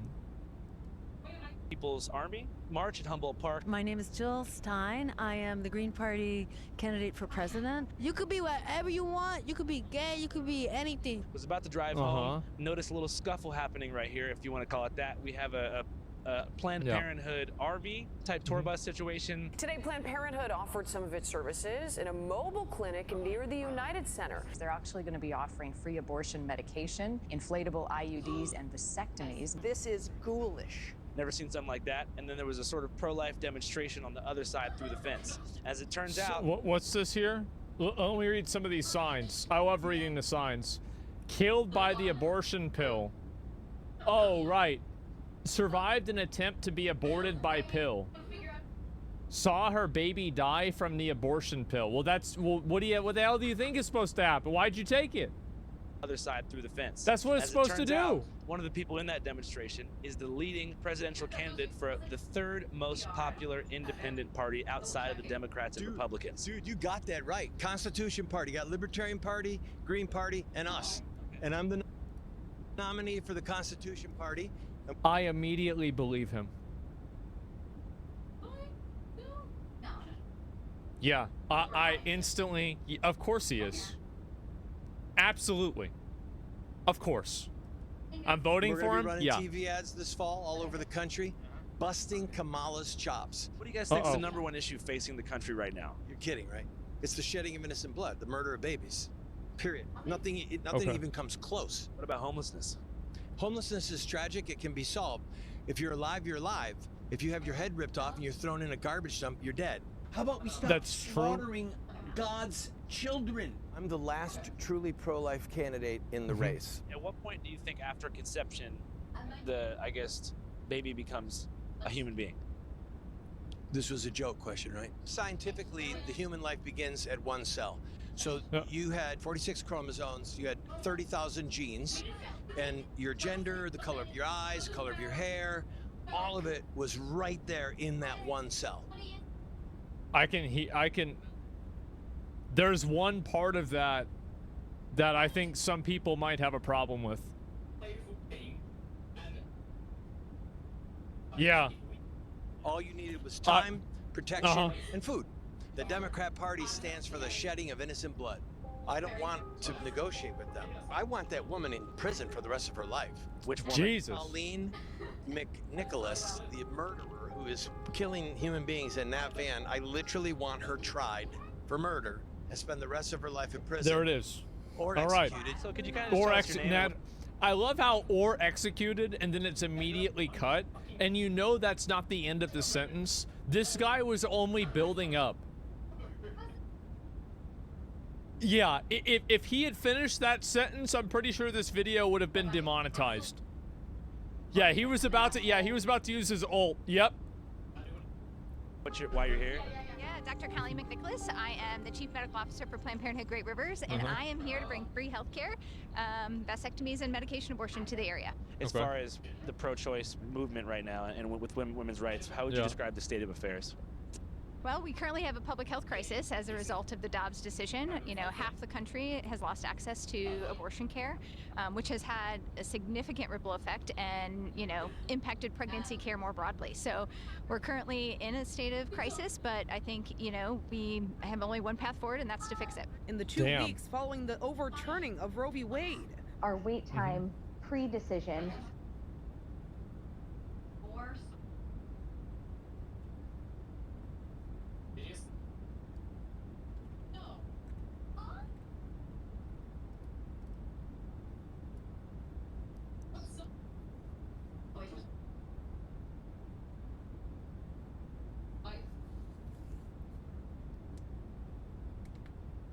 That is amazing. I'm sorry.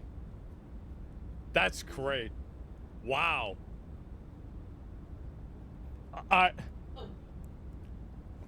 wait time pre-decision was about 3 to 4 days, and now we are looking at a wait time of 2 to 3 weeks. Nothing could truly prepare us for what it was going to be like. Pregnancy can be incredibly challenging to people's health. And women do die during pregnancy, right? They do. Actually, this country has a very disappointing maternal mortality rate, and it's, you know, the highest for Black and brown folks, right? And so in the context of having, you know, dangerous pregnancy in this country, we certainly shouldn't be eliminating the opportunity for folks to maintain their health during pregnancy. I've been doing this work for almost 20 years, and I can tell you that I have seen folks access abortion from every range of the political spectrum, young folks and older folks, people who are poor and people who are rich. It is something that is just so common in our reproductive lives, but has been so Do you guys know somebody who's had an abortion?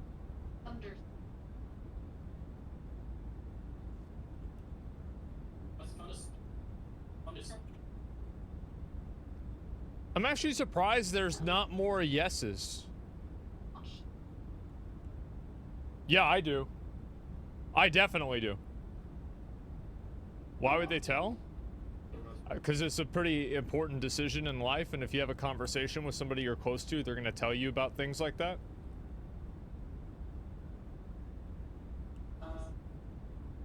Yeah. Duh. Well, does Plan B count? No, that doesn't count. It's not even, no. And so folks don't talk a whole lot about it. Right. What we do know is that even since the Dobbs decision, the number of abortions in this country hasn't gone down. Tonight, a new report shows abortions in the U.S. reached the highest level in over a decade, despite state bans. So that means that people must be getting abortion somehow. Certainly, some folks are traveling lots of miles. I don't know how they're getting many them. hurdles and hoops to get I that have care. no idea. But also, the availability of and knowledge around self-managed abortion has increased, and so folks are using things like mail services to access care. Yeah. And that's okay. It's safe. It's safe to do that so long as you know how to use the medication and when you need to have follow-up. The FDA says it will permanently allow patients to receive the so-called abortion pill by mail. Before the pandemic, patients were required to pick up the medication in person from their healthcare providers. The new rule, announced yesterday, could help some women circumvent restrictions on abortion in states such as Texas. If you really, you know, wanted to We have reduce the restrictions? number of I don't even abortions, know for that. example. That's crazy. Still not clicking with this crowd? Women mainly get abortion out of fear of losing their freedom of doing whatever they want with their loser deadbeat boyfriends. Honestly, I this sounds like horrible, but you know, as somebody that's like just awful, like I love the abortion takes that people have. Women mainly get abortion out of fear of losing their freedom to do whatever they want with their loser deadbeat boyfriends. This shit is so good to me. Oh man. Texas has a ban on abortion? I don't know about that. Example, you would fix the reasons why people need abortion, right? Yeah. Food insecurity, housing insecurity, unequal pay. What do you mean food insecurity? You're gonna act like somebody needs an abortion because they don't have food? Because they're poor? I feel like this is not really like, this is the problem. This where these people, I think they fall off, is that like it's crazy how like conversations are like about this are like they're dominated by like crazy people, man. She went off topic. Yeah, she going off topic. Like, it's always about like this bullshit. Kids cost a lot. Yeah. So it's like, what's the logic here? So like, you don't have food, so you're gonna have kids so you need to get more food. Like what? What are you talking about? Just eat the baby? Yeah, it's gonna takes 9 months. Those are all things You can microwave something in 2 minutes. that influence people's ability to expand their family, right? If Yeah. we can help people, you know, have secure income and secure housing, for example, right? Oh, if there we we go. can help them live their healthiest lives, then they might choose to expand their families. How do you feel about late-term abortions? I think that people need abortion for a variety of reasons throughout pregnancy, and it is impossible for us to think about what all of those potential options are. You know, I have You know seen what I fucking hate? I fucking hate people like this that don't just say it the way it is. And I think this is one thing that a lot of people are getting tired of, is like people that are beating around the bush, talking around topics. Just say, I support late-term abortions. I do. Period. That's it. You don't understand the argument? Oh, I do. Is that they don't want to talk about it because they think that it sounds bad. Nobody's a straight shooter, and it's so exhausting. Or fence sitters, yeah, it's exhausting for me to read and see about like people that are lying and get support. Yeah, I wonder why it sounds bad. No, it does. It does. It sounds bad. But like again, if that's what you believe, just say it.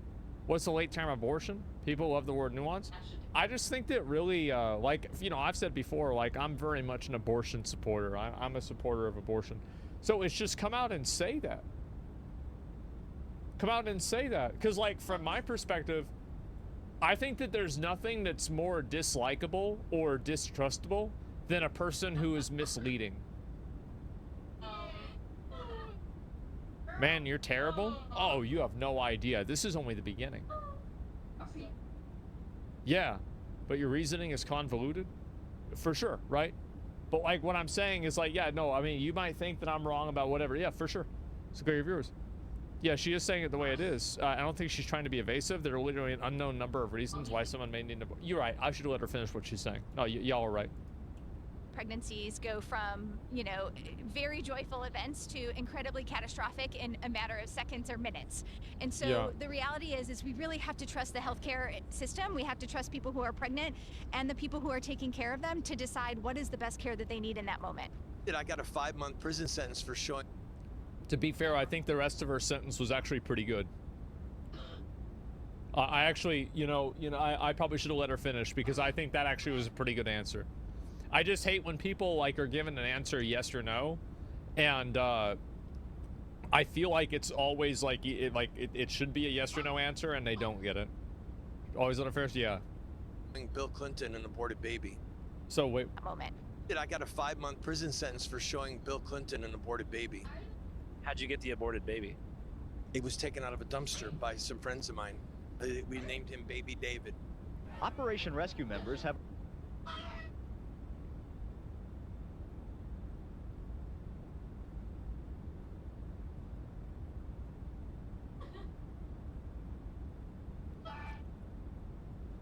And the thing is that there is a certain amount of, like, I kind of like him because he's so honest. And it's just, he's a wearing your heart on your sleeve, honest guy.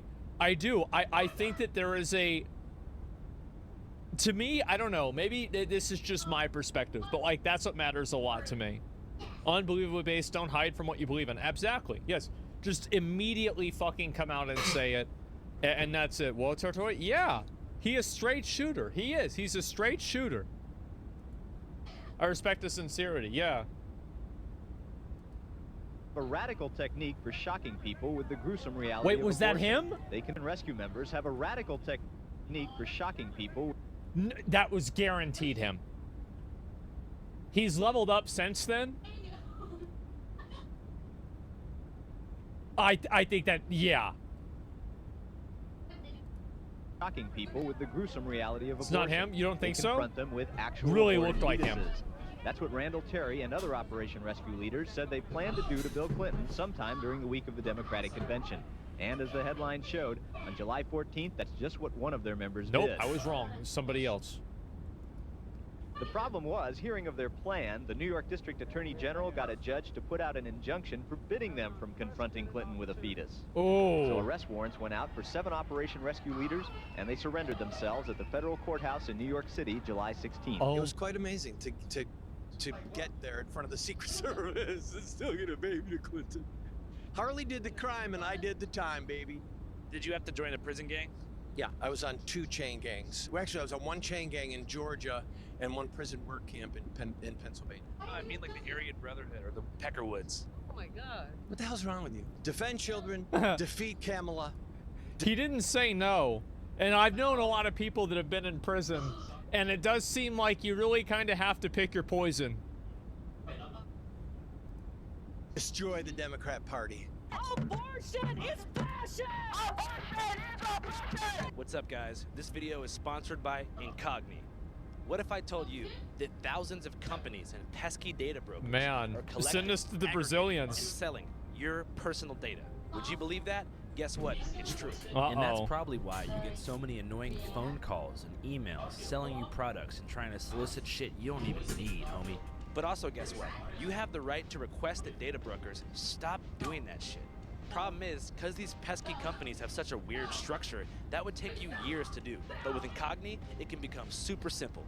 Incogni does the What, messy phone work calls? for you I automatically. don't know. Figuring out who's got your data, who's spying on your shopping habits, and making big bucks off the way you like to spend and browse. Incogni helps you protect your data by figuring out who's selling Mr. it, reaching out Beast. to every single one of them on your behalf and saying, hey, stop doing that. Incogni, Yeah. I can give you, that's right, you, 60% off the annual Incogni plan with my link and my code. Just go to www.incogni.com/channel5. That's www.incogni.com/channel5 and enter code channel5 for a free 60% That's a off. lot. That's a deal. Time to get those pesky, annoying data brokers off your ass. Okay, back to the streets. You know, one thing that I was thinking about, though, one of my big criticisms in general of the pro-life lobby, right, is that they seem to care so much about the unborn. A lot of the same people criminalize youth delinquency and stuff like that, and they don't want to do the same amount of funding for the education system and for the child care services. These are the same people that seem to encourage locking kids up when they're 15 years old. Yeah, I want to speak to this. I know what you're going to say, but I just want to say that long ago in this country, when there was segregation or slavery even, there has been a tremendous fallout from the abolition of slavery. Like you mentioned, the prison industrial complex being one of them. Ongoing police brutality and injustice is another one. And those are issues that we really do need to mitigate and address. And I'm fully like, Black lives do matter, and I align with leftists on all of their economic policies. But I think that, like I said, you know, this is an ongoing genocide. Like, are we really going to say that we have to get all of our ducks in a row before we stop murdering children? Like, I operated in California for years. California is one of the safest places to have a baby. I actually think this is a relatively good answer. I do. I think this is a relatively good answer. Anywhere, like, amazing. Well, you know, they could be better, but How? better than most places. So the reason why it's a good answer is that she's saying that, number one, just because you're for one thing doesn't mean that you have to like endorse a bunch of other views, etc. And it's like you're basically trying to say like, okay, yeah, this also matters too, but also that police brutality and the way that police are enforcing laws can also be problematic as well. Now, my opinion of this is very simple. If you're 15 years old and you're committing crime, you know what you're doing. You know that it's wrong to steal a car. You know you shouldn't be doing it. You shouldn't be stealing cars. So if you do it, you should go to jail. It's that simple. There's not a lot to it. There's not a lot of like, oh, but what about... No. You just, that's it. Like, it's not even like, why put up with that for 2 weeks? Maybe longer than that, but like not a really long time. Yeah, some crimes, yeah, exactly. There's a difference between juvie and prison and jail. Yeah, for sure. But like all I'm saying, 15 years old and children, it might be a kid in the eyes of the law, but I think that we all know if you're 15 and you're stealing a car, you know what you're doing. What are we fucking talking about here? This annoying, feisty Latina in my ear. And looks great, right? Of course, I know. I know. You don't need to pay me any compliments. I already know. I already know I'm the greatest. Thank you. What do you think, chat?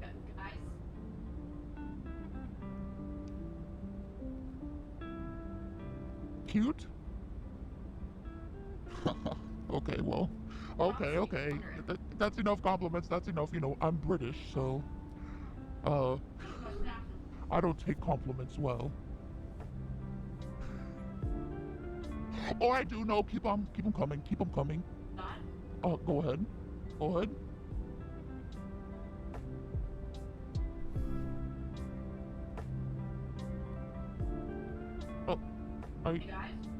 I see some confusion in the chat. Are you all right? This is a totally normal stream. No need to get upset or worried. Trust me. Everything's fine. Everything's normal. I just played. Who's that? Get out of here!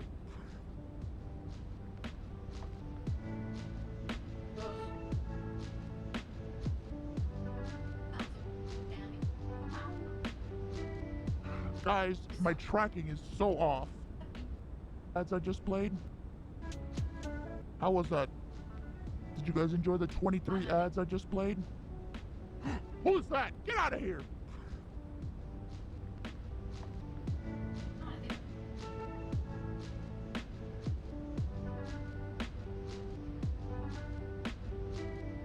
Guys, my tracking is so off.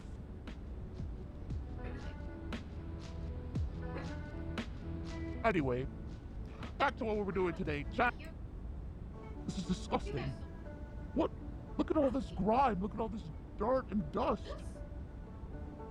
It's absolutely disgusting.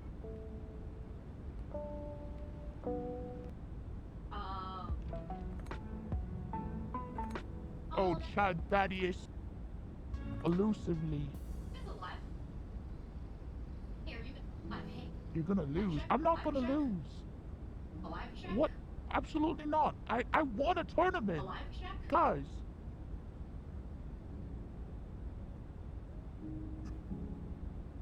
I won a tournament. What more do you want from me? I'm moving chat up here. Oh, I hear it. What are your opinions on Iron Mouse? My opinion is she gives me a migraine. That's my opinion.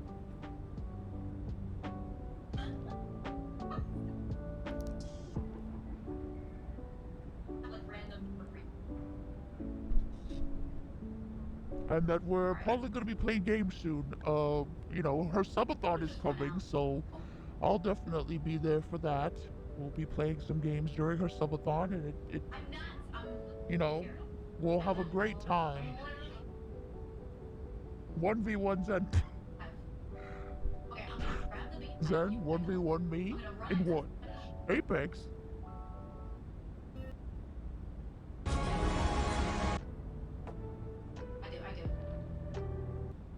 Shit. She hacked into my account yet again. Woo. Don't look at Woo. Don't look at you know, don't look at the username up there. What the did the rat hack into my account again? Jesus Christ. She like shit. She hacked into my account yet again.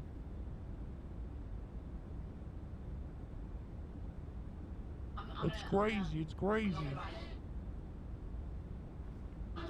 10 players in queue. Dead game? Question mark?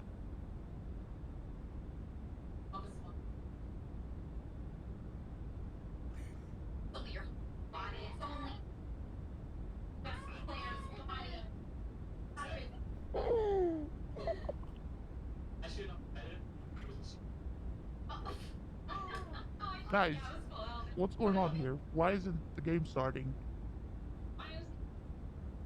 Is nobody playing this game?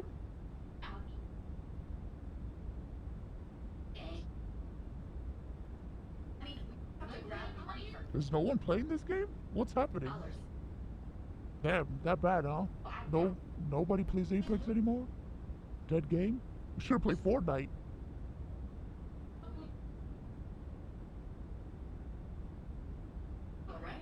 To what?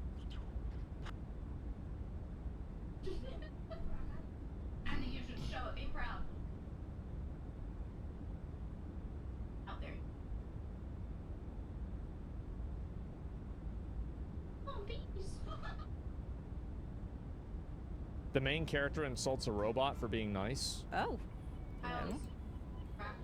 Hey, what's the golem doing on the bus? Ma'am, I'll be happy to serve as your driver. I want to assure you that I'm fully capable of operating this vehicle. I don't mean that you have software, of course. You lack the paperwork, but I don't need any. I'm not going to be mean to it. I don't know if there's a way through, though. Don't touch me. Hey! What was that? That machine is not coming near us. And look, there's only one option. Like, you only have one option, apparently. Don't touch me. It's so... I wonder... It is. That's what's so crazy. It's not even satire. It's nuts. Probably wrote by someone pissed off about AI taking your job. Wait a minute. Wait, no. I think you're totally right. I actually don't think this has anything to do with... Yeah. This has everything to do with the fact that the AI... It's an AI.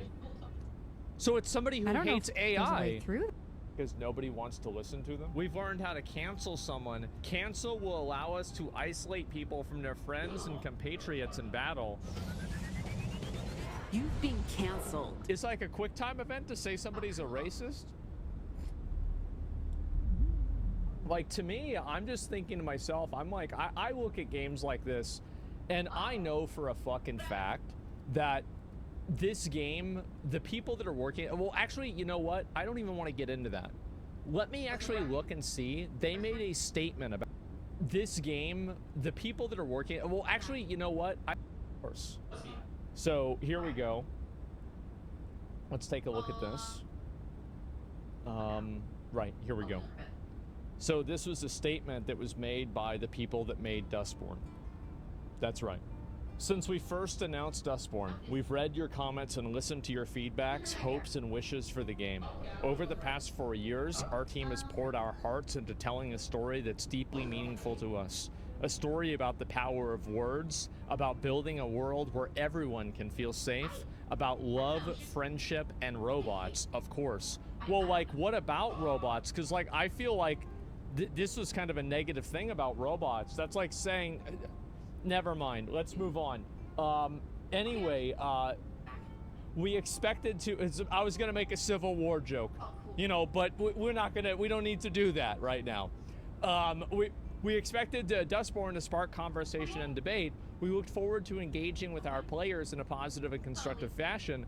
Unfortunately, that conversation has been drowned out by a tidal wave of hate and abuse. We welcome thoughtful feedback and respectful criticism. We embrace discussion and debate, but we have zero tolerance for hate speech, harassment, and threats of any kind. Those who tolerate in such behavior will be removed from our community. Trust me. No, like, I don't know. What can I say? Like, they were never in your community. What community? Nobody wants to be in it anyway. You know, people disagreeing with you is in hate speech. Like, I don't know. Like, I could, there's like there's four different, I think, relatively good options, like responses here. I don't know which one we can go with. We could easily decide. I mean, this goes without saying, but this post was made where nobody is able to reply to the post at all, so they can't have any response in any capacity, which is not really a big surprise. I would have. So these are the mechanics of the game. We've learned how to bully people. Bully gives us the power to force people to do something they may not want to do, or to make them feel bad about themselves. In fights, this could be highly effective on targeted enemies. Target enemies, I guess like a target, like for example, like if somebody is in a wheelchair, it's easier to bully them because like you could just get on like a rock or up a flight of stairs and be like, hi, you can't get me, like I'm winning now, right? So like there's a lot of ways, like let's say somebody's on crutches, you can push them over easily. Somebody's really fat, you can, you know, like run them out of energy. There's a lot of ways you can bully somebody and it's effective, absolutely. So true. Just call out the tidal wave of hate. Just call out the tidal wave of hateful abuse. It's, for example, PC gamer. Dustborn devs call out the tidal wave of hateful abuse. It's call out the tidal wave of hateful abuse. PC gamer. Dustborn devs call out the tidal wave of hateful abuse. It's engulfed the game. Those who, for example, PC gamer. Dustborn devs call out the tidal wave of hateful abuse. It's engulfed the game. Those who engage in the tidal wave of hateful abuse. It's engulfed the game. Tidal wave of hateful abuse. Porn devs call out the tidal wave of hateful abuse. It's engulfed the porn devs call out the tidal wave of hateful abuse. It's engulfed the game. Those who engage.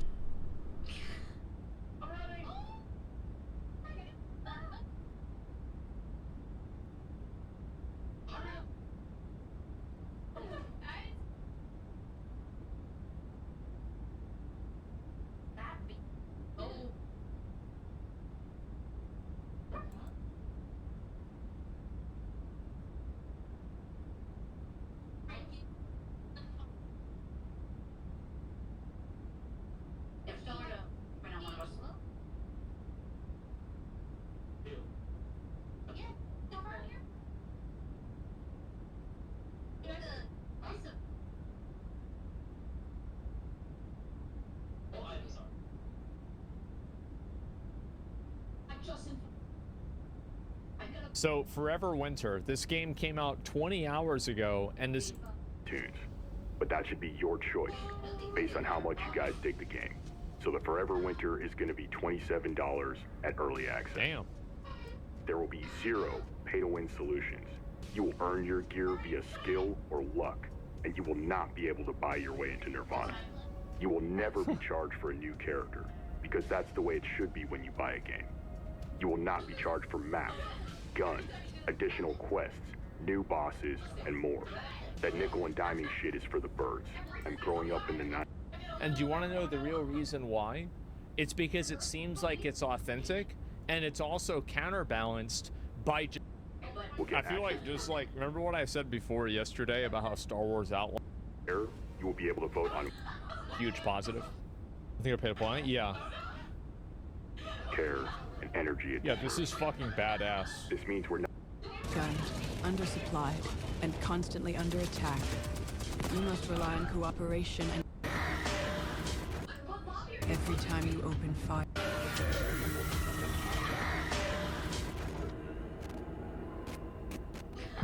Welcome home, deep down in the guts. Like, I think that games that take... and to me... And allied mercenaries, that faction dangerous it becomes. The more... The indicator... It's well done. Yeah, like, you know, for example, where's the other one that they showed? Maybe, like, right... that one there. That's really good.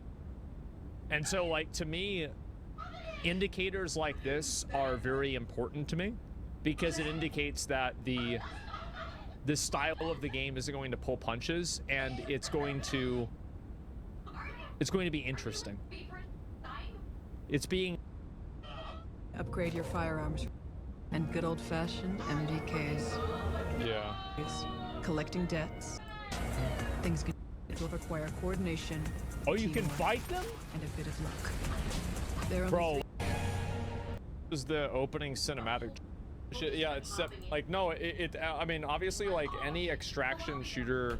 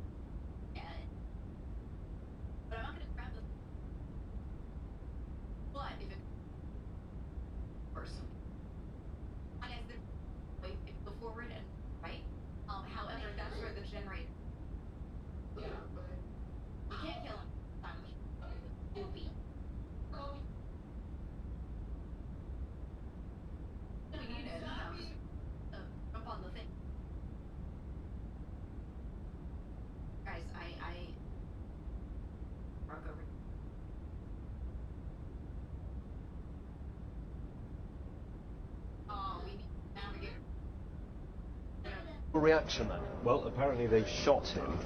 I've only found this out by prizing the information out of various BBC sources. Nobody's actually told me officially until a few moments ago when they emailed. I don't really have anything to say about it. It's a tragedy. I'm sorry that what ought to have been a small incident sorted out easily turned into something big. I don't really want to say anything more than that at the moment. I've only known for the past few minutes, and if you'll excuse me, I very desperately have to write the eBay listing for my Ferrari. Thank you. Goodbye. It's probably within the law, and their hands were tied. Can Top Gear continue? I'm sure Top Gear will continue in some way.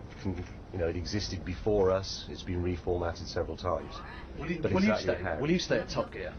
Well, I don't want to talk about that too much, but I think we're very much, the three of us, as a package. It works for very complicated reasons that a lot of people don't fully understand. So that will require a lot of careful thought. And what about a possible replacement for Jeremy? Who would you be prepared to work with? Who would you like to work with? Much as I think he's a knob, I quite like working with Jeremy.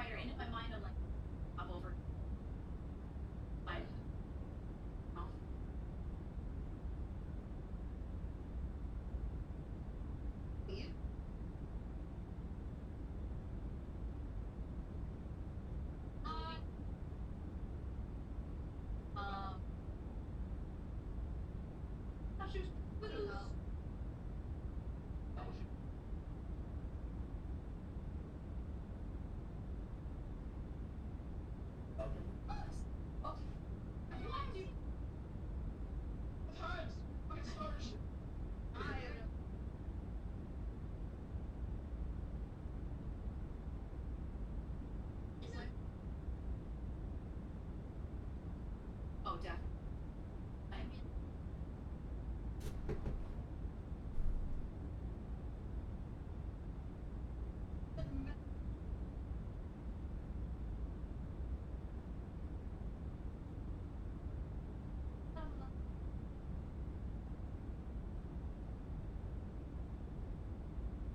I like that. Well, there's the air horn into a moan that I refuse. Trying to make, but it's that like the one, you know, the one. Yeah. Ari told me that she had it on the other day. I couldn't hear, but I found it. Had it. Found an air. Oh my God, she was playing it. She was like laughing. I got laughing as she found it. I find an air. It's just air horn. So funny. So good.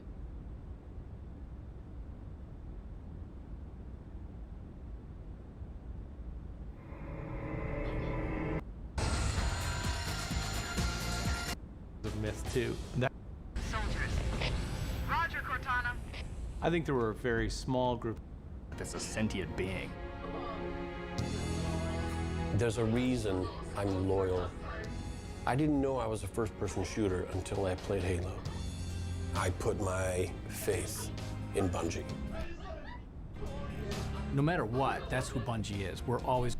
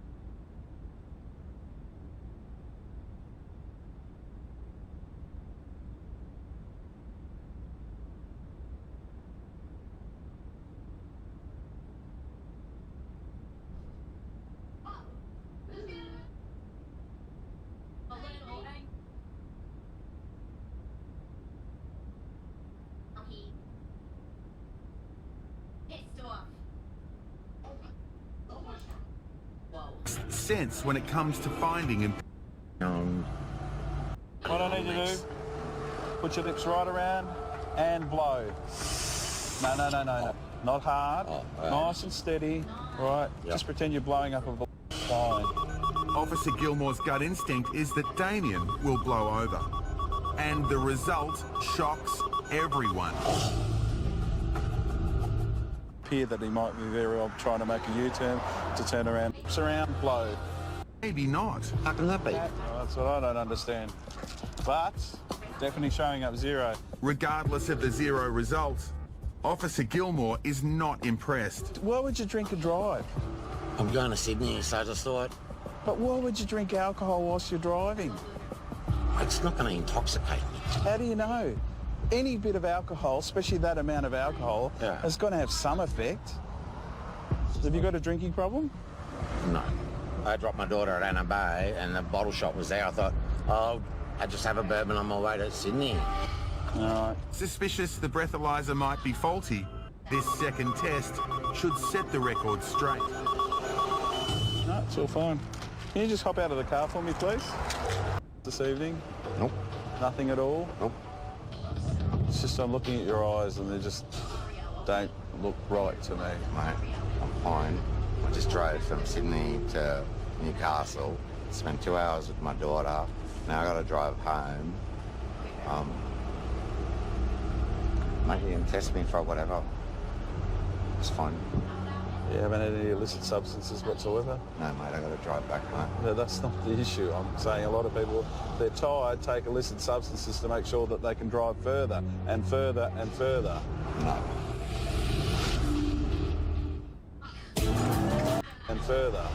and then turn around and come back for me, thank you. In the absence of a drug testing kit, police put Damien through his paces, the old-fashioned way. All right. Just take your finger and close your eyes and try and point it into your nose. All right. You seem okay. I'm fine. All right, mate. Look, infringement for that, and then you'll be on your way, but... How much is the infringement? $340, I think. Nah. Well, mate, you can't drink and drive. It's just silly. We've got to understand that no matter what alcohol we drink, we can't drink it on a motor vehicle. You could put yourself in a position where, you know, you could lose everything. If you haven't got a lid with that, then I'd like you to dispose of it, because I'm not going to let you drive with that in the car again and then take the bottle with you. Thank you very much. All right, mate. Expensive lesson? I think it should be an expensive lesson, mate. You put yourself at risk and others at risk by doing that, okay? Nice to meet you, Andrew. I wish I'd been under better circumstances. Take it easy. Guys, hurry up. Let's go. Quick, your way. Turn down. Fucking. What's his face? Cries. I died too. Where is he? Why isn't he?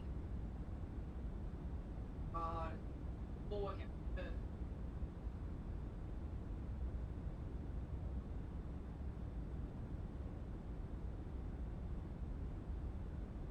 Happens.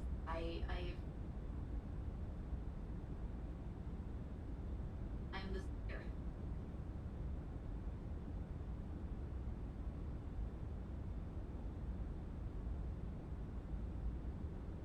You know, okay. Well, and left first. Okay.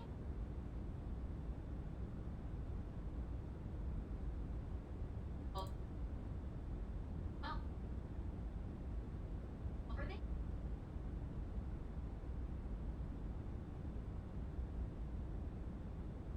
On right side. Okay. What are you laughing at? None of them are in here. I'll just like RP. What it is?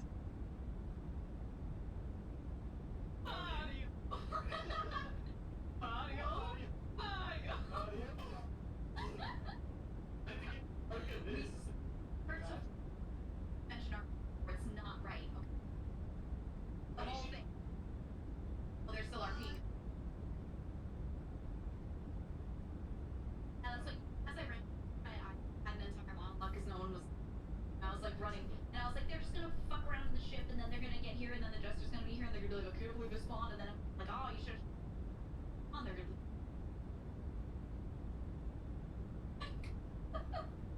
You play with them once, you know how it goes. They're fucking around on the ship, RP on there, content, fine, but up here, alright, so, and then they're gonna pick up stuff, and then they're gonna die the Jester, and they're gonna go, why did he spawn in? I'm in the ship, that's the way it happens. Spawns in later, and no, I'm over there. Of course things are spawning for mansion. Oh, I can back to the Jester, that's all crazy. Pull yourself.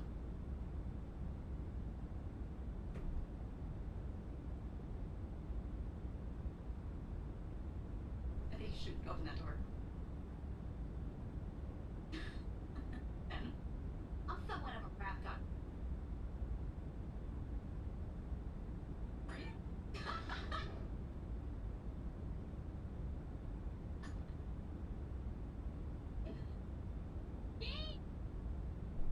Now, we will hit quota. I will find. Think about. Oh, I'm gonna. When I run. Ready? You want some bars then? You want some bars, right? Not good.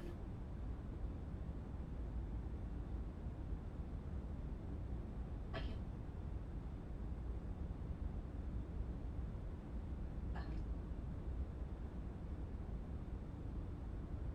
Like the open.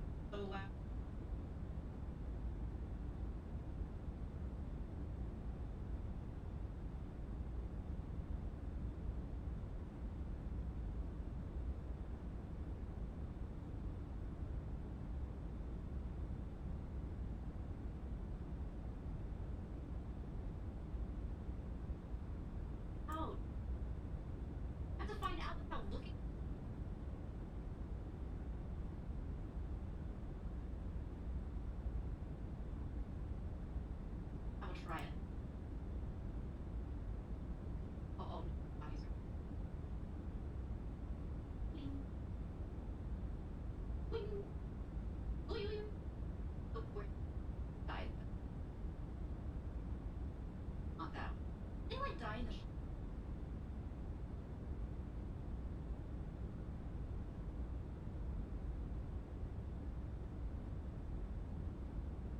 We need those.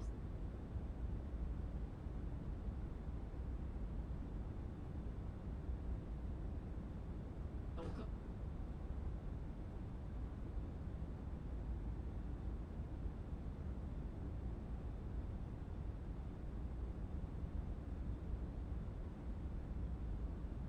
Okay, there you go. Ow, no. Oh, I know. Bang.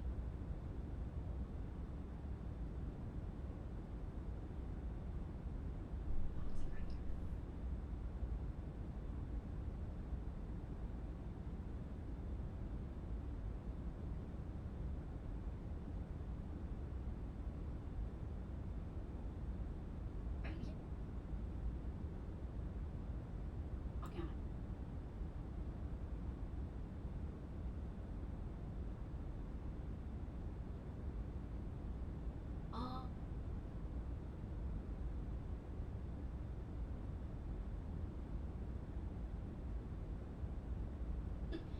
I'm I regret to.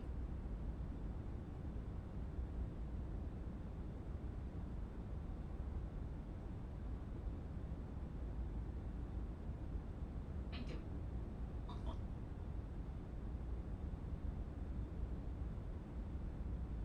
I didn't pass by this. Man, is this guy blind? For fuck's sake, man! What the He's nearly a second clear, 0.9 up after 2 sectors. Max Verstappen. Box, Max. Box, box, box, box, box. I cannot believe that he pulled out of what could have been the pole lap. What the are you guys saying? Unbelievable, mate. I don't get it. What the is this about? You've got a problem. Change your f***ing car. Yeah. These tires are already vibrating like I flat spotted for 300 meters. We'll monitor those vibrations, Max. And yeah, we'll call you in if we start to get a little bit too concerned. What a joke, mate. I can't even see where I'm going. So much vibration. Understood, Max. Well, if it's a safety concern for you, we're happy to box. I'll just visit the dentist after the weekend. Yeah, it's impossible to drive, mate. Why is Daniel swapping? I don't know. Carry on. Okay, mate, you need to pick it up, otherwise we're not going to get another lap. Let's go. There's no point me running. Get on with it. Punching a hole. Get on with it. Let's at least go 1 for 1. GP, what's going on? Overtake it, mate. Just overtake it. No, last weekend I was in front, now he's in front. Come on, man. Max, overtake it, mate. No, it's discipline. The DRS flap did not open last lap. Yeah, I'm not even gonna say what the happened. What happened?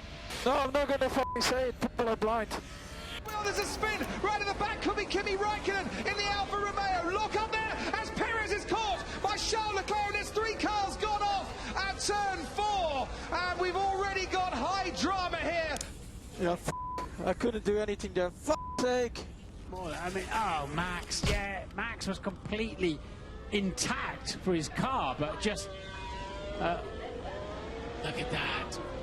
There's not a lot of margin to complete the slow push, Max. Yeah, why don't we just push 2 then? No, tires will be too hot. You'll be fine, just complete the lap. Verstappen currently in the drop zone with a time that should be good enough as he comes across the line, but it's good enough for 9. Verstappen at risk here for an almighty shock, and he's on the brink. Oh, Gasly and Magnussen! I should have just pushed 2 laps in a row, like I said. But you are through, Max. Yeah, I don't give a mate if I'm through in P10. Just execution. Okay, and then when the track was 2 seconds quicker for your final lap and you didn't have any energy left, how would that have gone down? But you tell me what you want to do in Q3 and we'll do it. Let me know. Sets, fuel, front plan. Here he is across the line. Car number 1, P1 for Max Verstappen in qualifying. Whoa, nice gap that. Well, at least we had a good Q3. And sorry to P for being so on the rant. Slowly getting used to it, Max. Effective as Max. Couldn't see anyone. Man, is this guy blind? What the is wrong with him? What a... Place. It can go right down to the checkered flag. And look at... Oh! And that's Max Verstappen! Max Verstappen on the main straight! Lead out! Couldn't see anyone. Man, is this guy blind? Into the first chicane once again. It's wheel to wheel. Hamilton and Verstappen! And this time Verstappen and Hamilton have crashed out, and they are both out as Hamilton came from his pit stop, rejoined the racetrack. The two championship protagonists have taken each other out of the Italian Grand Prix. That's what you get when you don't leave the space. No. Marco, yep, a little bit. Yeah, he's just said to Helmut Marko, he doesn't leave me any space. Verstappen, an 18.4 for... You all need to leave a little bit of space. But expect the next time the same, you know? He's understeer into my side pod, create a hole, you know, in his beautiful way of explaining, oh, mate, you know, locked up, oh, look at the onboard. Well, it doesn't make sense. I'm here to fight, I'm here to win. I'm not just going to wave him by because he's Max Verstappen in a Red Bull. If you're on the inside at the apex of a corner, it's your corner. And if you try and hold it on the outside, you're taking the risk. He was saying that it was his corner because he had the apex. Yeah, he's very good in explaining and create excuses. That was Esteban Ocon. I think when you're a lap behind, you should not be attacking the leader into the apex of turn 2. Ocon's on super soft tyres. If he's got the pace, then he is allowed, within the regulations, to unlap himself. That is Max Verstappen, the race leader, and he has spun, coming down the hill. What an idiot! What an idiot! I don't think I need to comment what happened. You can leave me space there. I don't know what to say, mate. I do not know what to say about that. Yeah, I know what to say. I hope I can't find him now in the paddock because then he has... That's such an idiot. You get taken out while he's being lapped. I don't know what to say. Still, I mean, I'm happy for second, but we should have won today. And obviously you went to see him after the race as well. What was said? Did he try to apologise to you? No, he gave a really stupid response. Yeah, I think we're all passionate, so those things happen.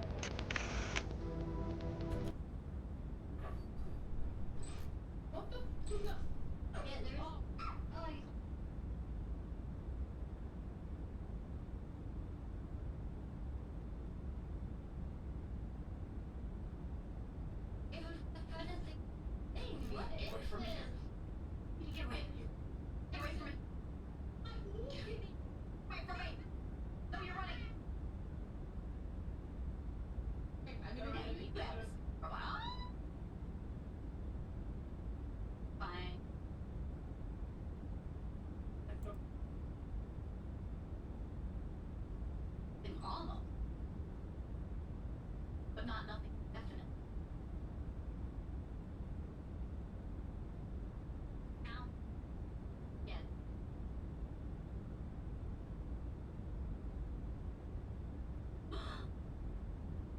I can't. Madame. Like to put on a large arm. Why is this so crazy? Why is it so fucking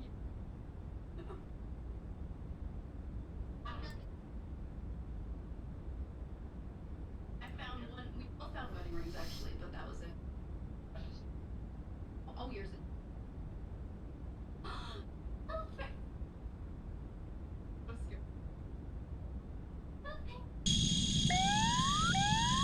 I'm scared. Altitude. Altitude.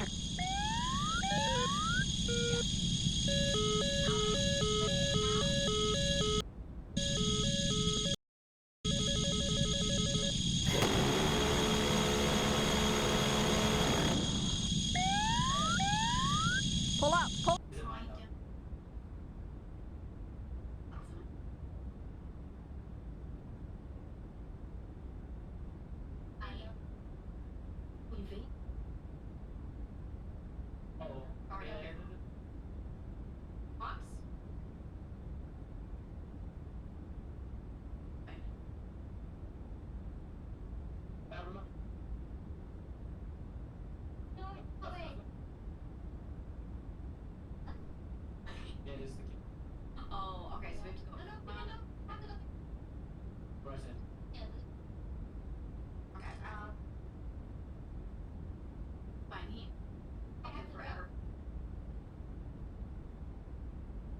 looting. Alright. Ah, fuck me, I guess nothing. Alright. Okay, I dodged it. To complete the funny puzzle at the entrance of Mahabra. Funny puzzle? Oh, finally Alchemilia won! Perfect. Where was it? What is it? Let me see. Yeah, it's a 1. Now, you can do this in multiple ways. You could, you have to jam both the wheels in the same turn if you want them to jam. Otherwise, you can just go Unga Bunga Black Orb. I think it's safer if you heal yourself completely for now. Yeah. You can do it. You either wait until the skeletons randomly kill him, or you wait until you are... Oh. Alright, Grandma. Open up, Grandma. Yeah, I think this is the one. Puzzle while in the past. If you go into the... Hello there. Hello. Nice to meet you. I'm Connor. Sorry. Okay. Want a VC? Give me a 5-minute break. Let me okay. Give me Mars, can you grab his Discord? Is there any mods? Are there any mods still here? I don't want to make you put your Discord in chat. Give me the rundown while I'm eating. Tell me what's the strat. I gotta make sure I don't fuck this up. I know you know the game very well. Alright. This dude just goes at it, huh? Wait, what's the...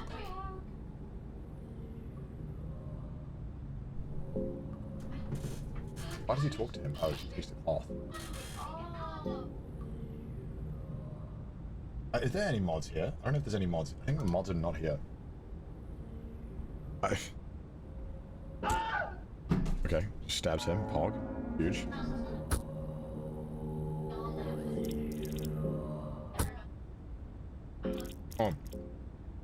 Can you get this man's username on Discord so I can hear him out?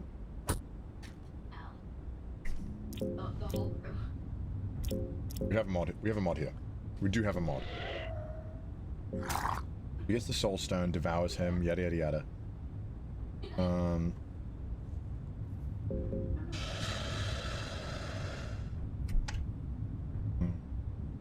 Where's the hexen table? What does he learn? What's he going for?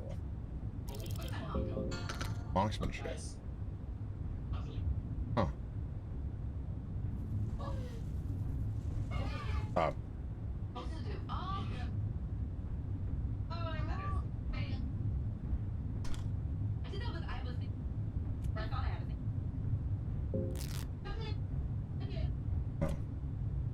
You posted it? Oh, you posted it? Okay, well. Oh, is it? What did you... I'm trying to see your name.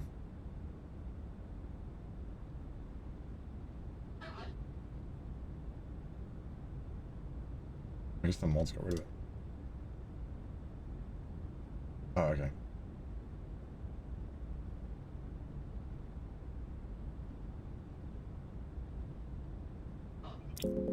Alright. This man is just looting. He's getting ready. He spends 20 minutes getting ready for this fight. And what does he do?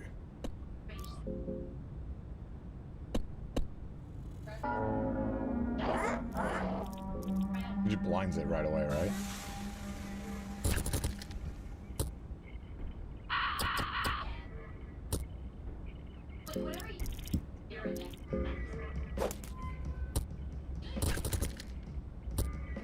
How are all his bones not fucked up? Ow.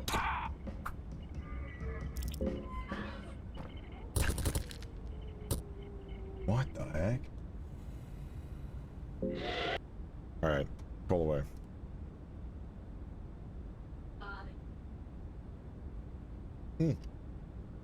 Hello there. Hello. Nice to meet you. I'm Connor. Sorry I'm eating right now. Oh wait, I have to mute you the stream. Wait. Oh, okay. I watched some of your videos earlier to reference. Really? Oh yeah, the Albon Jones told me about that actually. Oh, Thanks. dude, both of you guys have been saving my ass. Oh, really? I'm glad to hear that. Yeah, First of all, I want to tell you, do you want an overview about what to do during Ragnvalder S ending, or do you want to use glitches in order to do it? Okay, give me the overview first, and then tell me the glitches. I want to see how much it breaks the game. Okay, so basically, the overview is, to complete Ragnvalder S ending, you have to do a very simple thing. Get these souls in the image I sent on the Discord. Basically, Chromolar Soul, Iron Shakespeare, Salmon Snake, White Angel, Black Witch, Cave Mother, Butterfly, Old Guardian, and then the 4 gods. Okay. There are only a few problems doing this challenge, if you know what to do. The problems may potentially be the Old Guardian if you forget to equip basically, some enemies can confuse you, okay? When you're confused, you cannot move. Wait, who's the Old Guardian again? Yeah, Old Guardian. It's present under Butterfly. Oh, Do you know the Old Guardian? No, I don't think I do. The stone. Oh, the one before you go through the door.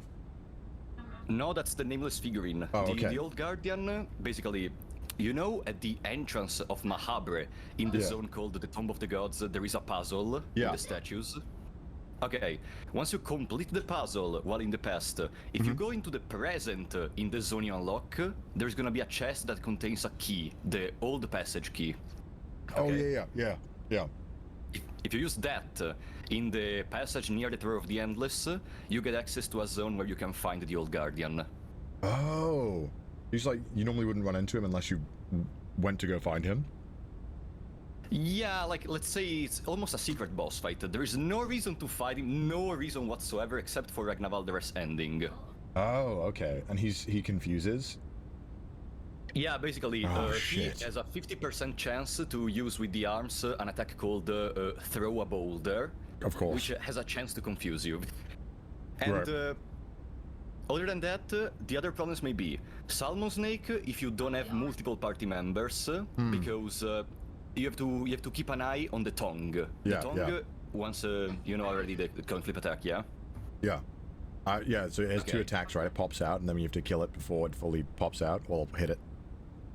Exactly. And another thing you can do on the tongue is if you put poison or burn or whatever, a dot on the tongue, the tongue will stay inside forever because the dot deals damage every turn, and so the tongue stays there. Okay, that makes sense. Then, another important point, which is surprisingly easy in the late game but difficult in the early game, is the Chromolar. Chromolar, as you know, has a chance to blind you. That's why you need the Iron Mask from Isaiah. Yeah. So it's worth killing Isaiah just for that? Yeah, and not just for that, because if the run goes on a lot, with Isaiah you get access to infinite food and infinite mind. You know the trick? Oh, I think I saw your video on it, but I forgot about it. Yeah, basically, the gist of it is if you have a moldy bread and a wine vial... You can turn the moldy bread into bread, right? And then the wine into mind, yeah. Exactly, and the spell costs so low amount that you can do this infinitely. Okay. Then, Iron Shakespeare is a joke. The torso has a very low health. Ah, yeah, I remember this one. Boonga boonga. Yeah. After that, do you have any questions? I guess the White Angel is not too bad, right? The White Angel, you just have to keep an eye for the fact that if at least one arm is alive at the end of the second turn, if I remember correctly, he's gonna do a coin flip attack. Okay.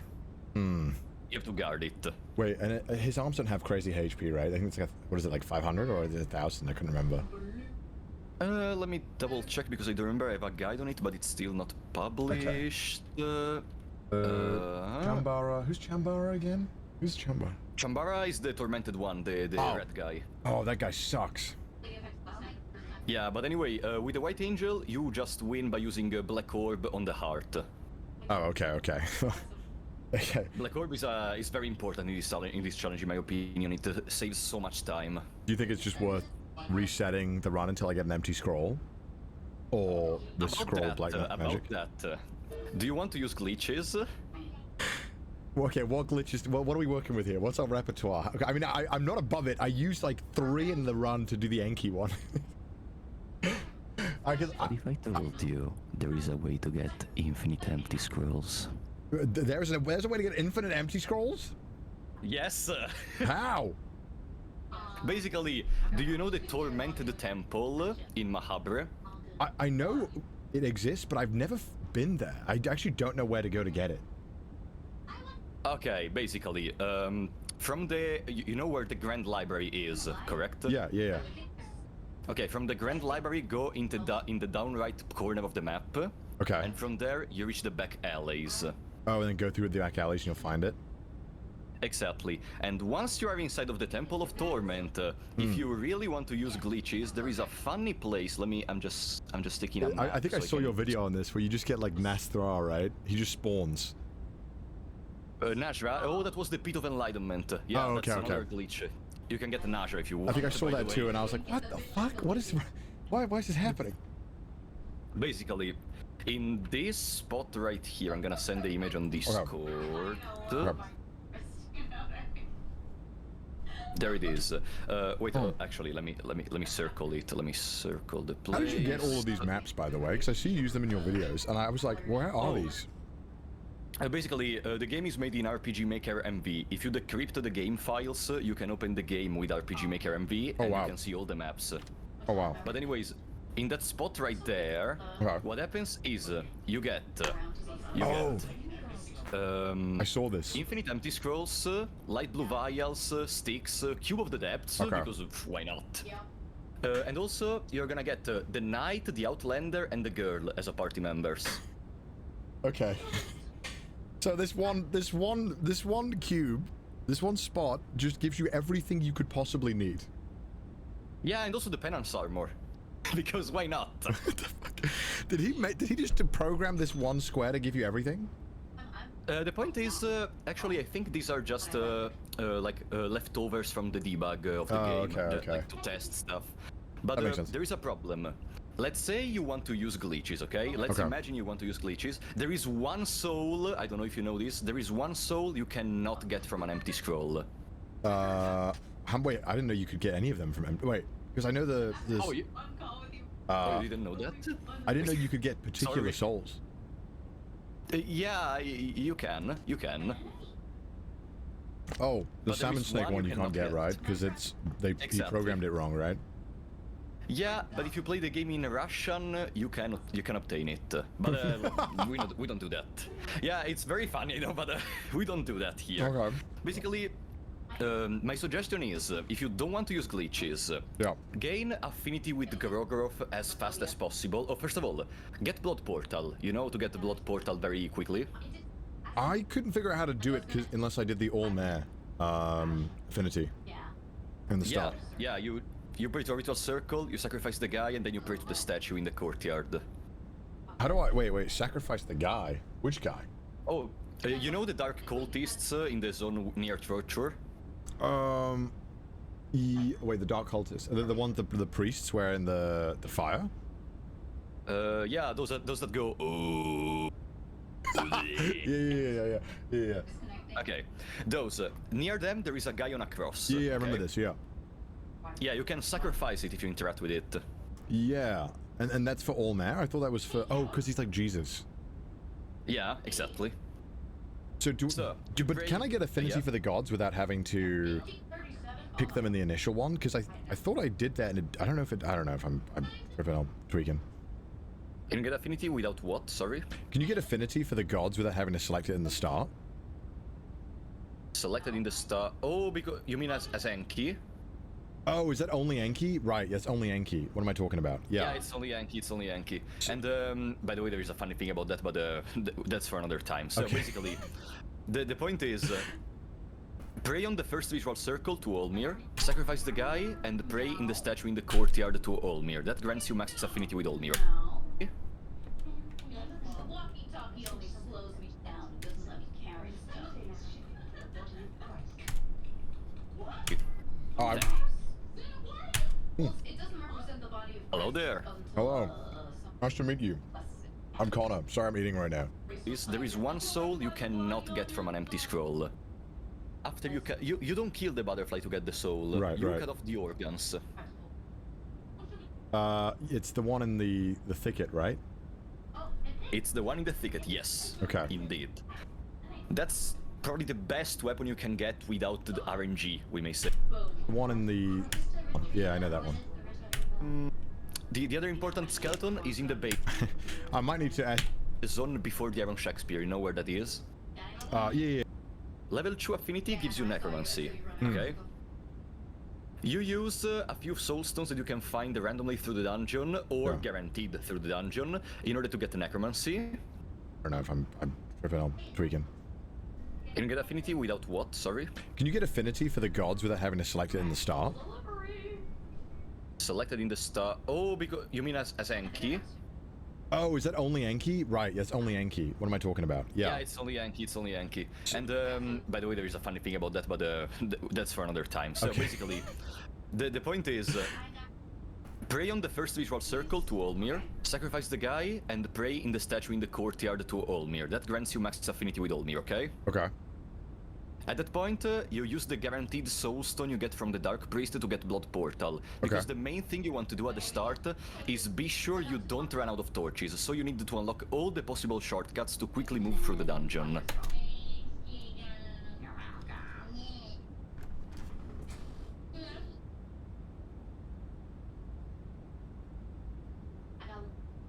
I was talking about stuff getting and so that I you can get your what? Too bad. Pretty cool. I don't know that guy. He's not.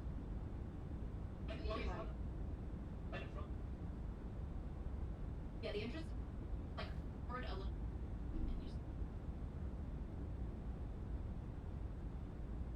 Honestly.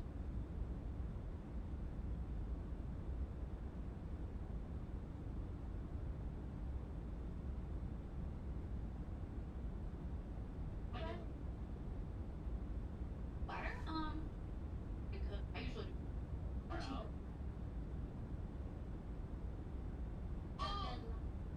do. I'll be honest. We get so well when I fight it. Yeah, we get the point.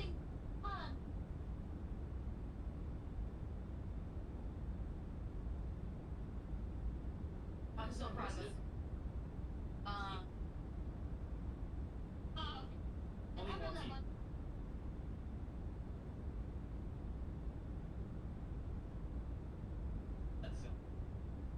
So, again, you carried us.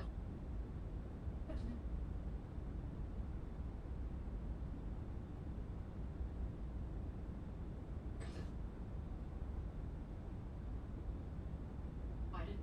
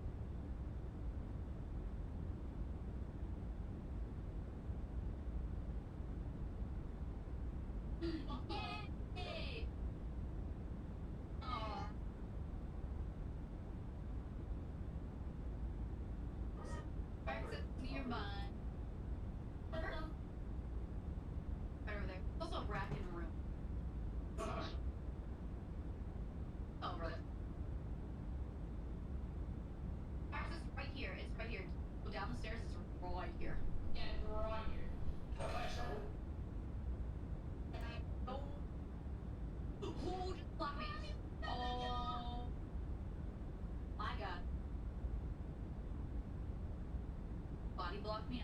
I to the bumper. Took my with me trying to get it. Cancel it. Oh.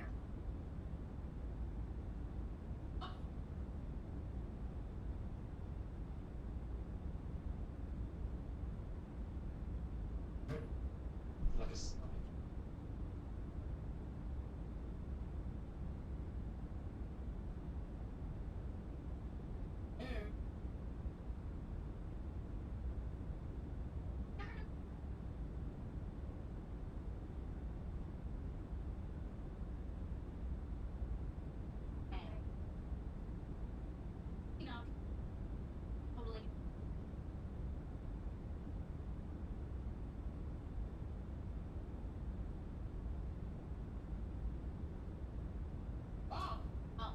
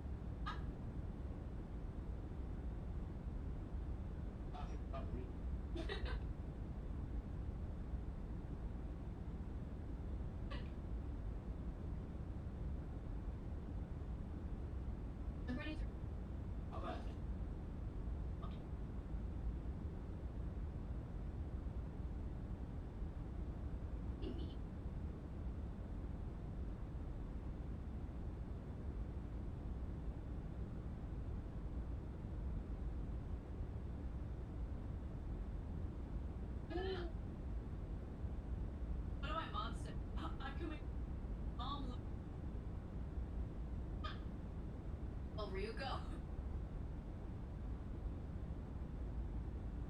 Brittany.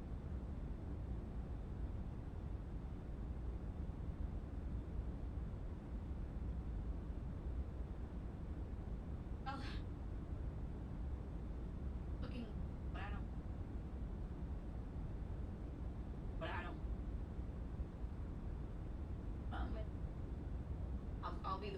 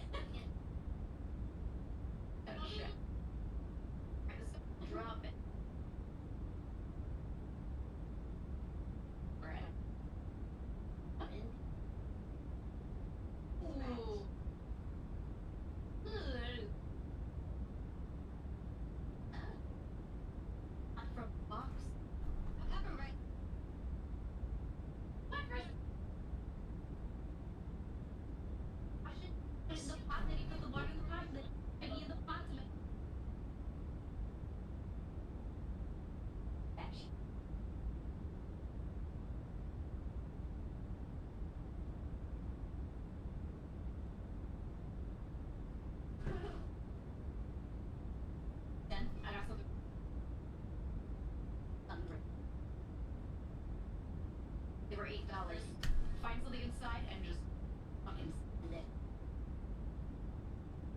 Alright, let's go to like.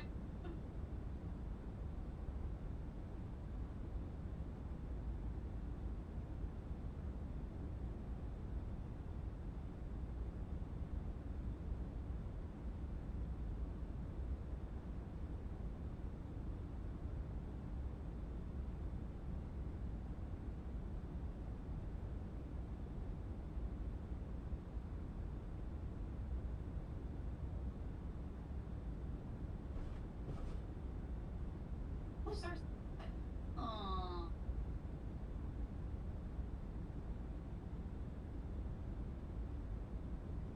I don't...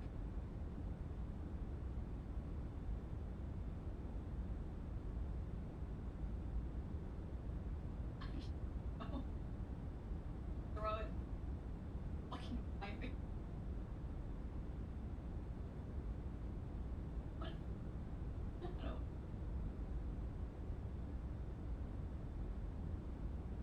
Oh my god. Aaron.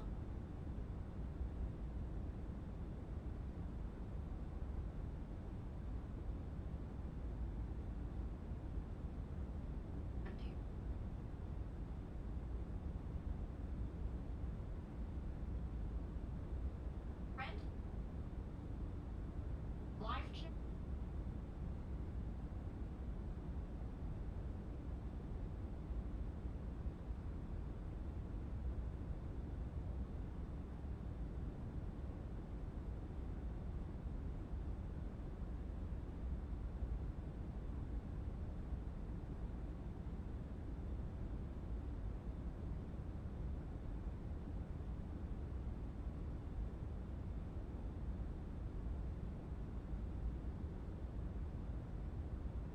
Alright.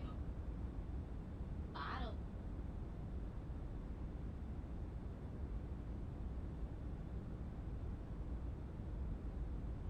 Hi. I thought it was a...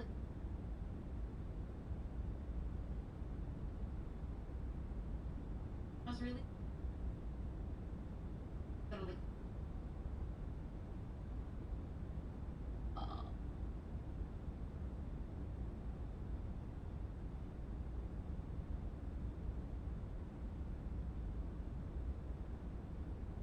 Bumper, sir. Ready. Ready. Number. Are you fine? Just.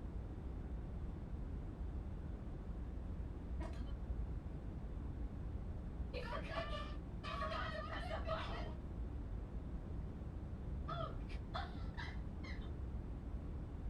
They were, oh my god, they were teleported.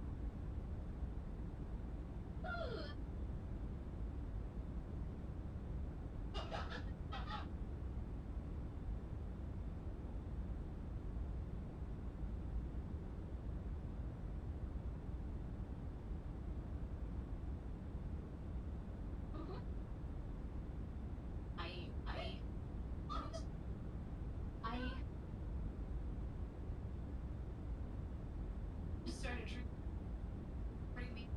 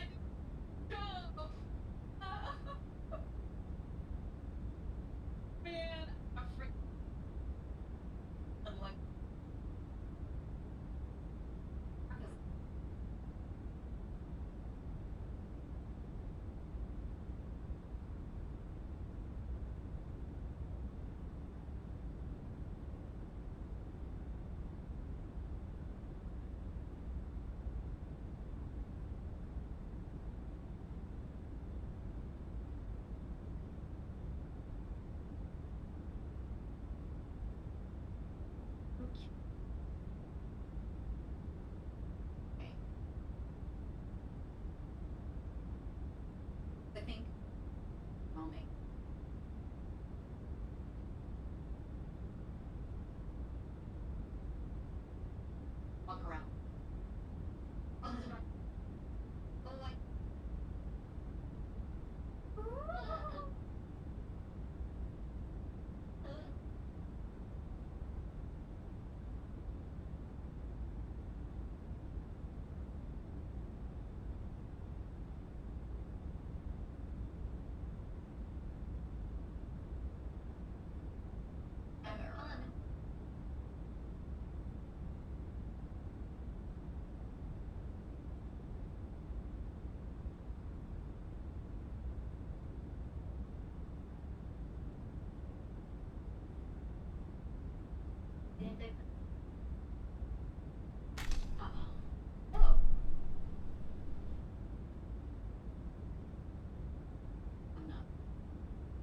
Guys, she's gone insane. It's over. It's so over.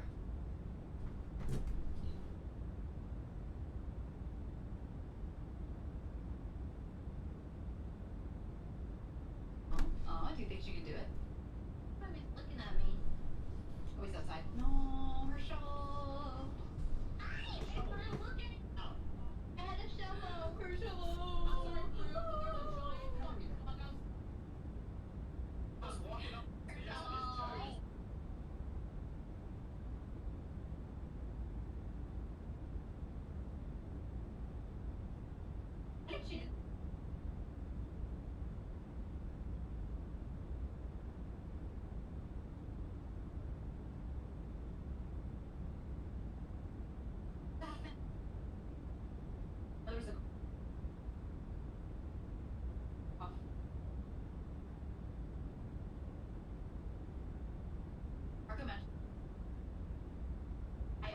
I almost jumped to the side of your boat. Oh.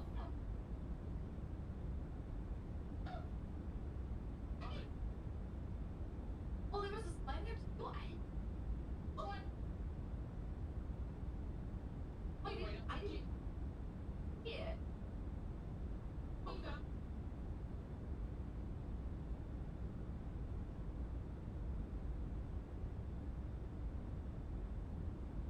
Okay.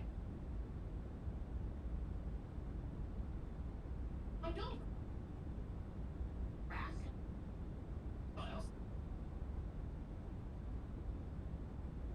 Wait, was it? Okay.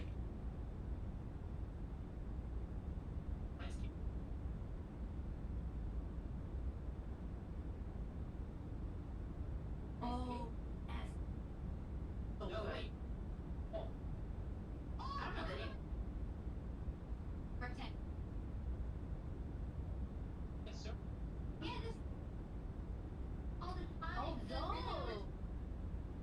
Oh. Crackers. Color. Yeah, yeah, yeah. I've seen most better things. That's it. Very direct. Yeah.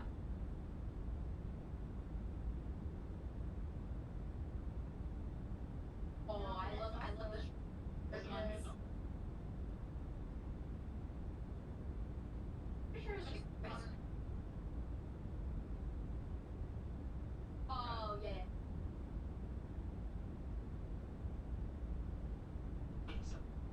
I think they call it rice cake, but it's like. What that?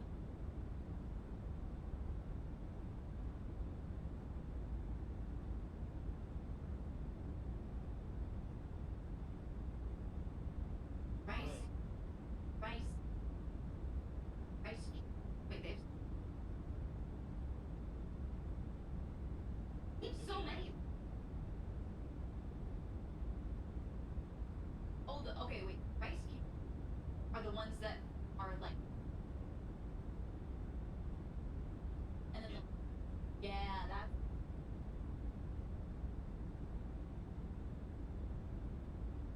Flames.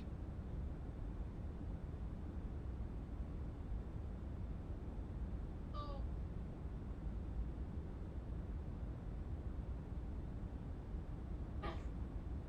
Whoa. Whoa. Oh.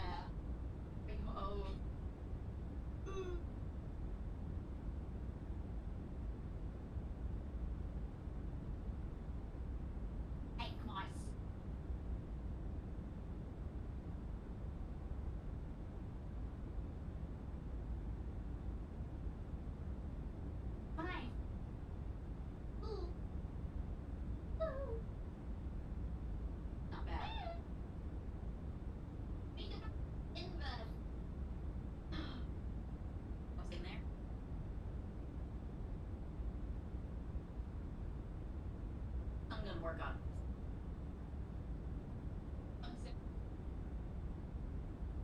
That's under. Oh.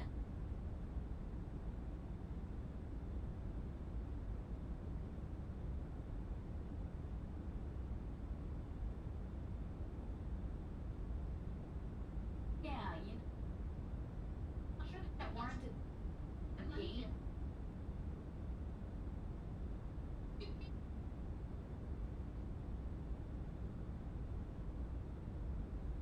Unwarranted. Oh, is it a problem?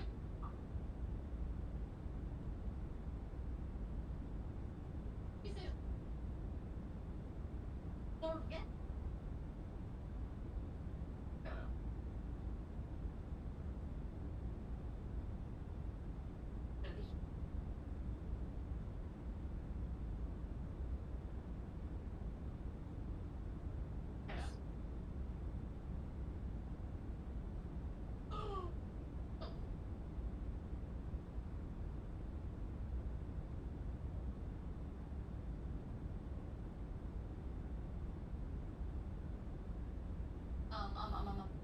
Flash Twitch.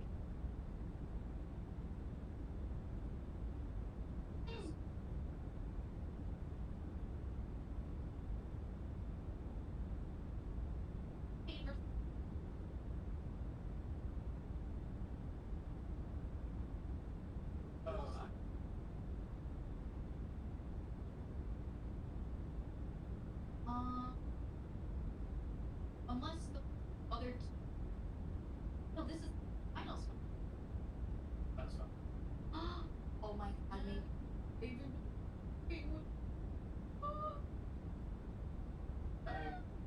Where is it?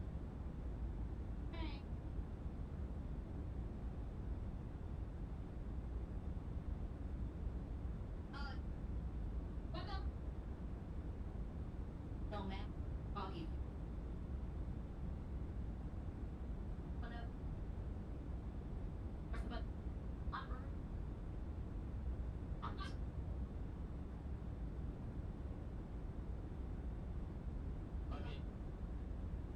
Okay.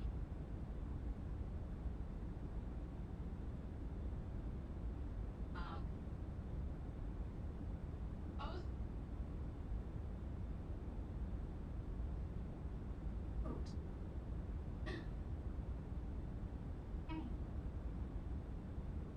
Help me.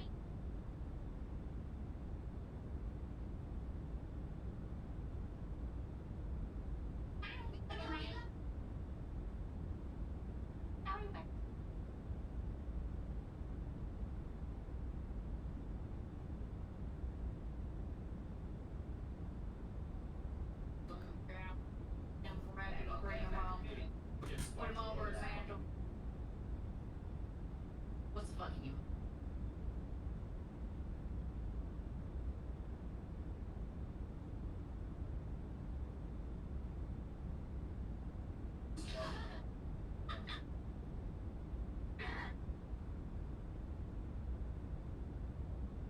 Play it all at once. I like. Wait. Oh wait, we reverse over. Everybody but one. Go, go, go, go, go, touch it, touch it. Come on, come on, come on.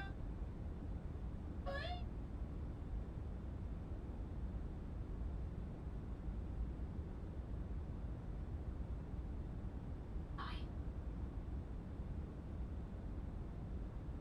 Gotta find.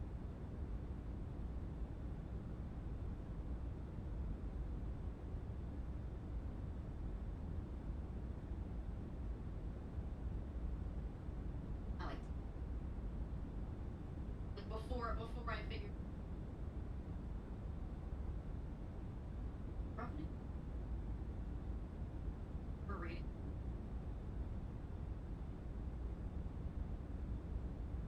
Why are they? Why are you teleporting me? Oh, why'd you teleport me back?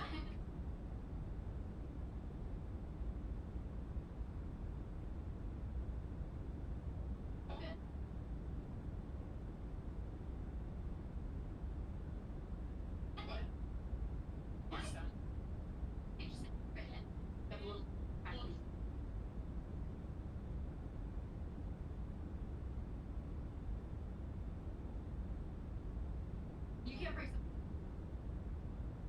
yourself. Oh, yeah. Or...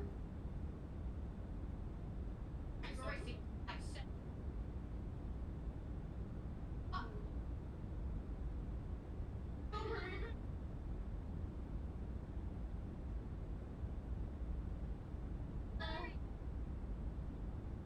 I went as early.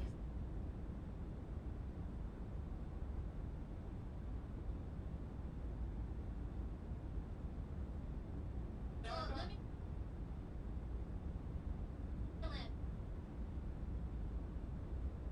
Yeah.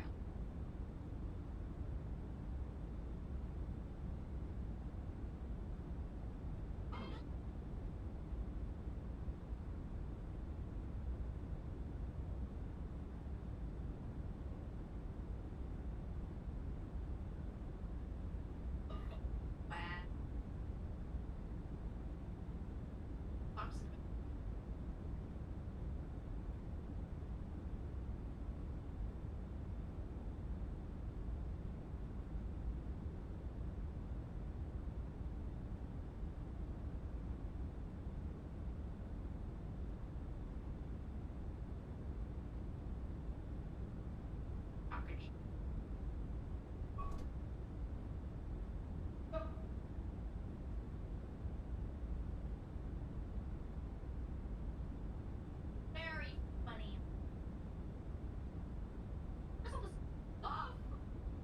Oh yeah. Dude, I heard. Person happened. My first thought was a call.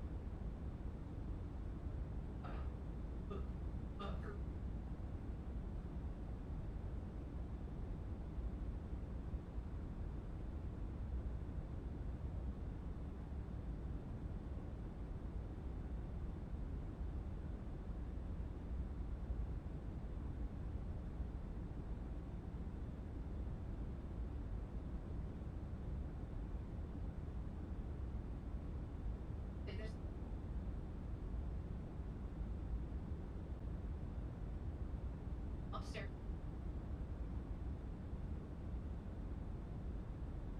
And I'm up.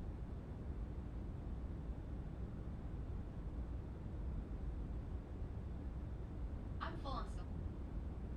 Wow.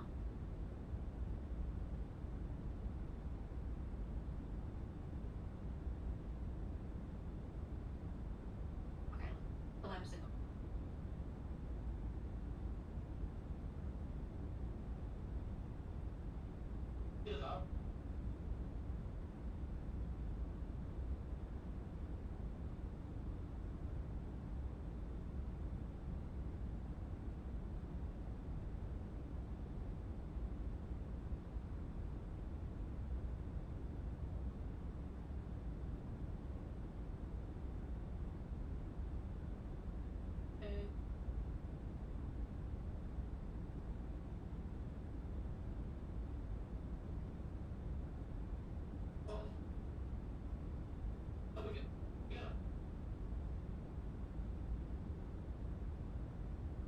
Ooh.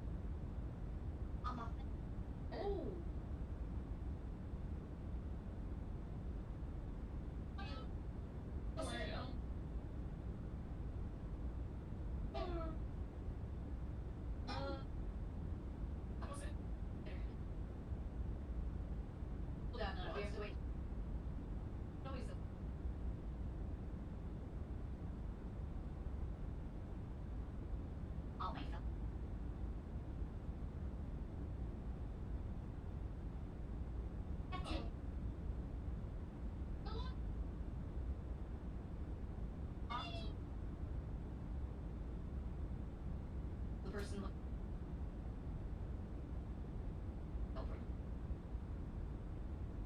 I'll go with you. Oh.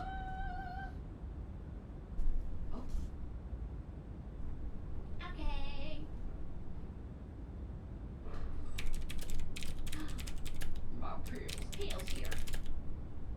Okay, and then there's this. Of course, these are connected.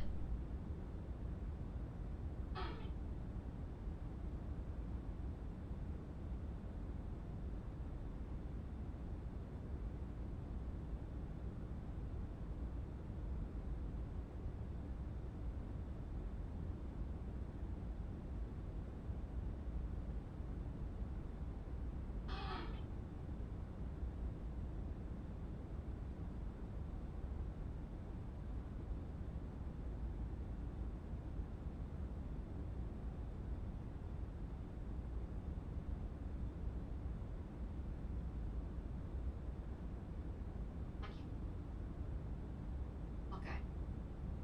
The other way.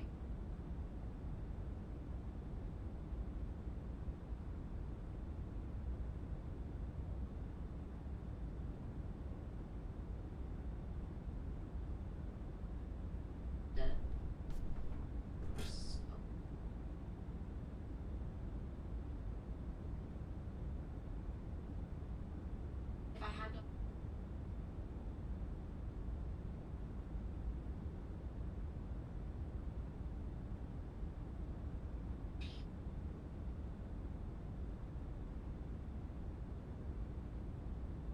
Working from.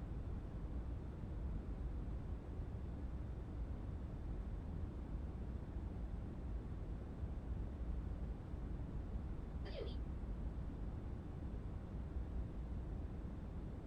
The crunchy. An ant.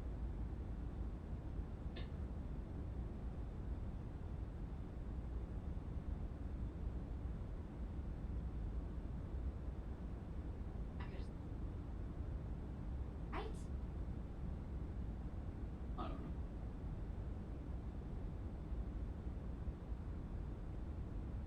Love it. Racket.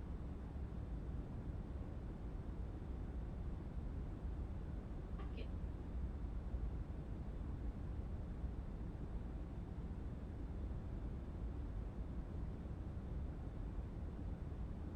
That's more like crunch. A little like.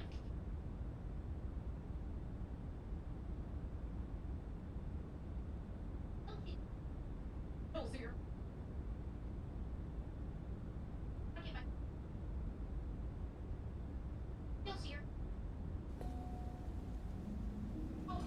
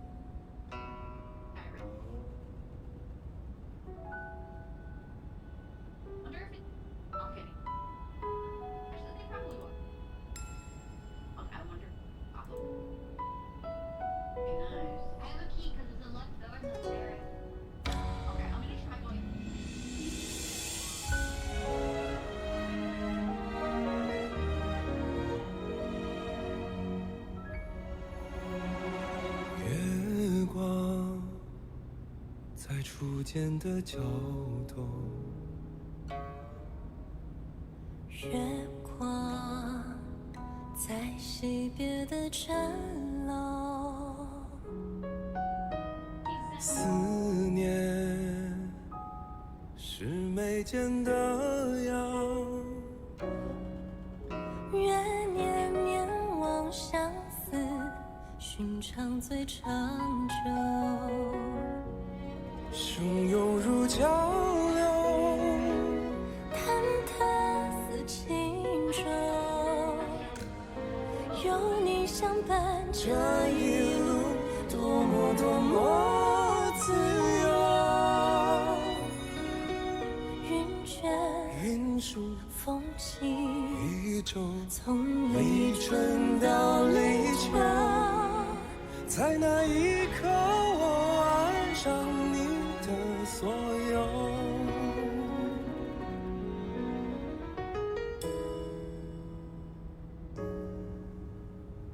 忘了是心田的狗，记得是老套的酒，指引是相拥无言。愿天黑花当你，总归说不够。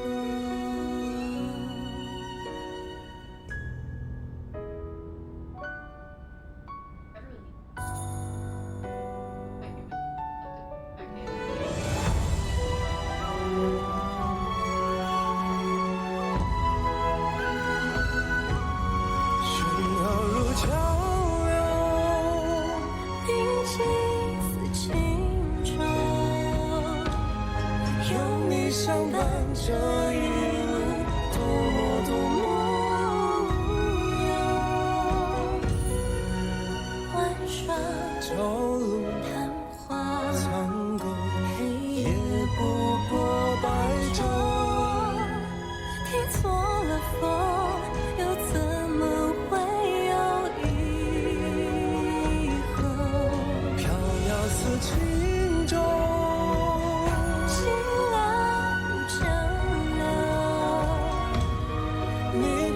守这一路，可怜了有多久？安心或真爱中绽放，或者不朽，永远无分下一世莫回眸。真情难留假意未够。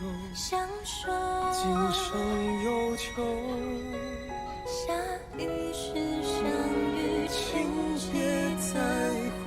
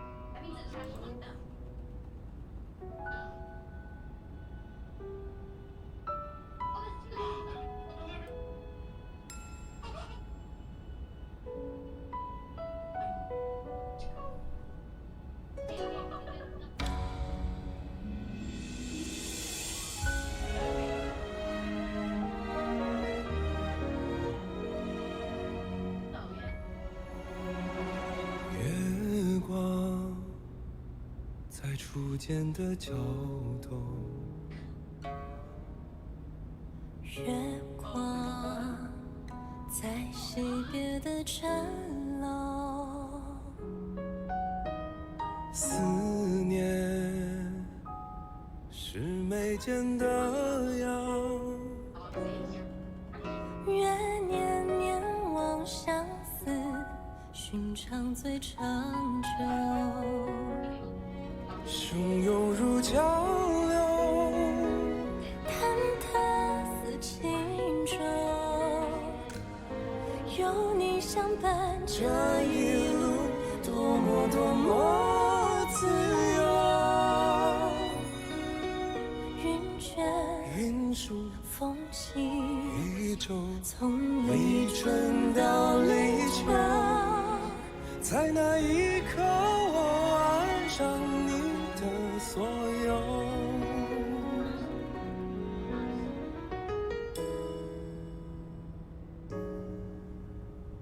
忘了是心田的狗，记得久。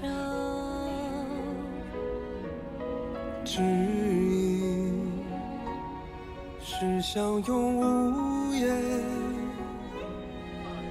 愿天黑化当明，总归说不够。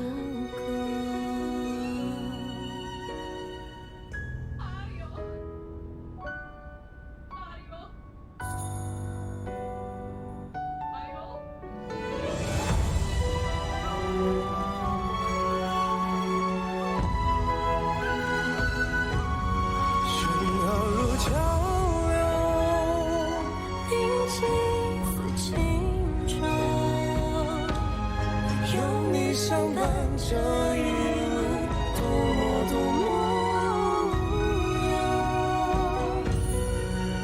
玩耍朝露昙花苍狗，黑夜不过白昼。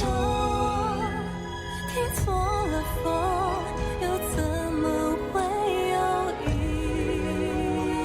后？飘渺似轻舟。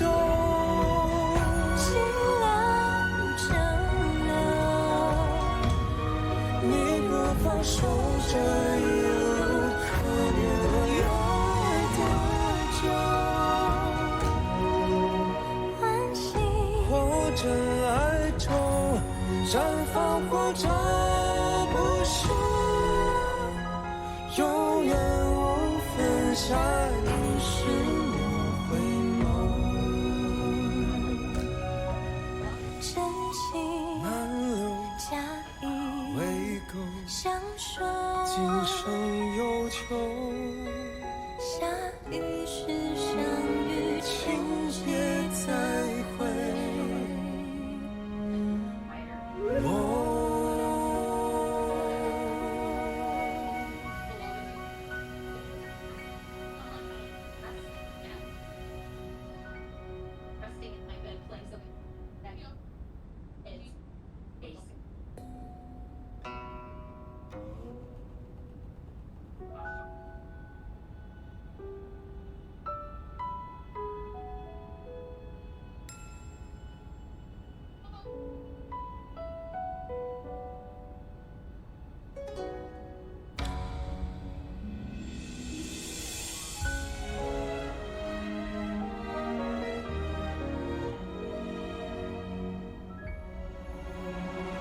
月光在初见的角落，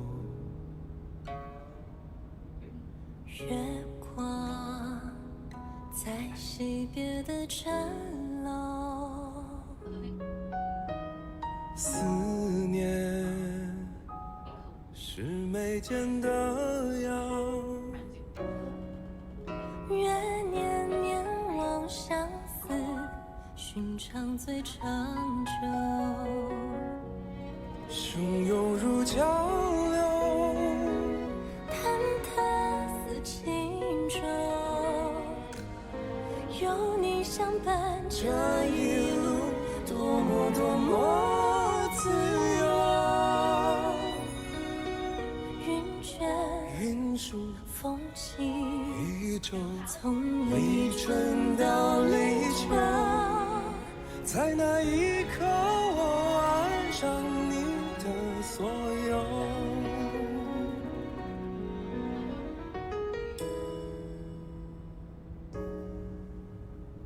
忘了是心田的沟，记得是老套的酒，指引是相拥无言，愿天黑化当明，总归说不够。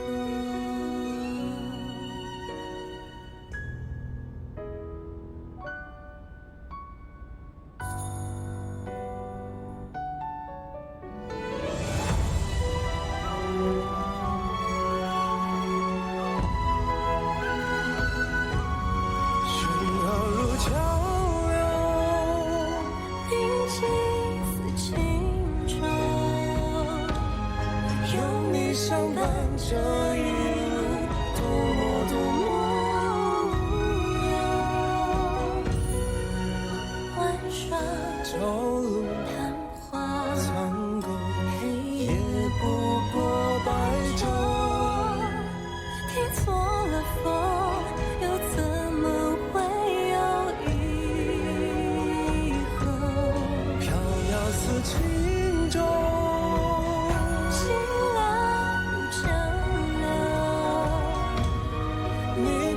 放手这一路，可怜了有多久？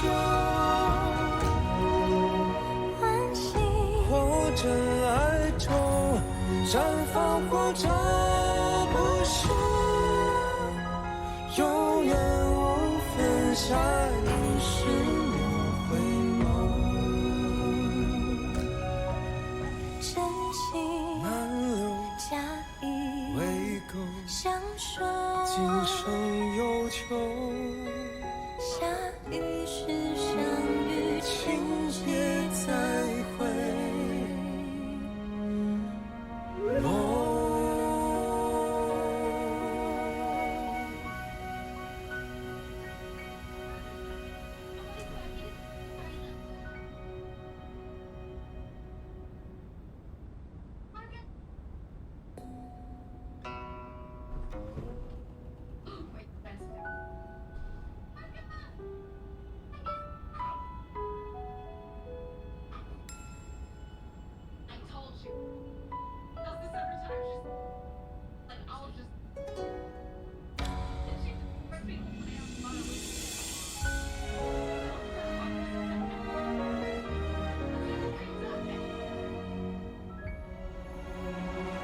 月光在初见的角头，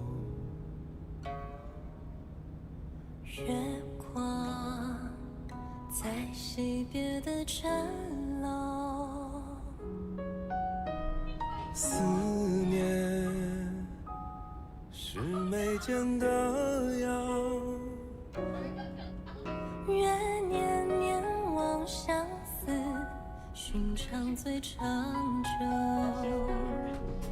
生犹如江流，忐忑似轻舟，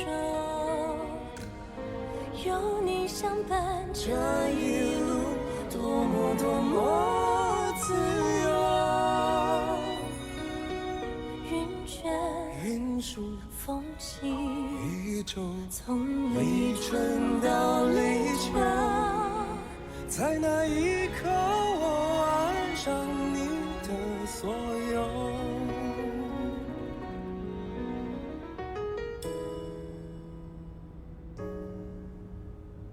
忘了是心田的沟，记得是老套的酒，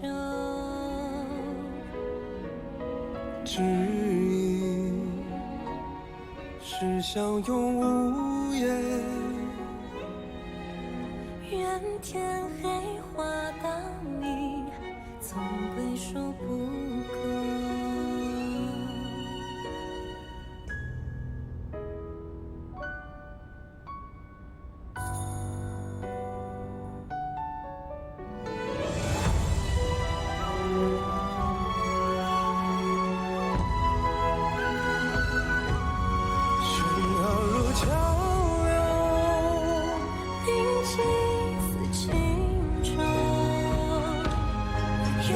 相伴这一路，多么多么无忧。晚霜朝露昙花残够，黑夜不过白昼。听错了风，又怎么会有以后？飘摇似轻舟。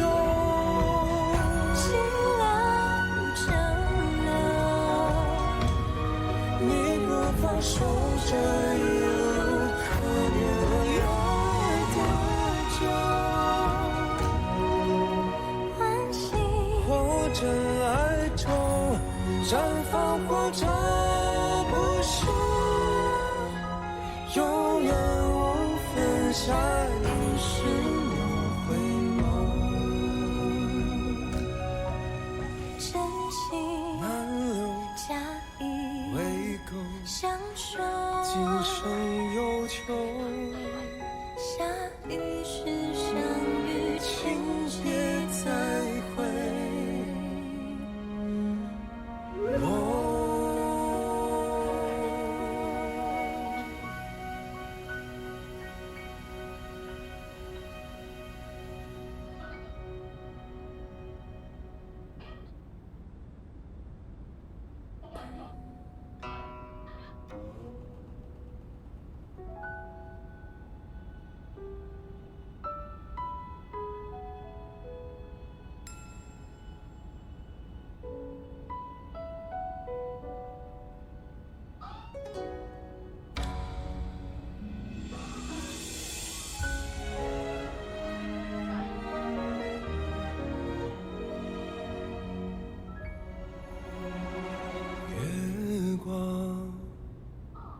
在初见的交头。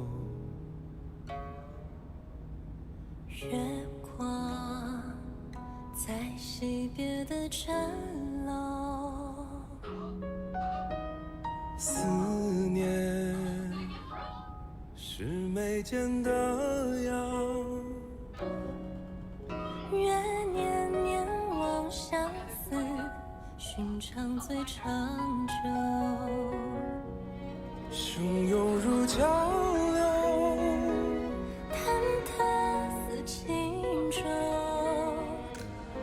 有你相伴，这一路多么多么自由。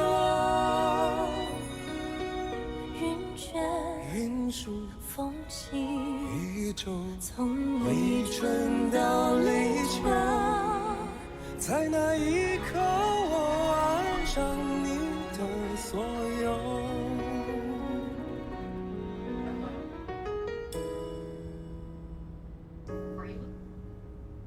忘了是心田的狗，记得是老套的酒，知音是相拥无言，愿天黑花当影，总归说不够。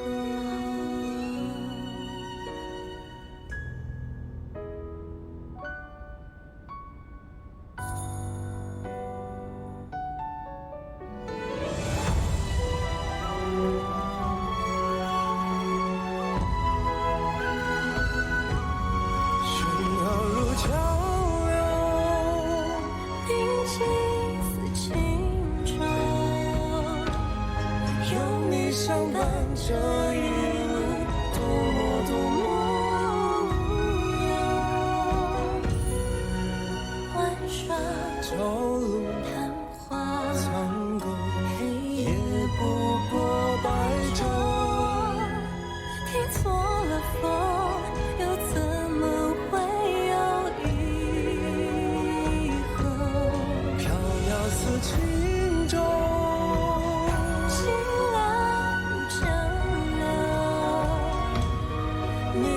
放手这一路，可怜了有多久？欢喜或真爱中绽放，或者不朽，永远无分下一世莫回眸。真情满流假意未够，相守，今生有求，下一世相遇，情节再会。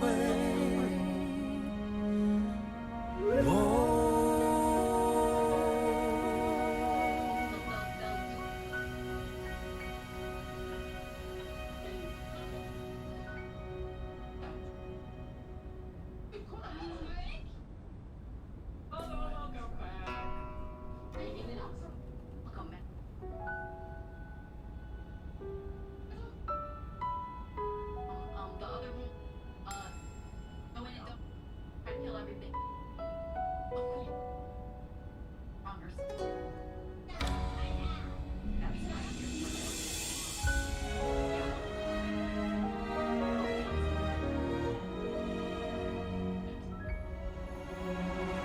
月光在初见的交头，月光在惜别的城楼，思念是眉间的痒，月年年望相思，寻常最长久。汹涌如江流，忐忑似轻舟，有你相伴，这一路多么多么自由。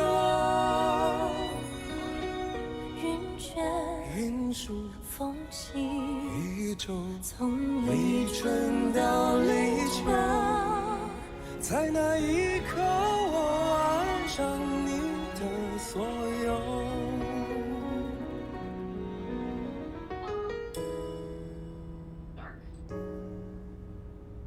忘了是心田的狗，吉他是老套的酒，指引是相拥无言。愿天黑画到你，总归说不够。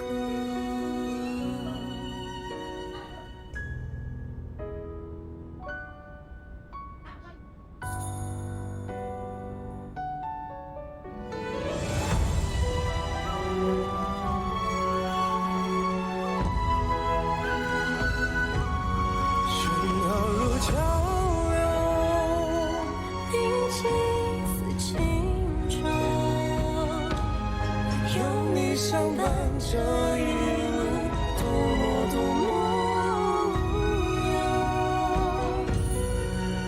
玩耍朝露昙花苍狗，黑夜不过白昼。听错了风，又怎么会有以后？飘摇似轻舟。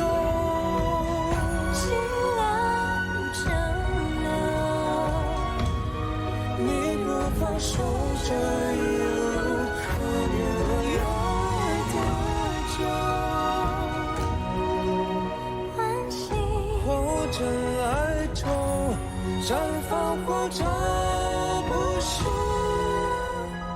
永远无分下一世莫回眸。真心假意为狗相守，今生有求，下一世相遇，请别再会。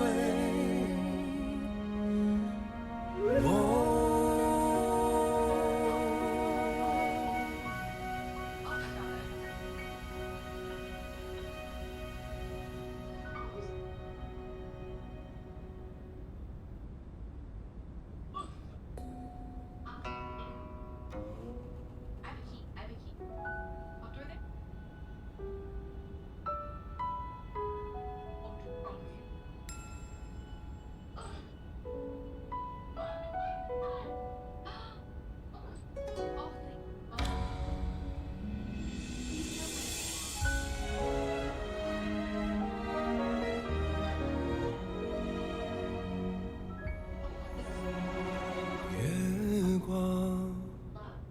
在初见的角头，月光在惜别的城楼，思念是眉间的痒，愿年年望相思，寻常最长久。汹涌如江流，忐忑似轻舟，有你相伴这一路，多么多么自由。云卷云舒风起，一周，从立春到立秋，在那一刻我爱上你的所有。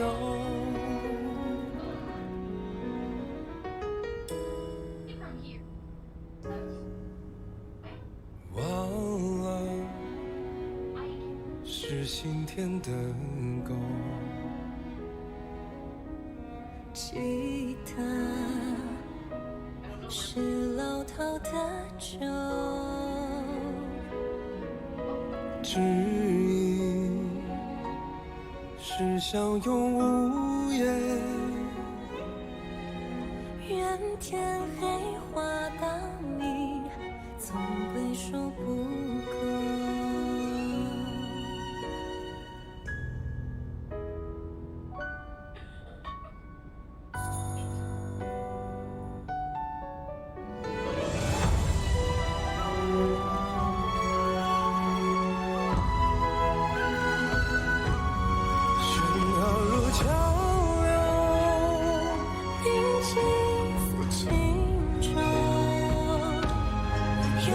相伴这一路，多么多么无忧。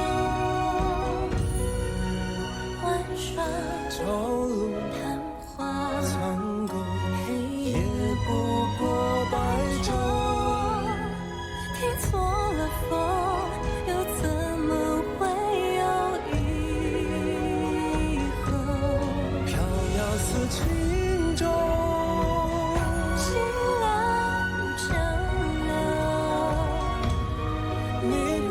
守这一路，可怜了要多久？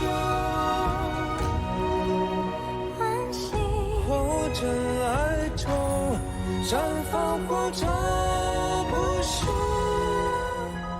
永远无分下一世莫回眸。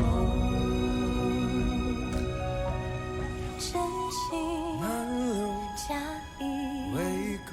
相守，今生有求，下一世相遇，情节再会。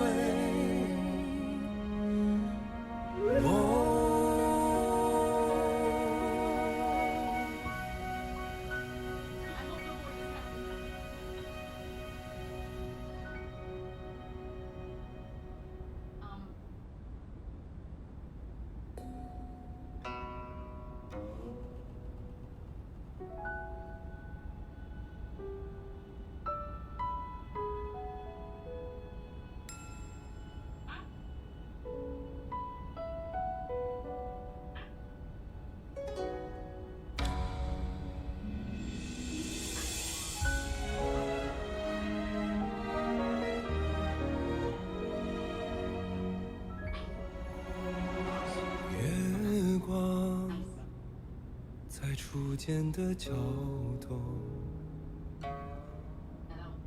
月光在惜别的城楼，思念是眉间的痒，月年年望相思，寻常最长久。汹涌如江流，忐忑似轻舟，有你相伴这一路，多么多么自由。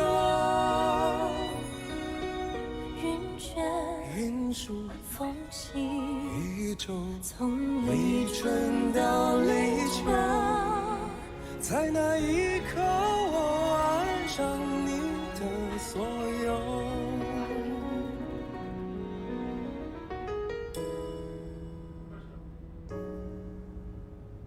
忘了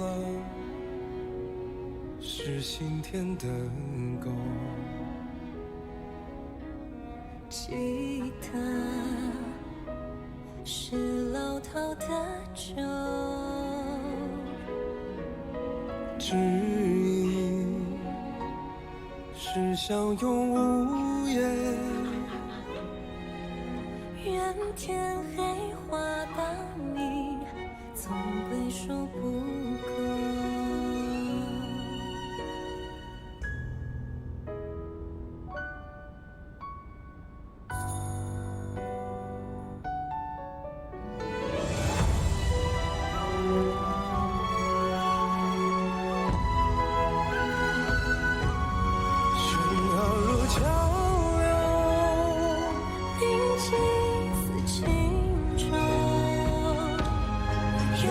相伴这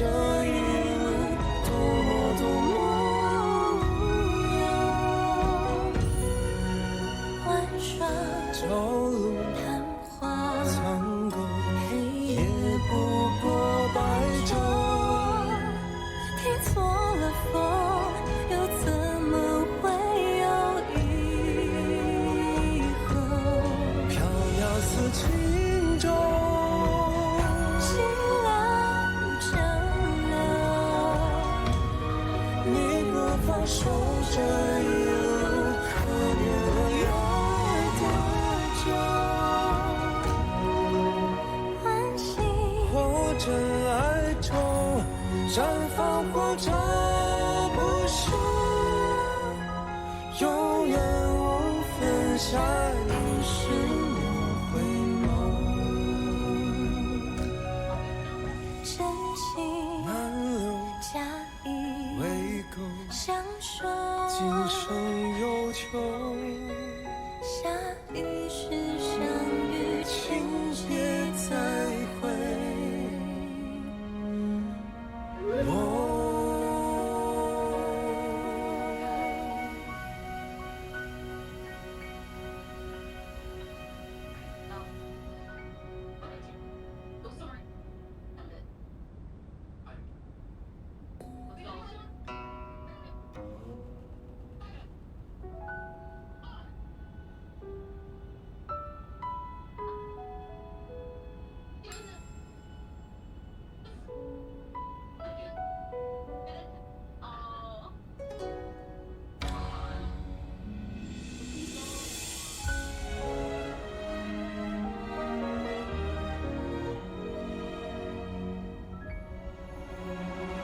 月光在初见的角落，月光在惜别的城楼，思念是眉间的痒，月年年望相思，寻常最长久。汹涌如江流，忐忑似轻舟，有你相伴这一路多么多么自由。云卷云舒风起，一周，从立春到立秋，在那一刻我爱上你的所有。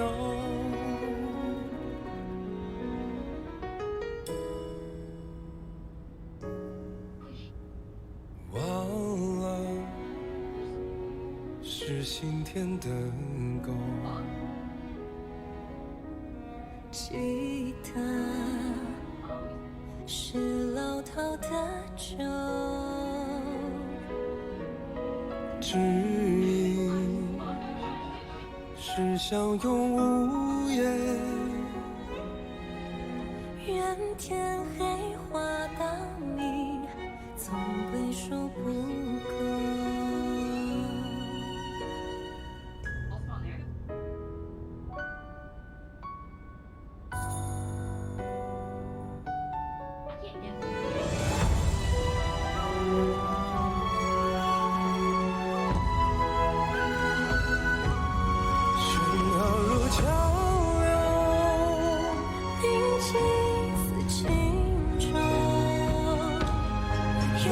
相伴这一路，多么多么无忧。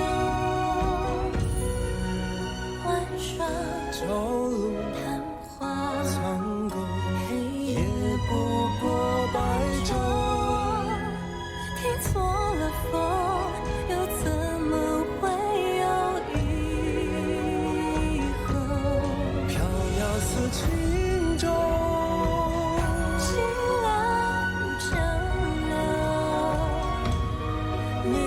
放手这一路，可怜了有多久？欢喜或真爱中绽放，或者不朽，永远无分下一世莫回眸。真情满流假意未够，相守，今生有求。下一世相遇，情节再会。我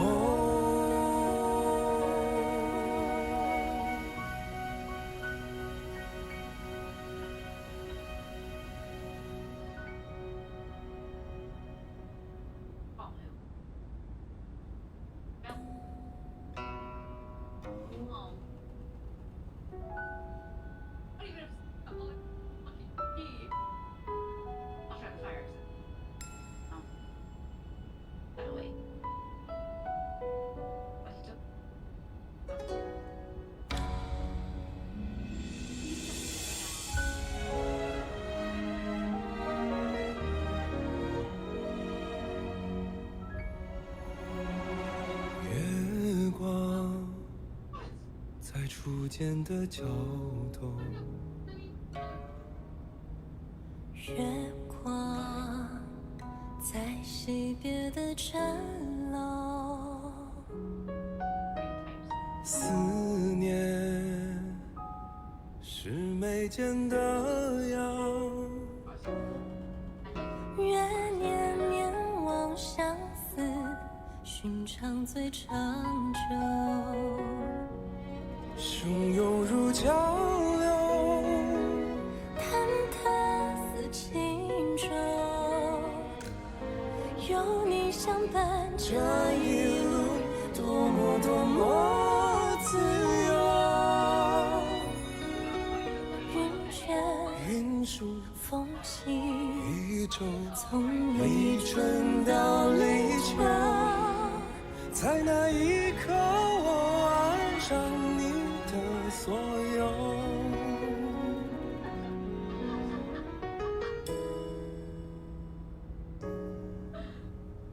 忘了是心田的狗，记得是老套的酒，知音是相拥无言，愿天黑花当你，总归说不够。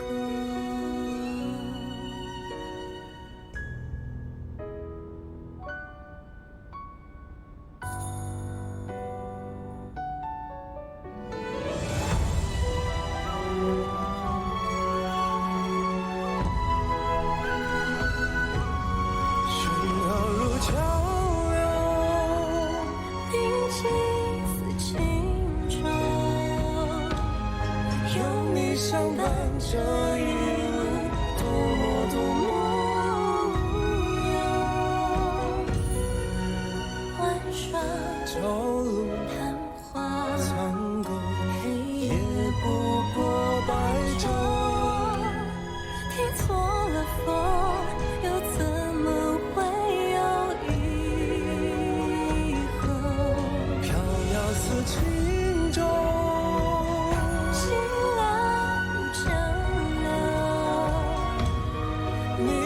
放手这一路，可怜了有多久？欢喜或真爱中，绽放或者不朽，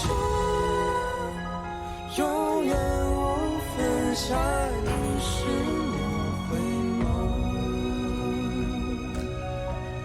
真情满流假意未够，相守，今生有求，下一世相遇，情节再会。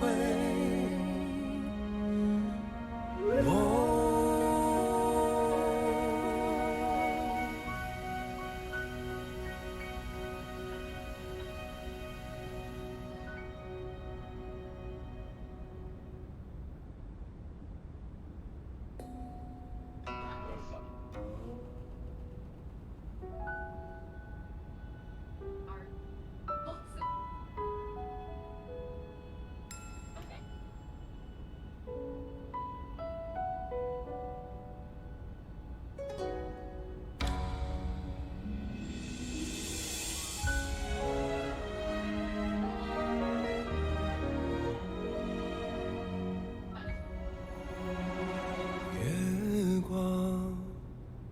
在初见的角落，月光在惜别的城楼，思念是眉间的痒，月年年望相思，寻常最长久。汹涌如江流，忐忑似轻舟，有你相伴，这一路多么多么自由。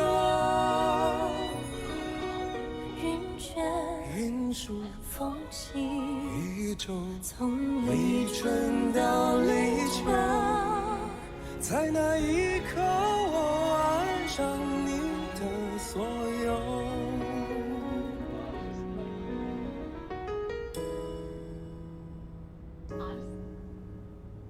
忘了是心田的狗，吉他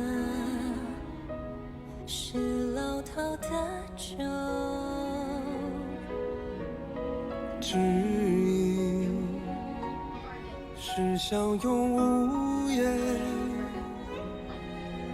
愿天黑画到你，总归说不够。